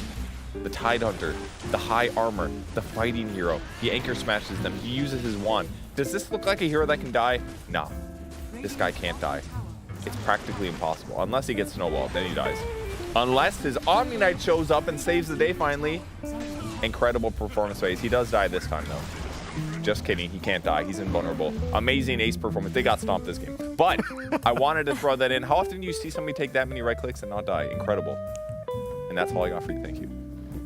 Thank you, Purge. I mean, I'm sure a big portion of that was just the product of Tide Hunter being Tide Hunter. Those were Omni clips, Neil. We're supposed to talk about Omni Knight, not correct. Tide Hunter. The Tide Hunter one was for fun. Bonus clip. It was a fun bonus clip. How can I not include that clip? That was like 25,000 right clicks. True. I'll talk about Omni Knight. I don't Please. think Gaming are going to pick this hero. I think we saw it twice. You know, Miero played it on the offlane one time, and then Malady played it on 5 this time. It didn't look good. Like, I think they might not consider it the way that they did yesterday, because the flex might not have enough upside, like the flex to offlane, to make for a position 5 Omni. I still don't think it's strong in lane. I think that we'll see more scenarios like that where they just straight up lose the lane if they pick Omni. Gaming Gladiators, I think they've benched it. That's my prediction. We did get a chance to speak to Ace, and he mentioned that their drafting style right now is very collaborative. While I actually don't even know if I got an answer on who's clicking the buttons on pick this hero, but he said based off of, especially in a post-patch world, based off of Quinn or Tofu or Ace, whichever one's feeling inspired, they want to make this hero work, then they're kind of trying to make a draft around it. So right now, I'm not 100% sure if anyone had the idea for Omni Knight. CY is obviously the mastermind behind all of it, trying to synergize all of it into a draft, but maybe they need a little bit more time. At this point now, it's been like what, 72 hours into the patch? Yeah, and seems like even in the previous patch, they had a lot of either hit or miss type of a draft. When they have a good draft, they can actually get to play Dota, but they also had some really wonky drafts that made them like go 0 and 11 on mid Monkey King, Wind Ranger 0, 8 and 0. So this one definitely comes down to the draft, some gameplay as well. But overall, I really like the way they've been playing when they were playing against Enigma Galaxy. A lot of pressure on the lanes, and also we said that they are also playing more around Watson rather than they're playing around Quinn. One of the reasons why Quinn is not having that good of a time, but whenever Watson's having a good time in the lane, when he's playing his carry Doom, when he's playing his TB multiple times, he's the one controlling the tempo of the game, and the rest of the team is following him. I do wonder, though, now that they've lost to Talon, who ran 2 Lena's mid, if this kind of gives Quinn faith in other mid-heroes, because he has complained a lot about the mid-hero pool of the last patch, but this patch dropped and we've only seen him play Monkey King and Storm, so he hasn't really diverted. Maybe today is the day he busts out something like a Lena or something like a Shadow Fiend, just something old school. Or something like the Void Sphere. I specifically talked to him about it. Emo's been running it constantly, and he's still somewhat afraid of picking it. So if there was ever a time to do it, I hope it's this series against Aurora as we get into the draft for game number 1. Aurora, they ban out the TA, the Bristleback, the Terrorblade, and the Darkseer. Tiny and Doom and Kunkka are taken out by Gaming Gladiators. First pick of that Nature's Prophet, and Aurora respond with a very, very strong Toronto-Tokyo Enigma. At least he had a banger of a game last game he played against Team Liquid. This is the itemization that usually you don't see. Helm of the Dominator / Overlord is definitely back with the new build-up, lower cost, but also because he built into Pipe, Force Staff, and then also because it was a good game for it, they had a lot of physical damage. He bought his 4th item, which was AC. This is something that you don't see on Enigma. Toronto-Tokyo is getting more and more experience on the offlane, and I really like how he's benefiting from not having that much like network that he turns into some really big plays. Yeah, I wonder if these Helm of the Overlord offlaners are back in a way, because I think that the way that the macro game changed with the Tormentors being moved to minute 20, and based on what I saw yesterday from Talon when WS played Beastmaster with Summons and a Dominator, it made it so that you get the tower control and you don't have that 50-minute objective to play for. So you can take mid-tower into top tier 2, into Roche, and then you can go take the Tormentor. And you do this without giving away Tormentor to enemies or Roche to enemies as well if you have the map control.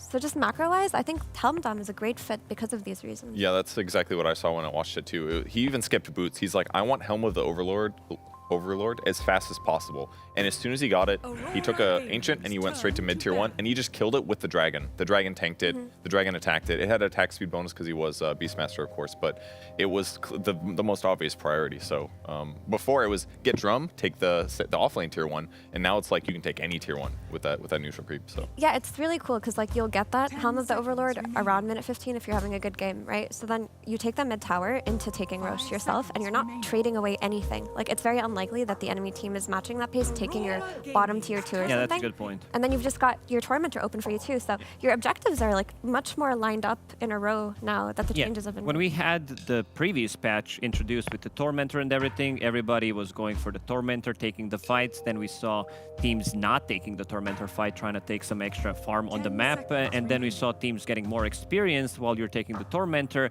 Team that doesn't usually take Roche, they still 5-man go into the Roche, but they take it. But this time around, it's not going to be as easy because of that 15 to 20 minute Tormentor change that you did mention. Yeah. On top of that, though, I do kind of like Enigma against the Nature's Prophet, because Nature's Prophet is a very effective trading 5 if that's how they end up playing him.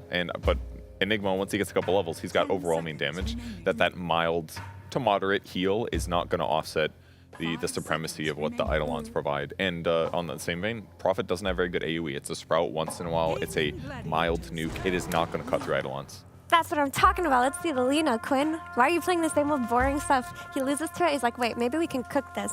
And this isn't just a potential mid Lena. It's maybe a carry Lena flex to Watson too, something that can lane into the Enigma, clear the Eidolons. That option is open, but I already love this change from Gaming Gladiators. Why have they been going so old school with their mid-heroes? Yeah, that's a good point. Shades of the 2023 Lena Major. The DNA is still in a Gaming Gladiators wheelhouse. And Aurora Gaming get themselves a Shadow Shaman. One last point on the Tormentor Overlord thing. Is any of that dependent on Radiant or Dire picks? Because last time we saw Toronto-Tokyo on the Enigma... Whoa. real old They want DNA all from the Game of trees. Gladiators. Imagine the healing coming out from these two heroes. Celery's so jealous right now. Wait, this actually is the Lina major. Like, is, Nature's Prophet was a first yeah. pick, Yeah. so is Lina, so is Enigma, and so is Train Protector. We're going way back in time. 2023, Dota 2. So we get paid? Is that what you're talking about? Oh, yeah. I haven't been paid either, just putting that out there. I was very angry. Okay, so let's check some of the changes because I don't remember Treant Protector. Damage taken during Nature's Guise has been decreased by 0.25 seconds. Living Armor has been increased at early levels for 3 seconds, which is good. And cooldown on Overgrowth has been decreased by 10 seconds, level 1. Well, the point here is they're going to put living armor on trees or towers, and they're going to try to elongate the time that it takes for them to kill them. Why didn't as well, anybody think of this strat in the previous patch? To put living armor on the greater Treant. Because they didn't need any physical resistance except for against towers. It was too strong anyway. Make It's the him even strongest more unit in the game. obnoxious. Yeah. Does Soothing Sapling still heal towers? Because when they gave him that facet initially, it did heal towers. Not anymore. I feel Not like anymore. it doesn't. Okay. Because I was like, that would be pretty weird.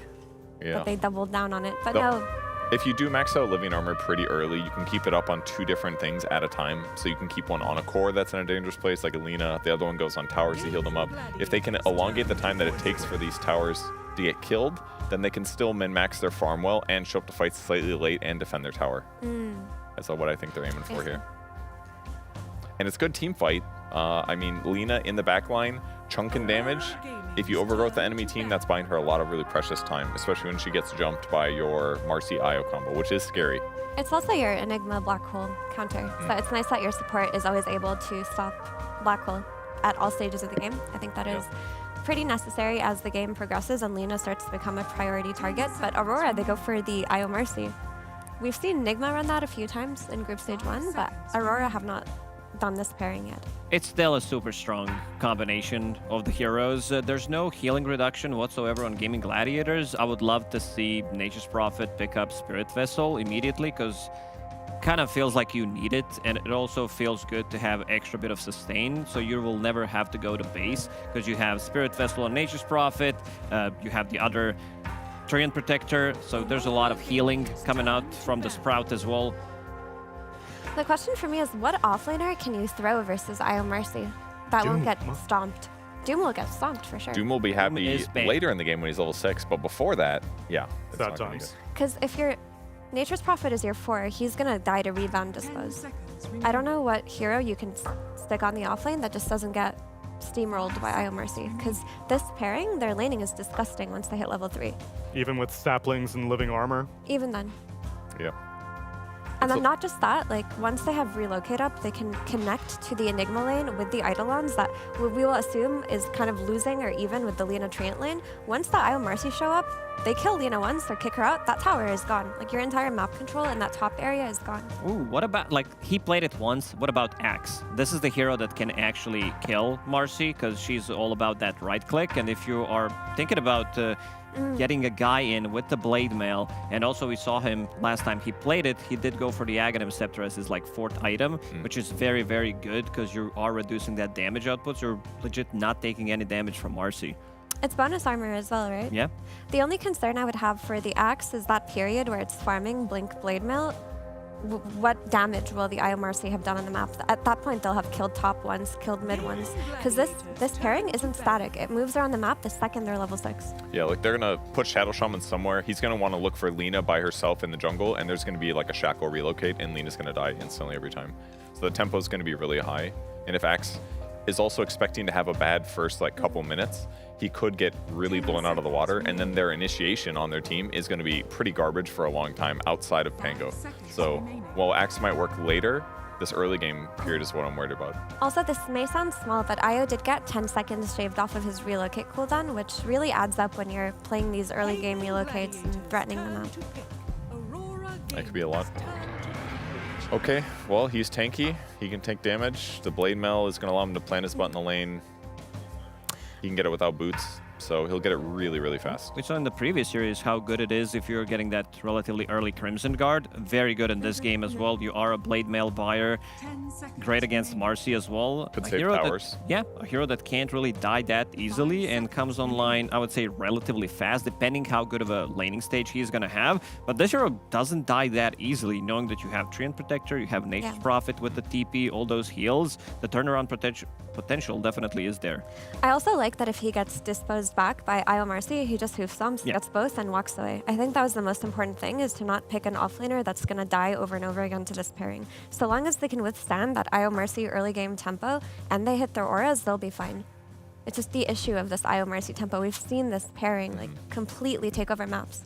I remember even when Tundra were running it a lot, when Dyrachyo was still playing, he would even rotate before he was level 6. He'd be like level 5 running mid with Io, casually killing mid, walking back bottom.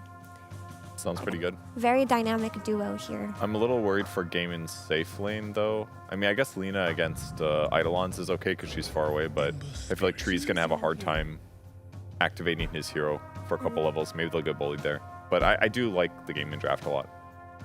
In my eyes, I feel like the Lina Treant are super fine. Like, they should go even or win that lane, so long as Io Marcy don't show up, right? Because this is the whole question of Aurora's draft. How impactful will they be?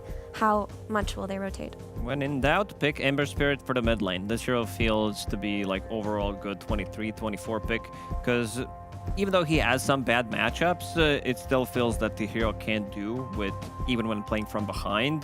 Both teams cooking different drafts, but I like what Gaimin did for themselves with this double Treant. A lot of healing, survivability as well. Pango with the jump. There's going to be a lot of these auras, a lot of these shields that they will have. Like even Nature's Prophet deeping in, he gets the barrier as well. So these heroes are not that easily killed. It's a rare instance where we actually get to see Treant Protector, so I'm not sure how much stock to put in this hero. What's the reasoning for why Treant hasn't been relevant for the past 8 months or so? He's good at defending towers. Overgrowth is kind of good. His other skills are all right. Leech Seed can be really good, but you need a couple points in it. He's really slow. It's very slow. It's counterable by detection. There's not a lot of trees that are in a line anymore, so it's harder to like abuse the map without getting spotted in various places. So the rivers being everywhere, not so good for Forest Man. Also, the 5 meta was like Warlocks and Jakiros and things that team fought around minute 15 showed up, had insanely high impact, and Treant was not one of those heroes. Don't trees grow faster when you have Treant Protector on your team? This also benefits Nature's Prophet because you're getting that extra heal, so you will always have the heal with the Sprout and the Facet. And as a Nate, yeah, it's going to be that much stronger. Okay, maybe there are some capabilities that are left to be uncovered by a Treant Protector, and we'll find that out in game number 1 with our casters Cap and SVG and our band, the PogChamp Pandas.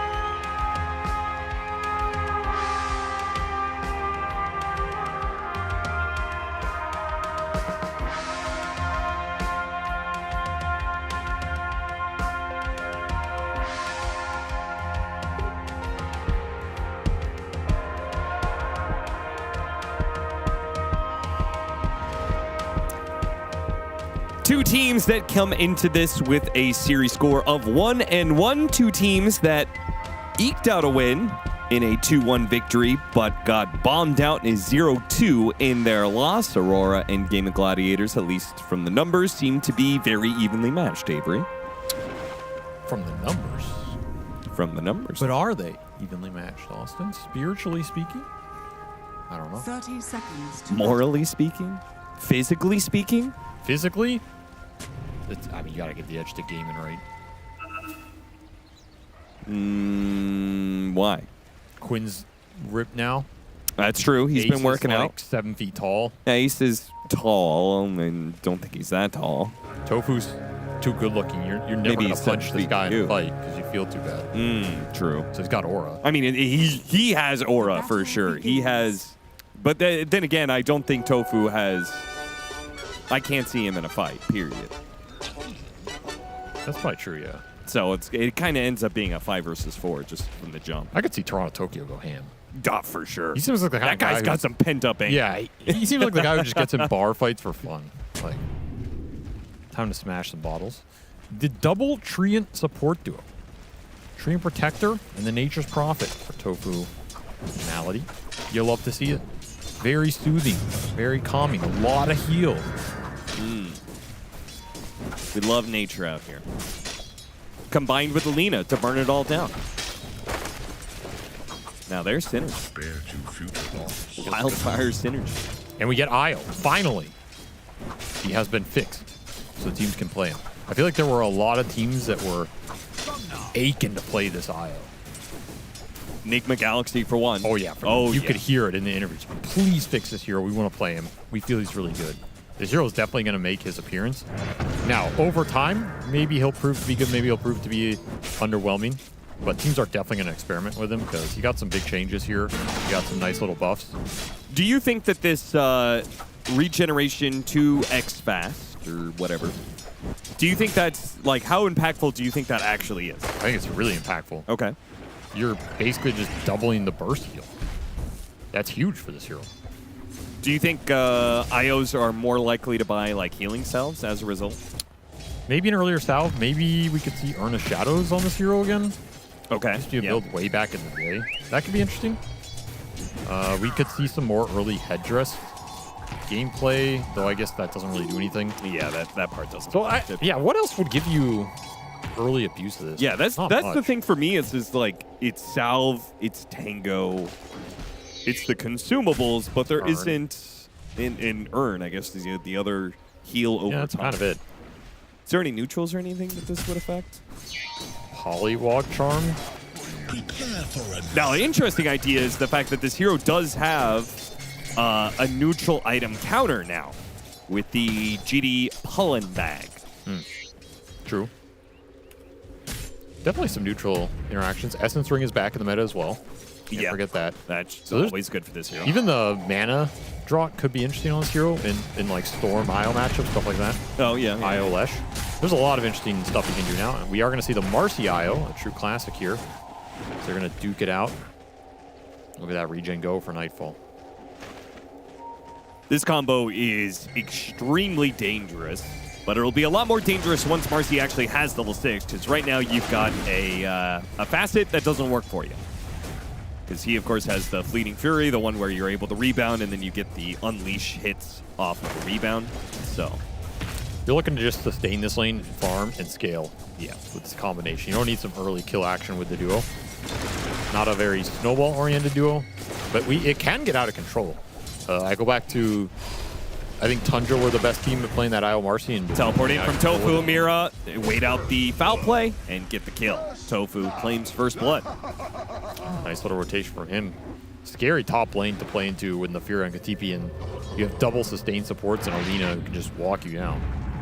And frankly, I think you need to do that because Toronto Tokyo has been on a tear with this Enigma. He's owning. Deleting teams out here. This is going to be one of his rougher starts, however. He is really getting nothing top right now. Yeah, where did Dream Protector come from, by the way? Did this hero get that much of a buff? Came from the Force, Austin. Okay, thank you, favorite. He got some nice buffs. Run him down, get some damage on Ace as well. Any kills this Marcy IO gets is worth its weight in gold. The experience is always extremely valuable for an IO combination, but again, we already talked about how Marcy is so reliant on getting level 6. The way I look at the Treant buff is basically he got... The Nature's Guise is nice, but he got an extra 3 seconds on level 1 living armor as Kiyotaka should be fine here. He was ahead in his lane. Looks like Quinn has pulled it back a bit, though. The big one for this Treant, however, is the cooldown on his ult. This ult is now 10 seconds lower cooldown at all 3 levels. Okay. That's pretty big for the hero because he's really reliant on Overgrowth. Yeah, he's not that impactful in team fights without it, right? His laning was always fine. It's always going to be fine. But Overgrowth is your spell to impact the fight. and build up to, and Living Armor is kind of your way to contribute to the map. So if those two spells are weak, the hero generally doesn't see that much gameplay. So maybe these buffs help push him in that direction as the aggression continues, but... Oh, that was close, man. Ace feeling like he had to just TP out. Barely makes it away, but he's going to miss out on some heavy experience. That's going to slow down his Vanguard. Well, Mira... Okay, so the pressure is on Ace, but it does free up Tofu. He is moving around the map constantly. He's just no longer playing in that off lane, it seems. They are really shutting down this Enigma Rasta lane. I mean, Toronto Tokyo has 13 CS. Ugh, you almost better off just jungling. Oh man, Kiyotaka just cannot be left alone. He just wants the 1v1 against Quinn. He had a chance to be able to win it, but Tofu keeps on meddling in his affairs, and as a result, Game of Gladiators now really walking away with the win in both mid and top.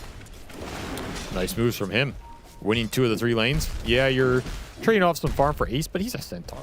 He's kind of chilling down here. Yeah, he's just going to max out, retaliate, and go hit neutrals at some point, right? This is exactly where you want to attack. And now you have Rolling Thunder, plus that shield rune in the bottle. Quinn has a lot of aggressive potential right here. Kind of a scary lane to come back to for the Ember, who is half a level away from 6. Big window for Gaimin to abuse. Knowing Game of Gladiators, Quinn's going to go and play for the enemy Wisdom Shrine. And he's already making that rotation. Here he comes through the triangle. This is to a top lane that was already winning pretty hard. Yeah. Trying to take the quick kill on Amira. That is guaranteed. Now the question is, though, Aurora, they have plenty of heads up that this is coming. What are they going to do about it? I think he's just going to roll in. I think so, too. I don't think you have really much of a way to stop it. Okay, he feels like he doesn't even have to roll. He's just going to take it without a spell cast. Nightfall gets the other one, though. That is nice. Not too bad for Aurora, considering this top lane is just getting dunked on right now. And Quinn lost his blade on the courier. So that's a net worth off the map. Equalizes a decent amount. Space for Kiyotaka to recover on the mid.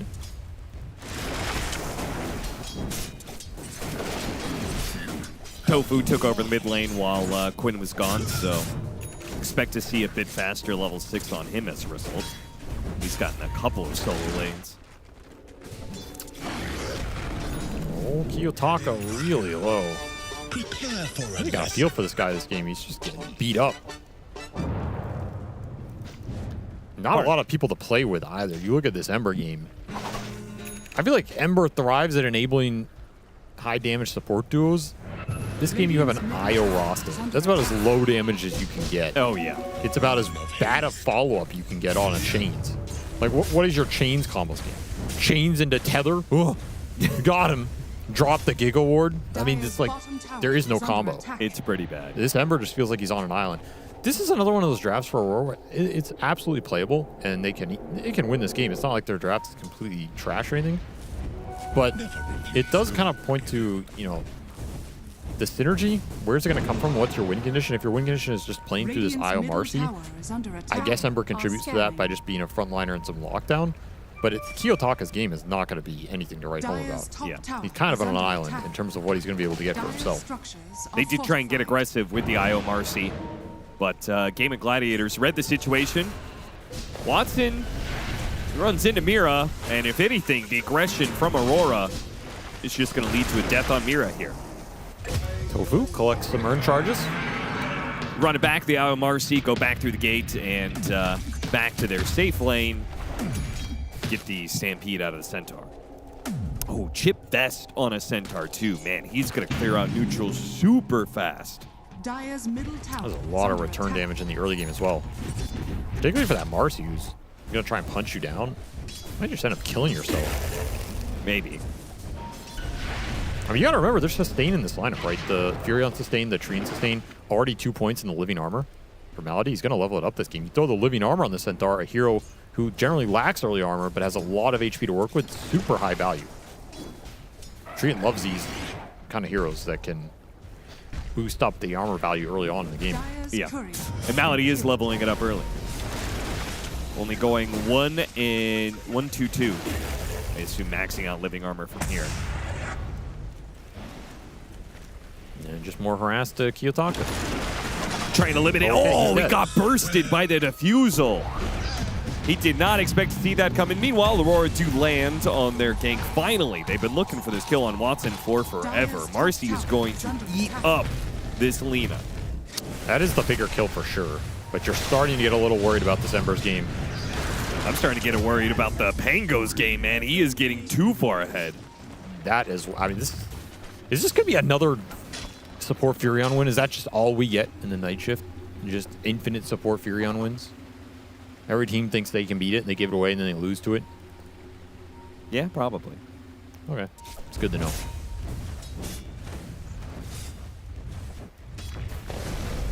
Radiant's middle tower is under attack. Trying to push up bottom with this catapult hitting the tower, forcing Ace off the area. Where's the help? Don't want to give up these early towers if you have the Dream Protector. I'm kind of surprised Demon aren't fighting this. I feel like Ace is pretty strong here. Would just retaliate Chip Vest Vanguard. Throw some armor on him. Okay, but counterpoint. If you are a Dire side, it is better to trade off lane towers because the Tormentor is now going to be in the top left part of the map. Sure. I can buy that a little bit. I mean, I can't think of another reason why they would be so willing to give this up. I think they feel they're just getting more off the map. There's no reason to fight into the IO Marcy. Maybe you're respecting this combination a lot right now, which is fair. There's full wand on Panto. He has a healing Lotus. A lot of HP to get through on this Marcy. Quinn just takes top. Almost takes it. Toronto Tokyo did get to the helm. This Enigma is recovering faster than what the Centaur's getting on an island. I don't think Gaiman should be too happy with this setup. Especially when they have Wrath of Nature up, they have Overgrowth up. Yeah. Fighting around these tier 1s is super easy for their support duo. They really don't want to use this smoke to gank Tofu. They had him dead to rights. They could have killed him very easily. They bide their time, hoping a better target will appear. And it seems like they're going to go after Ace. No, they just return back to lane. They don't know where they want to go. They don't have the 6 on the Shaman either. I mean, it's fair because they, like Toronto Tokyo just took the top tower. Nobody was showing on the map. Oh, Quinn is going to be caught in the black hole. Relocate coming in. He is very dead. Nice black hole. Quinn not expecting the global maneuver off the ulti. No one there to cancel it. And Gaiman left standing up here, wondering if they can get something in return. They will be able to jump back as the relocate goes to the other side of the map. They'll push forward and catch what they can. It's going to be Mira's Shadow Shaman. Malady gets in front of him, body blocks a little bit. But as long as Toronto Tokyo gets out, I feel like this is acceptable. Okay, Laguna the Troll. Plus 100. Why not? I guess so. That's that support synergy. You sprout the dude the tree and can just walk through it. Yeah, that was really good synergy. Think Watson just wanted to be supercharged or what? I think he just wanted to zap something. It's very satisfying. Support smoke into mid. Looking for Ember. Kind of an awkward place for Kiyotaka to go to. A little bit, but he'll be able to get away from Tofu. Will be fine. I catch him in the overgrowth. He dies every time. He's got some bounty runes to bottle back up on. But Tofu is relentless. Just keeps pushing him back. Ace is now up to Vanguard Blade Mail, so expect the Centaur to be able to play a lot more solo, a lot more aggressively as well. He's going to start pushing in bottom, threaten this tower. Yeah. And if Gaiman fight around mid, he'll get it by default. Which looks to be the case, because you have Pango with Diffusal and an Arcane Rune. Not a place this Aurora support duo wants to be, unless you're bringing all the cores. There's just not a lot of pressure on the map for them right now. They're losing a lot of space. That's a lot of space that's going to the Pangolier. Quinn opting for a fake hero, but having a real impact here. He is set up to succeed still, though. Nightfall is crazy farm. This is a very fast Battle Fury he's picked up.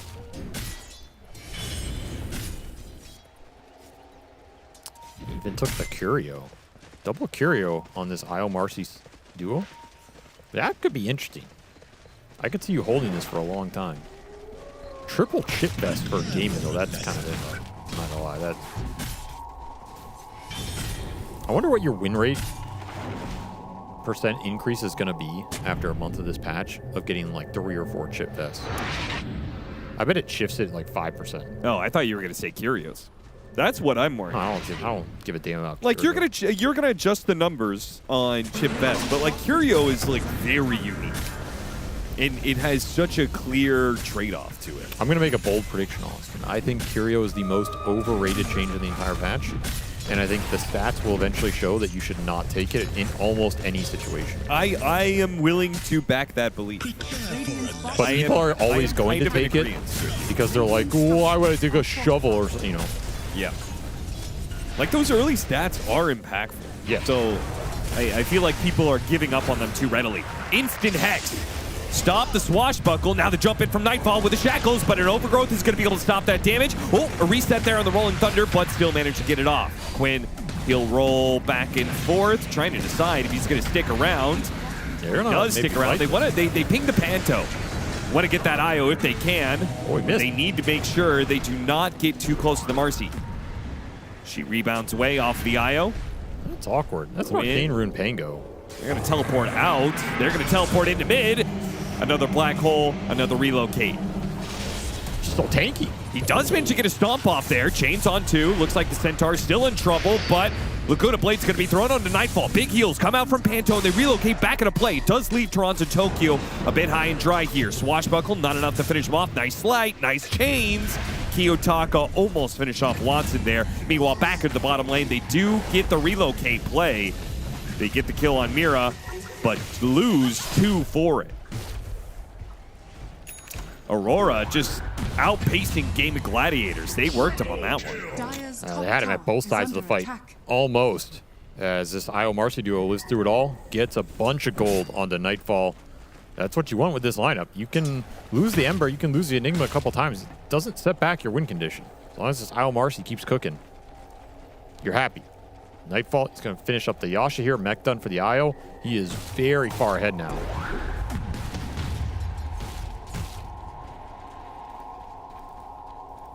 First to 10K. Having almost a 3,000 net worth lead on the enemy carry in Watson. Do you think the Lena carry is back? Do you believe in this? Definitely a lot different without the Gleipnir. Yeah. It's a lot slower. But I do think this hero still scales really well, and it's a very scary late game carry to go up against when you don't have a lot of gap close. Kiyotaka trying to take the power rune. Wasn't actually there, caught in the overgrowth, and now hit by the Rolling Thunder. He's looking pretty done. Oof. Mira's going to join him in the grave. So Game of Gladiators bounce right back. This is not an Ember build where you can get aggressive like that when you don't know what game you're on. Like, you have an Orchid. You get caught in any stun, you get chained into the overgrowth or caught with the overgrowth initially, you're dead. 100 to 0. There's no bailout in this game. Is it purely a play thing, or do you feel like his build is not actually correct? Do you feel like it's better to have a mid? I think this is... I don't call it out this hard a lot of times, but I think this is the incorrect build for his position in this lineup. This is not a game where Ember is going to snowball and be the 1v5 huge scaling threat and control the game. Okay. You have to play for Io Marcy here. Your game is going to be awful. The 2 supports can't play with you. They offer you nothing. You're not going to be able to make moves. You're not going to be able to play aggressive into the sustain that Game and have especially. Ember doesn't do well into early sustain lineups because you can't chip and run people down. I think he just has to play to offer something in the fight for the Io Marcy, which is either be as tanky as you can on the front line, be as annoying as you can versus supports and just live for a long time, or be really annoying on the map and split push and be unkillable. And I think Orchid doesn't do any of that. Well, Orchid is annoying. Maybe his plan is just to get in there and slow down Quinn as much as possible. But I don't think you have the backup to kill people with Orchid this game. That's the problem. Yeah. If you run into the Pango and Orchid him, are you just playing to Orchid chains the guy and then reload on him? That to me sounds pretty scary. Like, I don't know if I'm doing that. Into Overgrowth, into a potential Centaur turnaround. I think this is... It really just creates a big opening for gaming every time they can find Kiyotaka. Aegis, however. Roshan was just about to switch over to the other side, but Marcy is so farmed with Battle Fury Manta and now an Aegis that they're able to take out that Roshan just in the nick of time.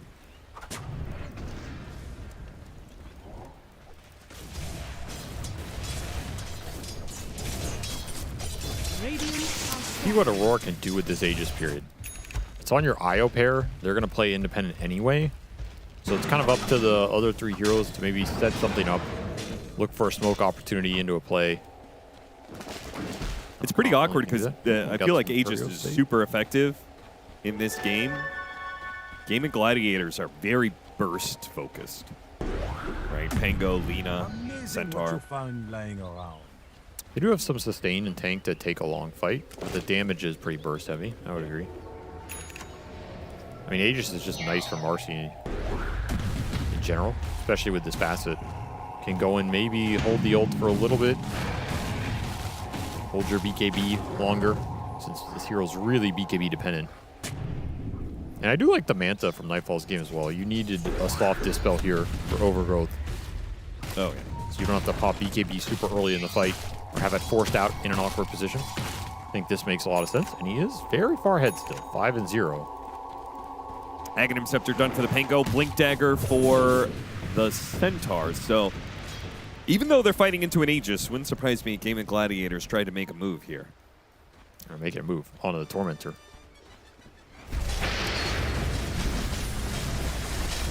Well, there you go. Move successful. That was really fast. Shard for the Centaur. I don't remember. Did you say if you believed in the Lina? You said the Gleipnir being no longer a thing hurts the hero. I believe in Lina to scale versus limited gap close and be a late game damage threat. I think it's completely fine. But I don't think you're going to have these Lina games where she can contribute to the team early and run the game over. Okay. I think that style is gone. It doesn't make the hero bad. So it sounds like to me you don't believe in it for this game at all. Because there's definitely gap close on the side of Aurora. This Marcy IO is really tough, I think, for the Lina to deal with. I could see a world where IO Marcy just becomes too much for Gaming to deal with. I think it is dependent on how you take the fights. Of course, overgrowth, when that goes out, is a big factor. I think at some point, Basher on Quinn is a big factor in this game.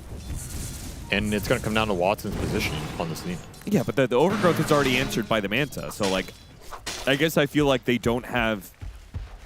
Marcy will always be one step ahead of them, is what I feel like. I just think there's a lot of Lina players that would say, like, if I get to Hurricane Pike plus a Silver Edge, you're never going to find me to start the fight. And at some point, I will stun and I will burst you down. It is nice versus the supports in the Enigma here as well. But there's the BKB for the Marcy. Already done, as Nightfall is just gigantic. And he is holding on to that Curio as we saw. Got the Vast for it. That's also super nice on this hero. Extra attack range. Yeah, now even Quinn, when he's rolling Thunder, has to be a little bit careful of the Marcy. And they still have a minute on this Aegis. They just got Blink Daggers for the Enigma and the Rasta. A lot more jump potential now. Just go in, sacrifice yourself for the control to let Nightfall pound you down. Oh, he's going to Pound Town, all right. Rolling Thunder, trying to bail out Malady. Does manage to get off the overgrowth. Manta instantly takes that off. BKB committed here, but Stampede, that makes things really awkward. Nightfall wasn't able to hit anything there. That did not look impressive. Dire's bottom tower is under attack. Yeah, Mira died. He's a bunch of the control. I'm not sure where Ember or Toronto Tokyo were. That's your other sources of control for the Marcy. So this is the big concern with IO Marcy in this game, is can you control heroes for them that the damage can get put out? Because Gaiman have a lot of utility. Just innately in their heroes, and they can potentially build a lot more. They have heals, they have armor, they have Stampede, they have Sprout, which is an annoying spell to maneuver around for melee heroes. They have a Rolling Thunder that you're likely not going to be able to prevent that could be bashing you later. And then you can put all these items on top of it, right? There's going to be a Shiva's on this Furion. Kind of an interesting item. Solar Crest from the Furion, or from the Treant. You can get 4 Staves here. You can get Glimmer Capes. You already have a Crimson on the center. I think this is a lot for Nightfall to 1v5. It is very Game of Gladiator style. All of the auras are coming together. All the utility. I think you will need a Blink BKB Black Hole at some point in this game. Yeah, for sure. And you will have to do it with respect to the Treant Protector. Yeah, I guess that's the hope is that the overgrowth will be forced out by the Marcy, but Malphus, that'll lead into relocate pickoff. Tofu goes down. I'm sure they would love more of that. Just random reload pickoffs around the map. They're going to set up on the IO. Where did they out? Oh, never mind. I saw double TP up to the top lane. I thought maybe that's where the IO came from, but no. For the Shaman. Must have been chasing after the Shaman, but Ace does not find him. That was this stupid hill with all the wards on it. Yeah.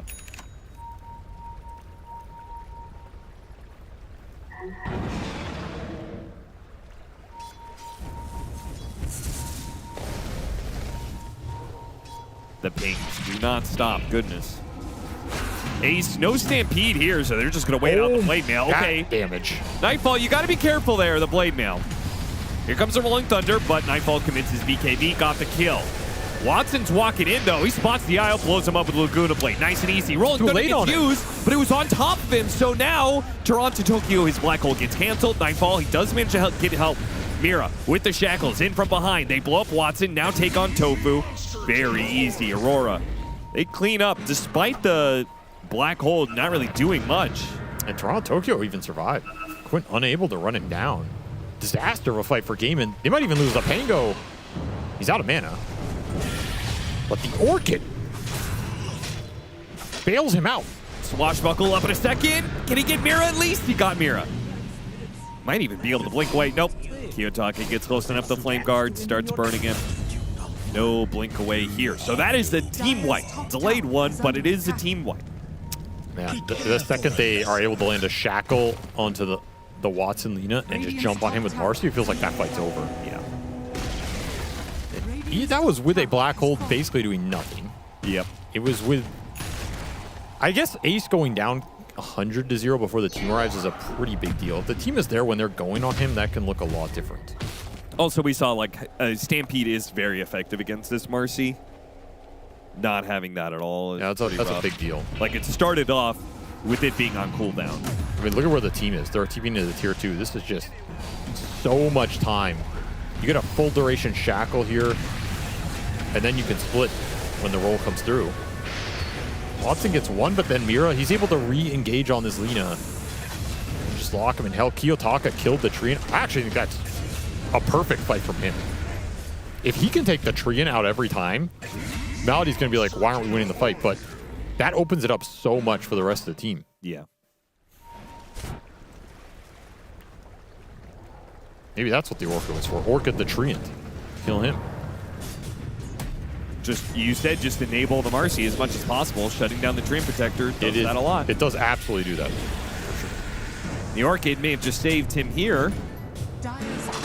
Quinn still chasing after, really wants this kill. Got the BKB out of him. Call it quits there. What'd you think of Revenant's Brooch on the Marcy? It's a lot of burst damage. You like that more than Basher? He's going to still go Basher eventually, but I think you want one of the Brooch / Daedalus on this hero for sure. It's all about the burst damage. You need to make sure that when the punches go through, that hero dies. You can't not have enough. So I agree with it here. And it's going to be nice for some of the armor mechanisms Game have. Combine that with this Gunpowder Gauntlet, unleashed Gunpowder Gauntlet. Yeah. With lifesteal. How much extra damage is he getting? So he's getting an extra 36 damage. Was that worth? Hell yeah, brother. Not having an active item for 27 minutes, 25 minutes. Hell yeah. Right. Double Pollens for Game of Gladiators. They're trying to address the IO Marcy duo with that. Can't blame him. Should be good against this hero, conceptually. Now, whether you can get them off in the fight at the right time. Tofu, oh no!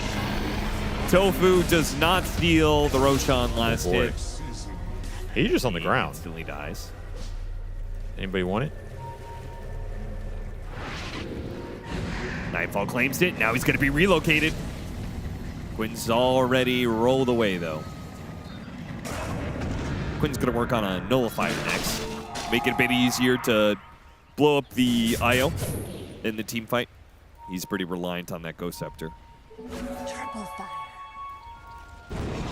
Gaming are looking for answers right now. On one side, you have a Marcy who's 8-0, and on the other, you have Alina that's 1-2. The carry diff right now, in terms of impact, is pretty big. Watson is going to have to find his mark here. Did also unleash his tier 3 with that Shiv. It's pretty nice. It scales up the percent. Yeah. Pretty good. I feel like that's the part about the Unleash that's kind of, like, sometimes it affects multiple stats of an item. Sometimes it only affects one thing.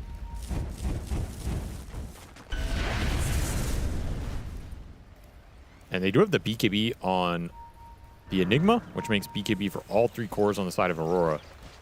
Pretty scary timing for Gaimin to fight into. This Overgrowth has to find good targets now. There's a lot of pressure on Malady to be in a good position. He doesn't have a lot of ways to do it. He went for this Solar Crest, which means you don't have the Tree and Shard, you don't have Blink. Quinn blinks away before Nightfall lands right on top with the rebound. He's got Rolling Thunder. He'll be good. And there you can see the power of the Ghost Scepter.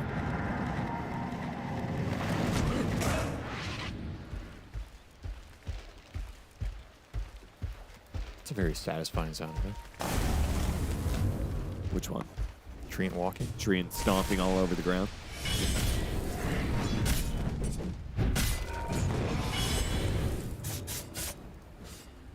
Well, Game of Gladiators has brought this back to an even game. It doesn't feel like it at all, but net worth-wise it is. I think if Kiyotaka finishes Shivas, this game is getting pretty difficult for them. Whew. That was some burst damage right there. They're going to take the fight. Yeah, but you don't want to go on the Centaur. Yeah, not that guy. This is not going to be a great relocate. Tofu did teleport in. He's going to hit him with a Shiva. Stampede's going to go out. They're going to go out to the IO. Instantly blown up by the Laguna Blade. Nightfall pops his BKB. He's fighting for his life. He's going to lose his life. First one anyway. That's going to be the Aegis. Second life, Ace sticking on top of him. Daring him to fight. He's got a Blade Mail after all. Dude, there's no way you're taking this. You have nothing on Marcy. Meanwhile, Quinn jumping after Kiyotaka. Stomp on 2 from Ace. The teleport away from Kiyotaka. Nightfall, meanwhile, jumping after Quinn, regretting that one. Starts leading the IO back and away. They are still waiting around. Maybe they're going to wait for Unleash to come back up 20 sequence. I mean, really Tokyo is now here with his Blink BKB. Could be dangerous situation. Rolling Thunder, number 2. Quinn. Ace is just untouchable, man. He found Toronto Tokyo. That's a little bit dangerous. Toronto Tokyo trying to find an opening here somewhere. Meanwhile, Panto almost dies again. Tofu chased after him. Another good blade. Got Nightfall. Got him on the stomp. He's dead. No opportunities, it seems, for Toronto Tokyo. Could never blink BKB Black Hole in that entire situation. That's wild. That fight went on so long you got 2 Unleashes off. But couldn't really connect with either, except on that Furion. It just respawns. And Ace on the front line, they did not want to focus him down. He dealt 10k damage on this Centaur. With that shard, putting in the double edges. He's a beast. It really is. Extra 45 retaliate damage. So when you hit him, you're taking 90 damage from retaliate. You're taking another 40%. So another 60 damage from the strength bonus. This is where these single core lineups they're just hard to close the games out, no matter how strong you are, because utility is just so strong in Dota these days. And people play around buybacks, they play around high ground vision. There's a lot of ways that this one core can just get ruined at the start of a fight. Radiant's bottom tower has fallen. And just like that, it went from an even game to Game of Gladiators being up 2 lanes of barracks. Over 10,000 net worth lead. It's going to be rough because Aurora, part of their lineup is supposed to be able to play you on the map because you've got IO and Ember Spirit. But with 2 lanes that are going to be constantly pushing in, they won't really have that advantage to play for. and now there's a blink on the Treant. So these aggressive fights become more difficult now that Malady can position. I think you have to go in, find the Treant or force overgrowth, and then look for a big black hole when gaming clump. Tofu's just fearless, man. Ever since he got his Shivas, or even before that, he just teleports right in front of them. Ghost Scepter, Shivas, Spirit Vessel, he's pretty damn tanky. 2,000 HP, but it's a lot more than that, really. Why not frontline this game? You have 3 cores that at this point are all doing a lot of damage. Ace is going to frontline naturally. But you just send this Furion in. I feel like if Furion tanks a Marcy ult plus BKB or something, it's kind of worth it. Yeah. The rest of the team's going to kill him. And a big portion of that fight was Gaimin focusing the IO down twice. They killed Panto first. He comes back, he dies again. This Marcy without the IO is significantly weaker. A lot more prone to being kited in the fight as well. So if you can find IO to start the fight, that is another big factor for Gaimin. And if you're Aurora, you need to protect this guy. Will be the full Abyssal for Nightfall. He buys out. They got to get the jump onto this Lina. One of these times, Mira went for a jump onto the Treant Protector, went by himself. Panto and Nightfall only just now getting here. Nightfall, he's going to go back onto Watson where he can, but the Abyssal Blade, he didn't use it. And Watson able to just run away. They kill the Treant Protector, sure, but that's going to be his BKB and his Unleash, and maybe still caught by Tofu. Hit by the Sprout, breaks himself free, but now a Stomp lands. He gets up to the high ground. Nightfall, he's going to try and TP away, but they have the damage. Just no chance getting out of there. That might just be the game. He has no buy. Yeah, I think Game Gladiators just run it down the lane. There's nothing Aurora can do. Their lineup is built so much around the Marcy. There's no way the Ember Spirit or Toronto Tokyo's Enigma can hold. And where is our black hole? Yeah, I mean, you just got to go for something at this point. Toronto Tokyo cannot get entry into the fight. These heroes are just running at him. The Pango solo killed the IO. Ace is running at him the whole time. He's trying to buy a refresher. Brother, you haven't used the first one. Well, to be fair, if he has 2, he can throw the first one more aggressively. Well, he's not going to get that chance. Okay. At least not on this life. You can buy back Black Hole here. Got a Shackles on Watson. The buybacks? No. It's waiting for the Marcy. Yeah. Well, that means they're going to play against Megas here on out. Even actually going to back here? I mean, Roche is up. Might as well. If you want to be safe about it. Like, life is so much harder for this Marcy if there's an extra life on the Lina. Because you can all in the Lina, I think, but saw in that last fight, didn't get the bashes, didn't use the Abyssal Blade, so Lina was able to outdistance her. I'm not even sure if that wins you the fight anymore. I think these other 2 cores are dealing enough damage on their own that you're in it for the long haul, even if you burst this Lina down. And that option just went off the table. They just going into Watson's hands. Yep. Refresher shard for one of these other 2 cores. And a cheese left in the pit. No one likes it. No one wants it.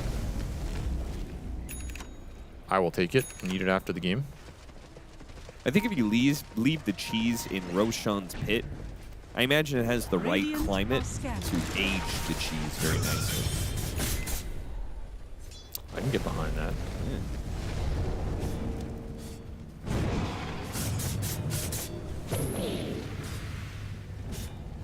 Gaming Gladiators, is this their mark? Want to jump the Ember? You have a Hex on the Fury. Go up the side, okay. Aurora know that you're out there, smoked. Are they gonna know that you're coming up the side, though? Word Sentry drop, Toronto Tokyo spotted. Toronto Tokyo is not quite dead, saved by the Hex. Mira comes in at the right time, and now the Lina's right in front of you. Hurricane Pike, though. Oh, Nightfall! Saved by a bit of heal. Will be able to get back to the fountain. Him and Panto start healing up. Playing it slow, Kiyotaka, he takes a lot of damage from Watson. Finally, they will go after Ace right in front of their fountain. They will play back and forth through the fountain regen and slowly but surely work on this Centaur. Is he actually going to get... Okay, walked into the Spirit Remnant, got chained up. They got it. They'll get 2. They had to heal in fountain 3 times, but they got it. Relocate back behind them, see if they can get anything else. Spot Quinn, but he's still at Rolling Thunder. You're a fresher shard for that. And with the Nullifier, he's not going for it. Pretty unsuccessful push there for Gaiman. Going straight into the fountain, not getting the burst on the Enigma. Yeah, that's because Watson, he put his BKB in his backpack, as you do when you have an Aegis, but it meant that he couldn't commit when they got the opening onto Toronto Tokyo. Mira, very nice. Blink Hex saves the day. Oh, that's a refresher on that courier that they did not get. Toronto Tokyo closing in on it? Or does he have it? No, he still doesn't have it. Just the recipe left. He'll have it. He's got it. He's good to go. That recipe, it's so weird. It's a 200 gold recipe. It's so minor. Okay, so he does have it, yeah. Well, that's 2 black holes that he can now not throw either of. Very intimidating. It is. Now you can go in, black hole, get overgrowth. Black hole again. Died-Alina. Got him on the Hex. Malady trying to save Quinn here with the overgrowth with the Manta. Dissuades that. BKB committed. They're going for Quinn, but they can't kill him. He rolls away, and Nightfall takes the brunt of the assault from Watson. Oof. Too much damage from this Lina, man. Miss Marcy just feels like it has no chance here. Too much damage. Tofu got him on the scythe. Marcy does have a buyback here, so Aurora. Oh, he got blood right on the Enigma. 2 massive black hole on holes. 3. The setup with the buyback from Nightfall. Game and Gladiators might be in trouble here. Toronto Tokyo is going to have to use the second blood goal. He didn't have the mana for it. He was 80 mana shy.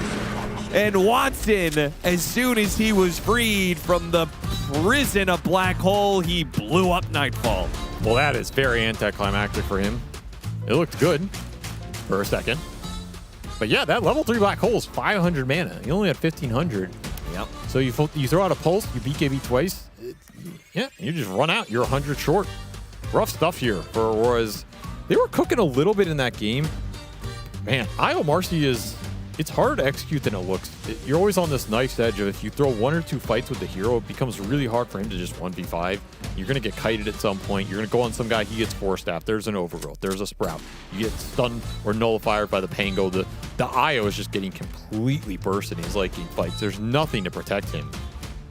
And you only have this black hole to bail you out of a 5-on-5 situation that's going bad. Just too much pressure on Toronto Tokyo there. I don't really blame him for not fighting those black holes. Kind of impossible when you have Centaur playing up in your face, Alina that you can't gap close yourself. And I still don't like Ember in these games where you're only using him for slight chains. I think it's just not a good use of the hero when you have a support duo that's Io Rasta. You rather have a more independent hero. The Storm, the Void Spirit even. Hell, even Earth Spirit. Pretty close game for a solid, like, 30 minutes, and then it was. All fell apart. Game of Gladiators, they got all their items, got all their various auras, all their utility items, put them together, and it seemed like Aurora just didn't stand a chance against all of that. So, all right, we can finally close out this Game 1. Game of Gladiators take the lead. Let's take a look at some beautiful highlights from this game. The laning stage ended up going quite good for Nightfall here. Gigantic net worth advantage as he moved around the map and got kills everywhere. But the Centaur actually got pretty tanky. Took a lot of punches to take him down. And in the meantime, Io doing his best to keep his partner alive here. But he did end up getting exploded. And Watson, as a whole, with the exception of this team fight, was just putting out a huge amount of damage. So, but a very brawly game in the early stages here. It was a great fight at 33 minutes with Quinn rolling in, looking to chain stun. And once again, Mira just being as annoying as possible. Panto on the backside just getting hit with every anti-heal in the game, doing his best to keep Nightfall alive, but Lina is just going to out DPS in the late game compared to these other heroes. Watson's so fast. Pretty happy that he gets to do almost anything. Look at this. Either he gets gone on, gets BKB'd, or the tree protects him, gives him armor. It's just a harder matchup here for Nightfall, despite being the fastest hero on the map pretty much. And Toronto Tokyo as well didn't really have a good laning stage. He surprisingly didn't die 1-0-6 at this point in the game, but he got way fewer last hits than the Lina did himself. So lots of movement, and Watson just killing people through BKBs, which is apparently a thing that Lina does. Very, very scary stuff. Lots of damage, lots of running you, and lots of retreating in there. So that was our beautiful Dota game.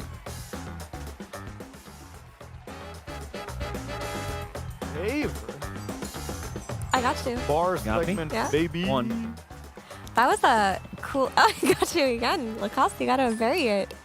That was a really good game by Gaming Gladiators. I think it was. Beard for the photo shoot. We're just gonna keep doing scissors, aren't we? No. Really?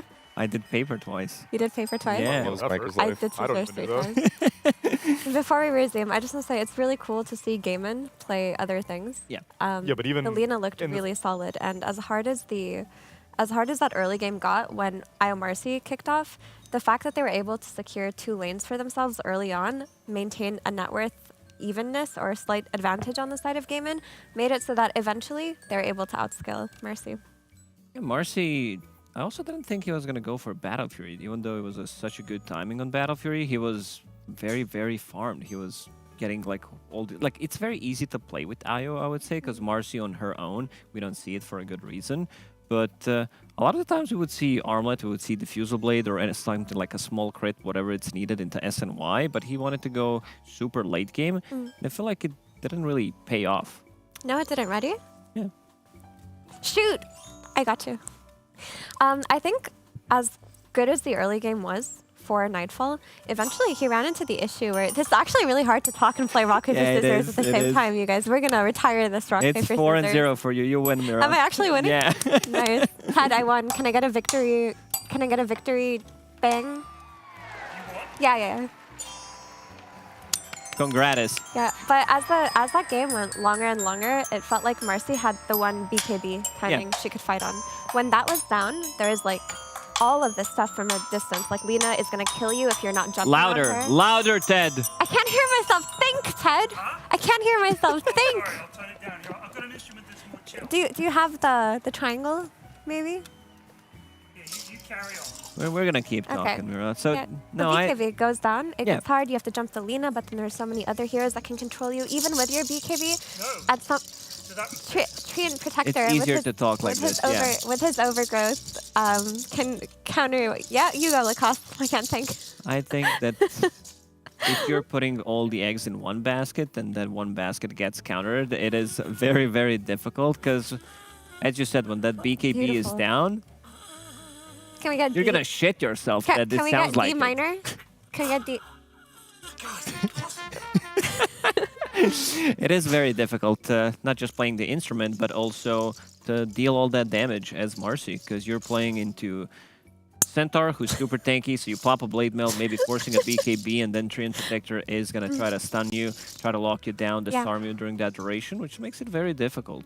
Yeah, also, we saw that one fight that they lost where they got wiped afterwards. Toronto Tokyo on Enigma was like at the edge of the fight waiting to re-engage with Black Hole, but it just wasn't clear. Like, Gaiman weren't throwing all of their heroes at the same time. They did a really good job of making themselves positioned in a way so that Enigma couldn't have a comfortable entry into the fight.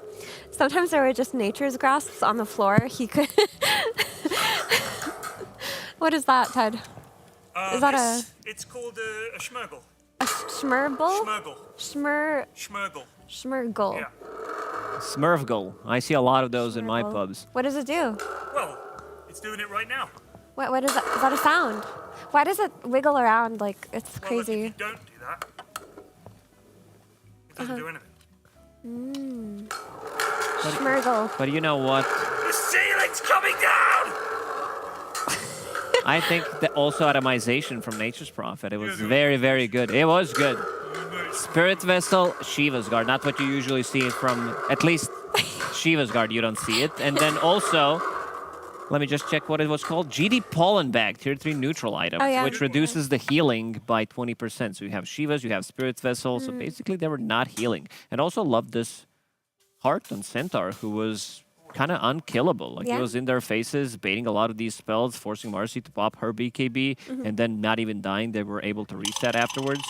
With the Crimson Guard as well, they also had an AC come out. They had Solar Crusts up. Tofu also got a Ghost Scepter at some point, which kind of protects him from the initial Marcy jump. So then Aurora were in a position where they needed any kind of like hero to scale with the IO Marcy to make it so that you're not entirely dependent on the 6-second window where she presses BKB and they take out primary targets. But that's what made Treant really cool as well, because that 6-second window we're talking about, you could just press Overgrowth.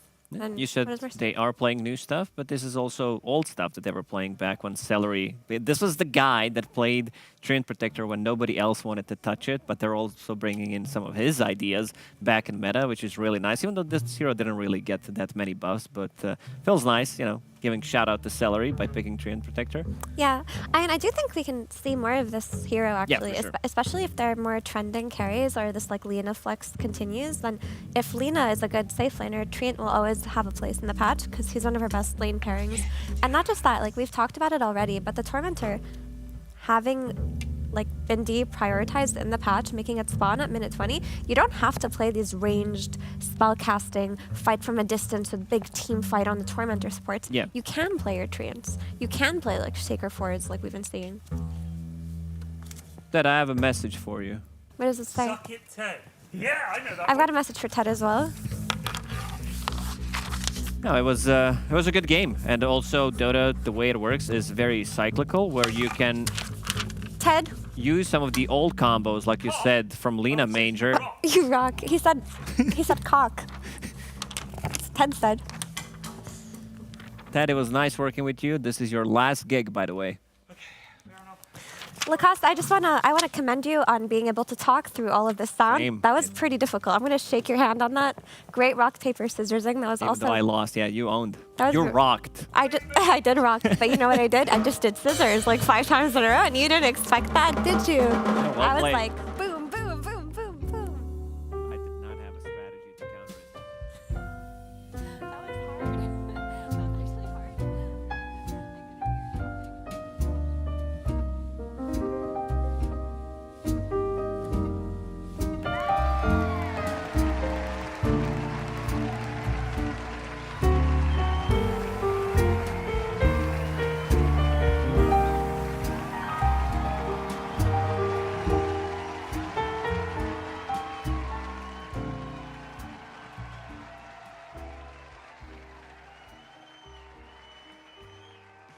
You're gonna be a cold winter, baby, without you loving around. I will be waiting until you come back home. You're gonna be a cold winter, baby, without you here with me. So don't keep me waiting. I need your company.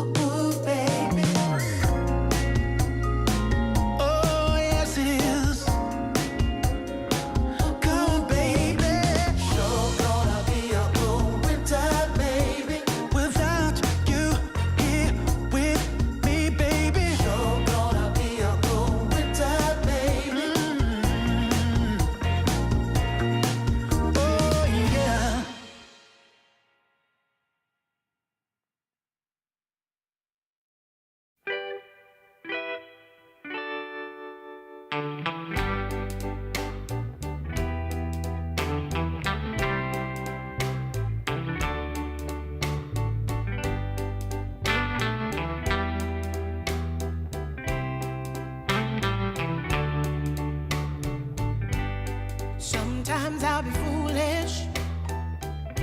Sometimes I know I get mad.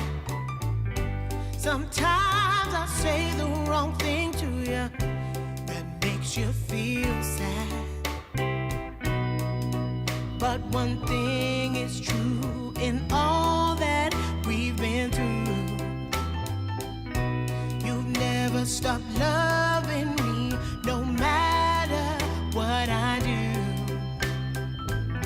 So let me say, yeah, that every day I try to find the words from my heart to say thank you. 'Cause you take me as I am.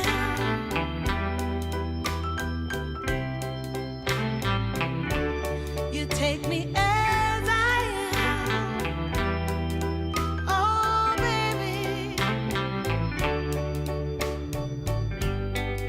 If you stop loving me, well, I would understand.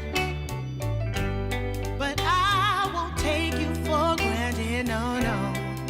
When you hold my hand, your love makes me feel that I could fly to the moon. Not even the birds above can sing a sweeter tune. I needed to say that you find a way to make me feel anew. And I want to say thank you, 'cause you take me as I am. Oh, baby, take me as I am. Oh, no, take me as I am. Oh, take me.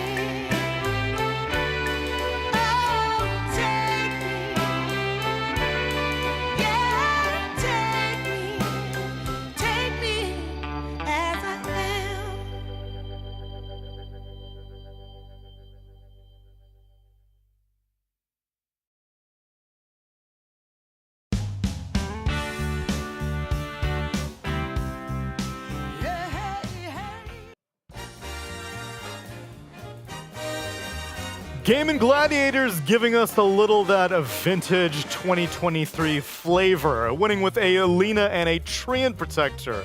What a throwback for anyone who originally first fell in love with this team at the beginning of their rampage. I think Lima Major, because I don't think they were topping the DPC, the Western European DPC, when they first started out. You're right, that was their first big win. They was their- were doing fine in DPC, like second, third. Yeah.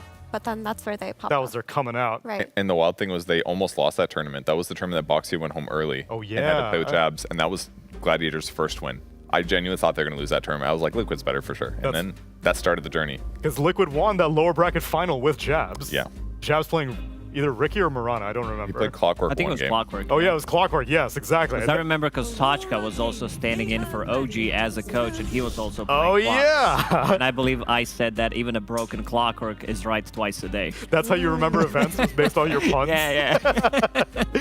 And that was the beginning of the love affair for Game & Gladiators. They proceeded to rampage through all of 2023, and Lima Major was where it all happened and was with those heroes. Also, there was an Eye Witch Doctor in the finals, which, by the way, apparently, Was because of your tweet. because of my tweet. Yeah. Whoa, I don't know this story. You don't know this story? No. So I had been running into a couple of Eye Witch Doctor spammers in pubs for a while now in ranked, and they just kept winning, and it felt unfair. It felt very smurfy. So I complained about it on Twitter. I said that I said this needs to be nerfed. Get rid of it. It's ruining the game. And then CY told me that him and Ace saw the tweet. And they were like, what's up with this? So they wanted to try it, and they tried it, and they were like, oh shit. I've been telling you the other day, Tsunami. It's those divine players that do invent stuff, and then everybody else, that's good. That's when you notice it, and then suddenly pro players are like, hell yeah. Suddenly you But start they to weren't pick divine up on- players. This is like Immortal rank. They were ruining my games over and over and but over they and get over it from and the over lower and ranks. over and over. Anybody. Everybody has those friends that are very creative in Dota, and then when you start to pick it up from them, they have some good ideas. You steal it, you improve it, and it ends up in pro Dota. I clarify this because it was disgusting what was happening. Oh yeah, I remember it rampaging, and eventually it did get nerfed, and now Witch Doctor is never to be seen again in professional Dota. Rest in peace. Lina, however, makes another reappearance, because if it ain't broke, why fix it? Gaming Gladiators pick it up as their response to a Darkseer. Aurora Gaming ban out instead the Templar Assassin, the Terrorblade, and the Ursa. That's higher priority, along with the Pango. So that's one piece of the previous draft taken out. And Gaiman take out the Doom, the Nature's Prophet, the Bristleback, and the Tiny. It's the new flex hero. You put a safe lane, you put it mid. I don't care where it goes, it's going to win its lane or do good. So they're like, yeah, that's... They're happy to lane it against these traditional offlane heroes because now you have this like 650 range hero that can only be countered by Oracle, basically, in terms of harass potential. No one else attacks farther. You know what else counters her though? Jump heroes. Junk or jump? Jump, like the things that get on top of her. So we might see some Io new Marcy. supports. That seems like a good strategy. Some new supports reemerge. They count. Earth Spear 4? Listen, Clockwork. She doesn't like repositioning tools, so I would maybe ban Magnus. That could come out as a position 4 for Aurora Gaming. This is something that Lina doesn't like to play. That's why they banned out Tiny. Traditionally, even like Clockwork, I know this is not the strongest hero right now. It's a bit of a meme because he can eat chainmails, which is whatever. Viable. But I think this hero can be viable when you're pairing him up with the Darkseer. Yeah, I could see Magnus bans as well because of what you mentioned. But also any kind of jump from mid lane as well. Like we did have Ember Spirit last game, but I don't think it was the most comfortable Ember game in the first place. Like running into auras, getting on top of Lina in that way, it won't necessarily work. But Void Spirit, we've talked about it. Yeah. That's a great hero versus Lina. And you also want some damage coming out from your supports when you're playing Ember Spirit from the mid lane. Io Shadow Shaman, I don't think that's it, because, like, sure, you can rotate, but where's the damage going to come from? Somebody needs to kill them during the Searing Chains, during the Shackles. And Searing doesn't stop her from machine gunning you either. Yeah. You need, like, stuns, or you need to be not being attacked while you're going in. Void Spirit would fit that bill a lot better. Storm kind of works, too. At least you can dodge some of this spells, but, yeah, they need some burst and disable for Lina to become less scary. And I think it would be very cool to see the re-emergence of Void Spirit just to respond to Lina, because you've got Ion Shell, you've got Surge, you've got things to play with. But what if you pick Void Spirit and they just put Lina mid? Aren't you just going to get trashed there? Not necessarily. Okay. I mean, I know that Chris Luck, for example, used to say he didn't care about Lina because he has What Void happened Spirit to in that his guy? pocket. I have no idea where he's... He ran out of luck. But he said that during Lina's era, or her rampage that you've talked about, Neil, that was his pocket pick versus her. So it is dependent on the Void Spirit. Okay. Well, they grab a Riki here. That's probably going to be their 3-4, I imagine, for Aurora Gaming. Ion Shell on that little guy that can jump is great. Smoke Cloud is great too. She can't cast spells. She's going to be missing her attacks. That does neuter her in a lot of ways, so I think the Riki pick here is very smart. Good against Tusk as well. Like, you know who he's going to try to go on. There's already a Cloud there. Yeah. I think Riki as a means to defend against that snowball is probably like the key and why they looked at it. And then maybe the ability to scout her. Like, you need that kind of vision hero that can provide you information about where the backline is. And Lina is the key target you have to take out. We saw last game when Lina was alive and she wasn't getting jumped by Io Marcy, she just killed the entire team. Yeah, you need somebody to get on top of her. That's just a weakness of the hero. But also, if this is going to be position 5 Tusk, you have a good amount of protection, you have a good laning partner with all that extra attack speed that you get with tag team. It synergizes nicely. You have a stun setup as well. That's gonna be extra protection as well. Right now, the only thing he needs to be careful about, like, because you can still kill this Tidehunter with Ion Shell, with Riki, with Ancient Apparition, keeping him in Cloud. It does feel like you have enough, but I also want to see some more explosive damage. This damage that they have right now is a bit like over time. Riki blinking in, double Ion Shell kicking in, but yeah, I want to see some big damage. would you say you need to do some burst damage? Yeah. Maybe through the form of a Void Spirit? You're a big fan of Void Spirit, huh? He makes Dota funner to watch because he's like a new hero. Yeah. Right? We haven't seen Void Spirit in a really long time. It's not been a hero. Yeah. Been over a year, I feel. Once they nerfed universal damage, he had a really good universal damage patch where he was hitting for like 200 damage just by having like Manta Ags, but yeah, it's a little different now. Gaming gets to pick first though. They're looking for their pause 5 and possibly their mid. I assume they'll pick their support here so they can leave the flex open, and that is going to be a Muerta. So Tofu for Muerta? Not necessarily. I mean, we did have one carry Muerta. I believe it was Fly who played it. Not sure if they won that game or not, but I believe they did, and it looked pretty good. Like he stayed on top of the network changes to her facet, which does allow her to get lower cooldown on her dead shot whenever she's attacking, whenever she's proccing her gunslinger.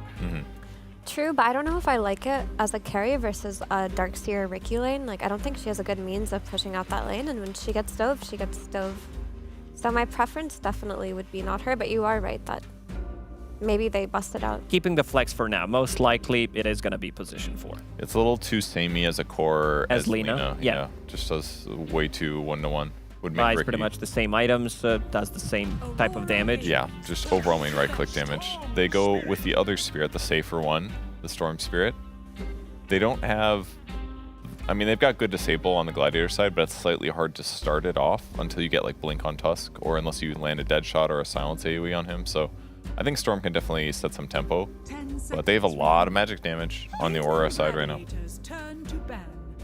I mean, you could just throw Lina versus Storm mid now and just pick a different carry or flex the Muerta, because if you're running Lina mid versus Storm, you can itemize your first item to kill him, like something like an Atos or a Eul's, into then building damage. That could be a means to play into him. Yeah, that sounds pretty good.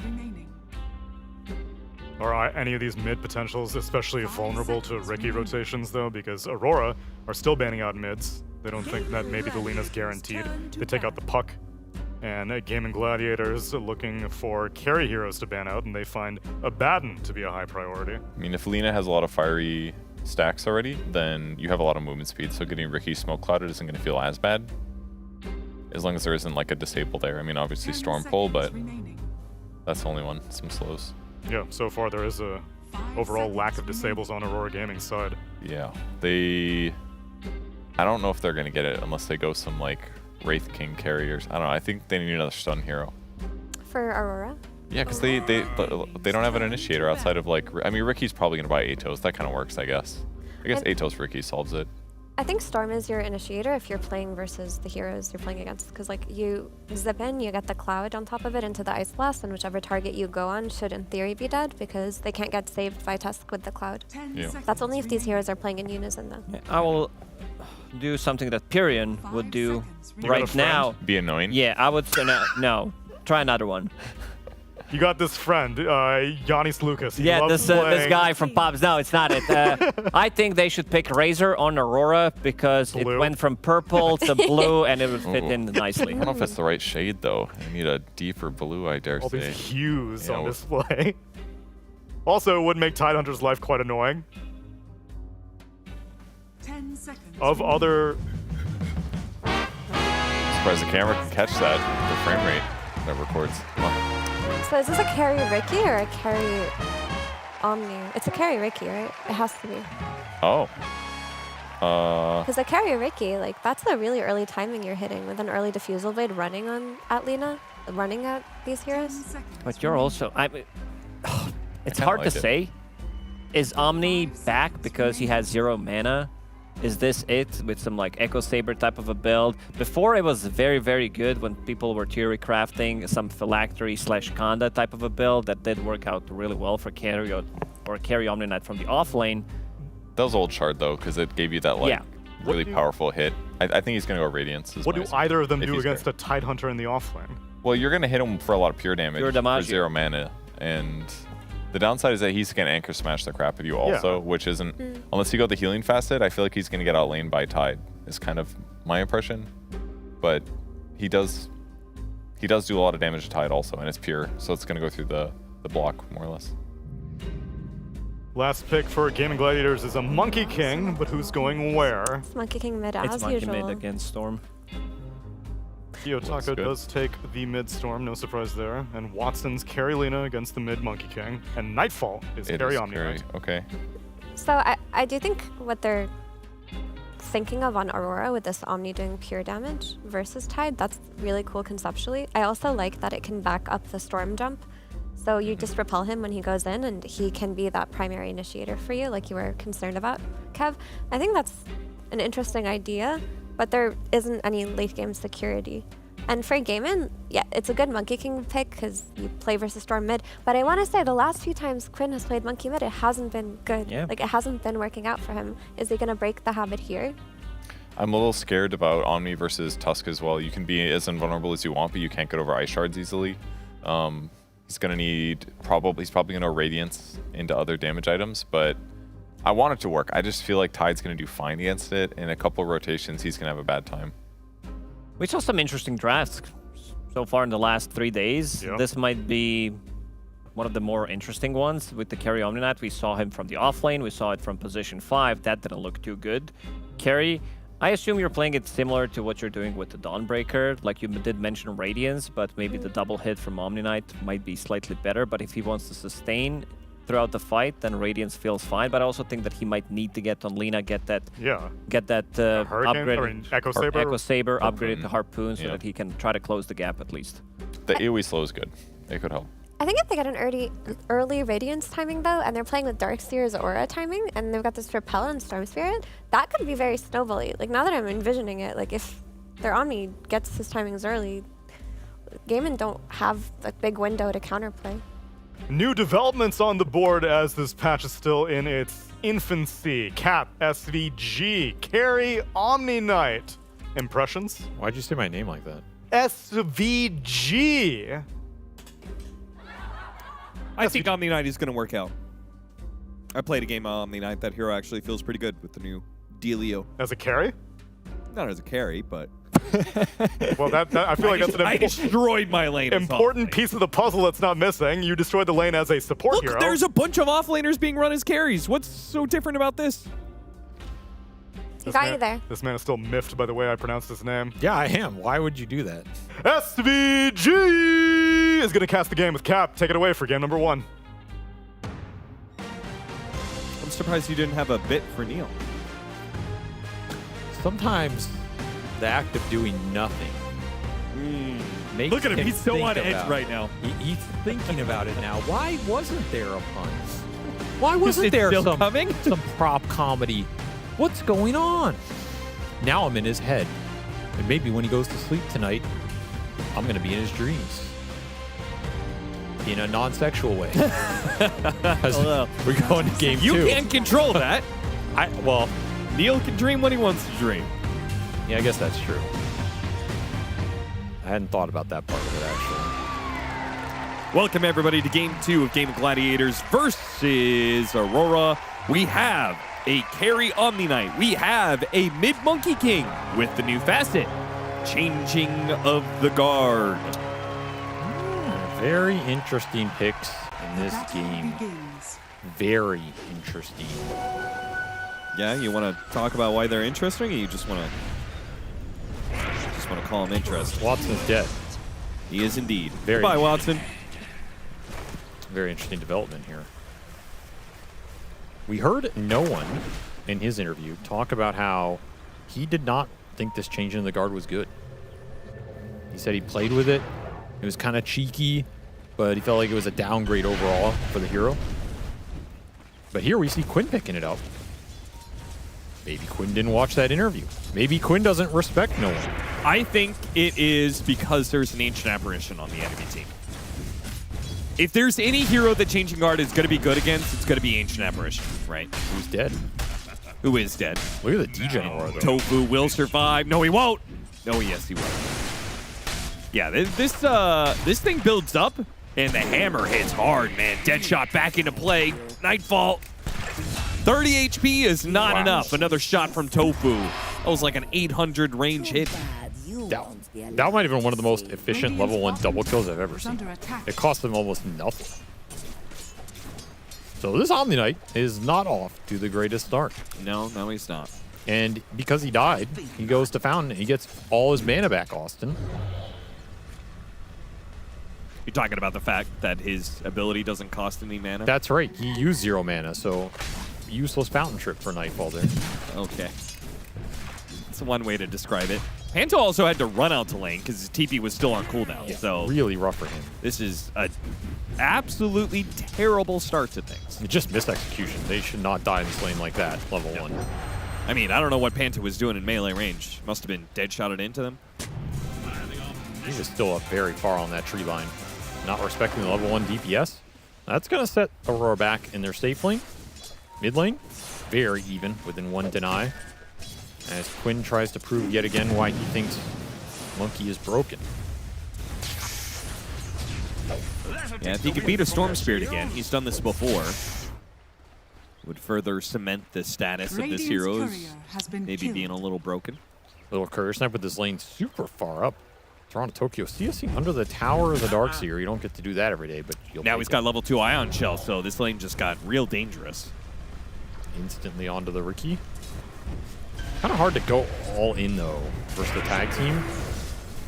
Yeah, Mira. Oh, they dance back to try and deal with Mira here.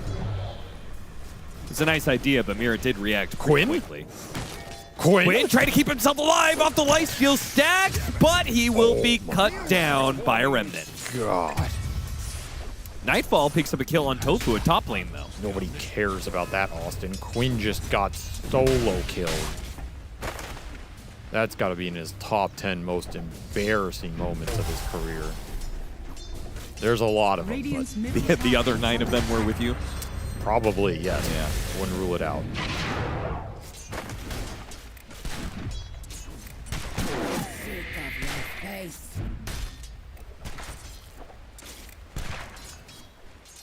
Well, Tofu just goes right back to it. What is that cosmetic, by the way, with the butterflies?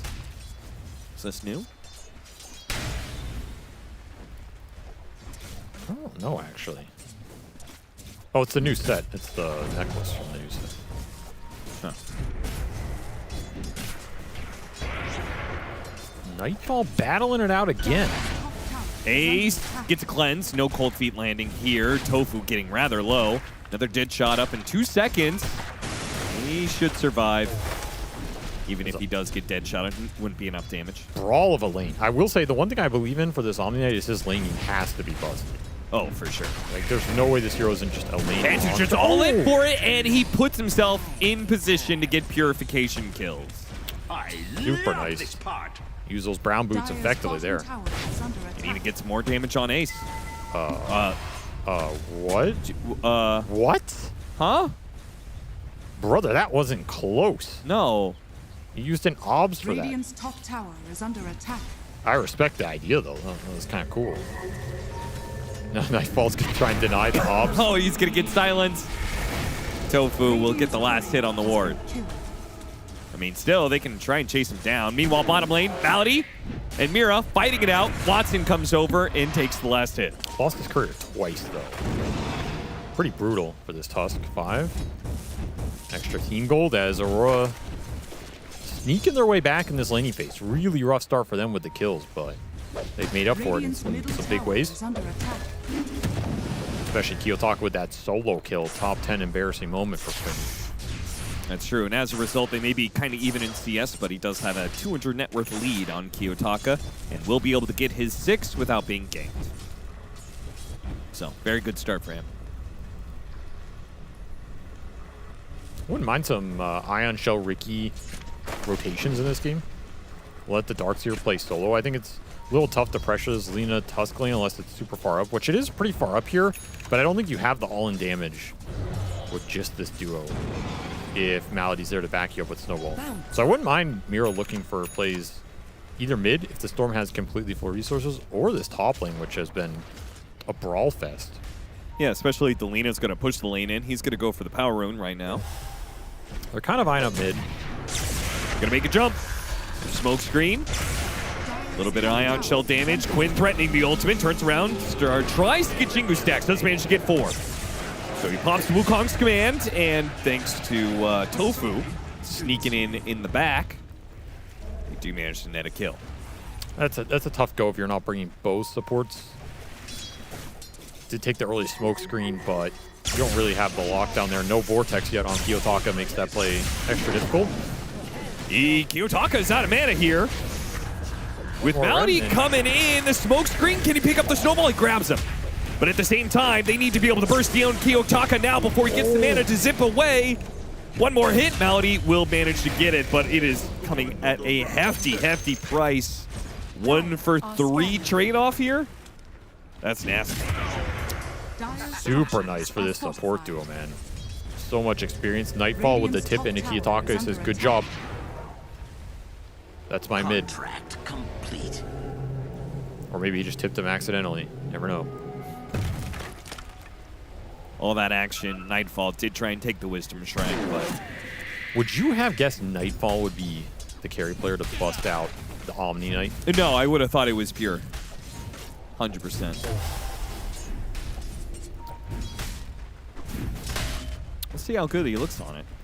It does feel like Nightfall is he has adjusted to what is the meta for carry players. I do feel like he's being more aggressive. His hero pool is a much more aggressive pool than he used to be. That's true.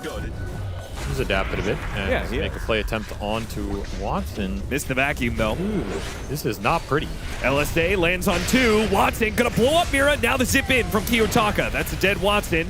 They're still gonna battle it out. Just Malady alone, though. I mean, that's a Vanguard Darks here. You're not dealing with him, and that makes that dive a lot easier. Nice rotation from Kiyotaka as he continues to pick up steam here. 4-in-1 start for the Storm. I think we have heard a lot look of at- people. What is this? Is an amp damage regen rune in the river. Oh my god, it's Sneaking up. Stupendous. By God, Austin. Quick, grab the rune. Draw Tokyo's like, what the fuck is it? Get the hell out. I don't know what it is, but I don't like it. It's Quinn. Abomination against God. A lot of people have had a lot to say about the Boots of Travel Storm Spirit. Who? Name names. Love this part. Several analysts. Yeah, name them. DSJ. Okay. Jenkins. Okay. There you go. I listed 2. Thank you. That makes it a lot more clear. So Now, what do you think about the Boots of Travel Storm Spirit build?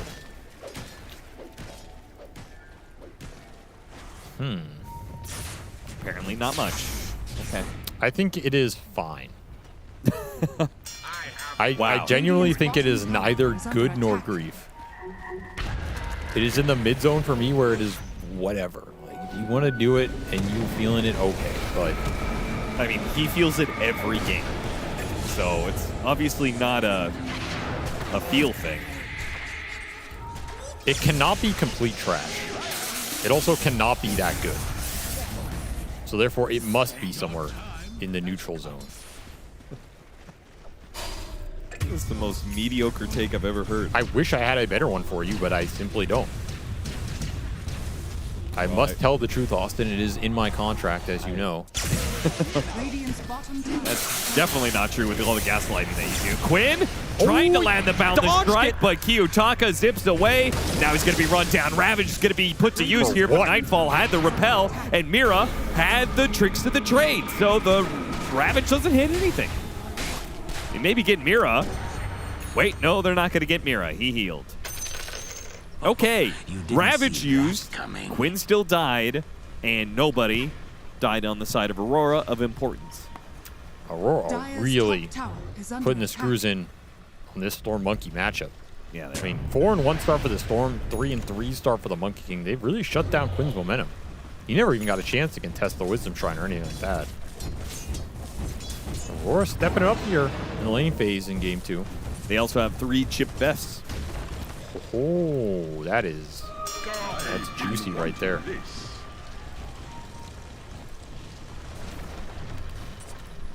Radiance for the Omni Knight. It's going to come out pretty fast in this game with the fact that Nightfall's been able to join fights and be successful. You can always Ion Shell surge this guy in the fight too. It's kind of terrifying. Ion Shell surged, repelled Omni Knight going in. Your Degen Ord, he's hammering your ass. sounds like a bad time or a good time. Not sure which. Radiant's top tower is under Here's the attack. bot storm, lingering bottom with Arcane Rune. Malady, he's going to be grabbed first. They want to stop the snowball save. Watson turns around, though, throws as much damage as he can at Panto. Can't get the kill. I mean, Aurora they're just overwhelming Gaming Gladiators. Every single time there's a skirmish, it's 4 heroes on Aurora versus like 1 or 2 of Gaming Gladiators. All right, I'm gonna be honest here, Austin. Yeah. I really is in your contract. Yes, I am always honest, so I may as well not even have to say that. I'm gonna make a statement, Austin. Honest Avery, that's what they call him. Radiant's bottom tower is under attack. No, actually, I have a different moniker. Radiant's bottom tower. Anyway, I'll is make my falling. statement, Austin. I don't like Radiant's calling things top super tower early in is a under patch attack. because the basis for it's usually off. But I do feel like Storm Spirit is kinda good. Thank you. This hero looks, dare I say, a little broken relative to the rest of the mid pool. Yeah, he's dicing up this Lina, that's for sure. Half HP, saved by the snowball. Now the silence. Oh, if only you had landed that dead shot, Tofu. He's got a regen running. Yeah, he's gonna just zip away. I mean, you can't catch him. He's got boots of travel. That is true. He also outruns you. Wow. You know why he got that regen rune, Austin? Because he boots a traveled mid after that bottom lane. Instant payoff. Seems good. I do seriously think Storm is really overperforming relative to the rest of the mid pool we've watched in this tournament so far. The hero didn't get buffed that much, though. I just think, what are the other mids that you're really looking to early pick? Watson is like deja vu. Like, what is going on? Guys, what is going on? That's a can we fifth step. stop them running at me nonstop? Like, what is happening? Apparently they can't. I mean, they can't kill Nightfall on the other side of the map. So Gaming Gladiators is not like they're even set up to trade. There's 4 heroes bottom. They can't just run at Nightfall because it's an Omni Knight. Yeah, he is just the boundary between Ace and neutrals. You see Ace shaking his head like, what am I supposed to do against that, man? You see that damage, though? Yeah, it's significant. That hammer hits hard. Yeah, this hero's an early game monstrosity. That part I absolutely believe in. His scale is a bit unknown. You know, parts unknown in terms of what this looks like at 60 minutes. But when you're playing this fast and just running at people, kind of hard to find a hero that's stronger. And you have this Storm Omni Knight combination that has to be really good as well. Yeah. Radiant's middle tower Aurora is just under making this attack. draft work on every level. They already have a Crimson Guard on Toronto, Tokyo. They have the vision on Quinn. Kiyotaka fearless because he has a repel behind him. Tries to get a grab, gets it onto Malady. Quinn is trying to get in position to get off a good ultimate here. Malady finally goes down. Ravage goes out. It does manage to hit 3. Got the Crimson off, though. And that will save Toronto Tokyo's life as he stops taking any damage. The statues don't do anything. The heroes don't do anything. An early Crimson Guard like this. Even just impotent. What? They don't have damage to kill anything. That's another Ravage that yields just nothing. The Lina's been hunted. The Monkey King got ganked mid. Quinn, nice boundless strike on the 2 supports. With the silence follow-up, they quickly kill the ancient apparition. There's something. Yes, you need something in this game. Snowball trying to chase after Mira. Mira is able to jump over to Nightfall. Still blocked in by the Ice Shards, though. They chase after the Riki. Try and do the damage on the Nightfall at the same time. Laguna Blade's going to be used. Vacuum on 3. Nightfall, he takes 1 out of the equation. Now chased after another. It's going to be Malady. Slowed down by the Ancient Apparition. Run over by the Darkseer. Once again. Omni Knight, man. He's cooking. And Kiyotaka gets the ult out of Tofu. Now even Ace. Ace is dead. Oh, man. I mean, he doesn't have anything, right? You look at the items on this Tide. It's Phase Boots Headdress. Like, yeah, he's not tanky with this. Oh, it's going to hit him. It's going to hit him. He will not die to it, though. What if he buys Soul Ring? He Soul Rings himself, though. That's a interesting idea. What is that sound effect? It's the ice. I know, but what is that in real life? It's probably ice cubes Sounds like a binding together. dog with marbles in its mouth. Well, that's just unrealistic. They're not going to bring a dog into the studio. What are you talking about? My dog used to eat marbles all the time. He was really dumb. I mean, starting off every fight by being able to kill the Ancient Apparition is a good way to go if you could kill it. Fortunately, this time it doesn't work. Searched away, and Aurora reset and ready to fight. I love that dog for the record, in case anyone's misinterpreting that statement. Clearly you loved him. He was just really for dumb. feeding him all those marbles. No, I was not feeding him marbles. The dog just would find rocks and marbles and eat them on his own. They weren't even my marbles. Snowball pickup. Wukong's command, Boundless Strike, hits on 2 with the silence, hitting the Storm Spirit. He's knocked back into the silence. They actually got him this time. This time they will have him. He survived so many times, and they will still lose the fight. At what price? A 2 for 3 exchange, even though they hit the combo, killed the Storm Spirit. What about Nightfall? He's stealing your stacks. He's stealing the deeps. Also, what happened to changing the guard for Quinn? I think he's about to change his mindset on this facet after this game.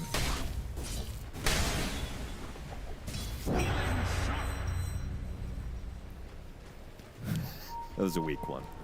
You're a weak man, okay? I just admit it. They can't all be bangers.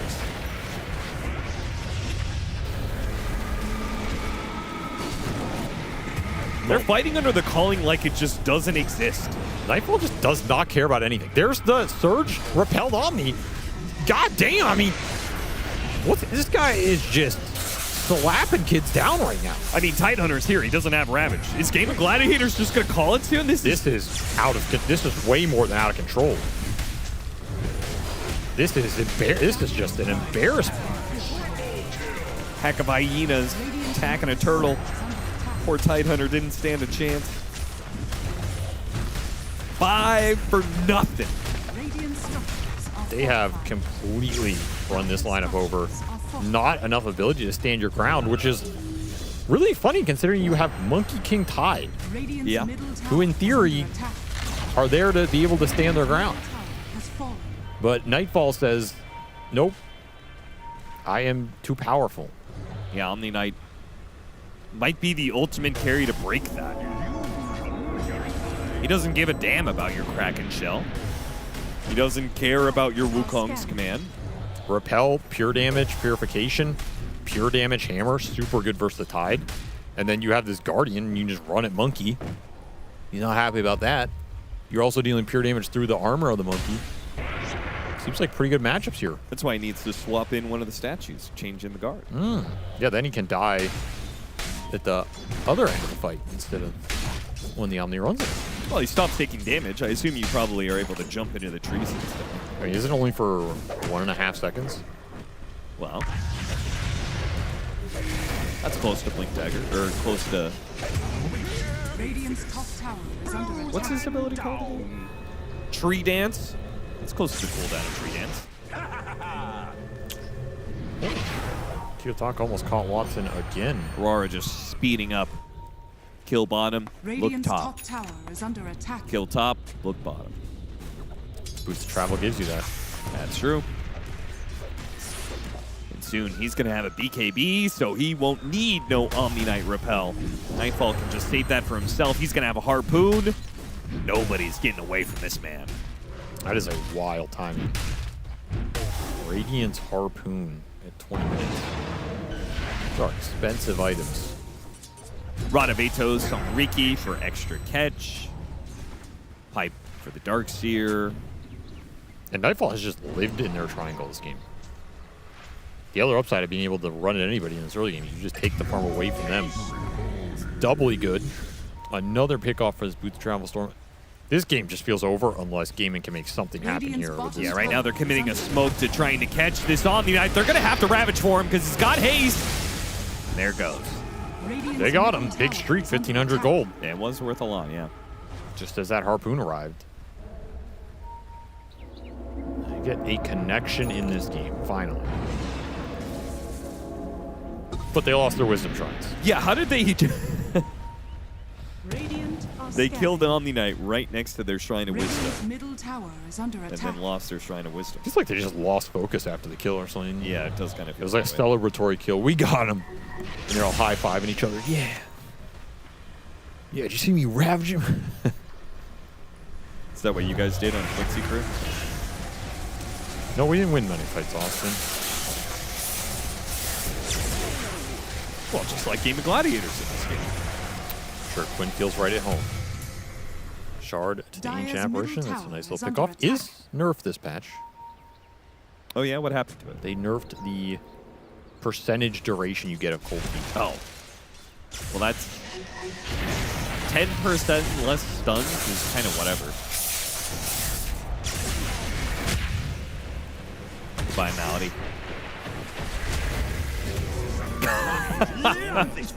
He went out his own way, you know? He did. He did. He gave that Remnant a big ol' hug.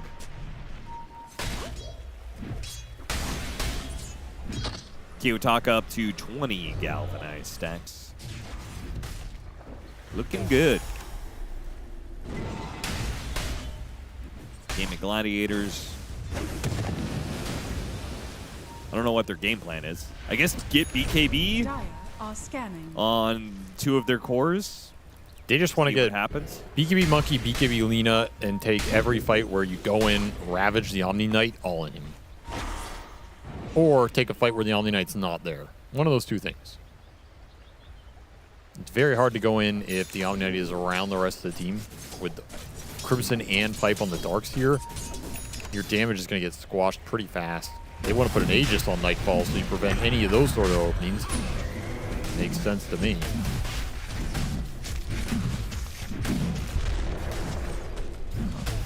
One thing about this Omni Knight is he doesn't take buildings that well. In theory, going high ground's not that great for Aurora. So maybe Game have some time to try and recover this game a bit, particularly with the Lina high ground defense. Yeah, there's a chance you get you blocked in by the ice shards with the Wukong's command out. That can get a little annoying. Calling as well. Austin! Avery! Austin! You know Avery! Yes? Austin, do you know what happened this game? It feels like the first time in forever. I just realized it because Quinn just paused. No. Nobody paused for the Monkey King bug. Is it fixed? No, probably not. I'm not saying it's fixed. That was probably just our. I'm just Let's be saying. real. I'm just saying. Nobody did it.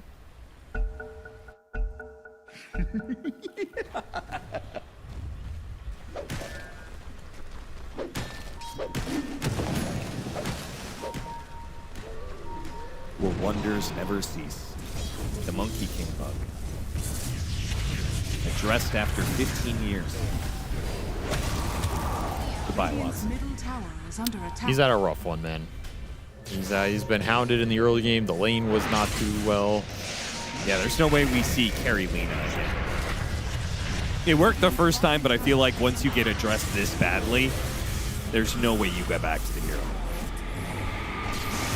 Maybe not first pick, right? I think it's okay to do that, though. You win a game with a hero, you feel really good. You first pick again, game 2, you put a lot of pressure on the enemy. You need to answer this threat. Aurora, they did answer the threat. Yeah. But that doesn't mean the hero's just completely trash.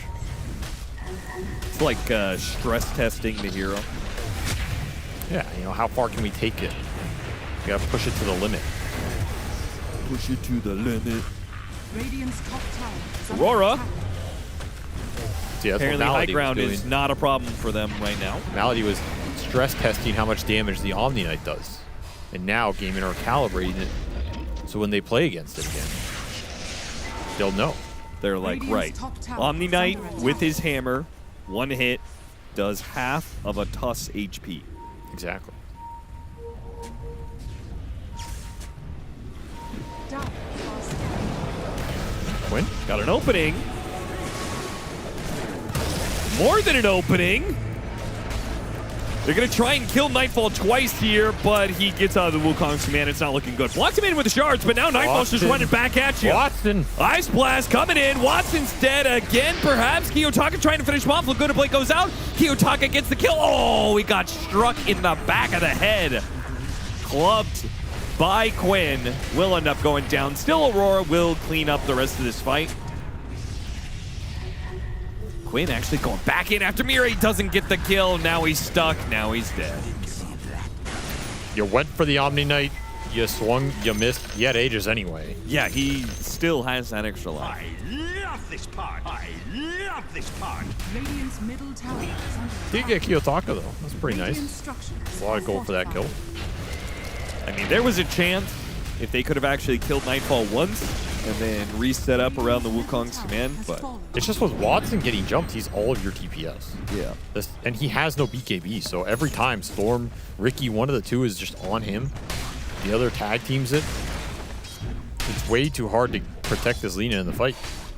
You have no real ability to do it.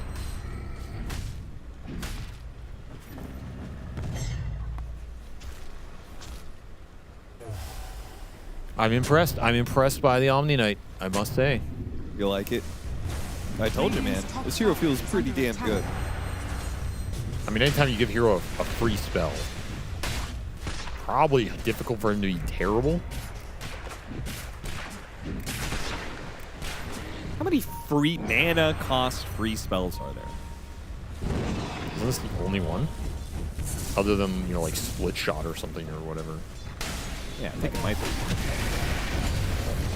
Quinn pops his BKB, fighting for his life, but it's just not. It's just Nightfall does too much damage for you. Yeah, I don't know about that one. You can't handle it. I think this is the. It's about time. Yeah. It's about time, Gaming Gladiators. Time to go to bed. Well, it's still game 3. Night. Radiant's top tower is under attack. That's also part of the reason they should just call it GG. You have a game ahead of you. I feel like there's. What's the, you know, why stress out more about the game at hand? Radiant's top tower. I think they're still thinking they can get the BKB on Lina and do something on the high ground. I mean, it's possible. Radiant's top Nightfall tower doesn't want to is give you under attack. that time either, though he still has 30 seconds on his Aegis, by the way. Never lost it. Yep. 18,000 net worth on Nightfall. Watson is at 12,000. Anybody shows on the side lanes anywhere, they're pretty quickly hunted down by the Storm Spirit, up to 26 galvanized stacks. The other thing for this Omni Knight, though, is he doesn't have to play into any dispels here.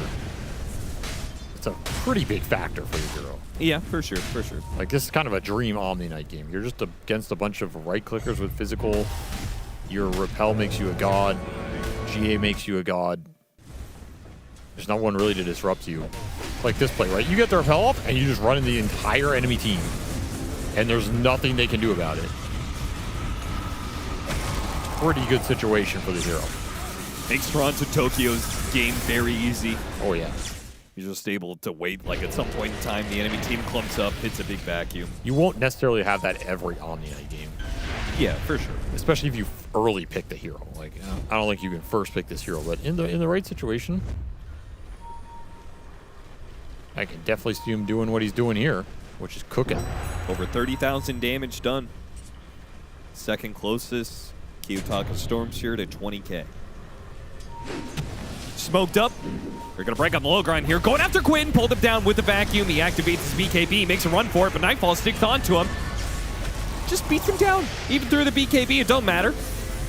Next up, Kiyotaka zips onto Watson. Deal with him. GG is called. Yep. I think that game has been over for some time, to be honest. Yeah, it's been done for like a solid 20 minutes. I mean, respect to gaming for trying to pull something out. When Watson died back-to-back underneath his tier 2, oh, that's when it was over for you? That's when it was over. You know when it was over for me? When Nightfall ran up to Ace, as Ace was trying to go into his triangle top, and beat his ass, and he had to go under the tier 2 at like 10 minutes, and then we saw him shake his head. That's when it was over for me.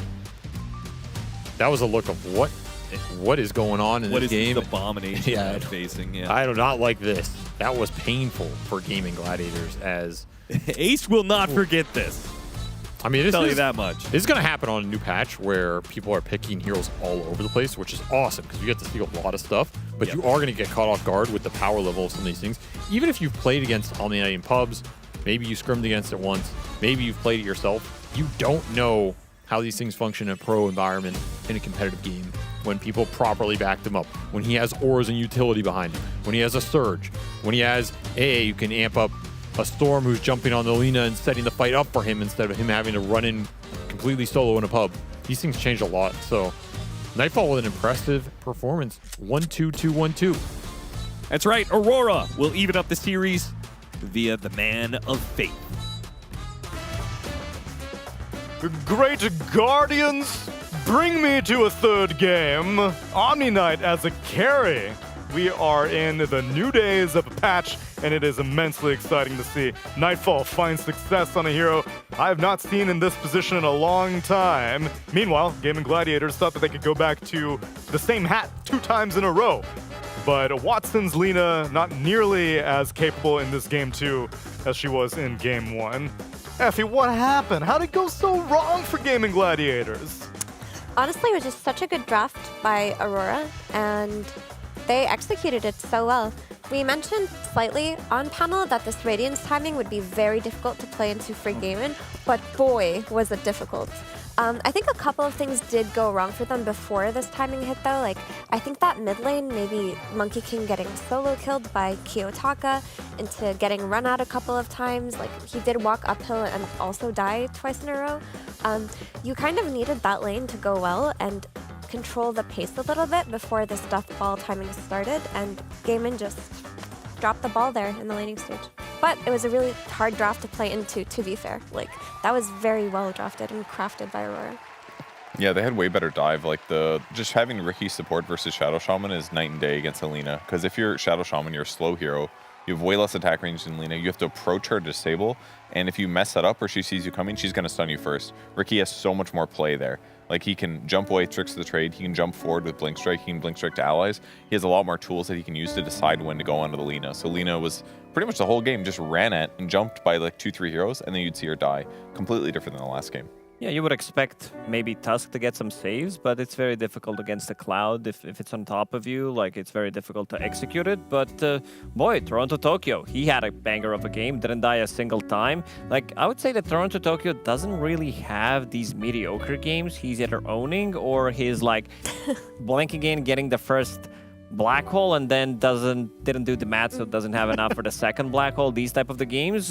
But this early Crimson Guard did mitigate a lot of that damage. Lina's right click, Tidehunter, and most importantly Monkey King, who was also shut down, as you said, Effie, because he didn't have that good of a time. And I gotta check the stats for this Monkey King from the mid lane, because I feel like they've been losing a lot. Gaming has picked it. They picked it 2 times post-patch, and they lost yesterday against Talon, and they're losing today. It's just not working for them. I want them to do something different. Like, all of these other teams are bringing older picks into the meta. The Lina pick is a great start, but they haven't actually flexed it to Quinn, so I would like to see him play different things. With that being said, I think Kiyotaka on the Storm Spirit as well. Like, we have to give him his kudos, because not only did he solo kill Monkey King, but he pressured Lina. He killed Lina twice in that bot lane. Thanks to Mira on the Riki providing vision of her, they just shut her down there, and because of all of this action going on, Nightfall was free farming to his Radiance timing. The second he hit that Radiance timing, it was over for GG. And I have some clips that showed the Omni Knight being impactful in the early game after the laning stage. Love to show them. Here is a little Quinn dive against an Ancient Apparition.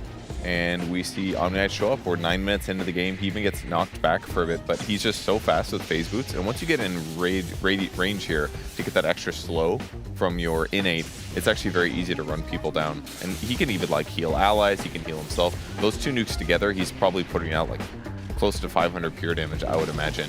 And then he repels himself. Very long cooldown, but perfect in that circumstance for just the easy disengage. So in almost all of these cases, he's just extremely impactful for what he wants to do. The only thing that's tough is like, do I heal myself or do I heal Mira? It's hard to say sometimes. In this case, he just tanked all of this damage. He looked slightly vulnerable, but between the chip vest and the Radiance and the evasion, he just ate that like it was no problem. So very impactful game for him that went from a nice laning stage. He stayed top net worth, and he was impacting all of these early rotations as well. Look at that damage. Yeah, beautifully done. Uther Lightbringer is back. I was a bit skeptical that he's not going to be able to carry the game because this was a bit of unknown territory. Saw it from the offlane, did look good, but yeah, he did go for the combined items that we were talking about, Radiance and also going for the Harpoon. There was one fight where he sees Monkey King on the high ground, hits him twice with a double hit, gets the hammer out, basically takes down 50% of his HP. And also, maybe the reason why Lightfall is playing this hero is because you can get a free BKB TP out. You have debuff immunity. Haven't seen it in this game, but this could be, this guy, he's very smart about Dota. Might be his next big hero. The refined Nightfall. Yeah, we've evolved now. Upgraded Nightfall. There was a classic Nightfall with the TP. There was upgraded Nightfall where he was BKB and trying to go through the Twin Gate, and now this is the advanced Nightfall. Wait, there was Nightfall Squared that happened at some point where he BKB TP'd out, but his ally infested him. That was the Nightfall Squared. Oh. Yeah. Layers. But real talk, that Omni Knight looks really good as a core. It looks awful as a support. I mean, yesterday at least it did. But if teams are willing to look at this as an 18 pick or a 24 pick, maybe you need some pure damage, you need a hero that hits an early timing, you could look at this hero through a carry perspective now, not just offlane. Like, as a carry, it delivered and then some. It's basically, it has a BKB Radiance at 15 minutes because he's already got it built into the toolkit, and he's got damage on top of that, and he's a strength hero, so his raw HP is pretty good. So it's definitely hitting hard. And you have pure damage against Tidehunter. That was amazing throughout the whole game. Usually Tidehunter is a very tanky guy. One right click, one heal, that's basically 500 pure damage. So yeah, definitely something to look into for the other teams as well, because this looks very, very good.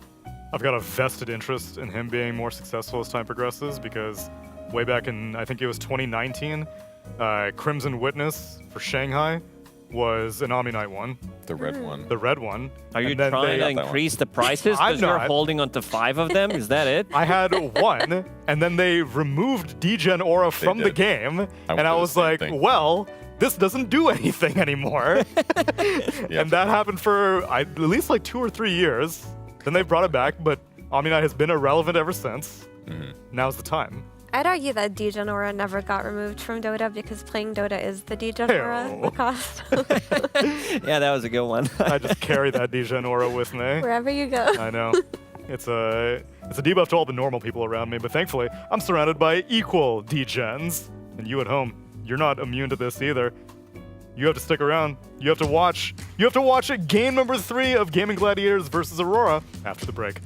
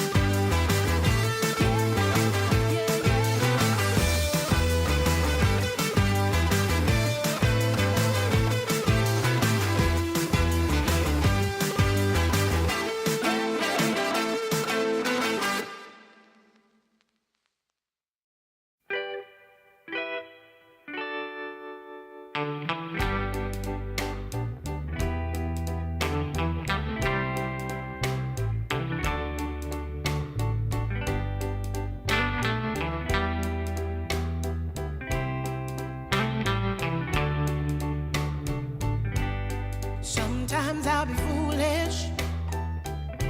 Sometimes I know I get mad. Sometimes I say the wrong thing to you that makes you feel sad. But one thing is true in all that we've been through.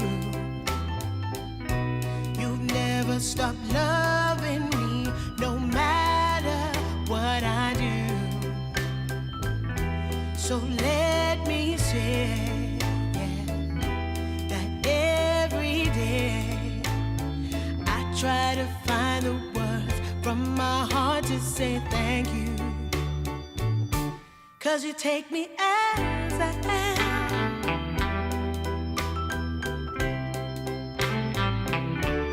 You take me as I am. Oh, baby. If you stop loving me, well, I would understand. But I won't take you for granted, no, no. When you hold my hand, your love makes me feel that I could fly to the moon. Not even the birds above can sing a sweeter tune. I needed to say that you find a way to make me feel anew. And I want to say thank you, 'cause you take me as I am. Oh, baby, take me as I am. Oh, no, take me as I am. Oh, take me.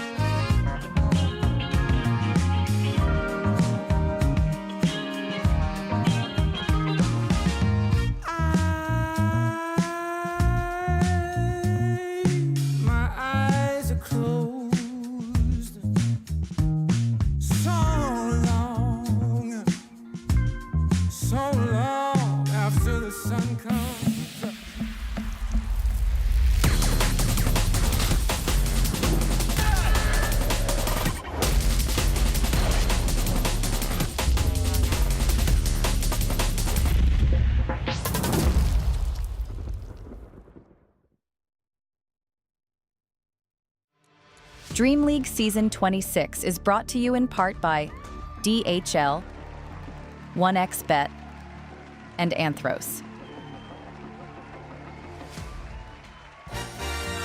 What's up, everybody? I hope you haven't shaken off that DGen aura, because we're getting into game number 3 of Gaming Gladiators versus Aurora, where both teams are showing us a little bit of new spice. Game number 1, we saw Gaming Gladiators show us a little bit of a throwback. They went back to their old Lina, their old Treant Protector. We're going way back in time, a whole 2 years ago. It's ancient history for all of you veterans of the game. And then we have, actually, was Core Omni Knight ever a throwback? Is that, I think offlane Omni Knight was a thing for a little bit, but carry Omni Knight? I don't know if that's ever been popular in meta, like in pro games. This is new territory. It's like it's pub things, like the pub Radiance build. Sure, that's been around like a for turbo meta. Decades, way before turbo.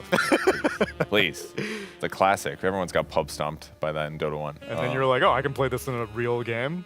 And it's finally okay now. Yeah, I mean, it costs 0 mana to do your hammer. which is nice. And the cooldown got lowered, I think, a little bit. I don't remember.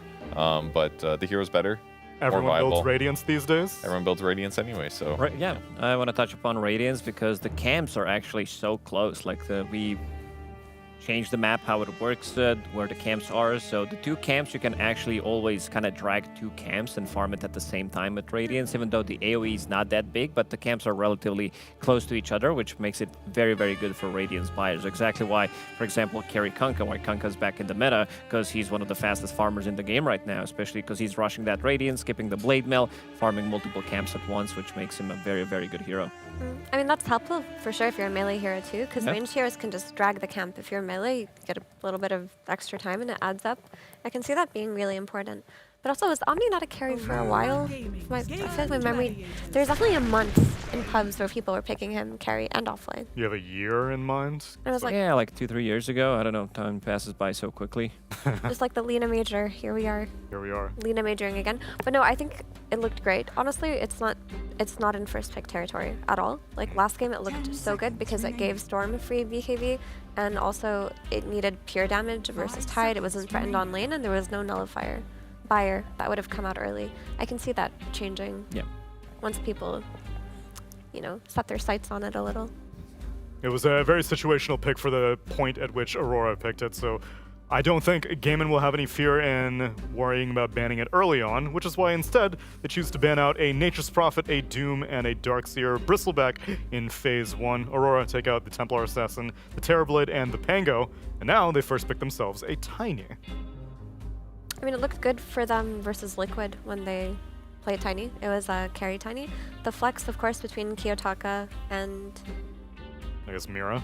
Or are they doing it carry? You can flex it to Mira as well, actually.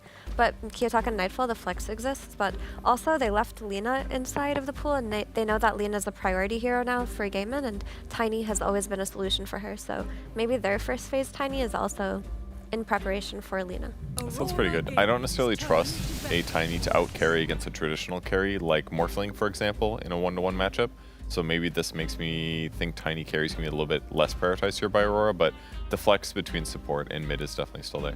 Yeah. I mean, it can work from the carry role. You are dealing mixed damage. This is something that Morphling doesn't really like in carry-to-carry matchup. That's why we've seen like Lunas against Terrorblades with Aghanim Scepter being super effective, at least in some games, even though Luna, I believe, is still at 0 at 6, but we can see some of the potential in there. And now, Gaming Gladiators, since there's Ancient Apparition still in the pool, they need to remove it because this is a first pick Morphling. And they also don't flex this. This is not Tundra we're talking about, where they can play it from two different roles, from the mid and from the safe lane. So this is going to go to Watson hands, and they want to have something that they can rely on. But this Tiny is also a very interesting one because Hero has been nerfed in carry aspect with his reduced... He does get even more attack speed slow. He also lost some of the damage on Avalanche, and also there was one more change that I'm trying to think of right now, but we'll have to Google it. Did you say attack range? Yeah, reduced by 50. But also, if this is a mid-Tiny, he eventually gets that extra bit of a damage back from the Avalanche because it was reduced by 30, and you get that on level 15 talent, so kind of didn't lose too much on it. Fair. I mean, Morphling is also a nerfed hero, so if you're looking at it as a battle of the nerfed carries, both of them took a little bit of a hit, but it's not like he's incapable of playing that.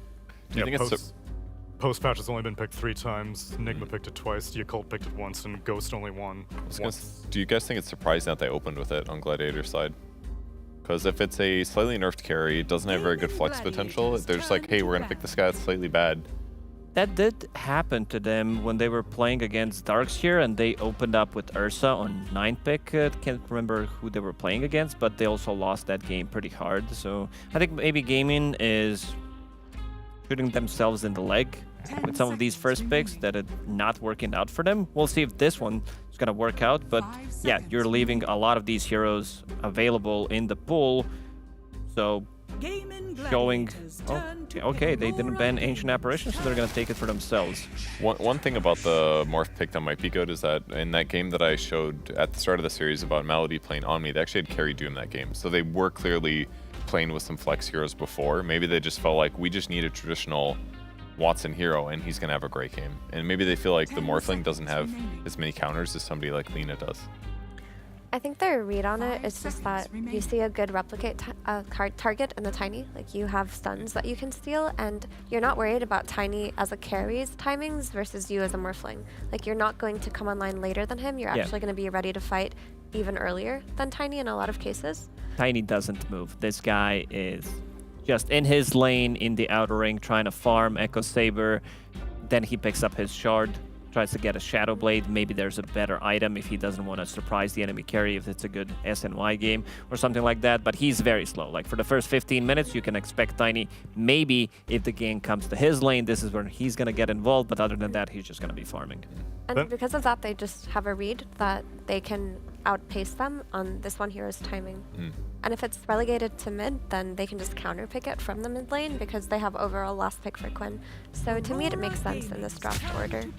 And if it's 4, then what's the Morphling doing so early on if it's a 4 Tiny? Well, it's not threatened by 4 Tiny, so that works too.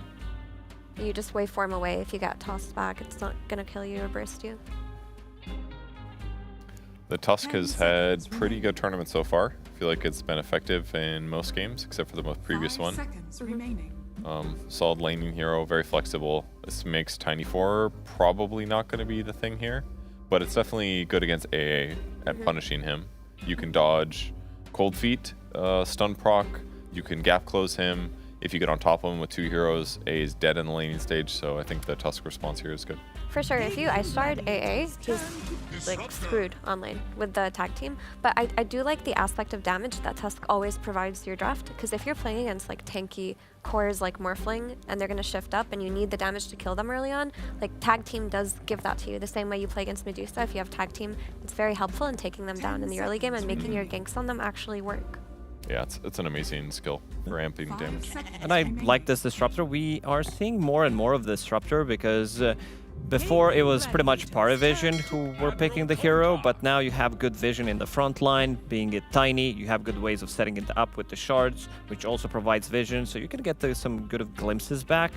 But this is also an old school counter, and I hope we're gonna see it throughout the game as Kunkka, so you get pulled back by Disruptor, you use X mark on your ally, pull him back, so the glimpse is not as impactful. That's a good point. You could also boat on top of that guy too if he's in trouble. However, because they already have Morphling, this is more likely to be a mid Kunkka, I would assume. It looks like that, but I would hope that they're willing to play this offlane, because if they're unwilling to flex this on Ace and they have overall last pick and like a 6 Quinn counter pick comes up, that would be a shame if they couldn't seize that opportunity. Would be. And now they pick Enigma, which isn't really ideal unless you put the Morphling somewhere else. Like if Kunkka's against him, that's seen as a decent solution against Eidolons, but now this is where Tundra's type of a shift could really make work, where you put Kunkka in the safe lane, Morphling mid, you're having a pretty free lane. In the off lane, those Eidolons, they do suffer. Like you get level 3, they pretty much insta-die. I don't know if Gaming are willing to run this Morphling mid though. I mean, if Quinn is only playing Monkey King on a new patch, is he just gonna jump from that to mid Morphling? Well, this game he's not allowed to, no matter what. It gets banned out along with a Beastmaster, so Aurora are expecting it to be a safe lane Morphling, and a Noth laner will be coming out. This is also not a hero where you can be like, oh, play Morphling. Just do it. Need to be... It's not that hard. Yeah. Come on, don't worry about it. You can attribute shift. Okay, you convinced me, Konami. I'm gonna go back to the hotel and play some Morphling right now. There you go. If they're not willing to flex it to mid, I would hope that they're willing to lane swap from the very beginning, because Morphling plus AA versus Enigma plus Tusk sounds like a terrible lane. Like Enigma plus Tusk are gonna play for free. Like Morphling's gonna get completely shut down, and AA is gonna be threatened every time Tusk spells are up. So if they don't want to run it mid, just maybe throw it as a, just change the lanes around, dodge the matchup. Like swap the players, like put the Morphling player in the offlane type stuff? Yeah, just the safe lane of just Gaiman goes versus Aurora's safe lane. Yeah. They have to do that. Otherwise, why are you putting yourself in a position where you're just getting stomped from the lanes? Yeah, it sounds rough. But it's also not the safe lane where you can easily do that. With Morphling AA, if you play that from the off lane, that also sounds not good. Like you have a long lane for the enemy team to really punish you. This Ancient Apparition would be in a lot of trouble. I can see maybe the reasoning for it, but it's kind of harder to execute unless you had some like stronger position 5 and maybe a different carry. But do you think it's better to just get completely shut down? I would put Morphling mid and play safe lane Kunkka and just win the matchups. They also need... Yeah, I don't know. Gaiman's draft looks like they still don't have a hero to like tie the team fight together too, and now they have all of these other issues they need to address.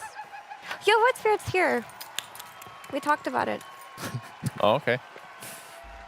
That's pretty good. Gives them some nice jumps, some potential silence against the Morphling. Good against the Ringmaster too. Yeah, there's no catch from AA. Ringmaster can't really defend himself, and that Ag's timing early on, like if he hits it at minute 15, like Gaiman again are playing versus a timing that they don't have much counterplay against. I mean, the option here is to counterpick Void Spirit mid, right? Like with a classic Quinn hero, but then you have to do some weird lane swapping. Like really weird, yeah. Huskar. No. Yeah, the Morphling kind of put him in a weird spot with the Enigma sneaking out in that 4th phase here. Usually it comes early. Oh, they're smiling there. They're about to do something goofy. Let's see if they can cook up something. This is the team that also won the game when they had Pagna, when they had Skyrat Mage as their support duo. They kind of rolled over that game, but something is really funny, and it's going to be Underlord. Underlord? You're so crazy! Come on! That's what they were laughing about? But they're going to throw Underlord versus Enigma for sure. Like Underlord carry? It could just be, I mean, I'm really talking, just Watson goes against Tiny. It's not a big deal to play against Tiny if you're Morphling. Like, you don't always have to play on the safe lane. And then you could throw this Underlord versus Enigma, clear his Eidolons, not be threatened by the Tusk Ice Shards. It's a much stronger lane. If they do that, I like their draft. If they don't do that, then I don't like it at all.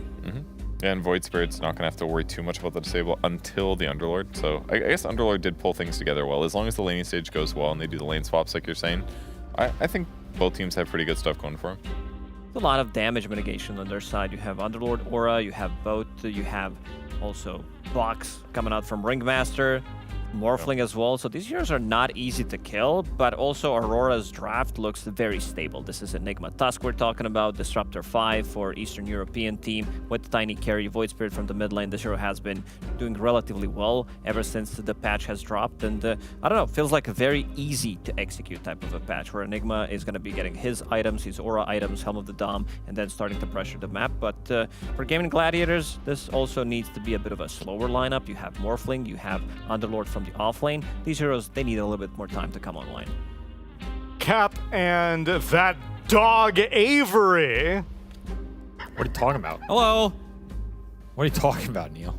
I'm saying like you're my dog. Oh, what's up, dog? What's up, dog? By the way, I found your wallet backstage. Someone took all the money out of it. I had just gotten robbed yet again. This time Really? keys as well. They I took your can't keys? drive home. I know there's 40 euros in it too, when you won your bet yesterday. I returned that to Lacoste, unfortunately. You know who's doing this stuff, Avery? It keeps happening. I have no clue. No clue, dog. No clue. Do you know what's going on in this game, maybe? There's an Underlord, which means, needs a little Uber service, Neil. What the? Uber service. Avis. What is Avis, Neil? That's a very fancy name for a luxury vehicle. The rental car company? Not here in Luxury. Europe. Luxury. Rental car. Neil rents Mercedes every time he's here. Yeah, I ball out. You get a new one every day? I'd make them rotate. They're like, can you fill up the gas tank? I'm like, no, give me a new car instead. Yeah. That's the kind of power that I wield around here, Avery. I also found those backstage. I don't know where they came from. Go cast the game. I think Neil thinks when they say, like, rotate the tires, he thinks it's like a whole new car. Probably, yeah. Seems like it bolts that way. Maybe he just rotates them around.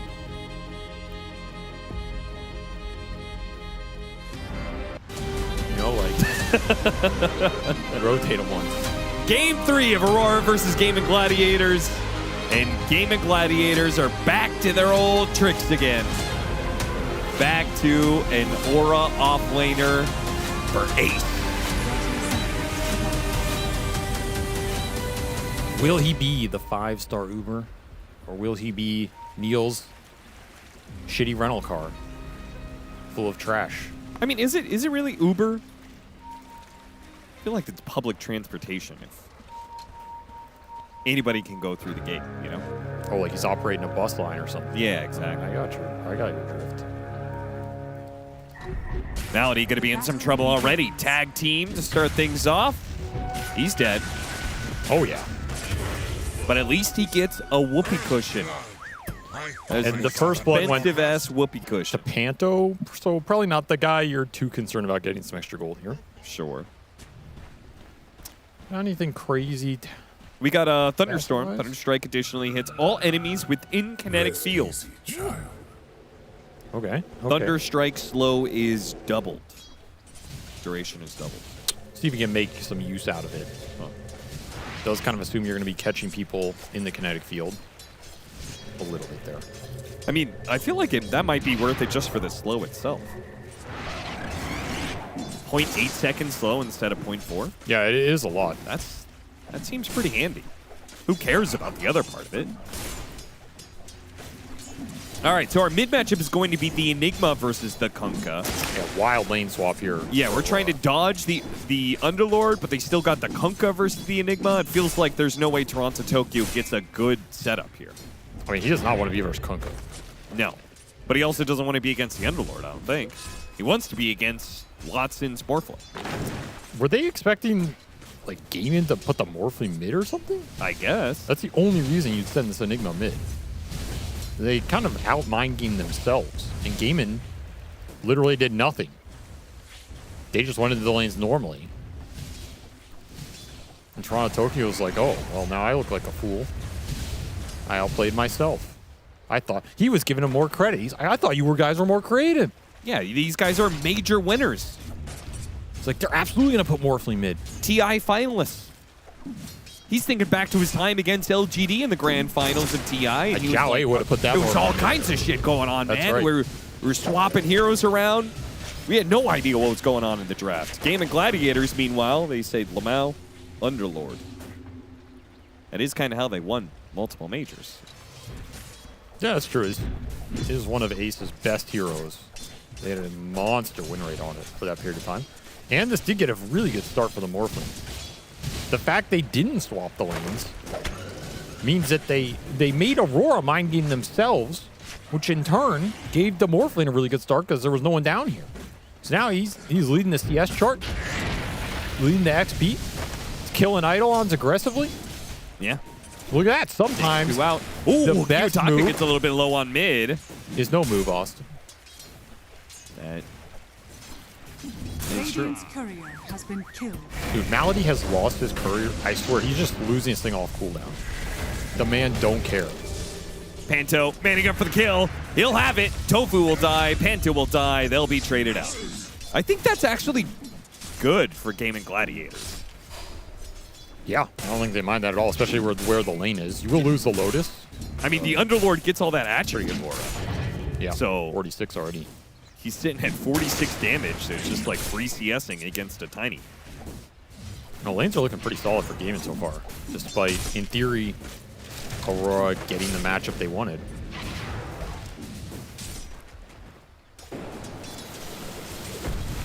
I just want to say, though, if Malady loses his courier again on the respawn, I'm leaving the broadcast. Thank God. I'm going to find out where he lives. I'm going to go there in Neil's garbage rental car, his Avis, luxury, whatever it is. Yep. And I'm going to tell him personally that if you ever lose a courier again, I'll be back. That's it? Just I'll be back? Austin, see, you're just a man of physical violence. Sometimes the threat of the black hole is greater than the black hole itself. Yeah, but you have to actually use the black hole at some point in time in order for there to be a threat. I don't know, Toronto Tokyo. Toronto Tokyo. He didn't use it last game. Exactly. There was no threat of the black hole. But he still has that threat up. Gaiman are sitting in this game going, he still hasn't black holed. He's double black hole available. Watson will get run down. A little bit of hiccup there, but he does end up dying. Got lagged into oblivion. There was no lag in the game, though. I can assure the viewers. That's me going to his house. With a stick. His courier did make it safely this time, everybody. Did it, though? All right. Oh my God. I was almost out of here. I was ready to. I had this man on speed dial. I swear, dude. That would have been the 4th death in a row in the early game. It's unacceptable, dude. If you guys didn't know, Avery's biggest pet peeve in professional Dota is players losing their couriers too often. Because it is easily avoidable, and they refuse to do it. Nightfall. Ooh, stuck in the pit again. Cold feeded, pitted again. And I think Panto, he's going to try and take this kill, but Ace is going to get so much damage on him for it. The little repulsion. Ace can do nothing. Yeah, that repulsion is really annoying. Underlord's owning the tiny matchup, though. This is a really good matchup for Underlord. Yeah. You reduce his high base damage. You get a crap ton of bonus damage. You can out CS him. Of course, you have the Firestorm for this hero at all points in the game. Ace Underlord doing some work. Top 3 CS all belong to Gaming Gladiators here. Nice glimpse. Fortunately, the Underlord, well, I guess this means, you can't punish the Underlord, but that's fine. He's going for the power rune anyway. Watson, waveforms back. They're really going for him. TP coming in from the Ringmaster. This is not an easy kill. Toronto Tokyo is a level 4 Enigma all of a sudden in the mid lane. What the hell is going on? Trying to dodge the Kunkka lane bottom. One's back on Malady. He's going to die here. Waveform over 2 different heroes. It'll finish off the Disruptor. Bo back onto the Enigma as well. Kiyotaka will grab a shield rune, but I don't think he can really fight this out. Oh, look at all the Eidolons that die. That feels so good for Quinn. Killing the Enigma is probably worth like 1.5 times the bounty. Interesting lane swap that ends up favoring Gaiman immensely in the end. As this Kunkka is the highest level, he's dominating the fight, and the fight just happened in mid where he can TP into it. If Kunkka doesn't have the capability to join that fight, I'd say that move makes a lot of sense for Aurora. But when he does, I don't think you can just force this Morphling Enigma matchup anymore. Malady gets there in time. Mira, I don't think you win this fight. Do not win this fight. Another death. So Malady gets extra wisdom out of the Wisdom Shrine. I mean, Gaiman have got to be happy with this early unit. Aurora going for some lane shenanigans, and they have paid a big price. Falling behind in some XP right now. Do you favor Gaming Gladiators outside of the lanes, though? Like overall draft, did you like what you saw? I think this draft's really even. I don't think either team is that favored. I think it's an executional game. Okay. Fair enough. I mean, both teams have a lot of team fight. They have a pretty hard scaling carry. Might give a little bit of an edge to the Morphling scale here if he pulls ahead. But if he doesn't, and all the cores are even, the Morphling late game doesn't look that scary when you have Void Spirit Enigma to back up the Tiny. There's a lot of silences for this Morphling to deal with. There's a black hole if he goes the BKB route. Hard to scale into Enigma Tusk. Always Malady. Is he going to be able to help Tofu out of here? Escape act, but when he comes back, nice Tane. The whip, though, nice shards. Blocks him in still. Kiyotaka able to run him down. Now he's looking at his next victim, Malady, while Watson chases after Mira. Made the call for Underlord to come back. Meanwhile, Malady did get run down underneath the tier 2. They're still going to eye Watson here. Does not have a lot of resources. Yeah, glimpse him back into a Remnant, maybe? I mean, he has Waveform. There's no way. Well, he'll have to walk the base. As they get something for Kiyotaka, that's important. His start's pretty solid here. 2-0-2 for the Void Spirit. CS was not that great, but he also had to do that lane swap at the start. So it's not like too much into that. Avery, where do you land on the great debate that is happening right now? Void Spirit, is this hero trash or not? What? How is he trash? I don't know. Everybody on Reddit is arguing about whether or not Void Spirit is actually good or not. I mean, this hero is... I'm seeing like 5 different Void Spirit expert threads who come in and say, like, this hero, numbers-wise, didn't actually get changed that much. It's still bad. Just because a hero doesn't get changed, that doesn't mean he can't get better. Okay. Majority, don't glare at me like I'm the one arguing. The majority of the time that a hero comes back in the meta is because his counters get nerfed or changed, and the meta shifts, and his toolkit becomes more valuable. The hero doesn't need to get directly buffed to become more viable in the pro scene. This hero still scales insanely. He still does a lot of damage. He's still a pretty strong frontline initiator, and his laning's fine. So the hero cannot be trash. It's just not possible. Okay. You sound so indignant about it. I mean, who said these things? Like, who Reddit it? I want names. Well, I can look up the accounts for you. No, don't do that. If you really want to call them out by person. No, I don't want to do that because I'm sure they're great people. Well, I mean, probably not. They've just been hounded by Void Spirit in their games, you know? Well, half of them are the Void Spirit. That's the point. Anyway. Could be Void Spirit propaganda, though. Can't rule that out. Could be like Quinn on a Smurf. Yeah. Trying to sandbag the hero so he gets more buffs. I mean, he did repeatedly say this hero is the worst hero in the game last patch. Yeah, that's classic promo. They do it all the time. Like, I cannot tell you how many of the Reddit posts complaining about how bad Lone Druid is was just Matuma Man on a Smurf. For years, he did this. It's a well-known secret within the pro community. Dire's top tower is under attack. Arteezy did it with Terrorblade. Nice catch. Static Storm 100 to 0'd. Watson did not expect that move from behind. That's a juicy kill. Right in front of that tier 1. They're going to be able to hit it with the Tiny 2. Radiant's middle tower is under attack. And a little pause for the Monkey King bug. No, I'm just kidding. So Game of Gladiators. Oh, it's door. Is this door number 1? What's behind door number 1 today? It's the Monkey King bug. That's what's behind door number 1. Can you stop spilling all over the desk, by the way? What is going on? Is this the... It's just a little bit of water. Is this three-dimensional casting? Because there's morphling? What does that even mean? Okay. It's like a 3D movie. He's waveforming me in real life. Except it's boiling water, so please no don't. water has touched you, so I don't know what your problem is. Yeah, it's getting close. Listen, I won't say that I didn't do that before to a co-caster. Yeah, exactly. You have a history here. It hasn't happened since. It was a one-time thing. How is your mug even full when half of it's on the deck? Doesn't even make sense. That's because it's not very much water. Radiant structures TP are top fortified. with the Tiny. Looking to defend and push. Is under attack. Is Aurora getting too greedy right now? Yeah, Quinn I mean, says yes. fighting into this Underlord. This Underlord has 120 extra damage. Snowball pickup trying to dodge the X. Does so successfully. While taking out Malady in the process. Escape back, dodging a little bit more. They have to commit to get the kill, and they commit Mira's life to do so. Kyutaka, he's got a Remnant coming up, or a jump rather, so he's fine-ish. There you go. Despite his hero being completely garbage, he manages to escape. Barely.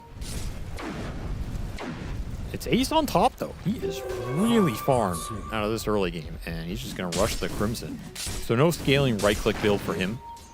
Surprising. Surprising the #1 Aura offlaner is going Auras. Yeah. I mean, it is the Ace MO. I think he could have done it, though, because you have this Kunkka mid. Nah.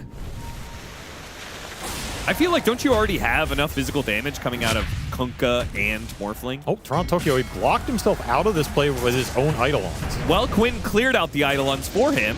So now Toronto Tokyo can get into position to Black Hole. That is going to be a really annoying combination that they have. They do have Glimpse into Black Hole. Kind of like a 100 to 0 pickoff. That's not a combo. Dire's middle Huh? tower is That's under not a attack. combo. How is Glimpse Black Hole a combo? I've seen that like a lot. Every 3 minutes you can do the combo. And? No, like if it's Glimpse, a guaranteed kill Glimpse on like into a big Arrow. carry. Glimpse into Arrow is a combo. Glimpse into Tame the Beast is a combo. Glimpse into Black Hole. So you're saying no spell that has like a 2-minute cooldown can be in a combo? Radiant's bottom is under attack. Well, it can with other big spells, you know? Like, or if it's like a setup, like Vacuum into Black Hole. Whoa, you know, Wombo combo. The reason You're I will living in the argue past, this, old man. No, Black hole is no longer a team fighting. No. You no The longer reason get I will 3 argue heroes in a this- black hole. You black hole one person. That's Dota nowadays. Valid point, but I will counter your valid point with a more valid point. Okay. There's a game going on. Now there is. Is Ace dead? Is he overstepped? He is very tanky, but 5 heroes underneath the tier 1 tower. Tanky? I doubt it. Blocked in by the shards. Escape back goes out. Maybe a chance? A shot? He jumps away. Pulled back in. He's dead. That took forever. It did take a really long time, but Malady isn't taking very long to die. Vessel on him. He's going to tick out here. A second kill. Meanwhile, Quinn right in the middle of all these heroes. Boat goes out. Snowball pickup. Mira dodging some of the damage. Quinn thinks about going and hitting a Tidebringer hit. Almost brings down Mira. Wait for him. Watson finishes him off. Meanwhile, Quinn back in. Edge countered the glimpse, but it wasn't enough. Still died as Kiyotaka is going on a rampage out here. Taking heroes down one by one. The vessels, the remnant jumps, the everything. I mean, you have to really question Gaiman in this push. If Ace makes the call to go hit this tower with Crimson because he's invincible, where the hell is the team for the minute he's sitting there getting wailed on? Yeah. One of them was wrong in that instance. If Ace just steps up too far and didn't make the call, then the team should abandon him. And if the call was made that we need to push this tower and fight it, I have the aura, we're gaming gladiators, go, go, go. Then, I mean, the team's just sleeping on the job or what? Look at the dots on the minimap. Okay, let's Watson mid. The supports are completely off display. They're TPing in now. The Kunkka's bottom. Quinn has to walk to this fight. He's still walking to this fight. Still walking to this fight, by the way. Guess what? Still walking to the fight. Now he's here. Now he's here. And he gets punched. And this he is the X immediately combo. surrounded. Yeah. Gets one cleave off in a boat. I mean, something went wrong in the communication here for Gaiman in terms of what they were supposed to be doing at this point. Because that Underlord took so damn long to kill. You don't have Black Hole for this fight. There's no way this should be a team wipe. And Aurora laughing all the way to the bank. They're like, thank you. Our Void Spirit's in a really good spot now. He just got an amp damage room. He has a full vessel. Yeah, he's huge. He's halfway to his Aghanim Scepter. Looking great. Mira has a Blink Dagger on the Tusk. And I like this vessel pickup. You know, another big thing that can bring heroes back in the meta is item changes, right? It doesn't have to be a buff to the hero. If the items that hero wants to buy become stronger or the buildup becomes better, you're going to see them more. I was thinking about it today when we were watching Satanic play Faceless Void. That Mjolnir Scotty buildup, that's a classic Void buildup, right? He's a classic Scotty carrier. Yeah. It's a big stat item now. That's way better for him than just the flat HP. That's something that can bring a hero back in the meta. I like this Vessel on the Void Spirit. This used to be a Void Spirit build. It's a lot of early game damage. You're getting 10 all stats now. You're getting a little armor. Oh, they baited him in on the neutral camp. That's pretty clever. Unfortunately, they didn't have the damage, but it was cute. But yeah, I guess between Vessel and Scotty being two, like, at least at this point, seems like premier items for the patch, then Universal heroes are going to be having a heyday because they're both all attribute items. The universal fact with this Vessel is really nice for this Void Spirit. You gotta have to take these things into account. Okay.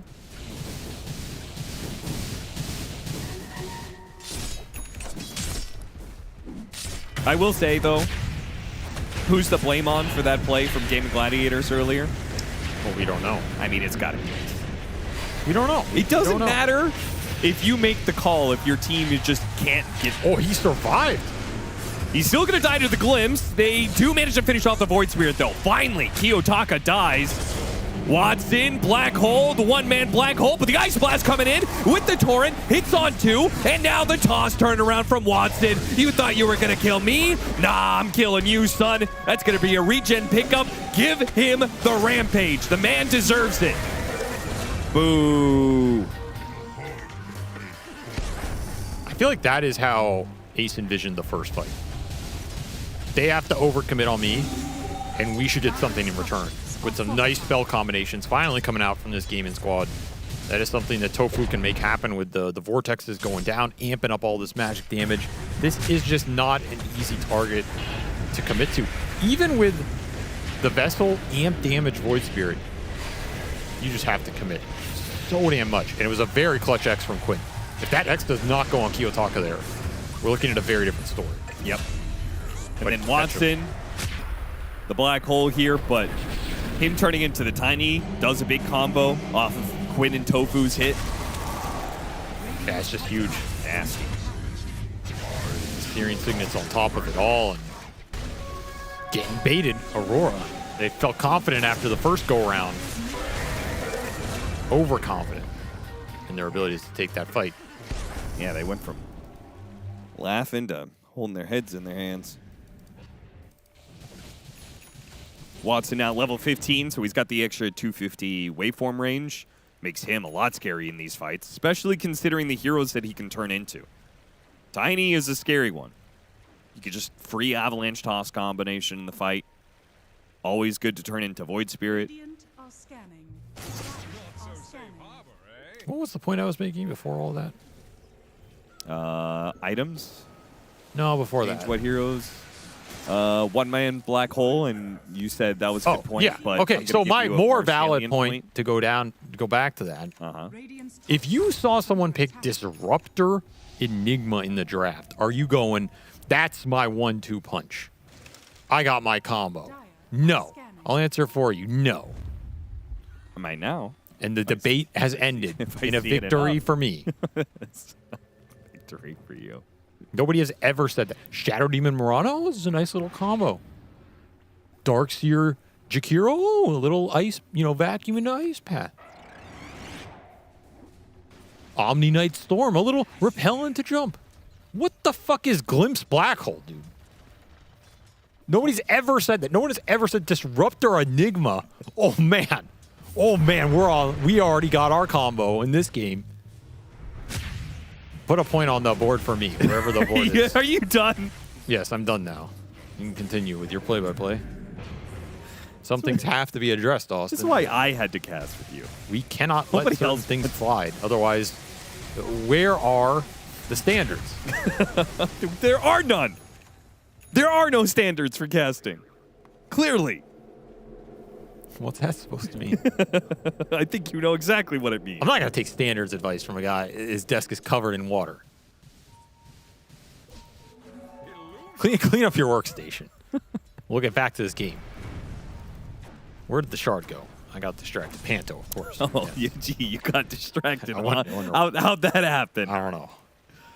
Do you even know what's going on in this game? Yep. Blink Dagger's online for Aurora on the Tusk. They have the Shadow Blade on the Tiny. Ags just arrived for Kiyotaka. They are ready to brawl, ready to initiate, ready to fight. You have to watch out for these silences now if you're Watson. You have a Manta to get rid of it, but that's about it.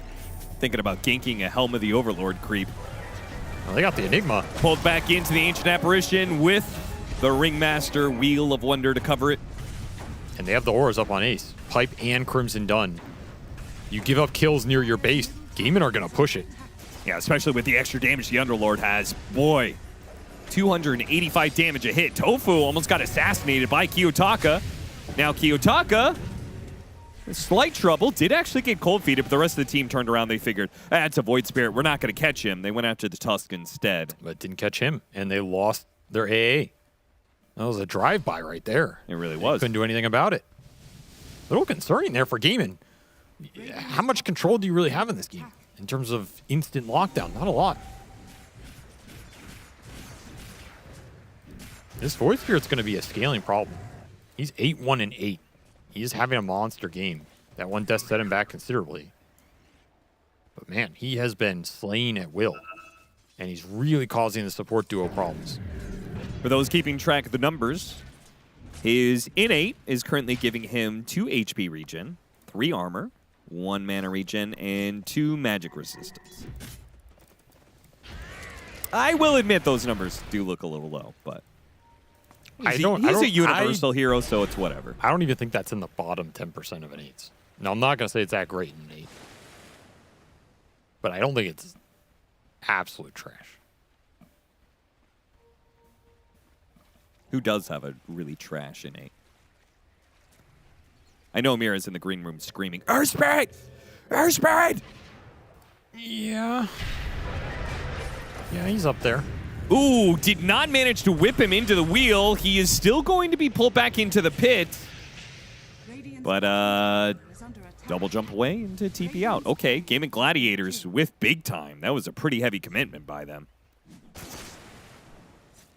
And by the way, Observer wanted you to know, Malady's courier died again. Oh, it did? Okay, that's good. You know who's an 8? I think is Trash Keeper the Light. I don't even know what his is.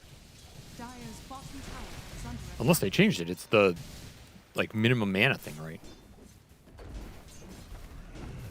You cannot go below 75 mana. That has to be one of the worst. I'm sorry. Like, I'm sure it has its uses in fights and stuff, but that is terrible. Come on, like in the grand scheme of things. Game of Gladiators, apparently undeterred by the fact they missed out on the Void Spirit kill, will just go for Roshan.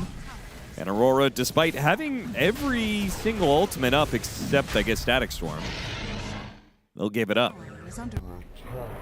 Where's that courier? What? Oh, there, that's where the courier is. What was that?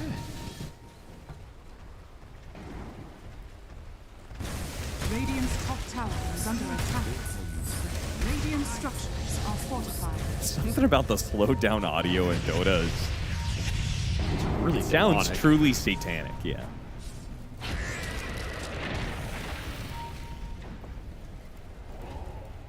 Aghanim Scepter with a shard for the Void Spirit. He's going to work towards Manta, so expect all the universal items for this man. No. Stupid rabbit. Why was that so satisfying? He's so frustrated. Silly rabbit tricks are Dire's for middle kids. tower That's is under actually an attack. amazing replay. He's got another Can we get a replay of that one, please? What? Underlord trying to catch Nightfall. Got him in the pit. I mean, the most you can get out of him is BKB TP. The signature which move. is his signature It's coming. move. He's down. Oh, there he goes. He raised his arm up. He's like, I got him.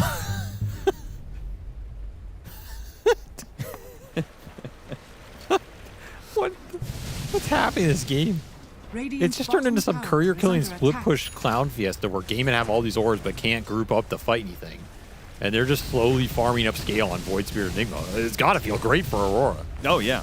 A Revenant's approach soon for Nightfall. They're approaching BKB Blink Black Hole, and there's nothing for it in this game. Yeah, that's true. The Void Spirit's continuing to scale. The Tiny's top net worth. These auras on the Underlord are going to fall off. Attack.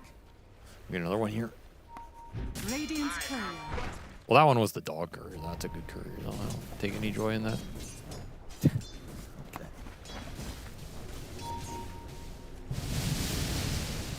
The rabbit. Baiting out the dragon. Quick jump in with the Static Storm, though with Tofu around, they decided that was not a good go. Don't have that BKB on the Enigma yet, otherwise I think Toronto Tokyo absolutely goes in there. Still had Aegis on him anyway. Yeah, that's true. Should have stuck to sniping the couriers. And he's going to replace that Aegis with a BKB. Actually, the BKB's flying out right now, and he still has 2.5 minutes left of the Aegis. So time to hit some tier 2s. They've let Aurora wrap them enough.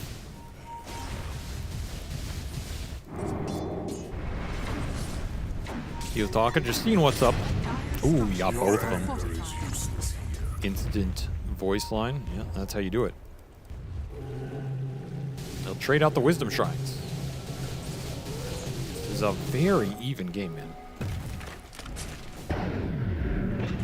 How long till Gaming Gladiators are in trouble? They can keep scaling for a decent amount of time. I mean, you have AA. AA means you can always go in a late game and just burst that one dude. Morphling's going to scale pretty well here. Kunkka will do fine. You are worried about this Underlord falling off eventually, especially with the build he went. It's a lot of early game aura and utility that isn't going to do much against Black Hole and the burst damage coming out from the cores. You also have to think about this Disruptor Ags. not far off here for Panto. He's been finding a lot of farm. Rolled over. Watson hits him with the waveform. We're going to have an Aghanim Scepter for Ace, so they will have a bit more global catch, which might help with this rat situation. Nightfall going to pop out, kill the Ancient Apparition. BKB, teleport away. Bye-bye.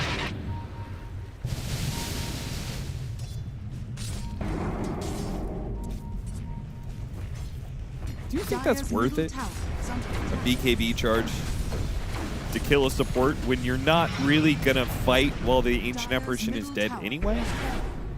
It's probably not worth it in the grand scheme of things. Like, he could have just hit neutral creeps and probably gotten about the same amount of gold considering the whole TP back and everything. I mean, it was in, what, 8-second BKB? Would be pretty nice to have. I'd say it's not. Game of Gladiators aren't slowing down. It's not like that pickoff on the support is stopping them from hitting towers. Another tier 2 falls. Top tower has fallen.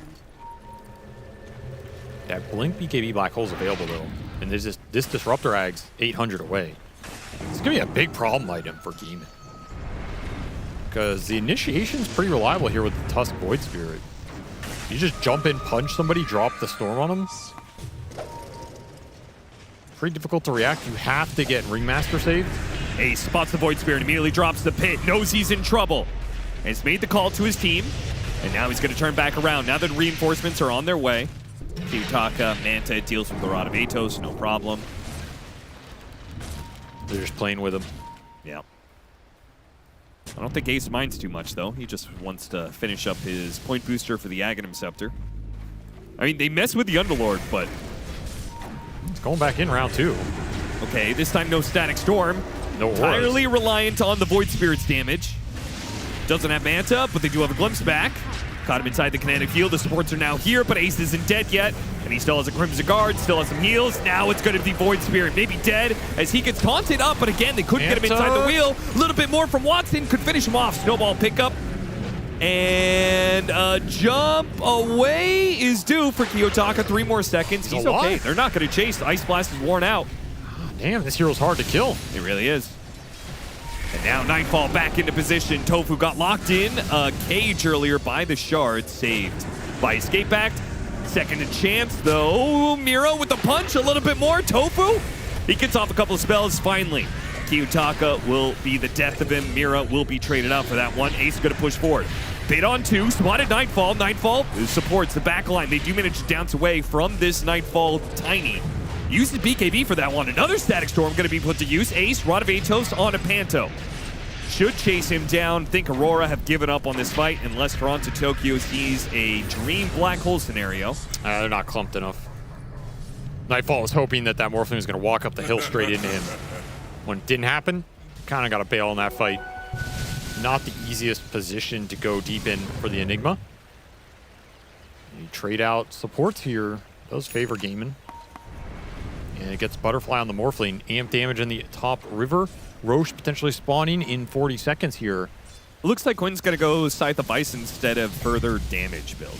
He already has Radiance, BKB, SNY, so it's like he has a damage build. Do you agree with him not keeping that going? They want more lockdown for the Void Spirit. I guess he has been a nuisance. So. This helps the Morphling a lot. If you Hex this Void Spirit when he goes in, you just throw everything on him, blow him up. Even if the Black Hole comes in, you can probably survive it with the auras plus boat. Yeah. He was, the other option was AC, is what he was looking at before, but... I like the Hex here. Toronto Tokyo, knowing that if he goes Refresher right now, mana is a problem. So he's going to opt for an Aghanim Scepter while he watches from the high ground as Panto dies on the low ground. He died very quickly. That is a Morphling hitting for 600 plus a pop.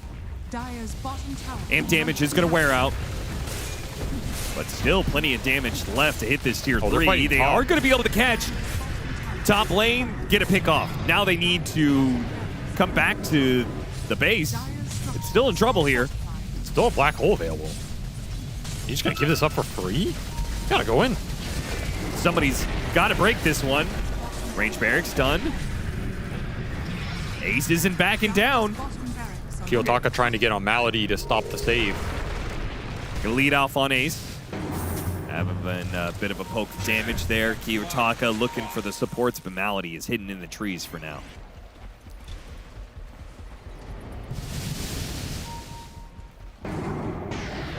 Got him.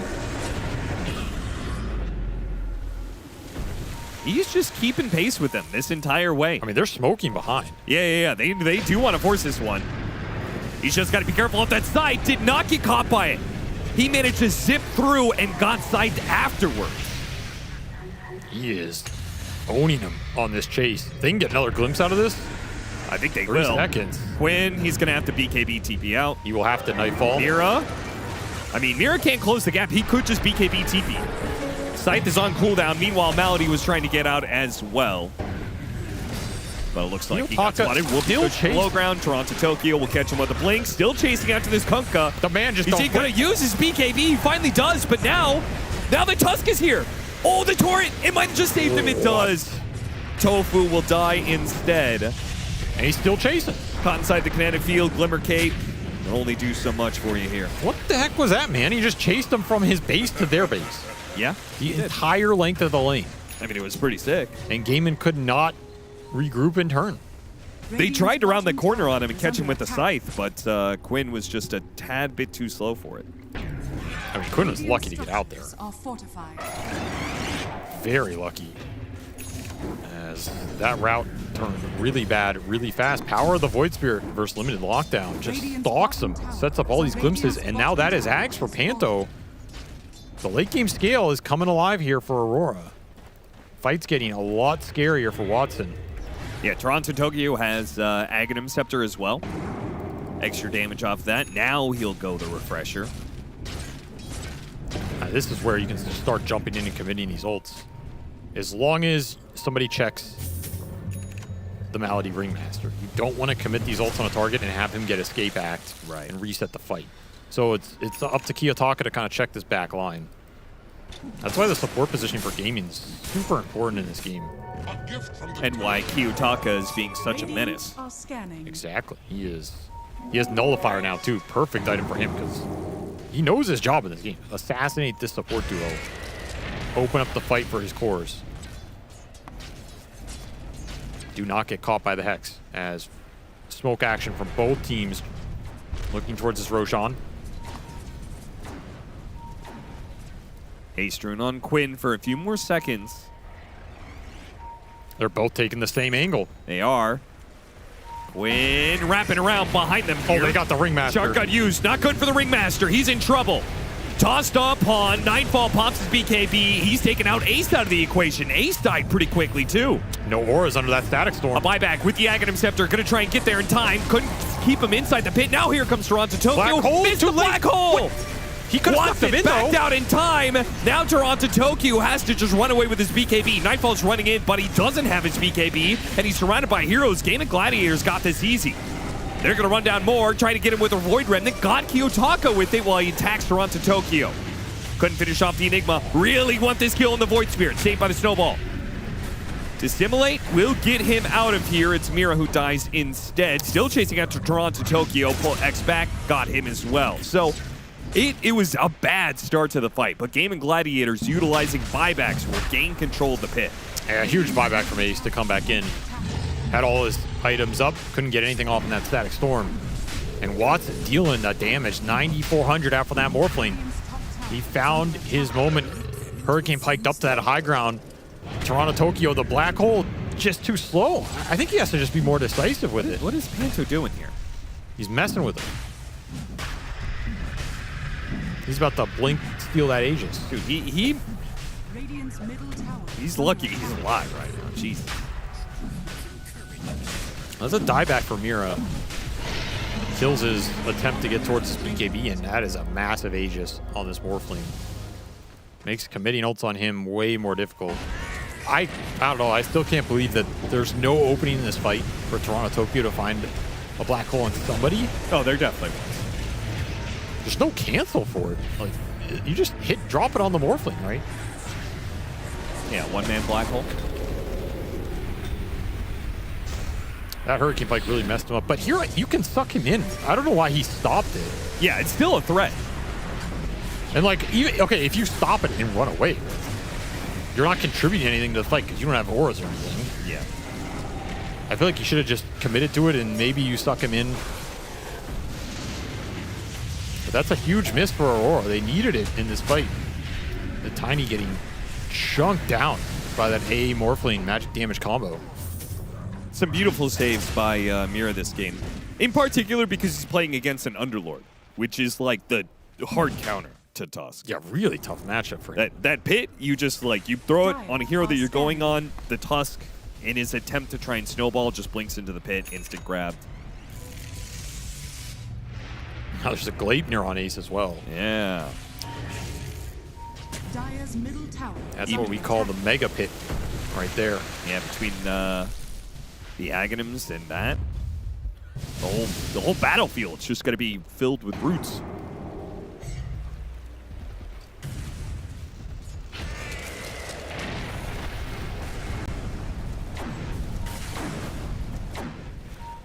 He's also got a Pyrrhic Cloak. Radiant are scanning. Makes him dangerous. 2 giant smalls for Quinn and Watson. Meanwhile, crippling crossbow for Kiyotaka against the Morphling makes a lot of sense. It's pretty value. Mira will pick up a Pyrrhic Cloak. Don't think that one's nearly as powerful. He wants BKB more than anything on this Tusk. Oh, yeah. Lets you jump into these pits, not care about it. They will pit Nightfall bottom. It's going to be a hard catch, though. Yeah, if he could have got him on the second pit, might have been able to get the BKB out of Nightfall. He's level 25, by the way, so he has the toss charges. Something to look for if you can catch one of these core heroes with double toss. Yeah, catch the Morphling. That's a lot of control and damage. Might not be able to get this cage off if you're getting harassed as well. Level 25 for Quinn. Has been killed. He kills Nightfall's courier. Watson going to work on the building. Got a glyph out of him. He does need to be careful of that Ag Static Storm. Picked up by the snowball. Static Storm goes out. Panta almost dies to the Tidebringer hit. Escape back going to be used. Just chaining saves here on Watson. He's going to wait for him and go after Mira. Takes him out of the equation. That damage. Tried to get the wheel. Unsuccessful. Nightfall is already backed away. Watson just keeps the pressure on Aurora, hitting the next tier 3. They kind of wasted the Static Storm 60 seconds cooldown. Yeah, they did. Now you really need a big black hole here. All eyes on Toronto Tokyo, who right now is having his Blink Dagger canceled by Firestorm. Yeah, he cannot enter the fight. Look how big that pit is, man. BKB goes off. Kiyotaka spotting Tofu, commits for the kill. Yule Scepter, he comes back down. He's going to be okay. Kiyotaka just making a run for it. Dissimulate is up in a second. Caught in the pit. He's stuck here for a second. Does manage to get off the Dissimulate. Malphus on Watson. Just trying to create space for their mid laner to get out. 1 minute left on the Aegis. I feel like they're trying to stall this out for the Aegis expiry. You gave up a lot in the meantime. Yeah, 2 lanes barracks. Oh, they found Nightfall. Spotted Nightfall. Instant BKB. He has no TP. No Silver Edge. That's true. They still have a chance to get him here. No BKB with the Geist Blast lands. Oh, he is done for. His team can't get here. I think they're giving up on this already. They're still going to be able to pull in Mira. Tidal Wave from Quinn puts him in an awkward position. Got him in the pit as he comes out of the snowball. He's dead as well. That is a hero that does not have buyback. And you still have 30 seconds on this Aegis. That'll instantly force the Tinies. I mean, he walked out there to buy a Demon Edge. That was not worth it at all, risk-reward wise. No, it wasn't. Gaiman had a lot of vision down there. Gotta respect the global capability of this Underlord. Aurora on the edge here of losing this series right now. Radiant's top tower. Gaiman have just executed better down the stretch. Kiyotaka has played so well in this game. 10, 1, and 11. Aghanim Scepter, Manta, BKB, Nullifier. And yet, no matter how much he outplays Gaming Gladiators, how much information they get, they just cannot seem to win the team fights lately. Remnant pull back onto Quinn, going after Panto. Another support. Gonna die in the middle of nowhere. He has buyback, but threw out the ult again. It's a minute to work with here. I will say the downside of this Void Spirit build is it feels like it's lacking a little damage. He needs that one more item to kind of push him over the edge here. Needs the Scotty. Scotty or, I don't know, even Daedalus. Yeah. Something. So you can really threaten these supports quickly because they're surviving for way too long. Get a Revenant's Brooch.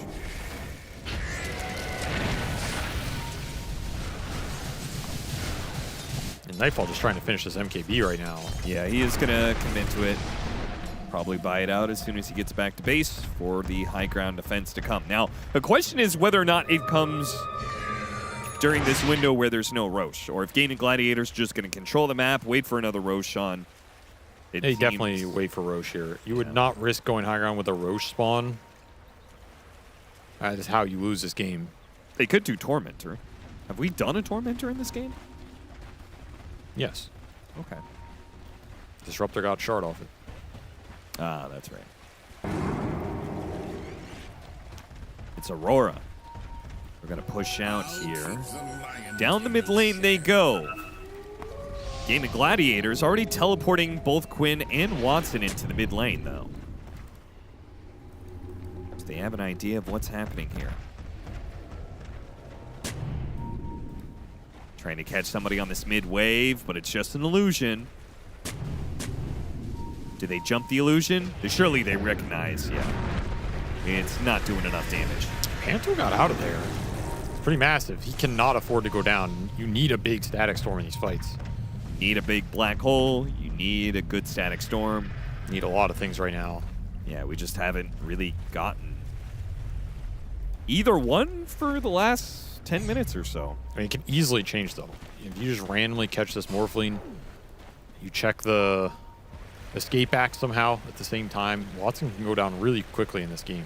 Yeah, Toronto Tokyo could buy out, hit the refresher. Like, he doesn't have to hit. That's true. Really more than just the Morphling. I feel like if he just hits the Morphling, the fight is. I mean, the problem not now is one, you have buybacks if you're gaming. Yeah. So by now, they've accrued so much extra gold that even if you get these big ults to land, gaming can just buy back, force the fight into the pit, get an Aegis, and go high ground anyway. Yeah, it's true. So you really have to win the fight considerably at this point. Tofu almost has a glide gear. That's going to be pretty cool. Big ice vortexes, big ice blasts. And some more AoE lockdown alongside all these pits. I mean, the roots are just constant. They're all over the place. Roshan spawn time is here. Gaming Gladiators just got to circle around the pit. Looks like Roshan is going to spawn here in pretty early. Another 15, 10 seconds. That's a tough fight for Aurora to take. No tiny buy. You have to aggressively go into Gaiman's vision. Doesn't really feel doable, to be honest. Yeah. And they have that out. They have the outpost right there. They can team 2 with all the buybacks. I mean, good luck on taking this aggressive Roche contest. Really tough situation.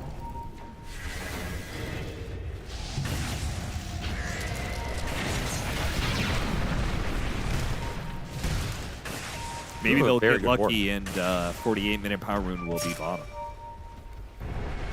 Get the right rune for the Tiny could change a lot. They're trying to play out this Obs. Yep. It's the best one they have right now. Both teams, same exact ward situation, mirroring each other. Roshan is up. 48-minute rune, 5 seconds.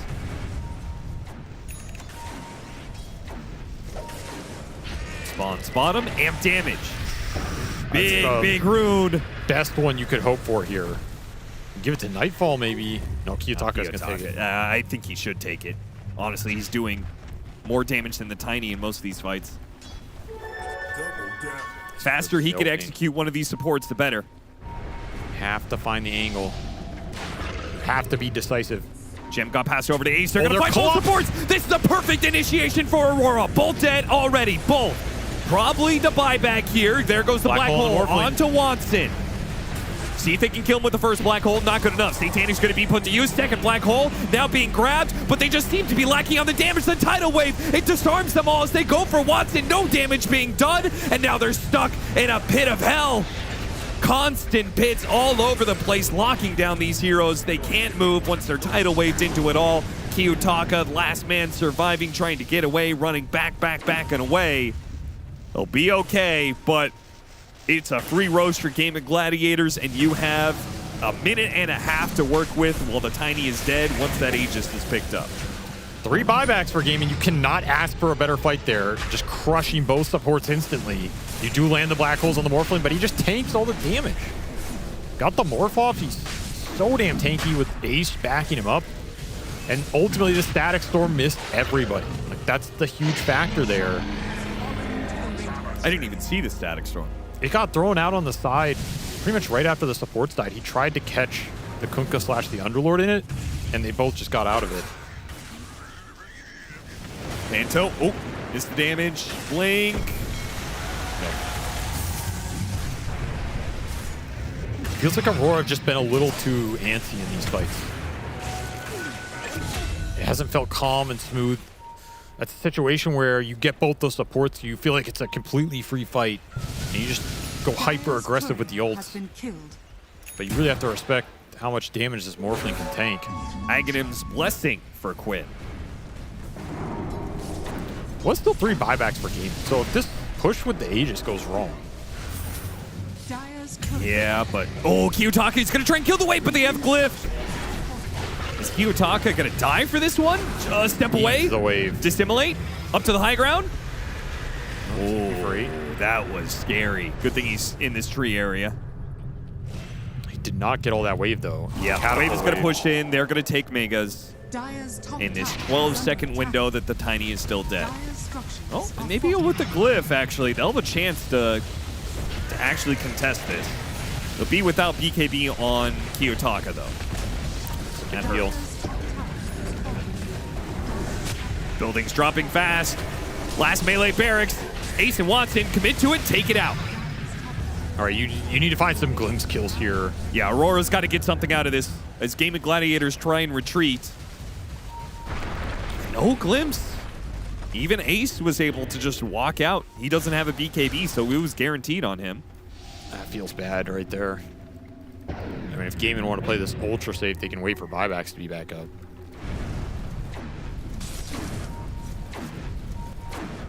Yeah, honestly, they should, because Aurora, their best chance at winning is just take a team fight right now. Yeah, go kill right now. Go after the supports, and they got him again. That's a dieback. Just the Ancient Apparition. Malady somehow did not get spotted there and couldn't get the wheel on Nightfall. Meanwhile, Mira jump in from Kiyotaka. He's going to try and finish off this Ringmaster nice and quick. Watson throwing damage at him from the high ground, goes after Mira. Meanwhile, boat's coming in. Somehow the Ringmaster is still up, but finally he goes down. Half HP on Ace. Quinn, Watson, Ace, just a ball together. Fighting Nightfall. He has to retreat. Drops the Tokyo, jumped in, and he missed the black hole again! What a blunder! Just completely whiffs it. Oh, he chucked this game away. They had an opportunity to win this. They still do, really. Yeah, they're kind of owning this fight. Kiyotaka's just going ham. Going after Watson. Hurricane Pike got him in the pits. Watson can't put the damage on him. Gotta reset. Kiyotaka's not going to let him escape. He wants to end this here. He's out of mana. Watson. Do they have the damage? No more waveform trying to get through. Watson, he's going to start Satanic up. And Nightfall almost dying. Glimpse back, trying to keep him away. Got him inside the Gluttony here. Is going to go down. Now he does have buyback. Well, they gave him the cheese. Can they buy back and just go for it? They gave him the cheese. He's back up. Watson also has a refresher shard that was given to him as well. Throne is full resources for him now as he's going to go after Nightfall. This is risky. Hits him with an avalanche. He could just back away. But he doesn't want to. Commits his BKB. All in on the throne. Static Storm back up. You have glimpses here. He might get both. Ace pulled back in. Got him in. Static Storm on 2. Can they blow him up together? They do manage to get Watson. He has a buyback, but Ace going to die here. Megas all around, but they have defended their throne. I mean, Watson bought. He bought Boots of Travel. There's nothing to bots to. No play to be had. Ace is already dead. It would be suicide to go for the throne here. Game and Gladiators just get too antsy with it and give Aurora a chance. They have absolutely given them a chance in this game. What a team fight. Aggressively going. That was absolutely the right call. Because you find these heroes with no buyback, you give yourself a chance to win this game. You drag game into a fight outside your base. You had tier 4s to tank some of the creeps so your throne doesn't die in the meantime. Man, if you could have landed those black holes. Damn black holes this game. Seriously. I mean, he just fumbled that one completely. He blinked in.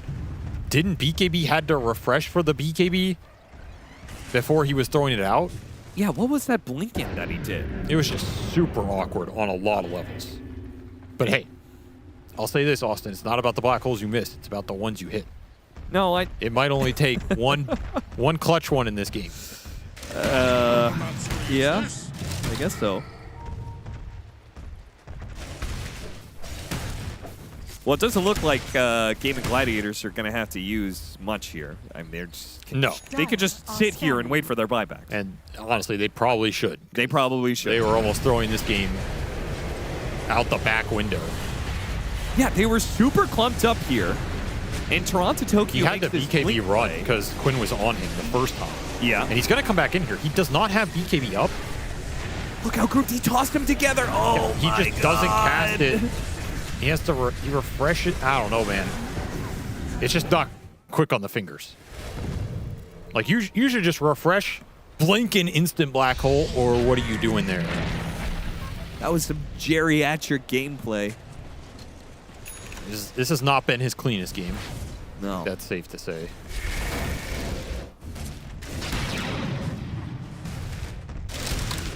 But sometimes the threat of the fumble is stronger than the fumble. I don't think it's a threat. I think he's followed through on that every time.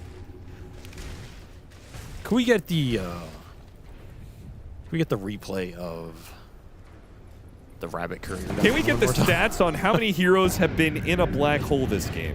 Like, who is going to give you that stat? There's no stat. Hold on, I'm getting production says 2? Production says it's 1.2. That's rough. They made that number. Gold for my I made that number up. Yeah, there's no production talking. All right, well, the good thing is, everybody, we're going to have a little break here. Snooze, whatever. But it does mean we are going to get tier 5 neutral items. And Divine Rapier on Kiyotaka. He's all in. As he should be. Somebody's got to. Because Nightfall can't seem to do enough to carry it. Toronto Tokyo. Oh, yeah, this is so good. Ah! I love how the rabbit flails as it falls. I love that clip. Oh, Jesus. Glad we still had it. Malady wants a Scythe of Ice, too. They have to do something about this Void Spirit. Yeah, I mean, he's the biggest problem. Though Swift Blink on Nightfall does up his damage a lot. He almost is level 30 as well. I mean, Tiny has 2 crazy level 25 talents. He does. Why? Nobody knows, but you know, that's Tiny things. Tier 5 neutrals could absolutely make the difference in this game, but it is Aurora smoking up. I mean, they have everything at their disposal. Divine Rapier, Void Spirit, double Black Hole, Ags, almost double Static Storm. Panto closing in on a refresher of his own. Yeah, and their buybacks are available on the supports and the Enigma. Yeah, so they're trying to take advantage of this window. Plus, Roshan spawn time just started. So, Malady, what's he got in his tricks? He's got a whoopee cushion after the Strongman Tonic. Oh, no chance. That's going to be a gem. Lost? The Courier lost. He lost it again?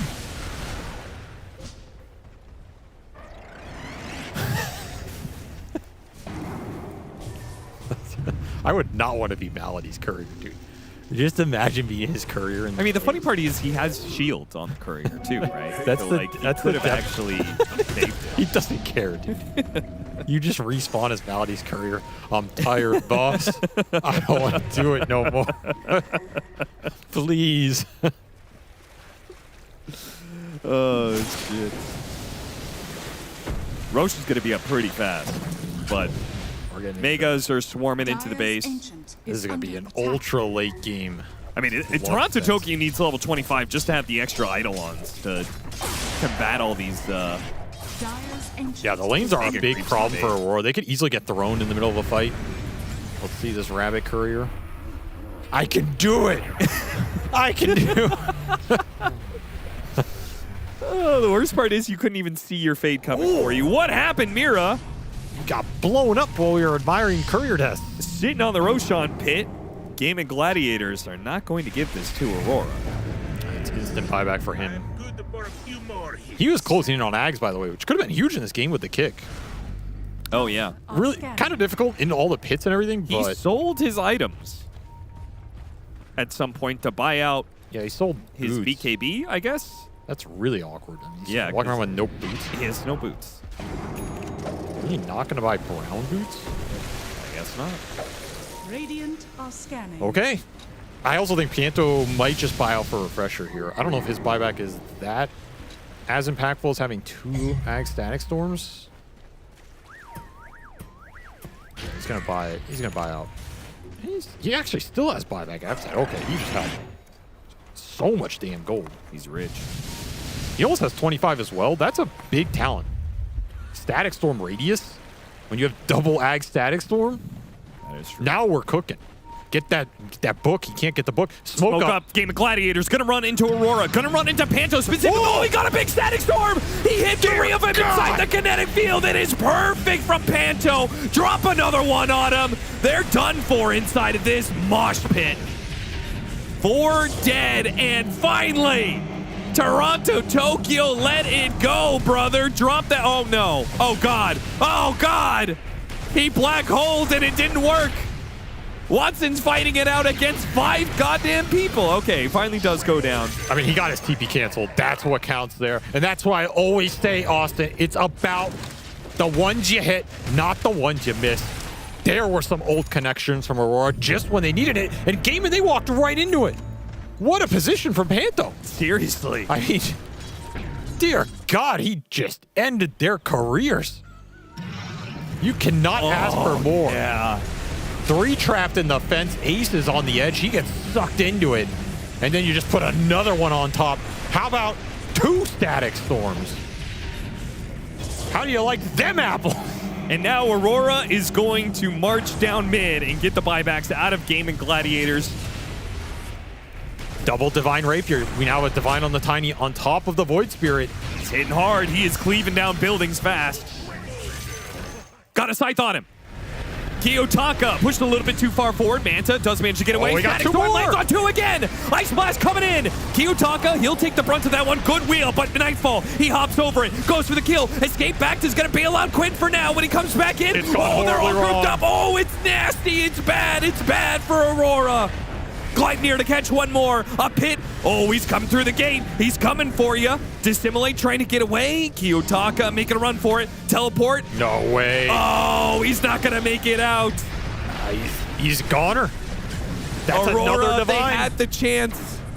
They could have gone for Roshan. They could have farmed up tier 5s, but they wanted the buybacks. They got them out of Gaming Gladiators. I mean, they got him 5 But it hurt. It hurt real bad. Divine Rapiers all over the place. Yeah, still one in Gaiman's base. Someone has to go pick that up.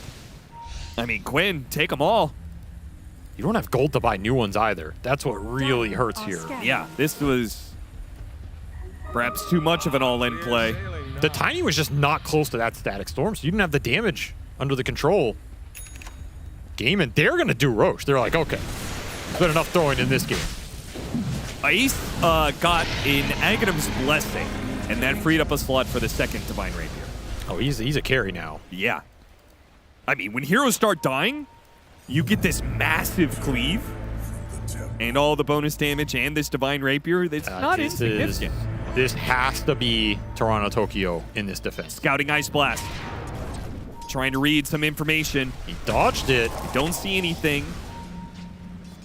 Banner's gonna get dropped. Static Storm, place on the Watson. He has Aegis. First life, it's gone.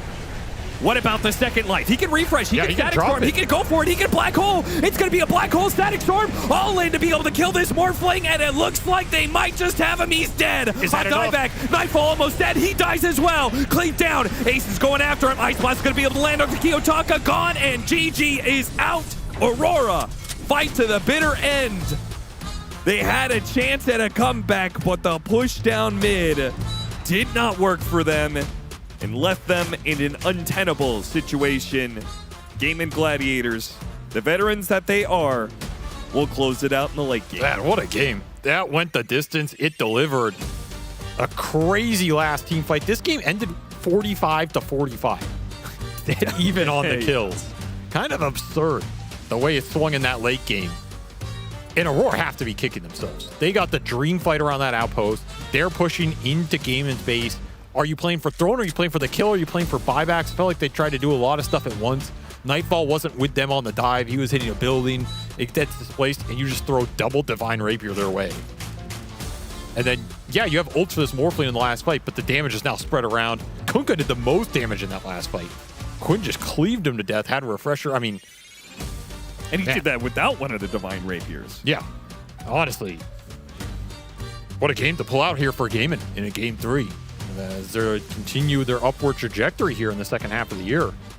And, man, Aurora, you're going to be kicking yourselves on this one because it felt like you had a lot of opportunities in the fights to find ult connections, especially Toronto, Tokyo, and they just weren't there. That's how it goes sometimes, but hell of a game from Kiyotaka. I mean, he owned this game. He was 16-1 and 16 at some point, doing everything in his power to disrupt that back line. Showed the strength of this hero, but I guess Reddit was right. Void Spirit just can't win. Not good enough, it seems. Maybe needs a few more buffs. Aurora, damn. So close to making the comeback, but it just did not work. Gaming Gladiators, proven that they can still be clutch in these situations. Watson and Malady continue to make great strides with Gaming Gladiators. Yeah, I bet it was the 1.4% on the Void Spirit innate that really was the death knell for Kiyotaka. Or maybe it was the absolute everything hinging on Toronto Tokyo's black holes, Panto getting the static storms off. Initiation had to be flawless, or even counter-initiation sometimes. But eventually, the Morphling was just too much of a force to be reckoned with. What a exciting late game, though. That was wild. I think it was very cool that even when it looked really bad for Aurora and there were missed black holes and they were playing against Mega Creeps, they still found opportunities like this one that we're seeing on the screen right here. Like, these beautifully placed teamfight ultis can really be game-changing, but right after that they kind of maybe overextend a little bit too deep in the enemy base, like going for a play like that when everyone has buyback right next to their fountain. Very Aurora. This? Like, even though they're playing against Mega Creeps, they could have tried, like, I think the play here should have been try to get those buybacks out, but don't go for the finish. Expect buybacks to come out, wait for your cooldowns to reset to have that double static storm, double black hole available again, because in the fight prior to that, they were actually able to pretty much kill every single hero, with Panto being in a good position, landing that 3-man static storm at clip. Also Underlord for a brief second, and which did set things up for a big black hole. And I think they could have tried to replicate that one more time and maybe lose one hero who did have buyback and then try to go from there. But yeah, I guess the call seems like there was a lot of wrong calls in this game, especially in some early games, the fights that they want to take with the black hole. It seems like if you're watching Toronto Tokyo on camera, that every single time they lose a fight, he's like, okay, what did I do? It seems like that was his call. Man, it's hard not to watch those clips and just like get caught up in the emotions between watching what Toronto Tokyo did, his excitement when they probably got that 3-man static storm. That must have been the moment, I feel like. Just a series of incredible fights and ultra clutch moments. Like, what a beautiful game, seriously. It justified this 60-minute runtime because for the most part, for the beginning of the game, I didn't really find much of Aurora having full control of the game because I had so many high expectations for Toronto Tokyo's Enigma. We saw him yesterday, and Lacoste, as you had mentioned, sometimes he's God mode on any offlaners. It's not even hero specific. But no then, in between. Yeah, there's a lot of variance. It is. This is just how he plays. I think I would like to see him find some middle ground as well, to find some more stability, because if you watch some of his performances on Magnus, for example, where he doesn't have that much net worth, but his impact is very, very big when it comes down to the team fights, to the RPs that he's landing, because both Kiyotaka and Nightfall, they take quite a lot of harm on the team. But also, I want to see something in between, something where he is not going for these type of risky plays. So I want to find some stability. But ever since the team has formed, watching the players that they do have on the team, I kind of expected it to go this way. Yeah, I mean, that game's going to bother him for sure, because there were a few moments where had he not choked the black hole, maybe the game would have looked a little bit different. But we do have to keep in mind his switch to offlane is a very recent switch, and he's been doing incredibly well, all things considered, with the switch being so much in its infancy. He's looked really good on heroes like his Magnus, and he's had some great Enigma performances and now bad ones, but I think he's learning very quickly, and we probably will not see a replication of that, because a lot of the issues where he would black hole the Morphling, there was a decision to black hole the Morphling after Void Spirit had died, and they just didn't have enough damage to kill him, and that wasn't the only time they black holed Morphling and just didn't have damage to kill him. So lots of lessons to be learned here by Aurora. And then on the other side, I think Ace had a very stable performance like you always expect out of him. And I have some clips of him from the early game that I would like to look at. Most of them are focused on Crimson Guard. Now, this fight didn't go good for them, but against Tusk, this item is incredibly valuable. He did buy Crimson Guard in another game as Tidehunter, actually, against the Tusk just to protect himself. That was basically him tanking 4 heroes for the vast majority of this fight, and how many resources do they have to commit just to pick this guy off? They did successfully get him in this fight.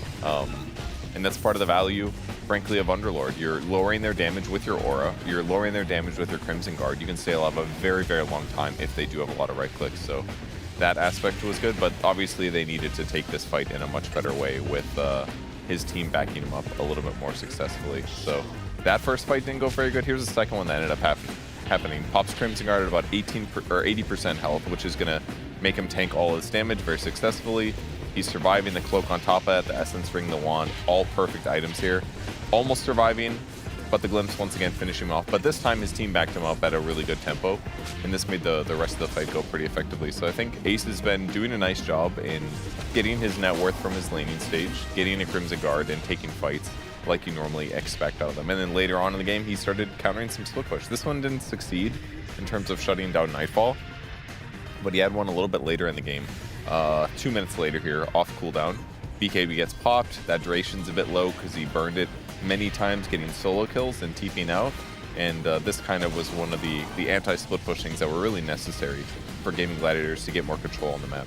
And obviously the team fights after this point got very crazy and kind of swingy, but it looked like the game was going more in their control as it went on and on there. So I thought Ace played as a whole pretty good this game.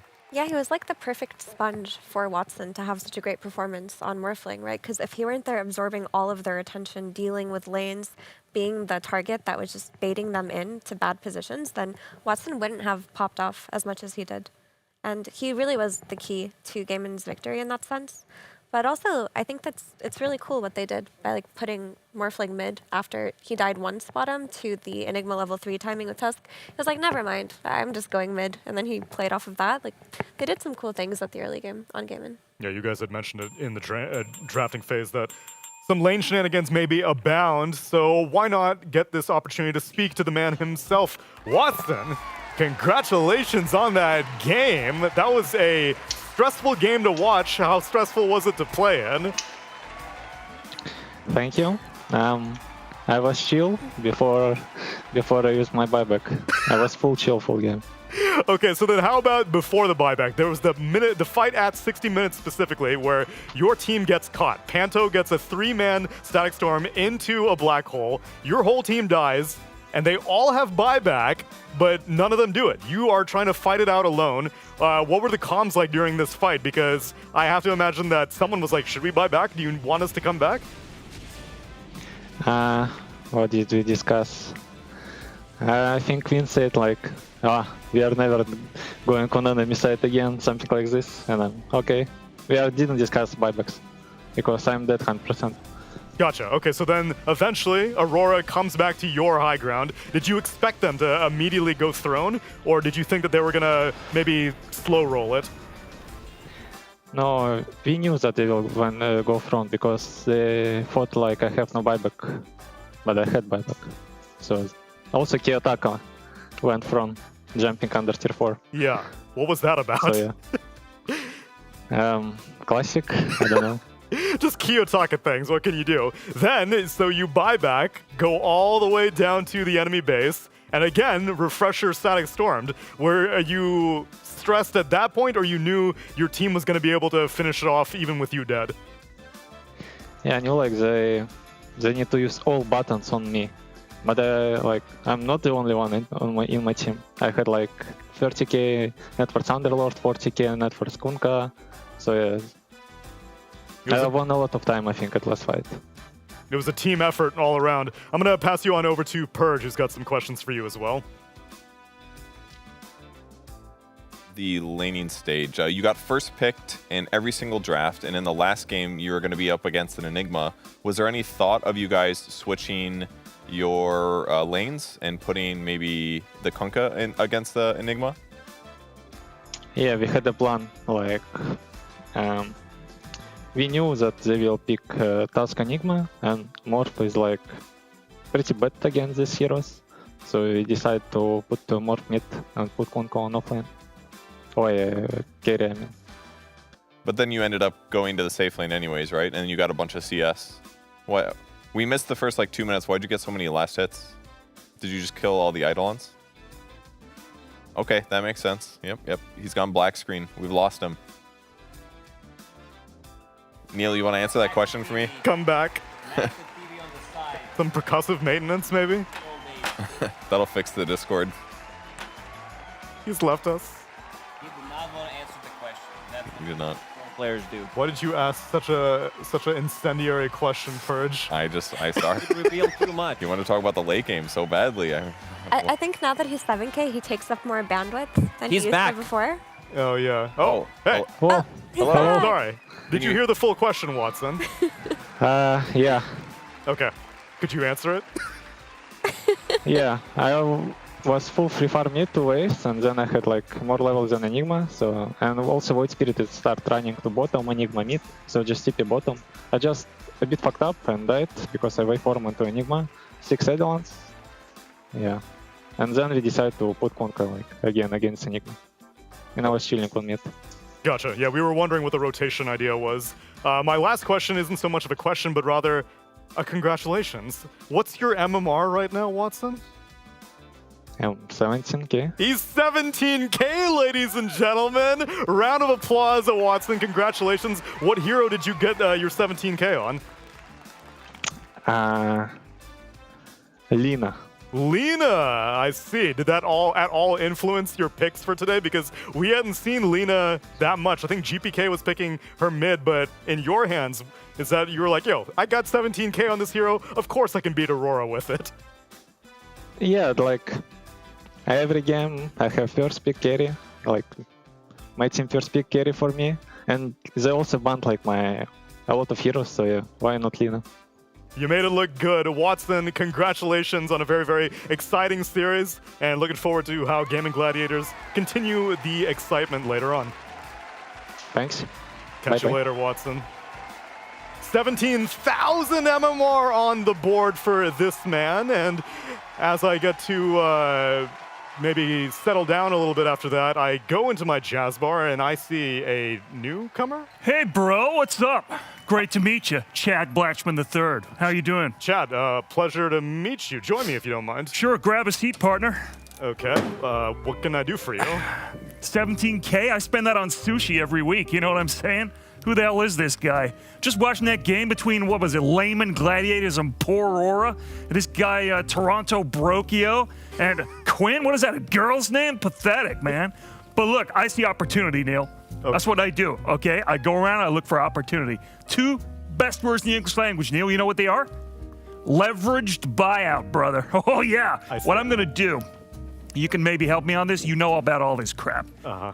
I want to buy Dota 2. Lock, stock, and barrel, man. I'm saying it's time, okay? But we don't spend a penny, Neil. We borrow money, and then we put it in Dota 2, okay? You got a game with a... It's okay, right? A popular game with some people, with the old farts. They got money. You got a stable base of players. You gotta, it's making money, right? It is. That's where we pounce, all right? We come in there, we take all this debt, we put it inside Dota 2, bro. Easy, high five on that. I don't know if I agree with this. Like, people have been playing this game for quite a while. We kind of like the trajectory that it's been going on. It's only gonna get better, but it needs to start making more money because now it's got all this debt to pay off. So here's the plan, okay? How many heroes are there in Dota 2, Neil? It's like 130 something. 10. We get rid of the rest. What? Sell them. These are assets. League of Legends, Marvel Rivals, we'll sell some of these heroes off to them. This gal Dawnbreaker, I thought she was a superhero, man. She looked great in Marvel Rivals. Huh? 10 heroes is all we have per game. Yeah, make do with 10. Here's the thing. We're actually going to go with 5. What? Okay. Here's the 5. Tinker. No. Silencer. No, what? Meepo. What? Chen. And Viper. That's it, man. That's it. The other 5 are going to be new heroes, okay? Kool-Aid Man. He's coming in as a hero. Name a brand you like, Neil.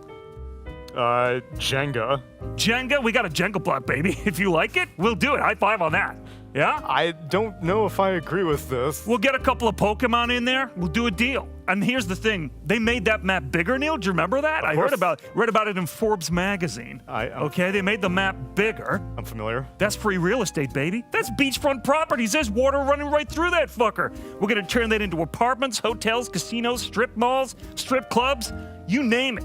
The map is ours. We start selling it off piece by piece. And once we've made our nut, we're out, baby, and Dota collapses. But I don't give a fuck. My investors have made their moolah. I don't feel like that's helping the people. You're gonna high-five me, bro. Come on, man. I feel like that's condoning your behavior. No, Chad. bro, it's just what we do. Bro me. Bro me! Yeah, he's on board. You saw it. Chad Blatchman, you just got blatched. What have I done? I'm gonna go get some pussy. See you later. See you later, boys.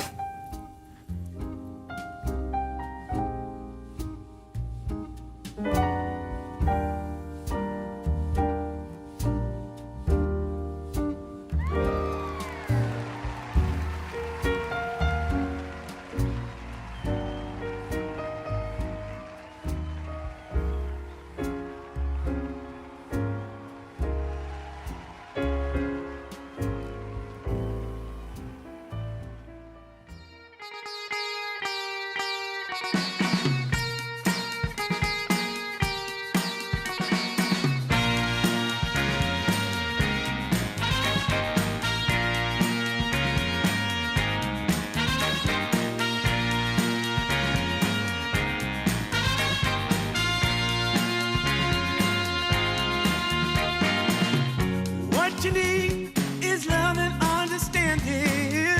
Find a heart whose love is true. Deep down, there's only one companion who's there for you when you need him to be. Your heart was broken in 1,000 pieces. So much pain that you've been through. Here stands a man who's your salvation. Just ask yourself, am I ready for you? 100% now. I'm ready. 100% now.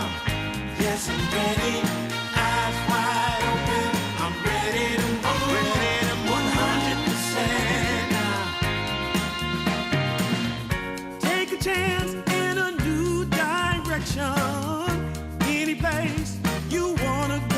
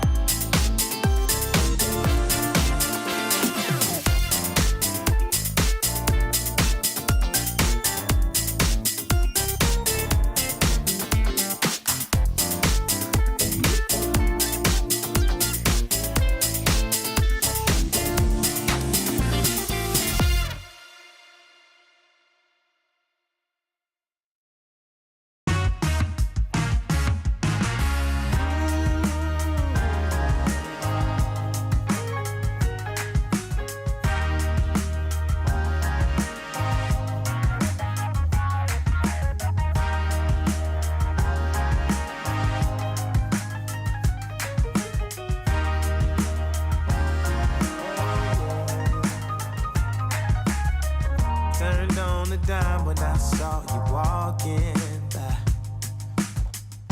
Something about you caught my eye, yeah. Ain't trying to waste my time, just standing in your line. Gotta take a shot before you pass me by. Ooh, so you wanna be alone for a minute?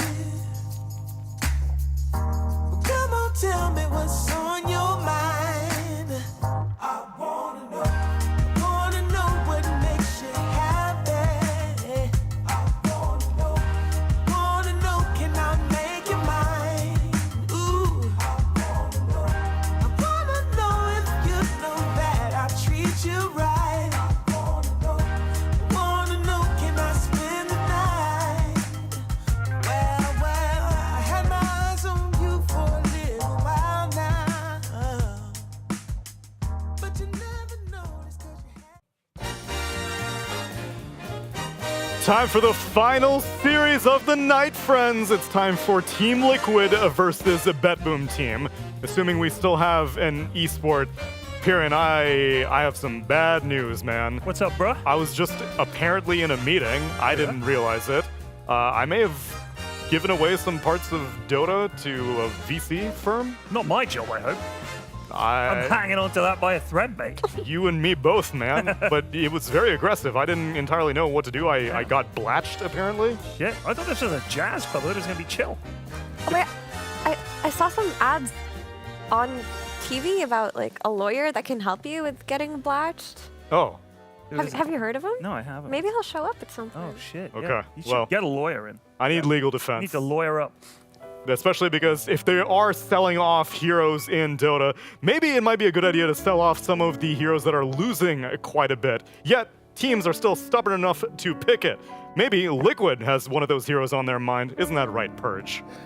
That's right, Neil. There is a classic Dota 2 hero, maybe one of the most iconic, definitely top 20, Luna. Not winning a lot of games, well-liked.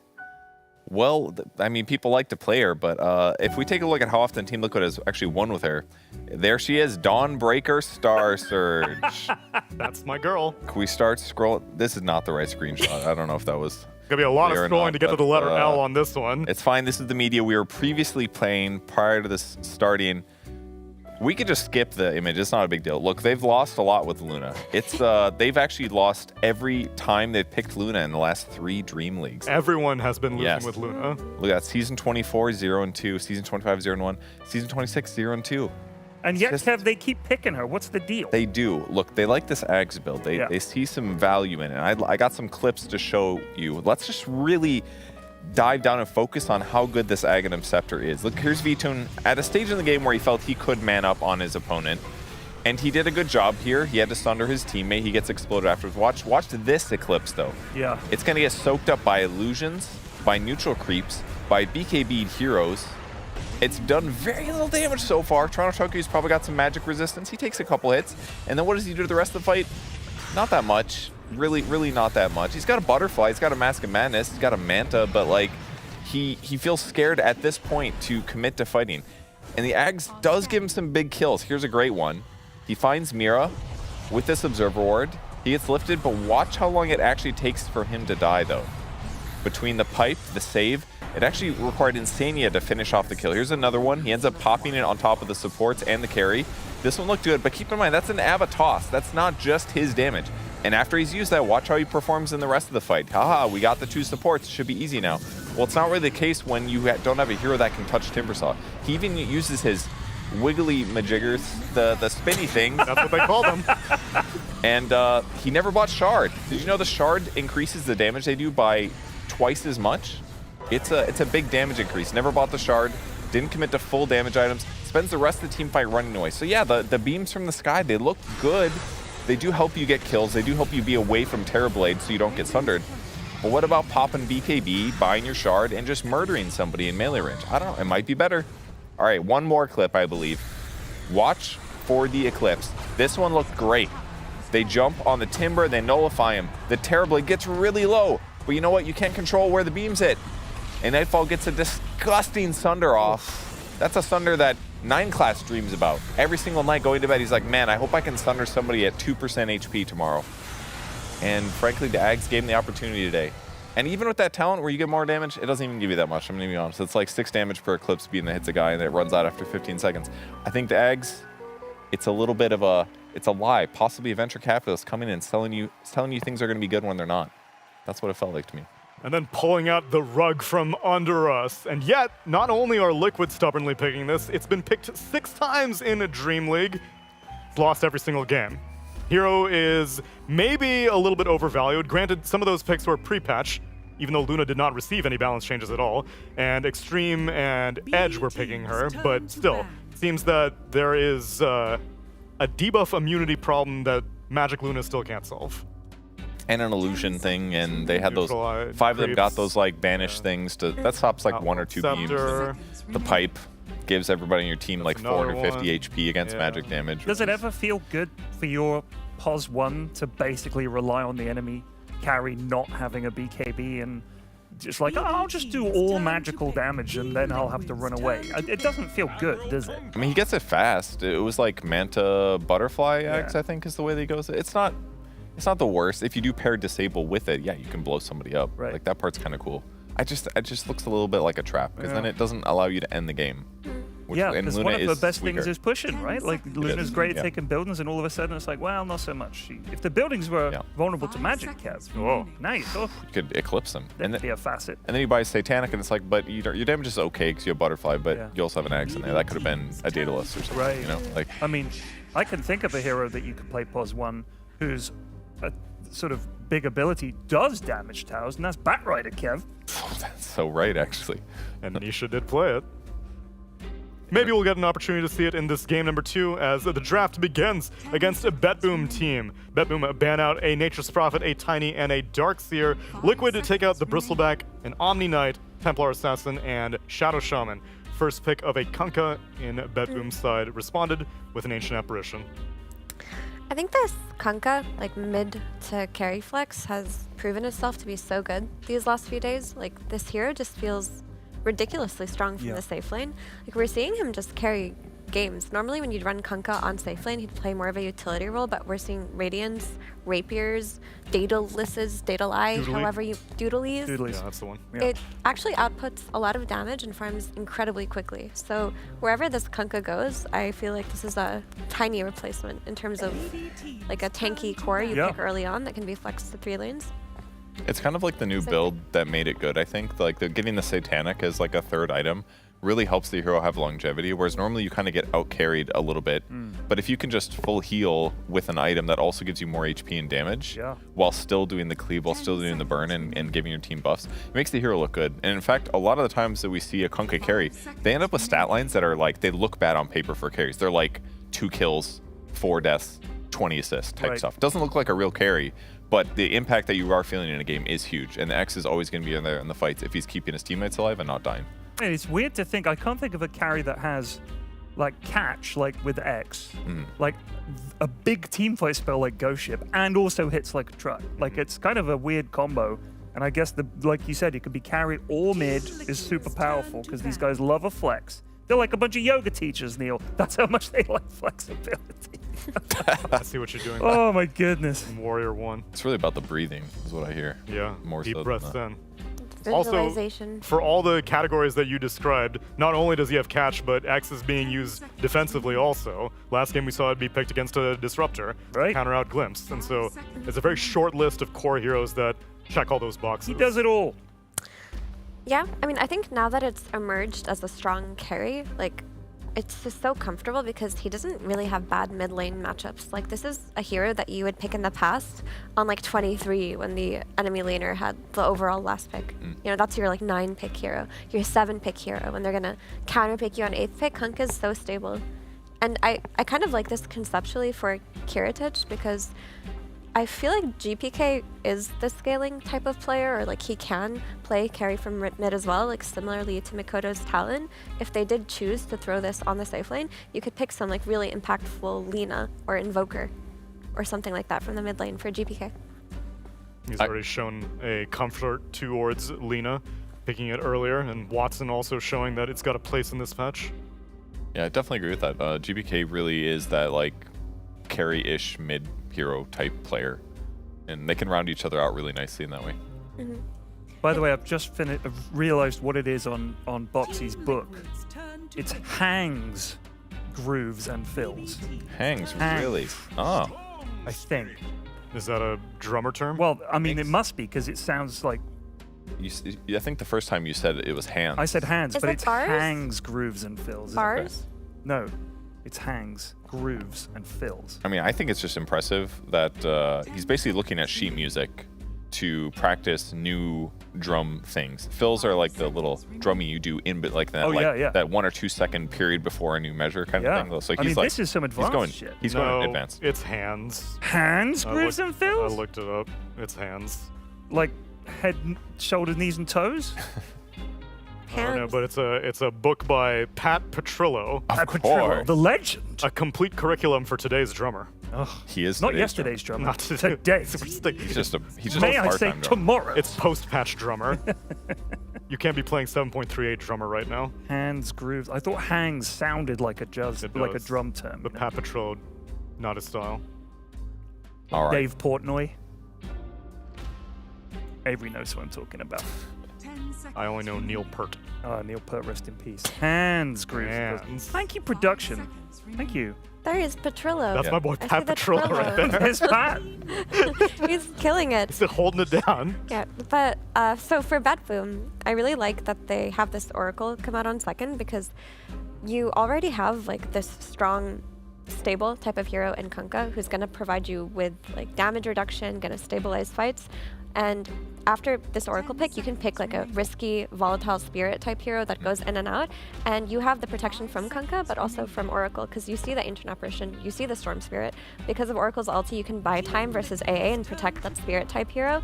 And then he also protects himself. Like all Oracle has to do is Fate's Edict himself, and Storm can't really kill him in a jump. Yeah, that's a cool point. The only downside is this response now. That I was thinking like, okay, he's covered by the Oracle, but now the Ricky smoke is not something that's super easily solved by Oracle. You can buy time until it runs out, but you're going to be taking a lot more damage in that period of time.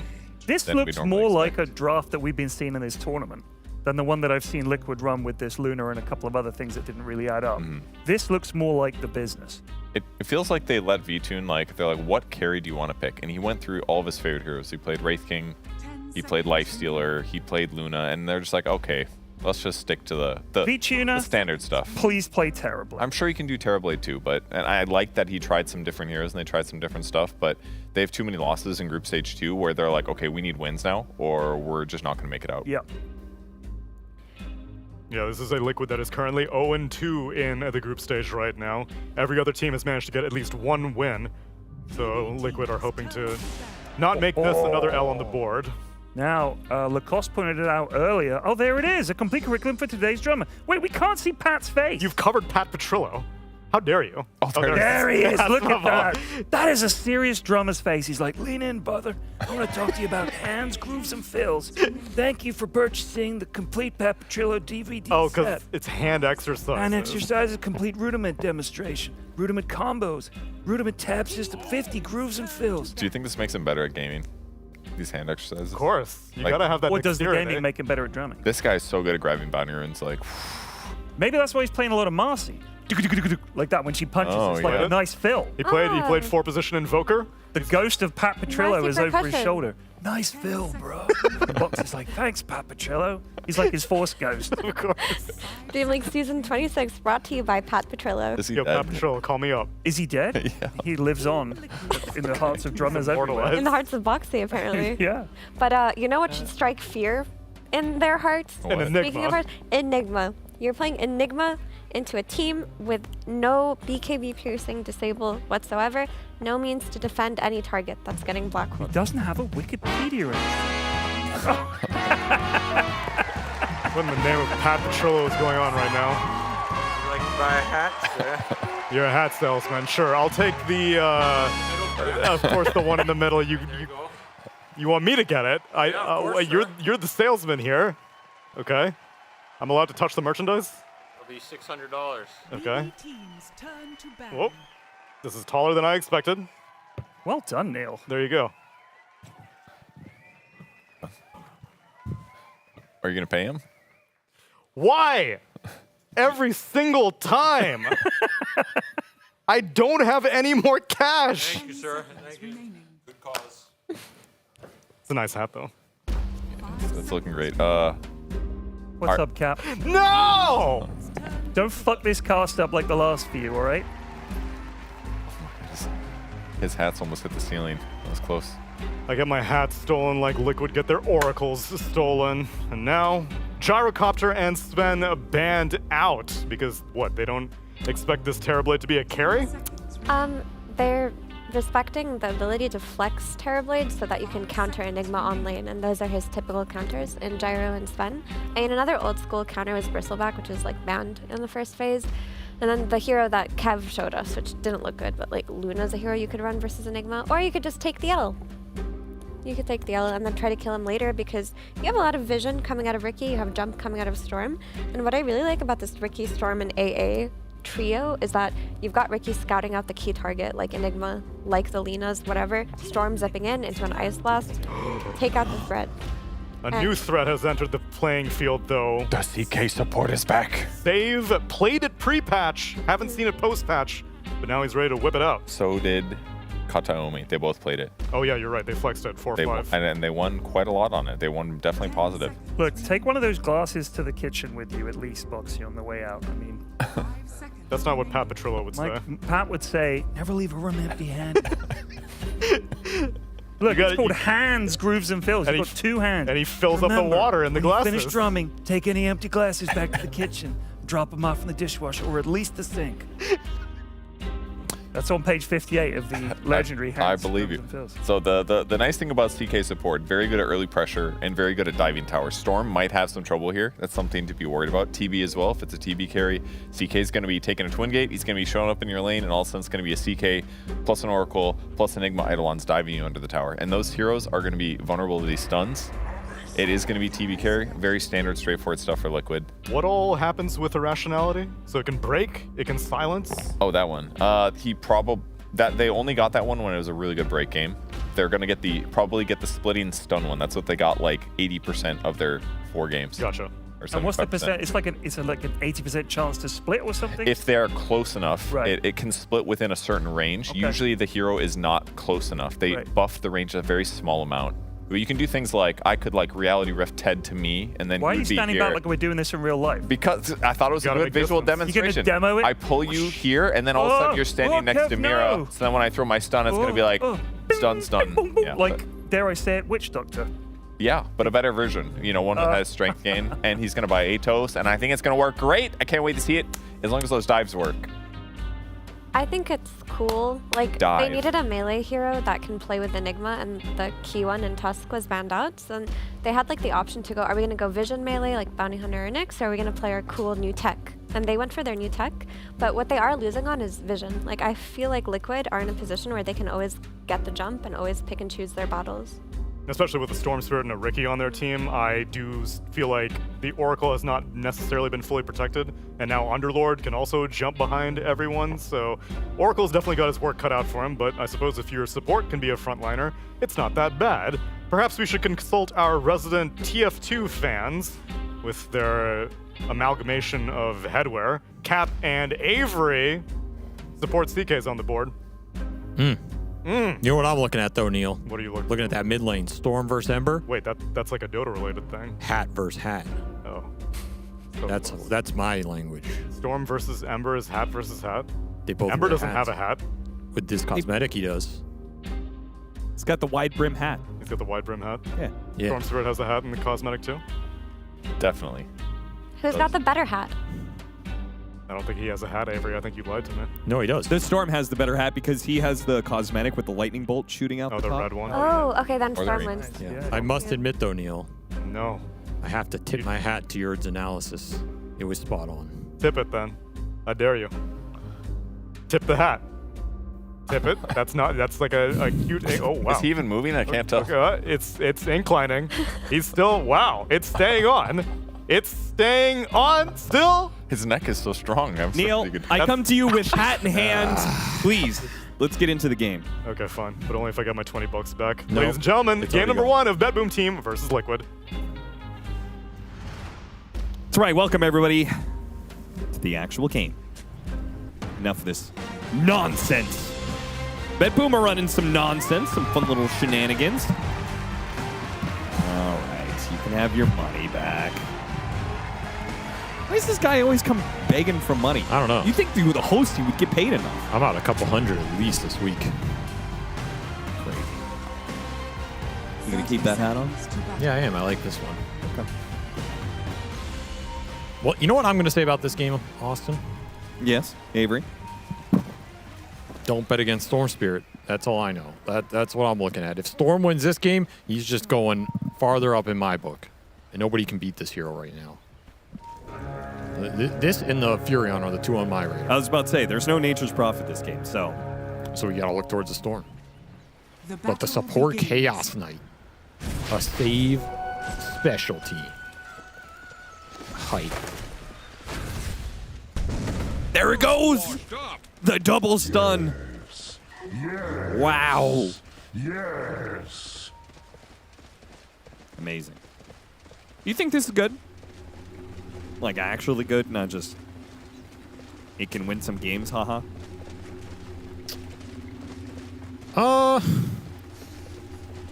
I'm not that big of a believer. I think the hero still has some limitations. If he gets farmed, his spells are not bad. You always have this Ags you can kind of go back to. People forget about.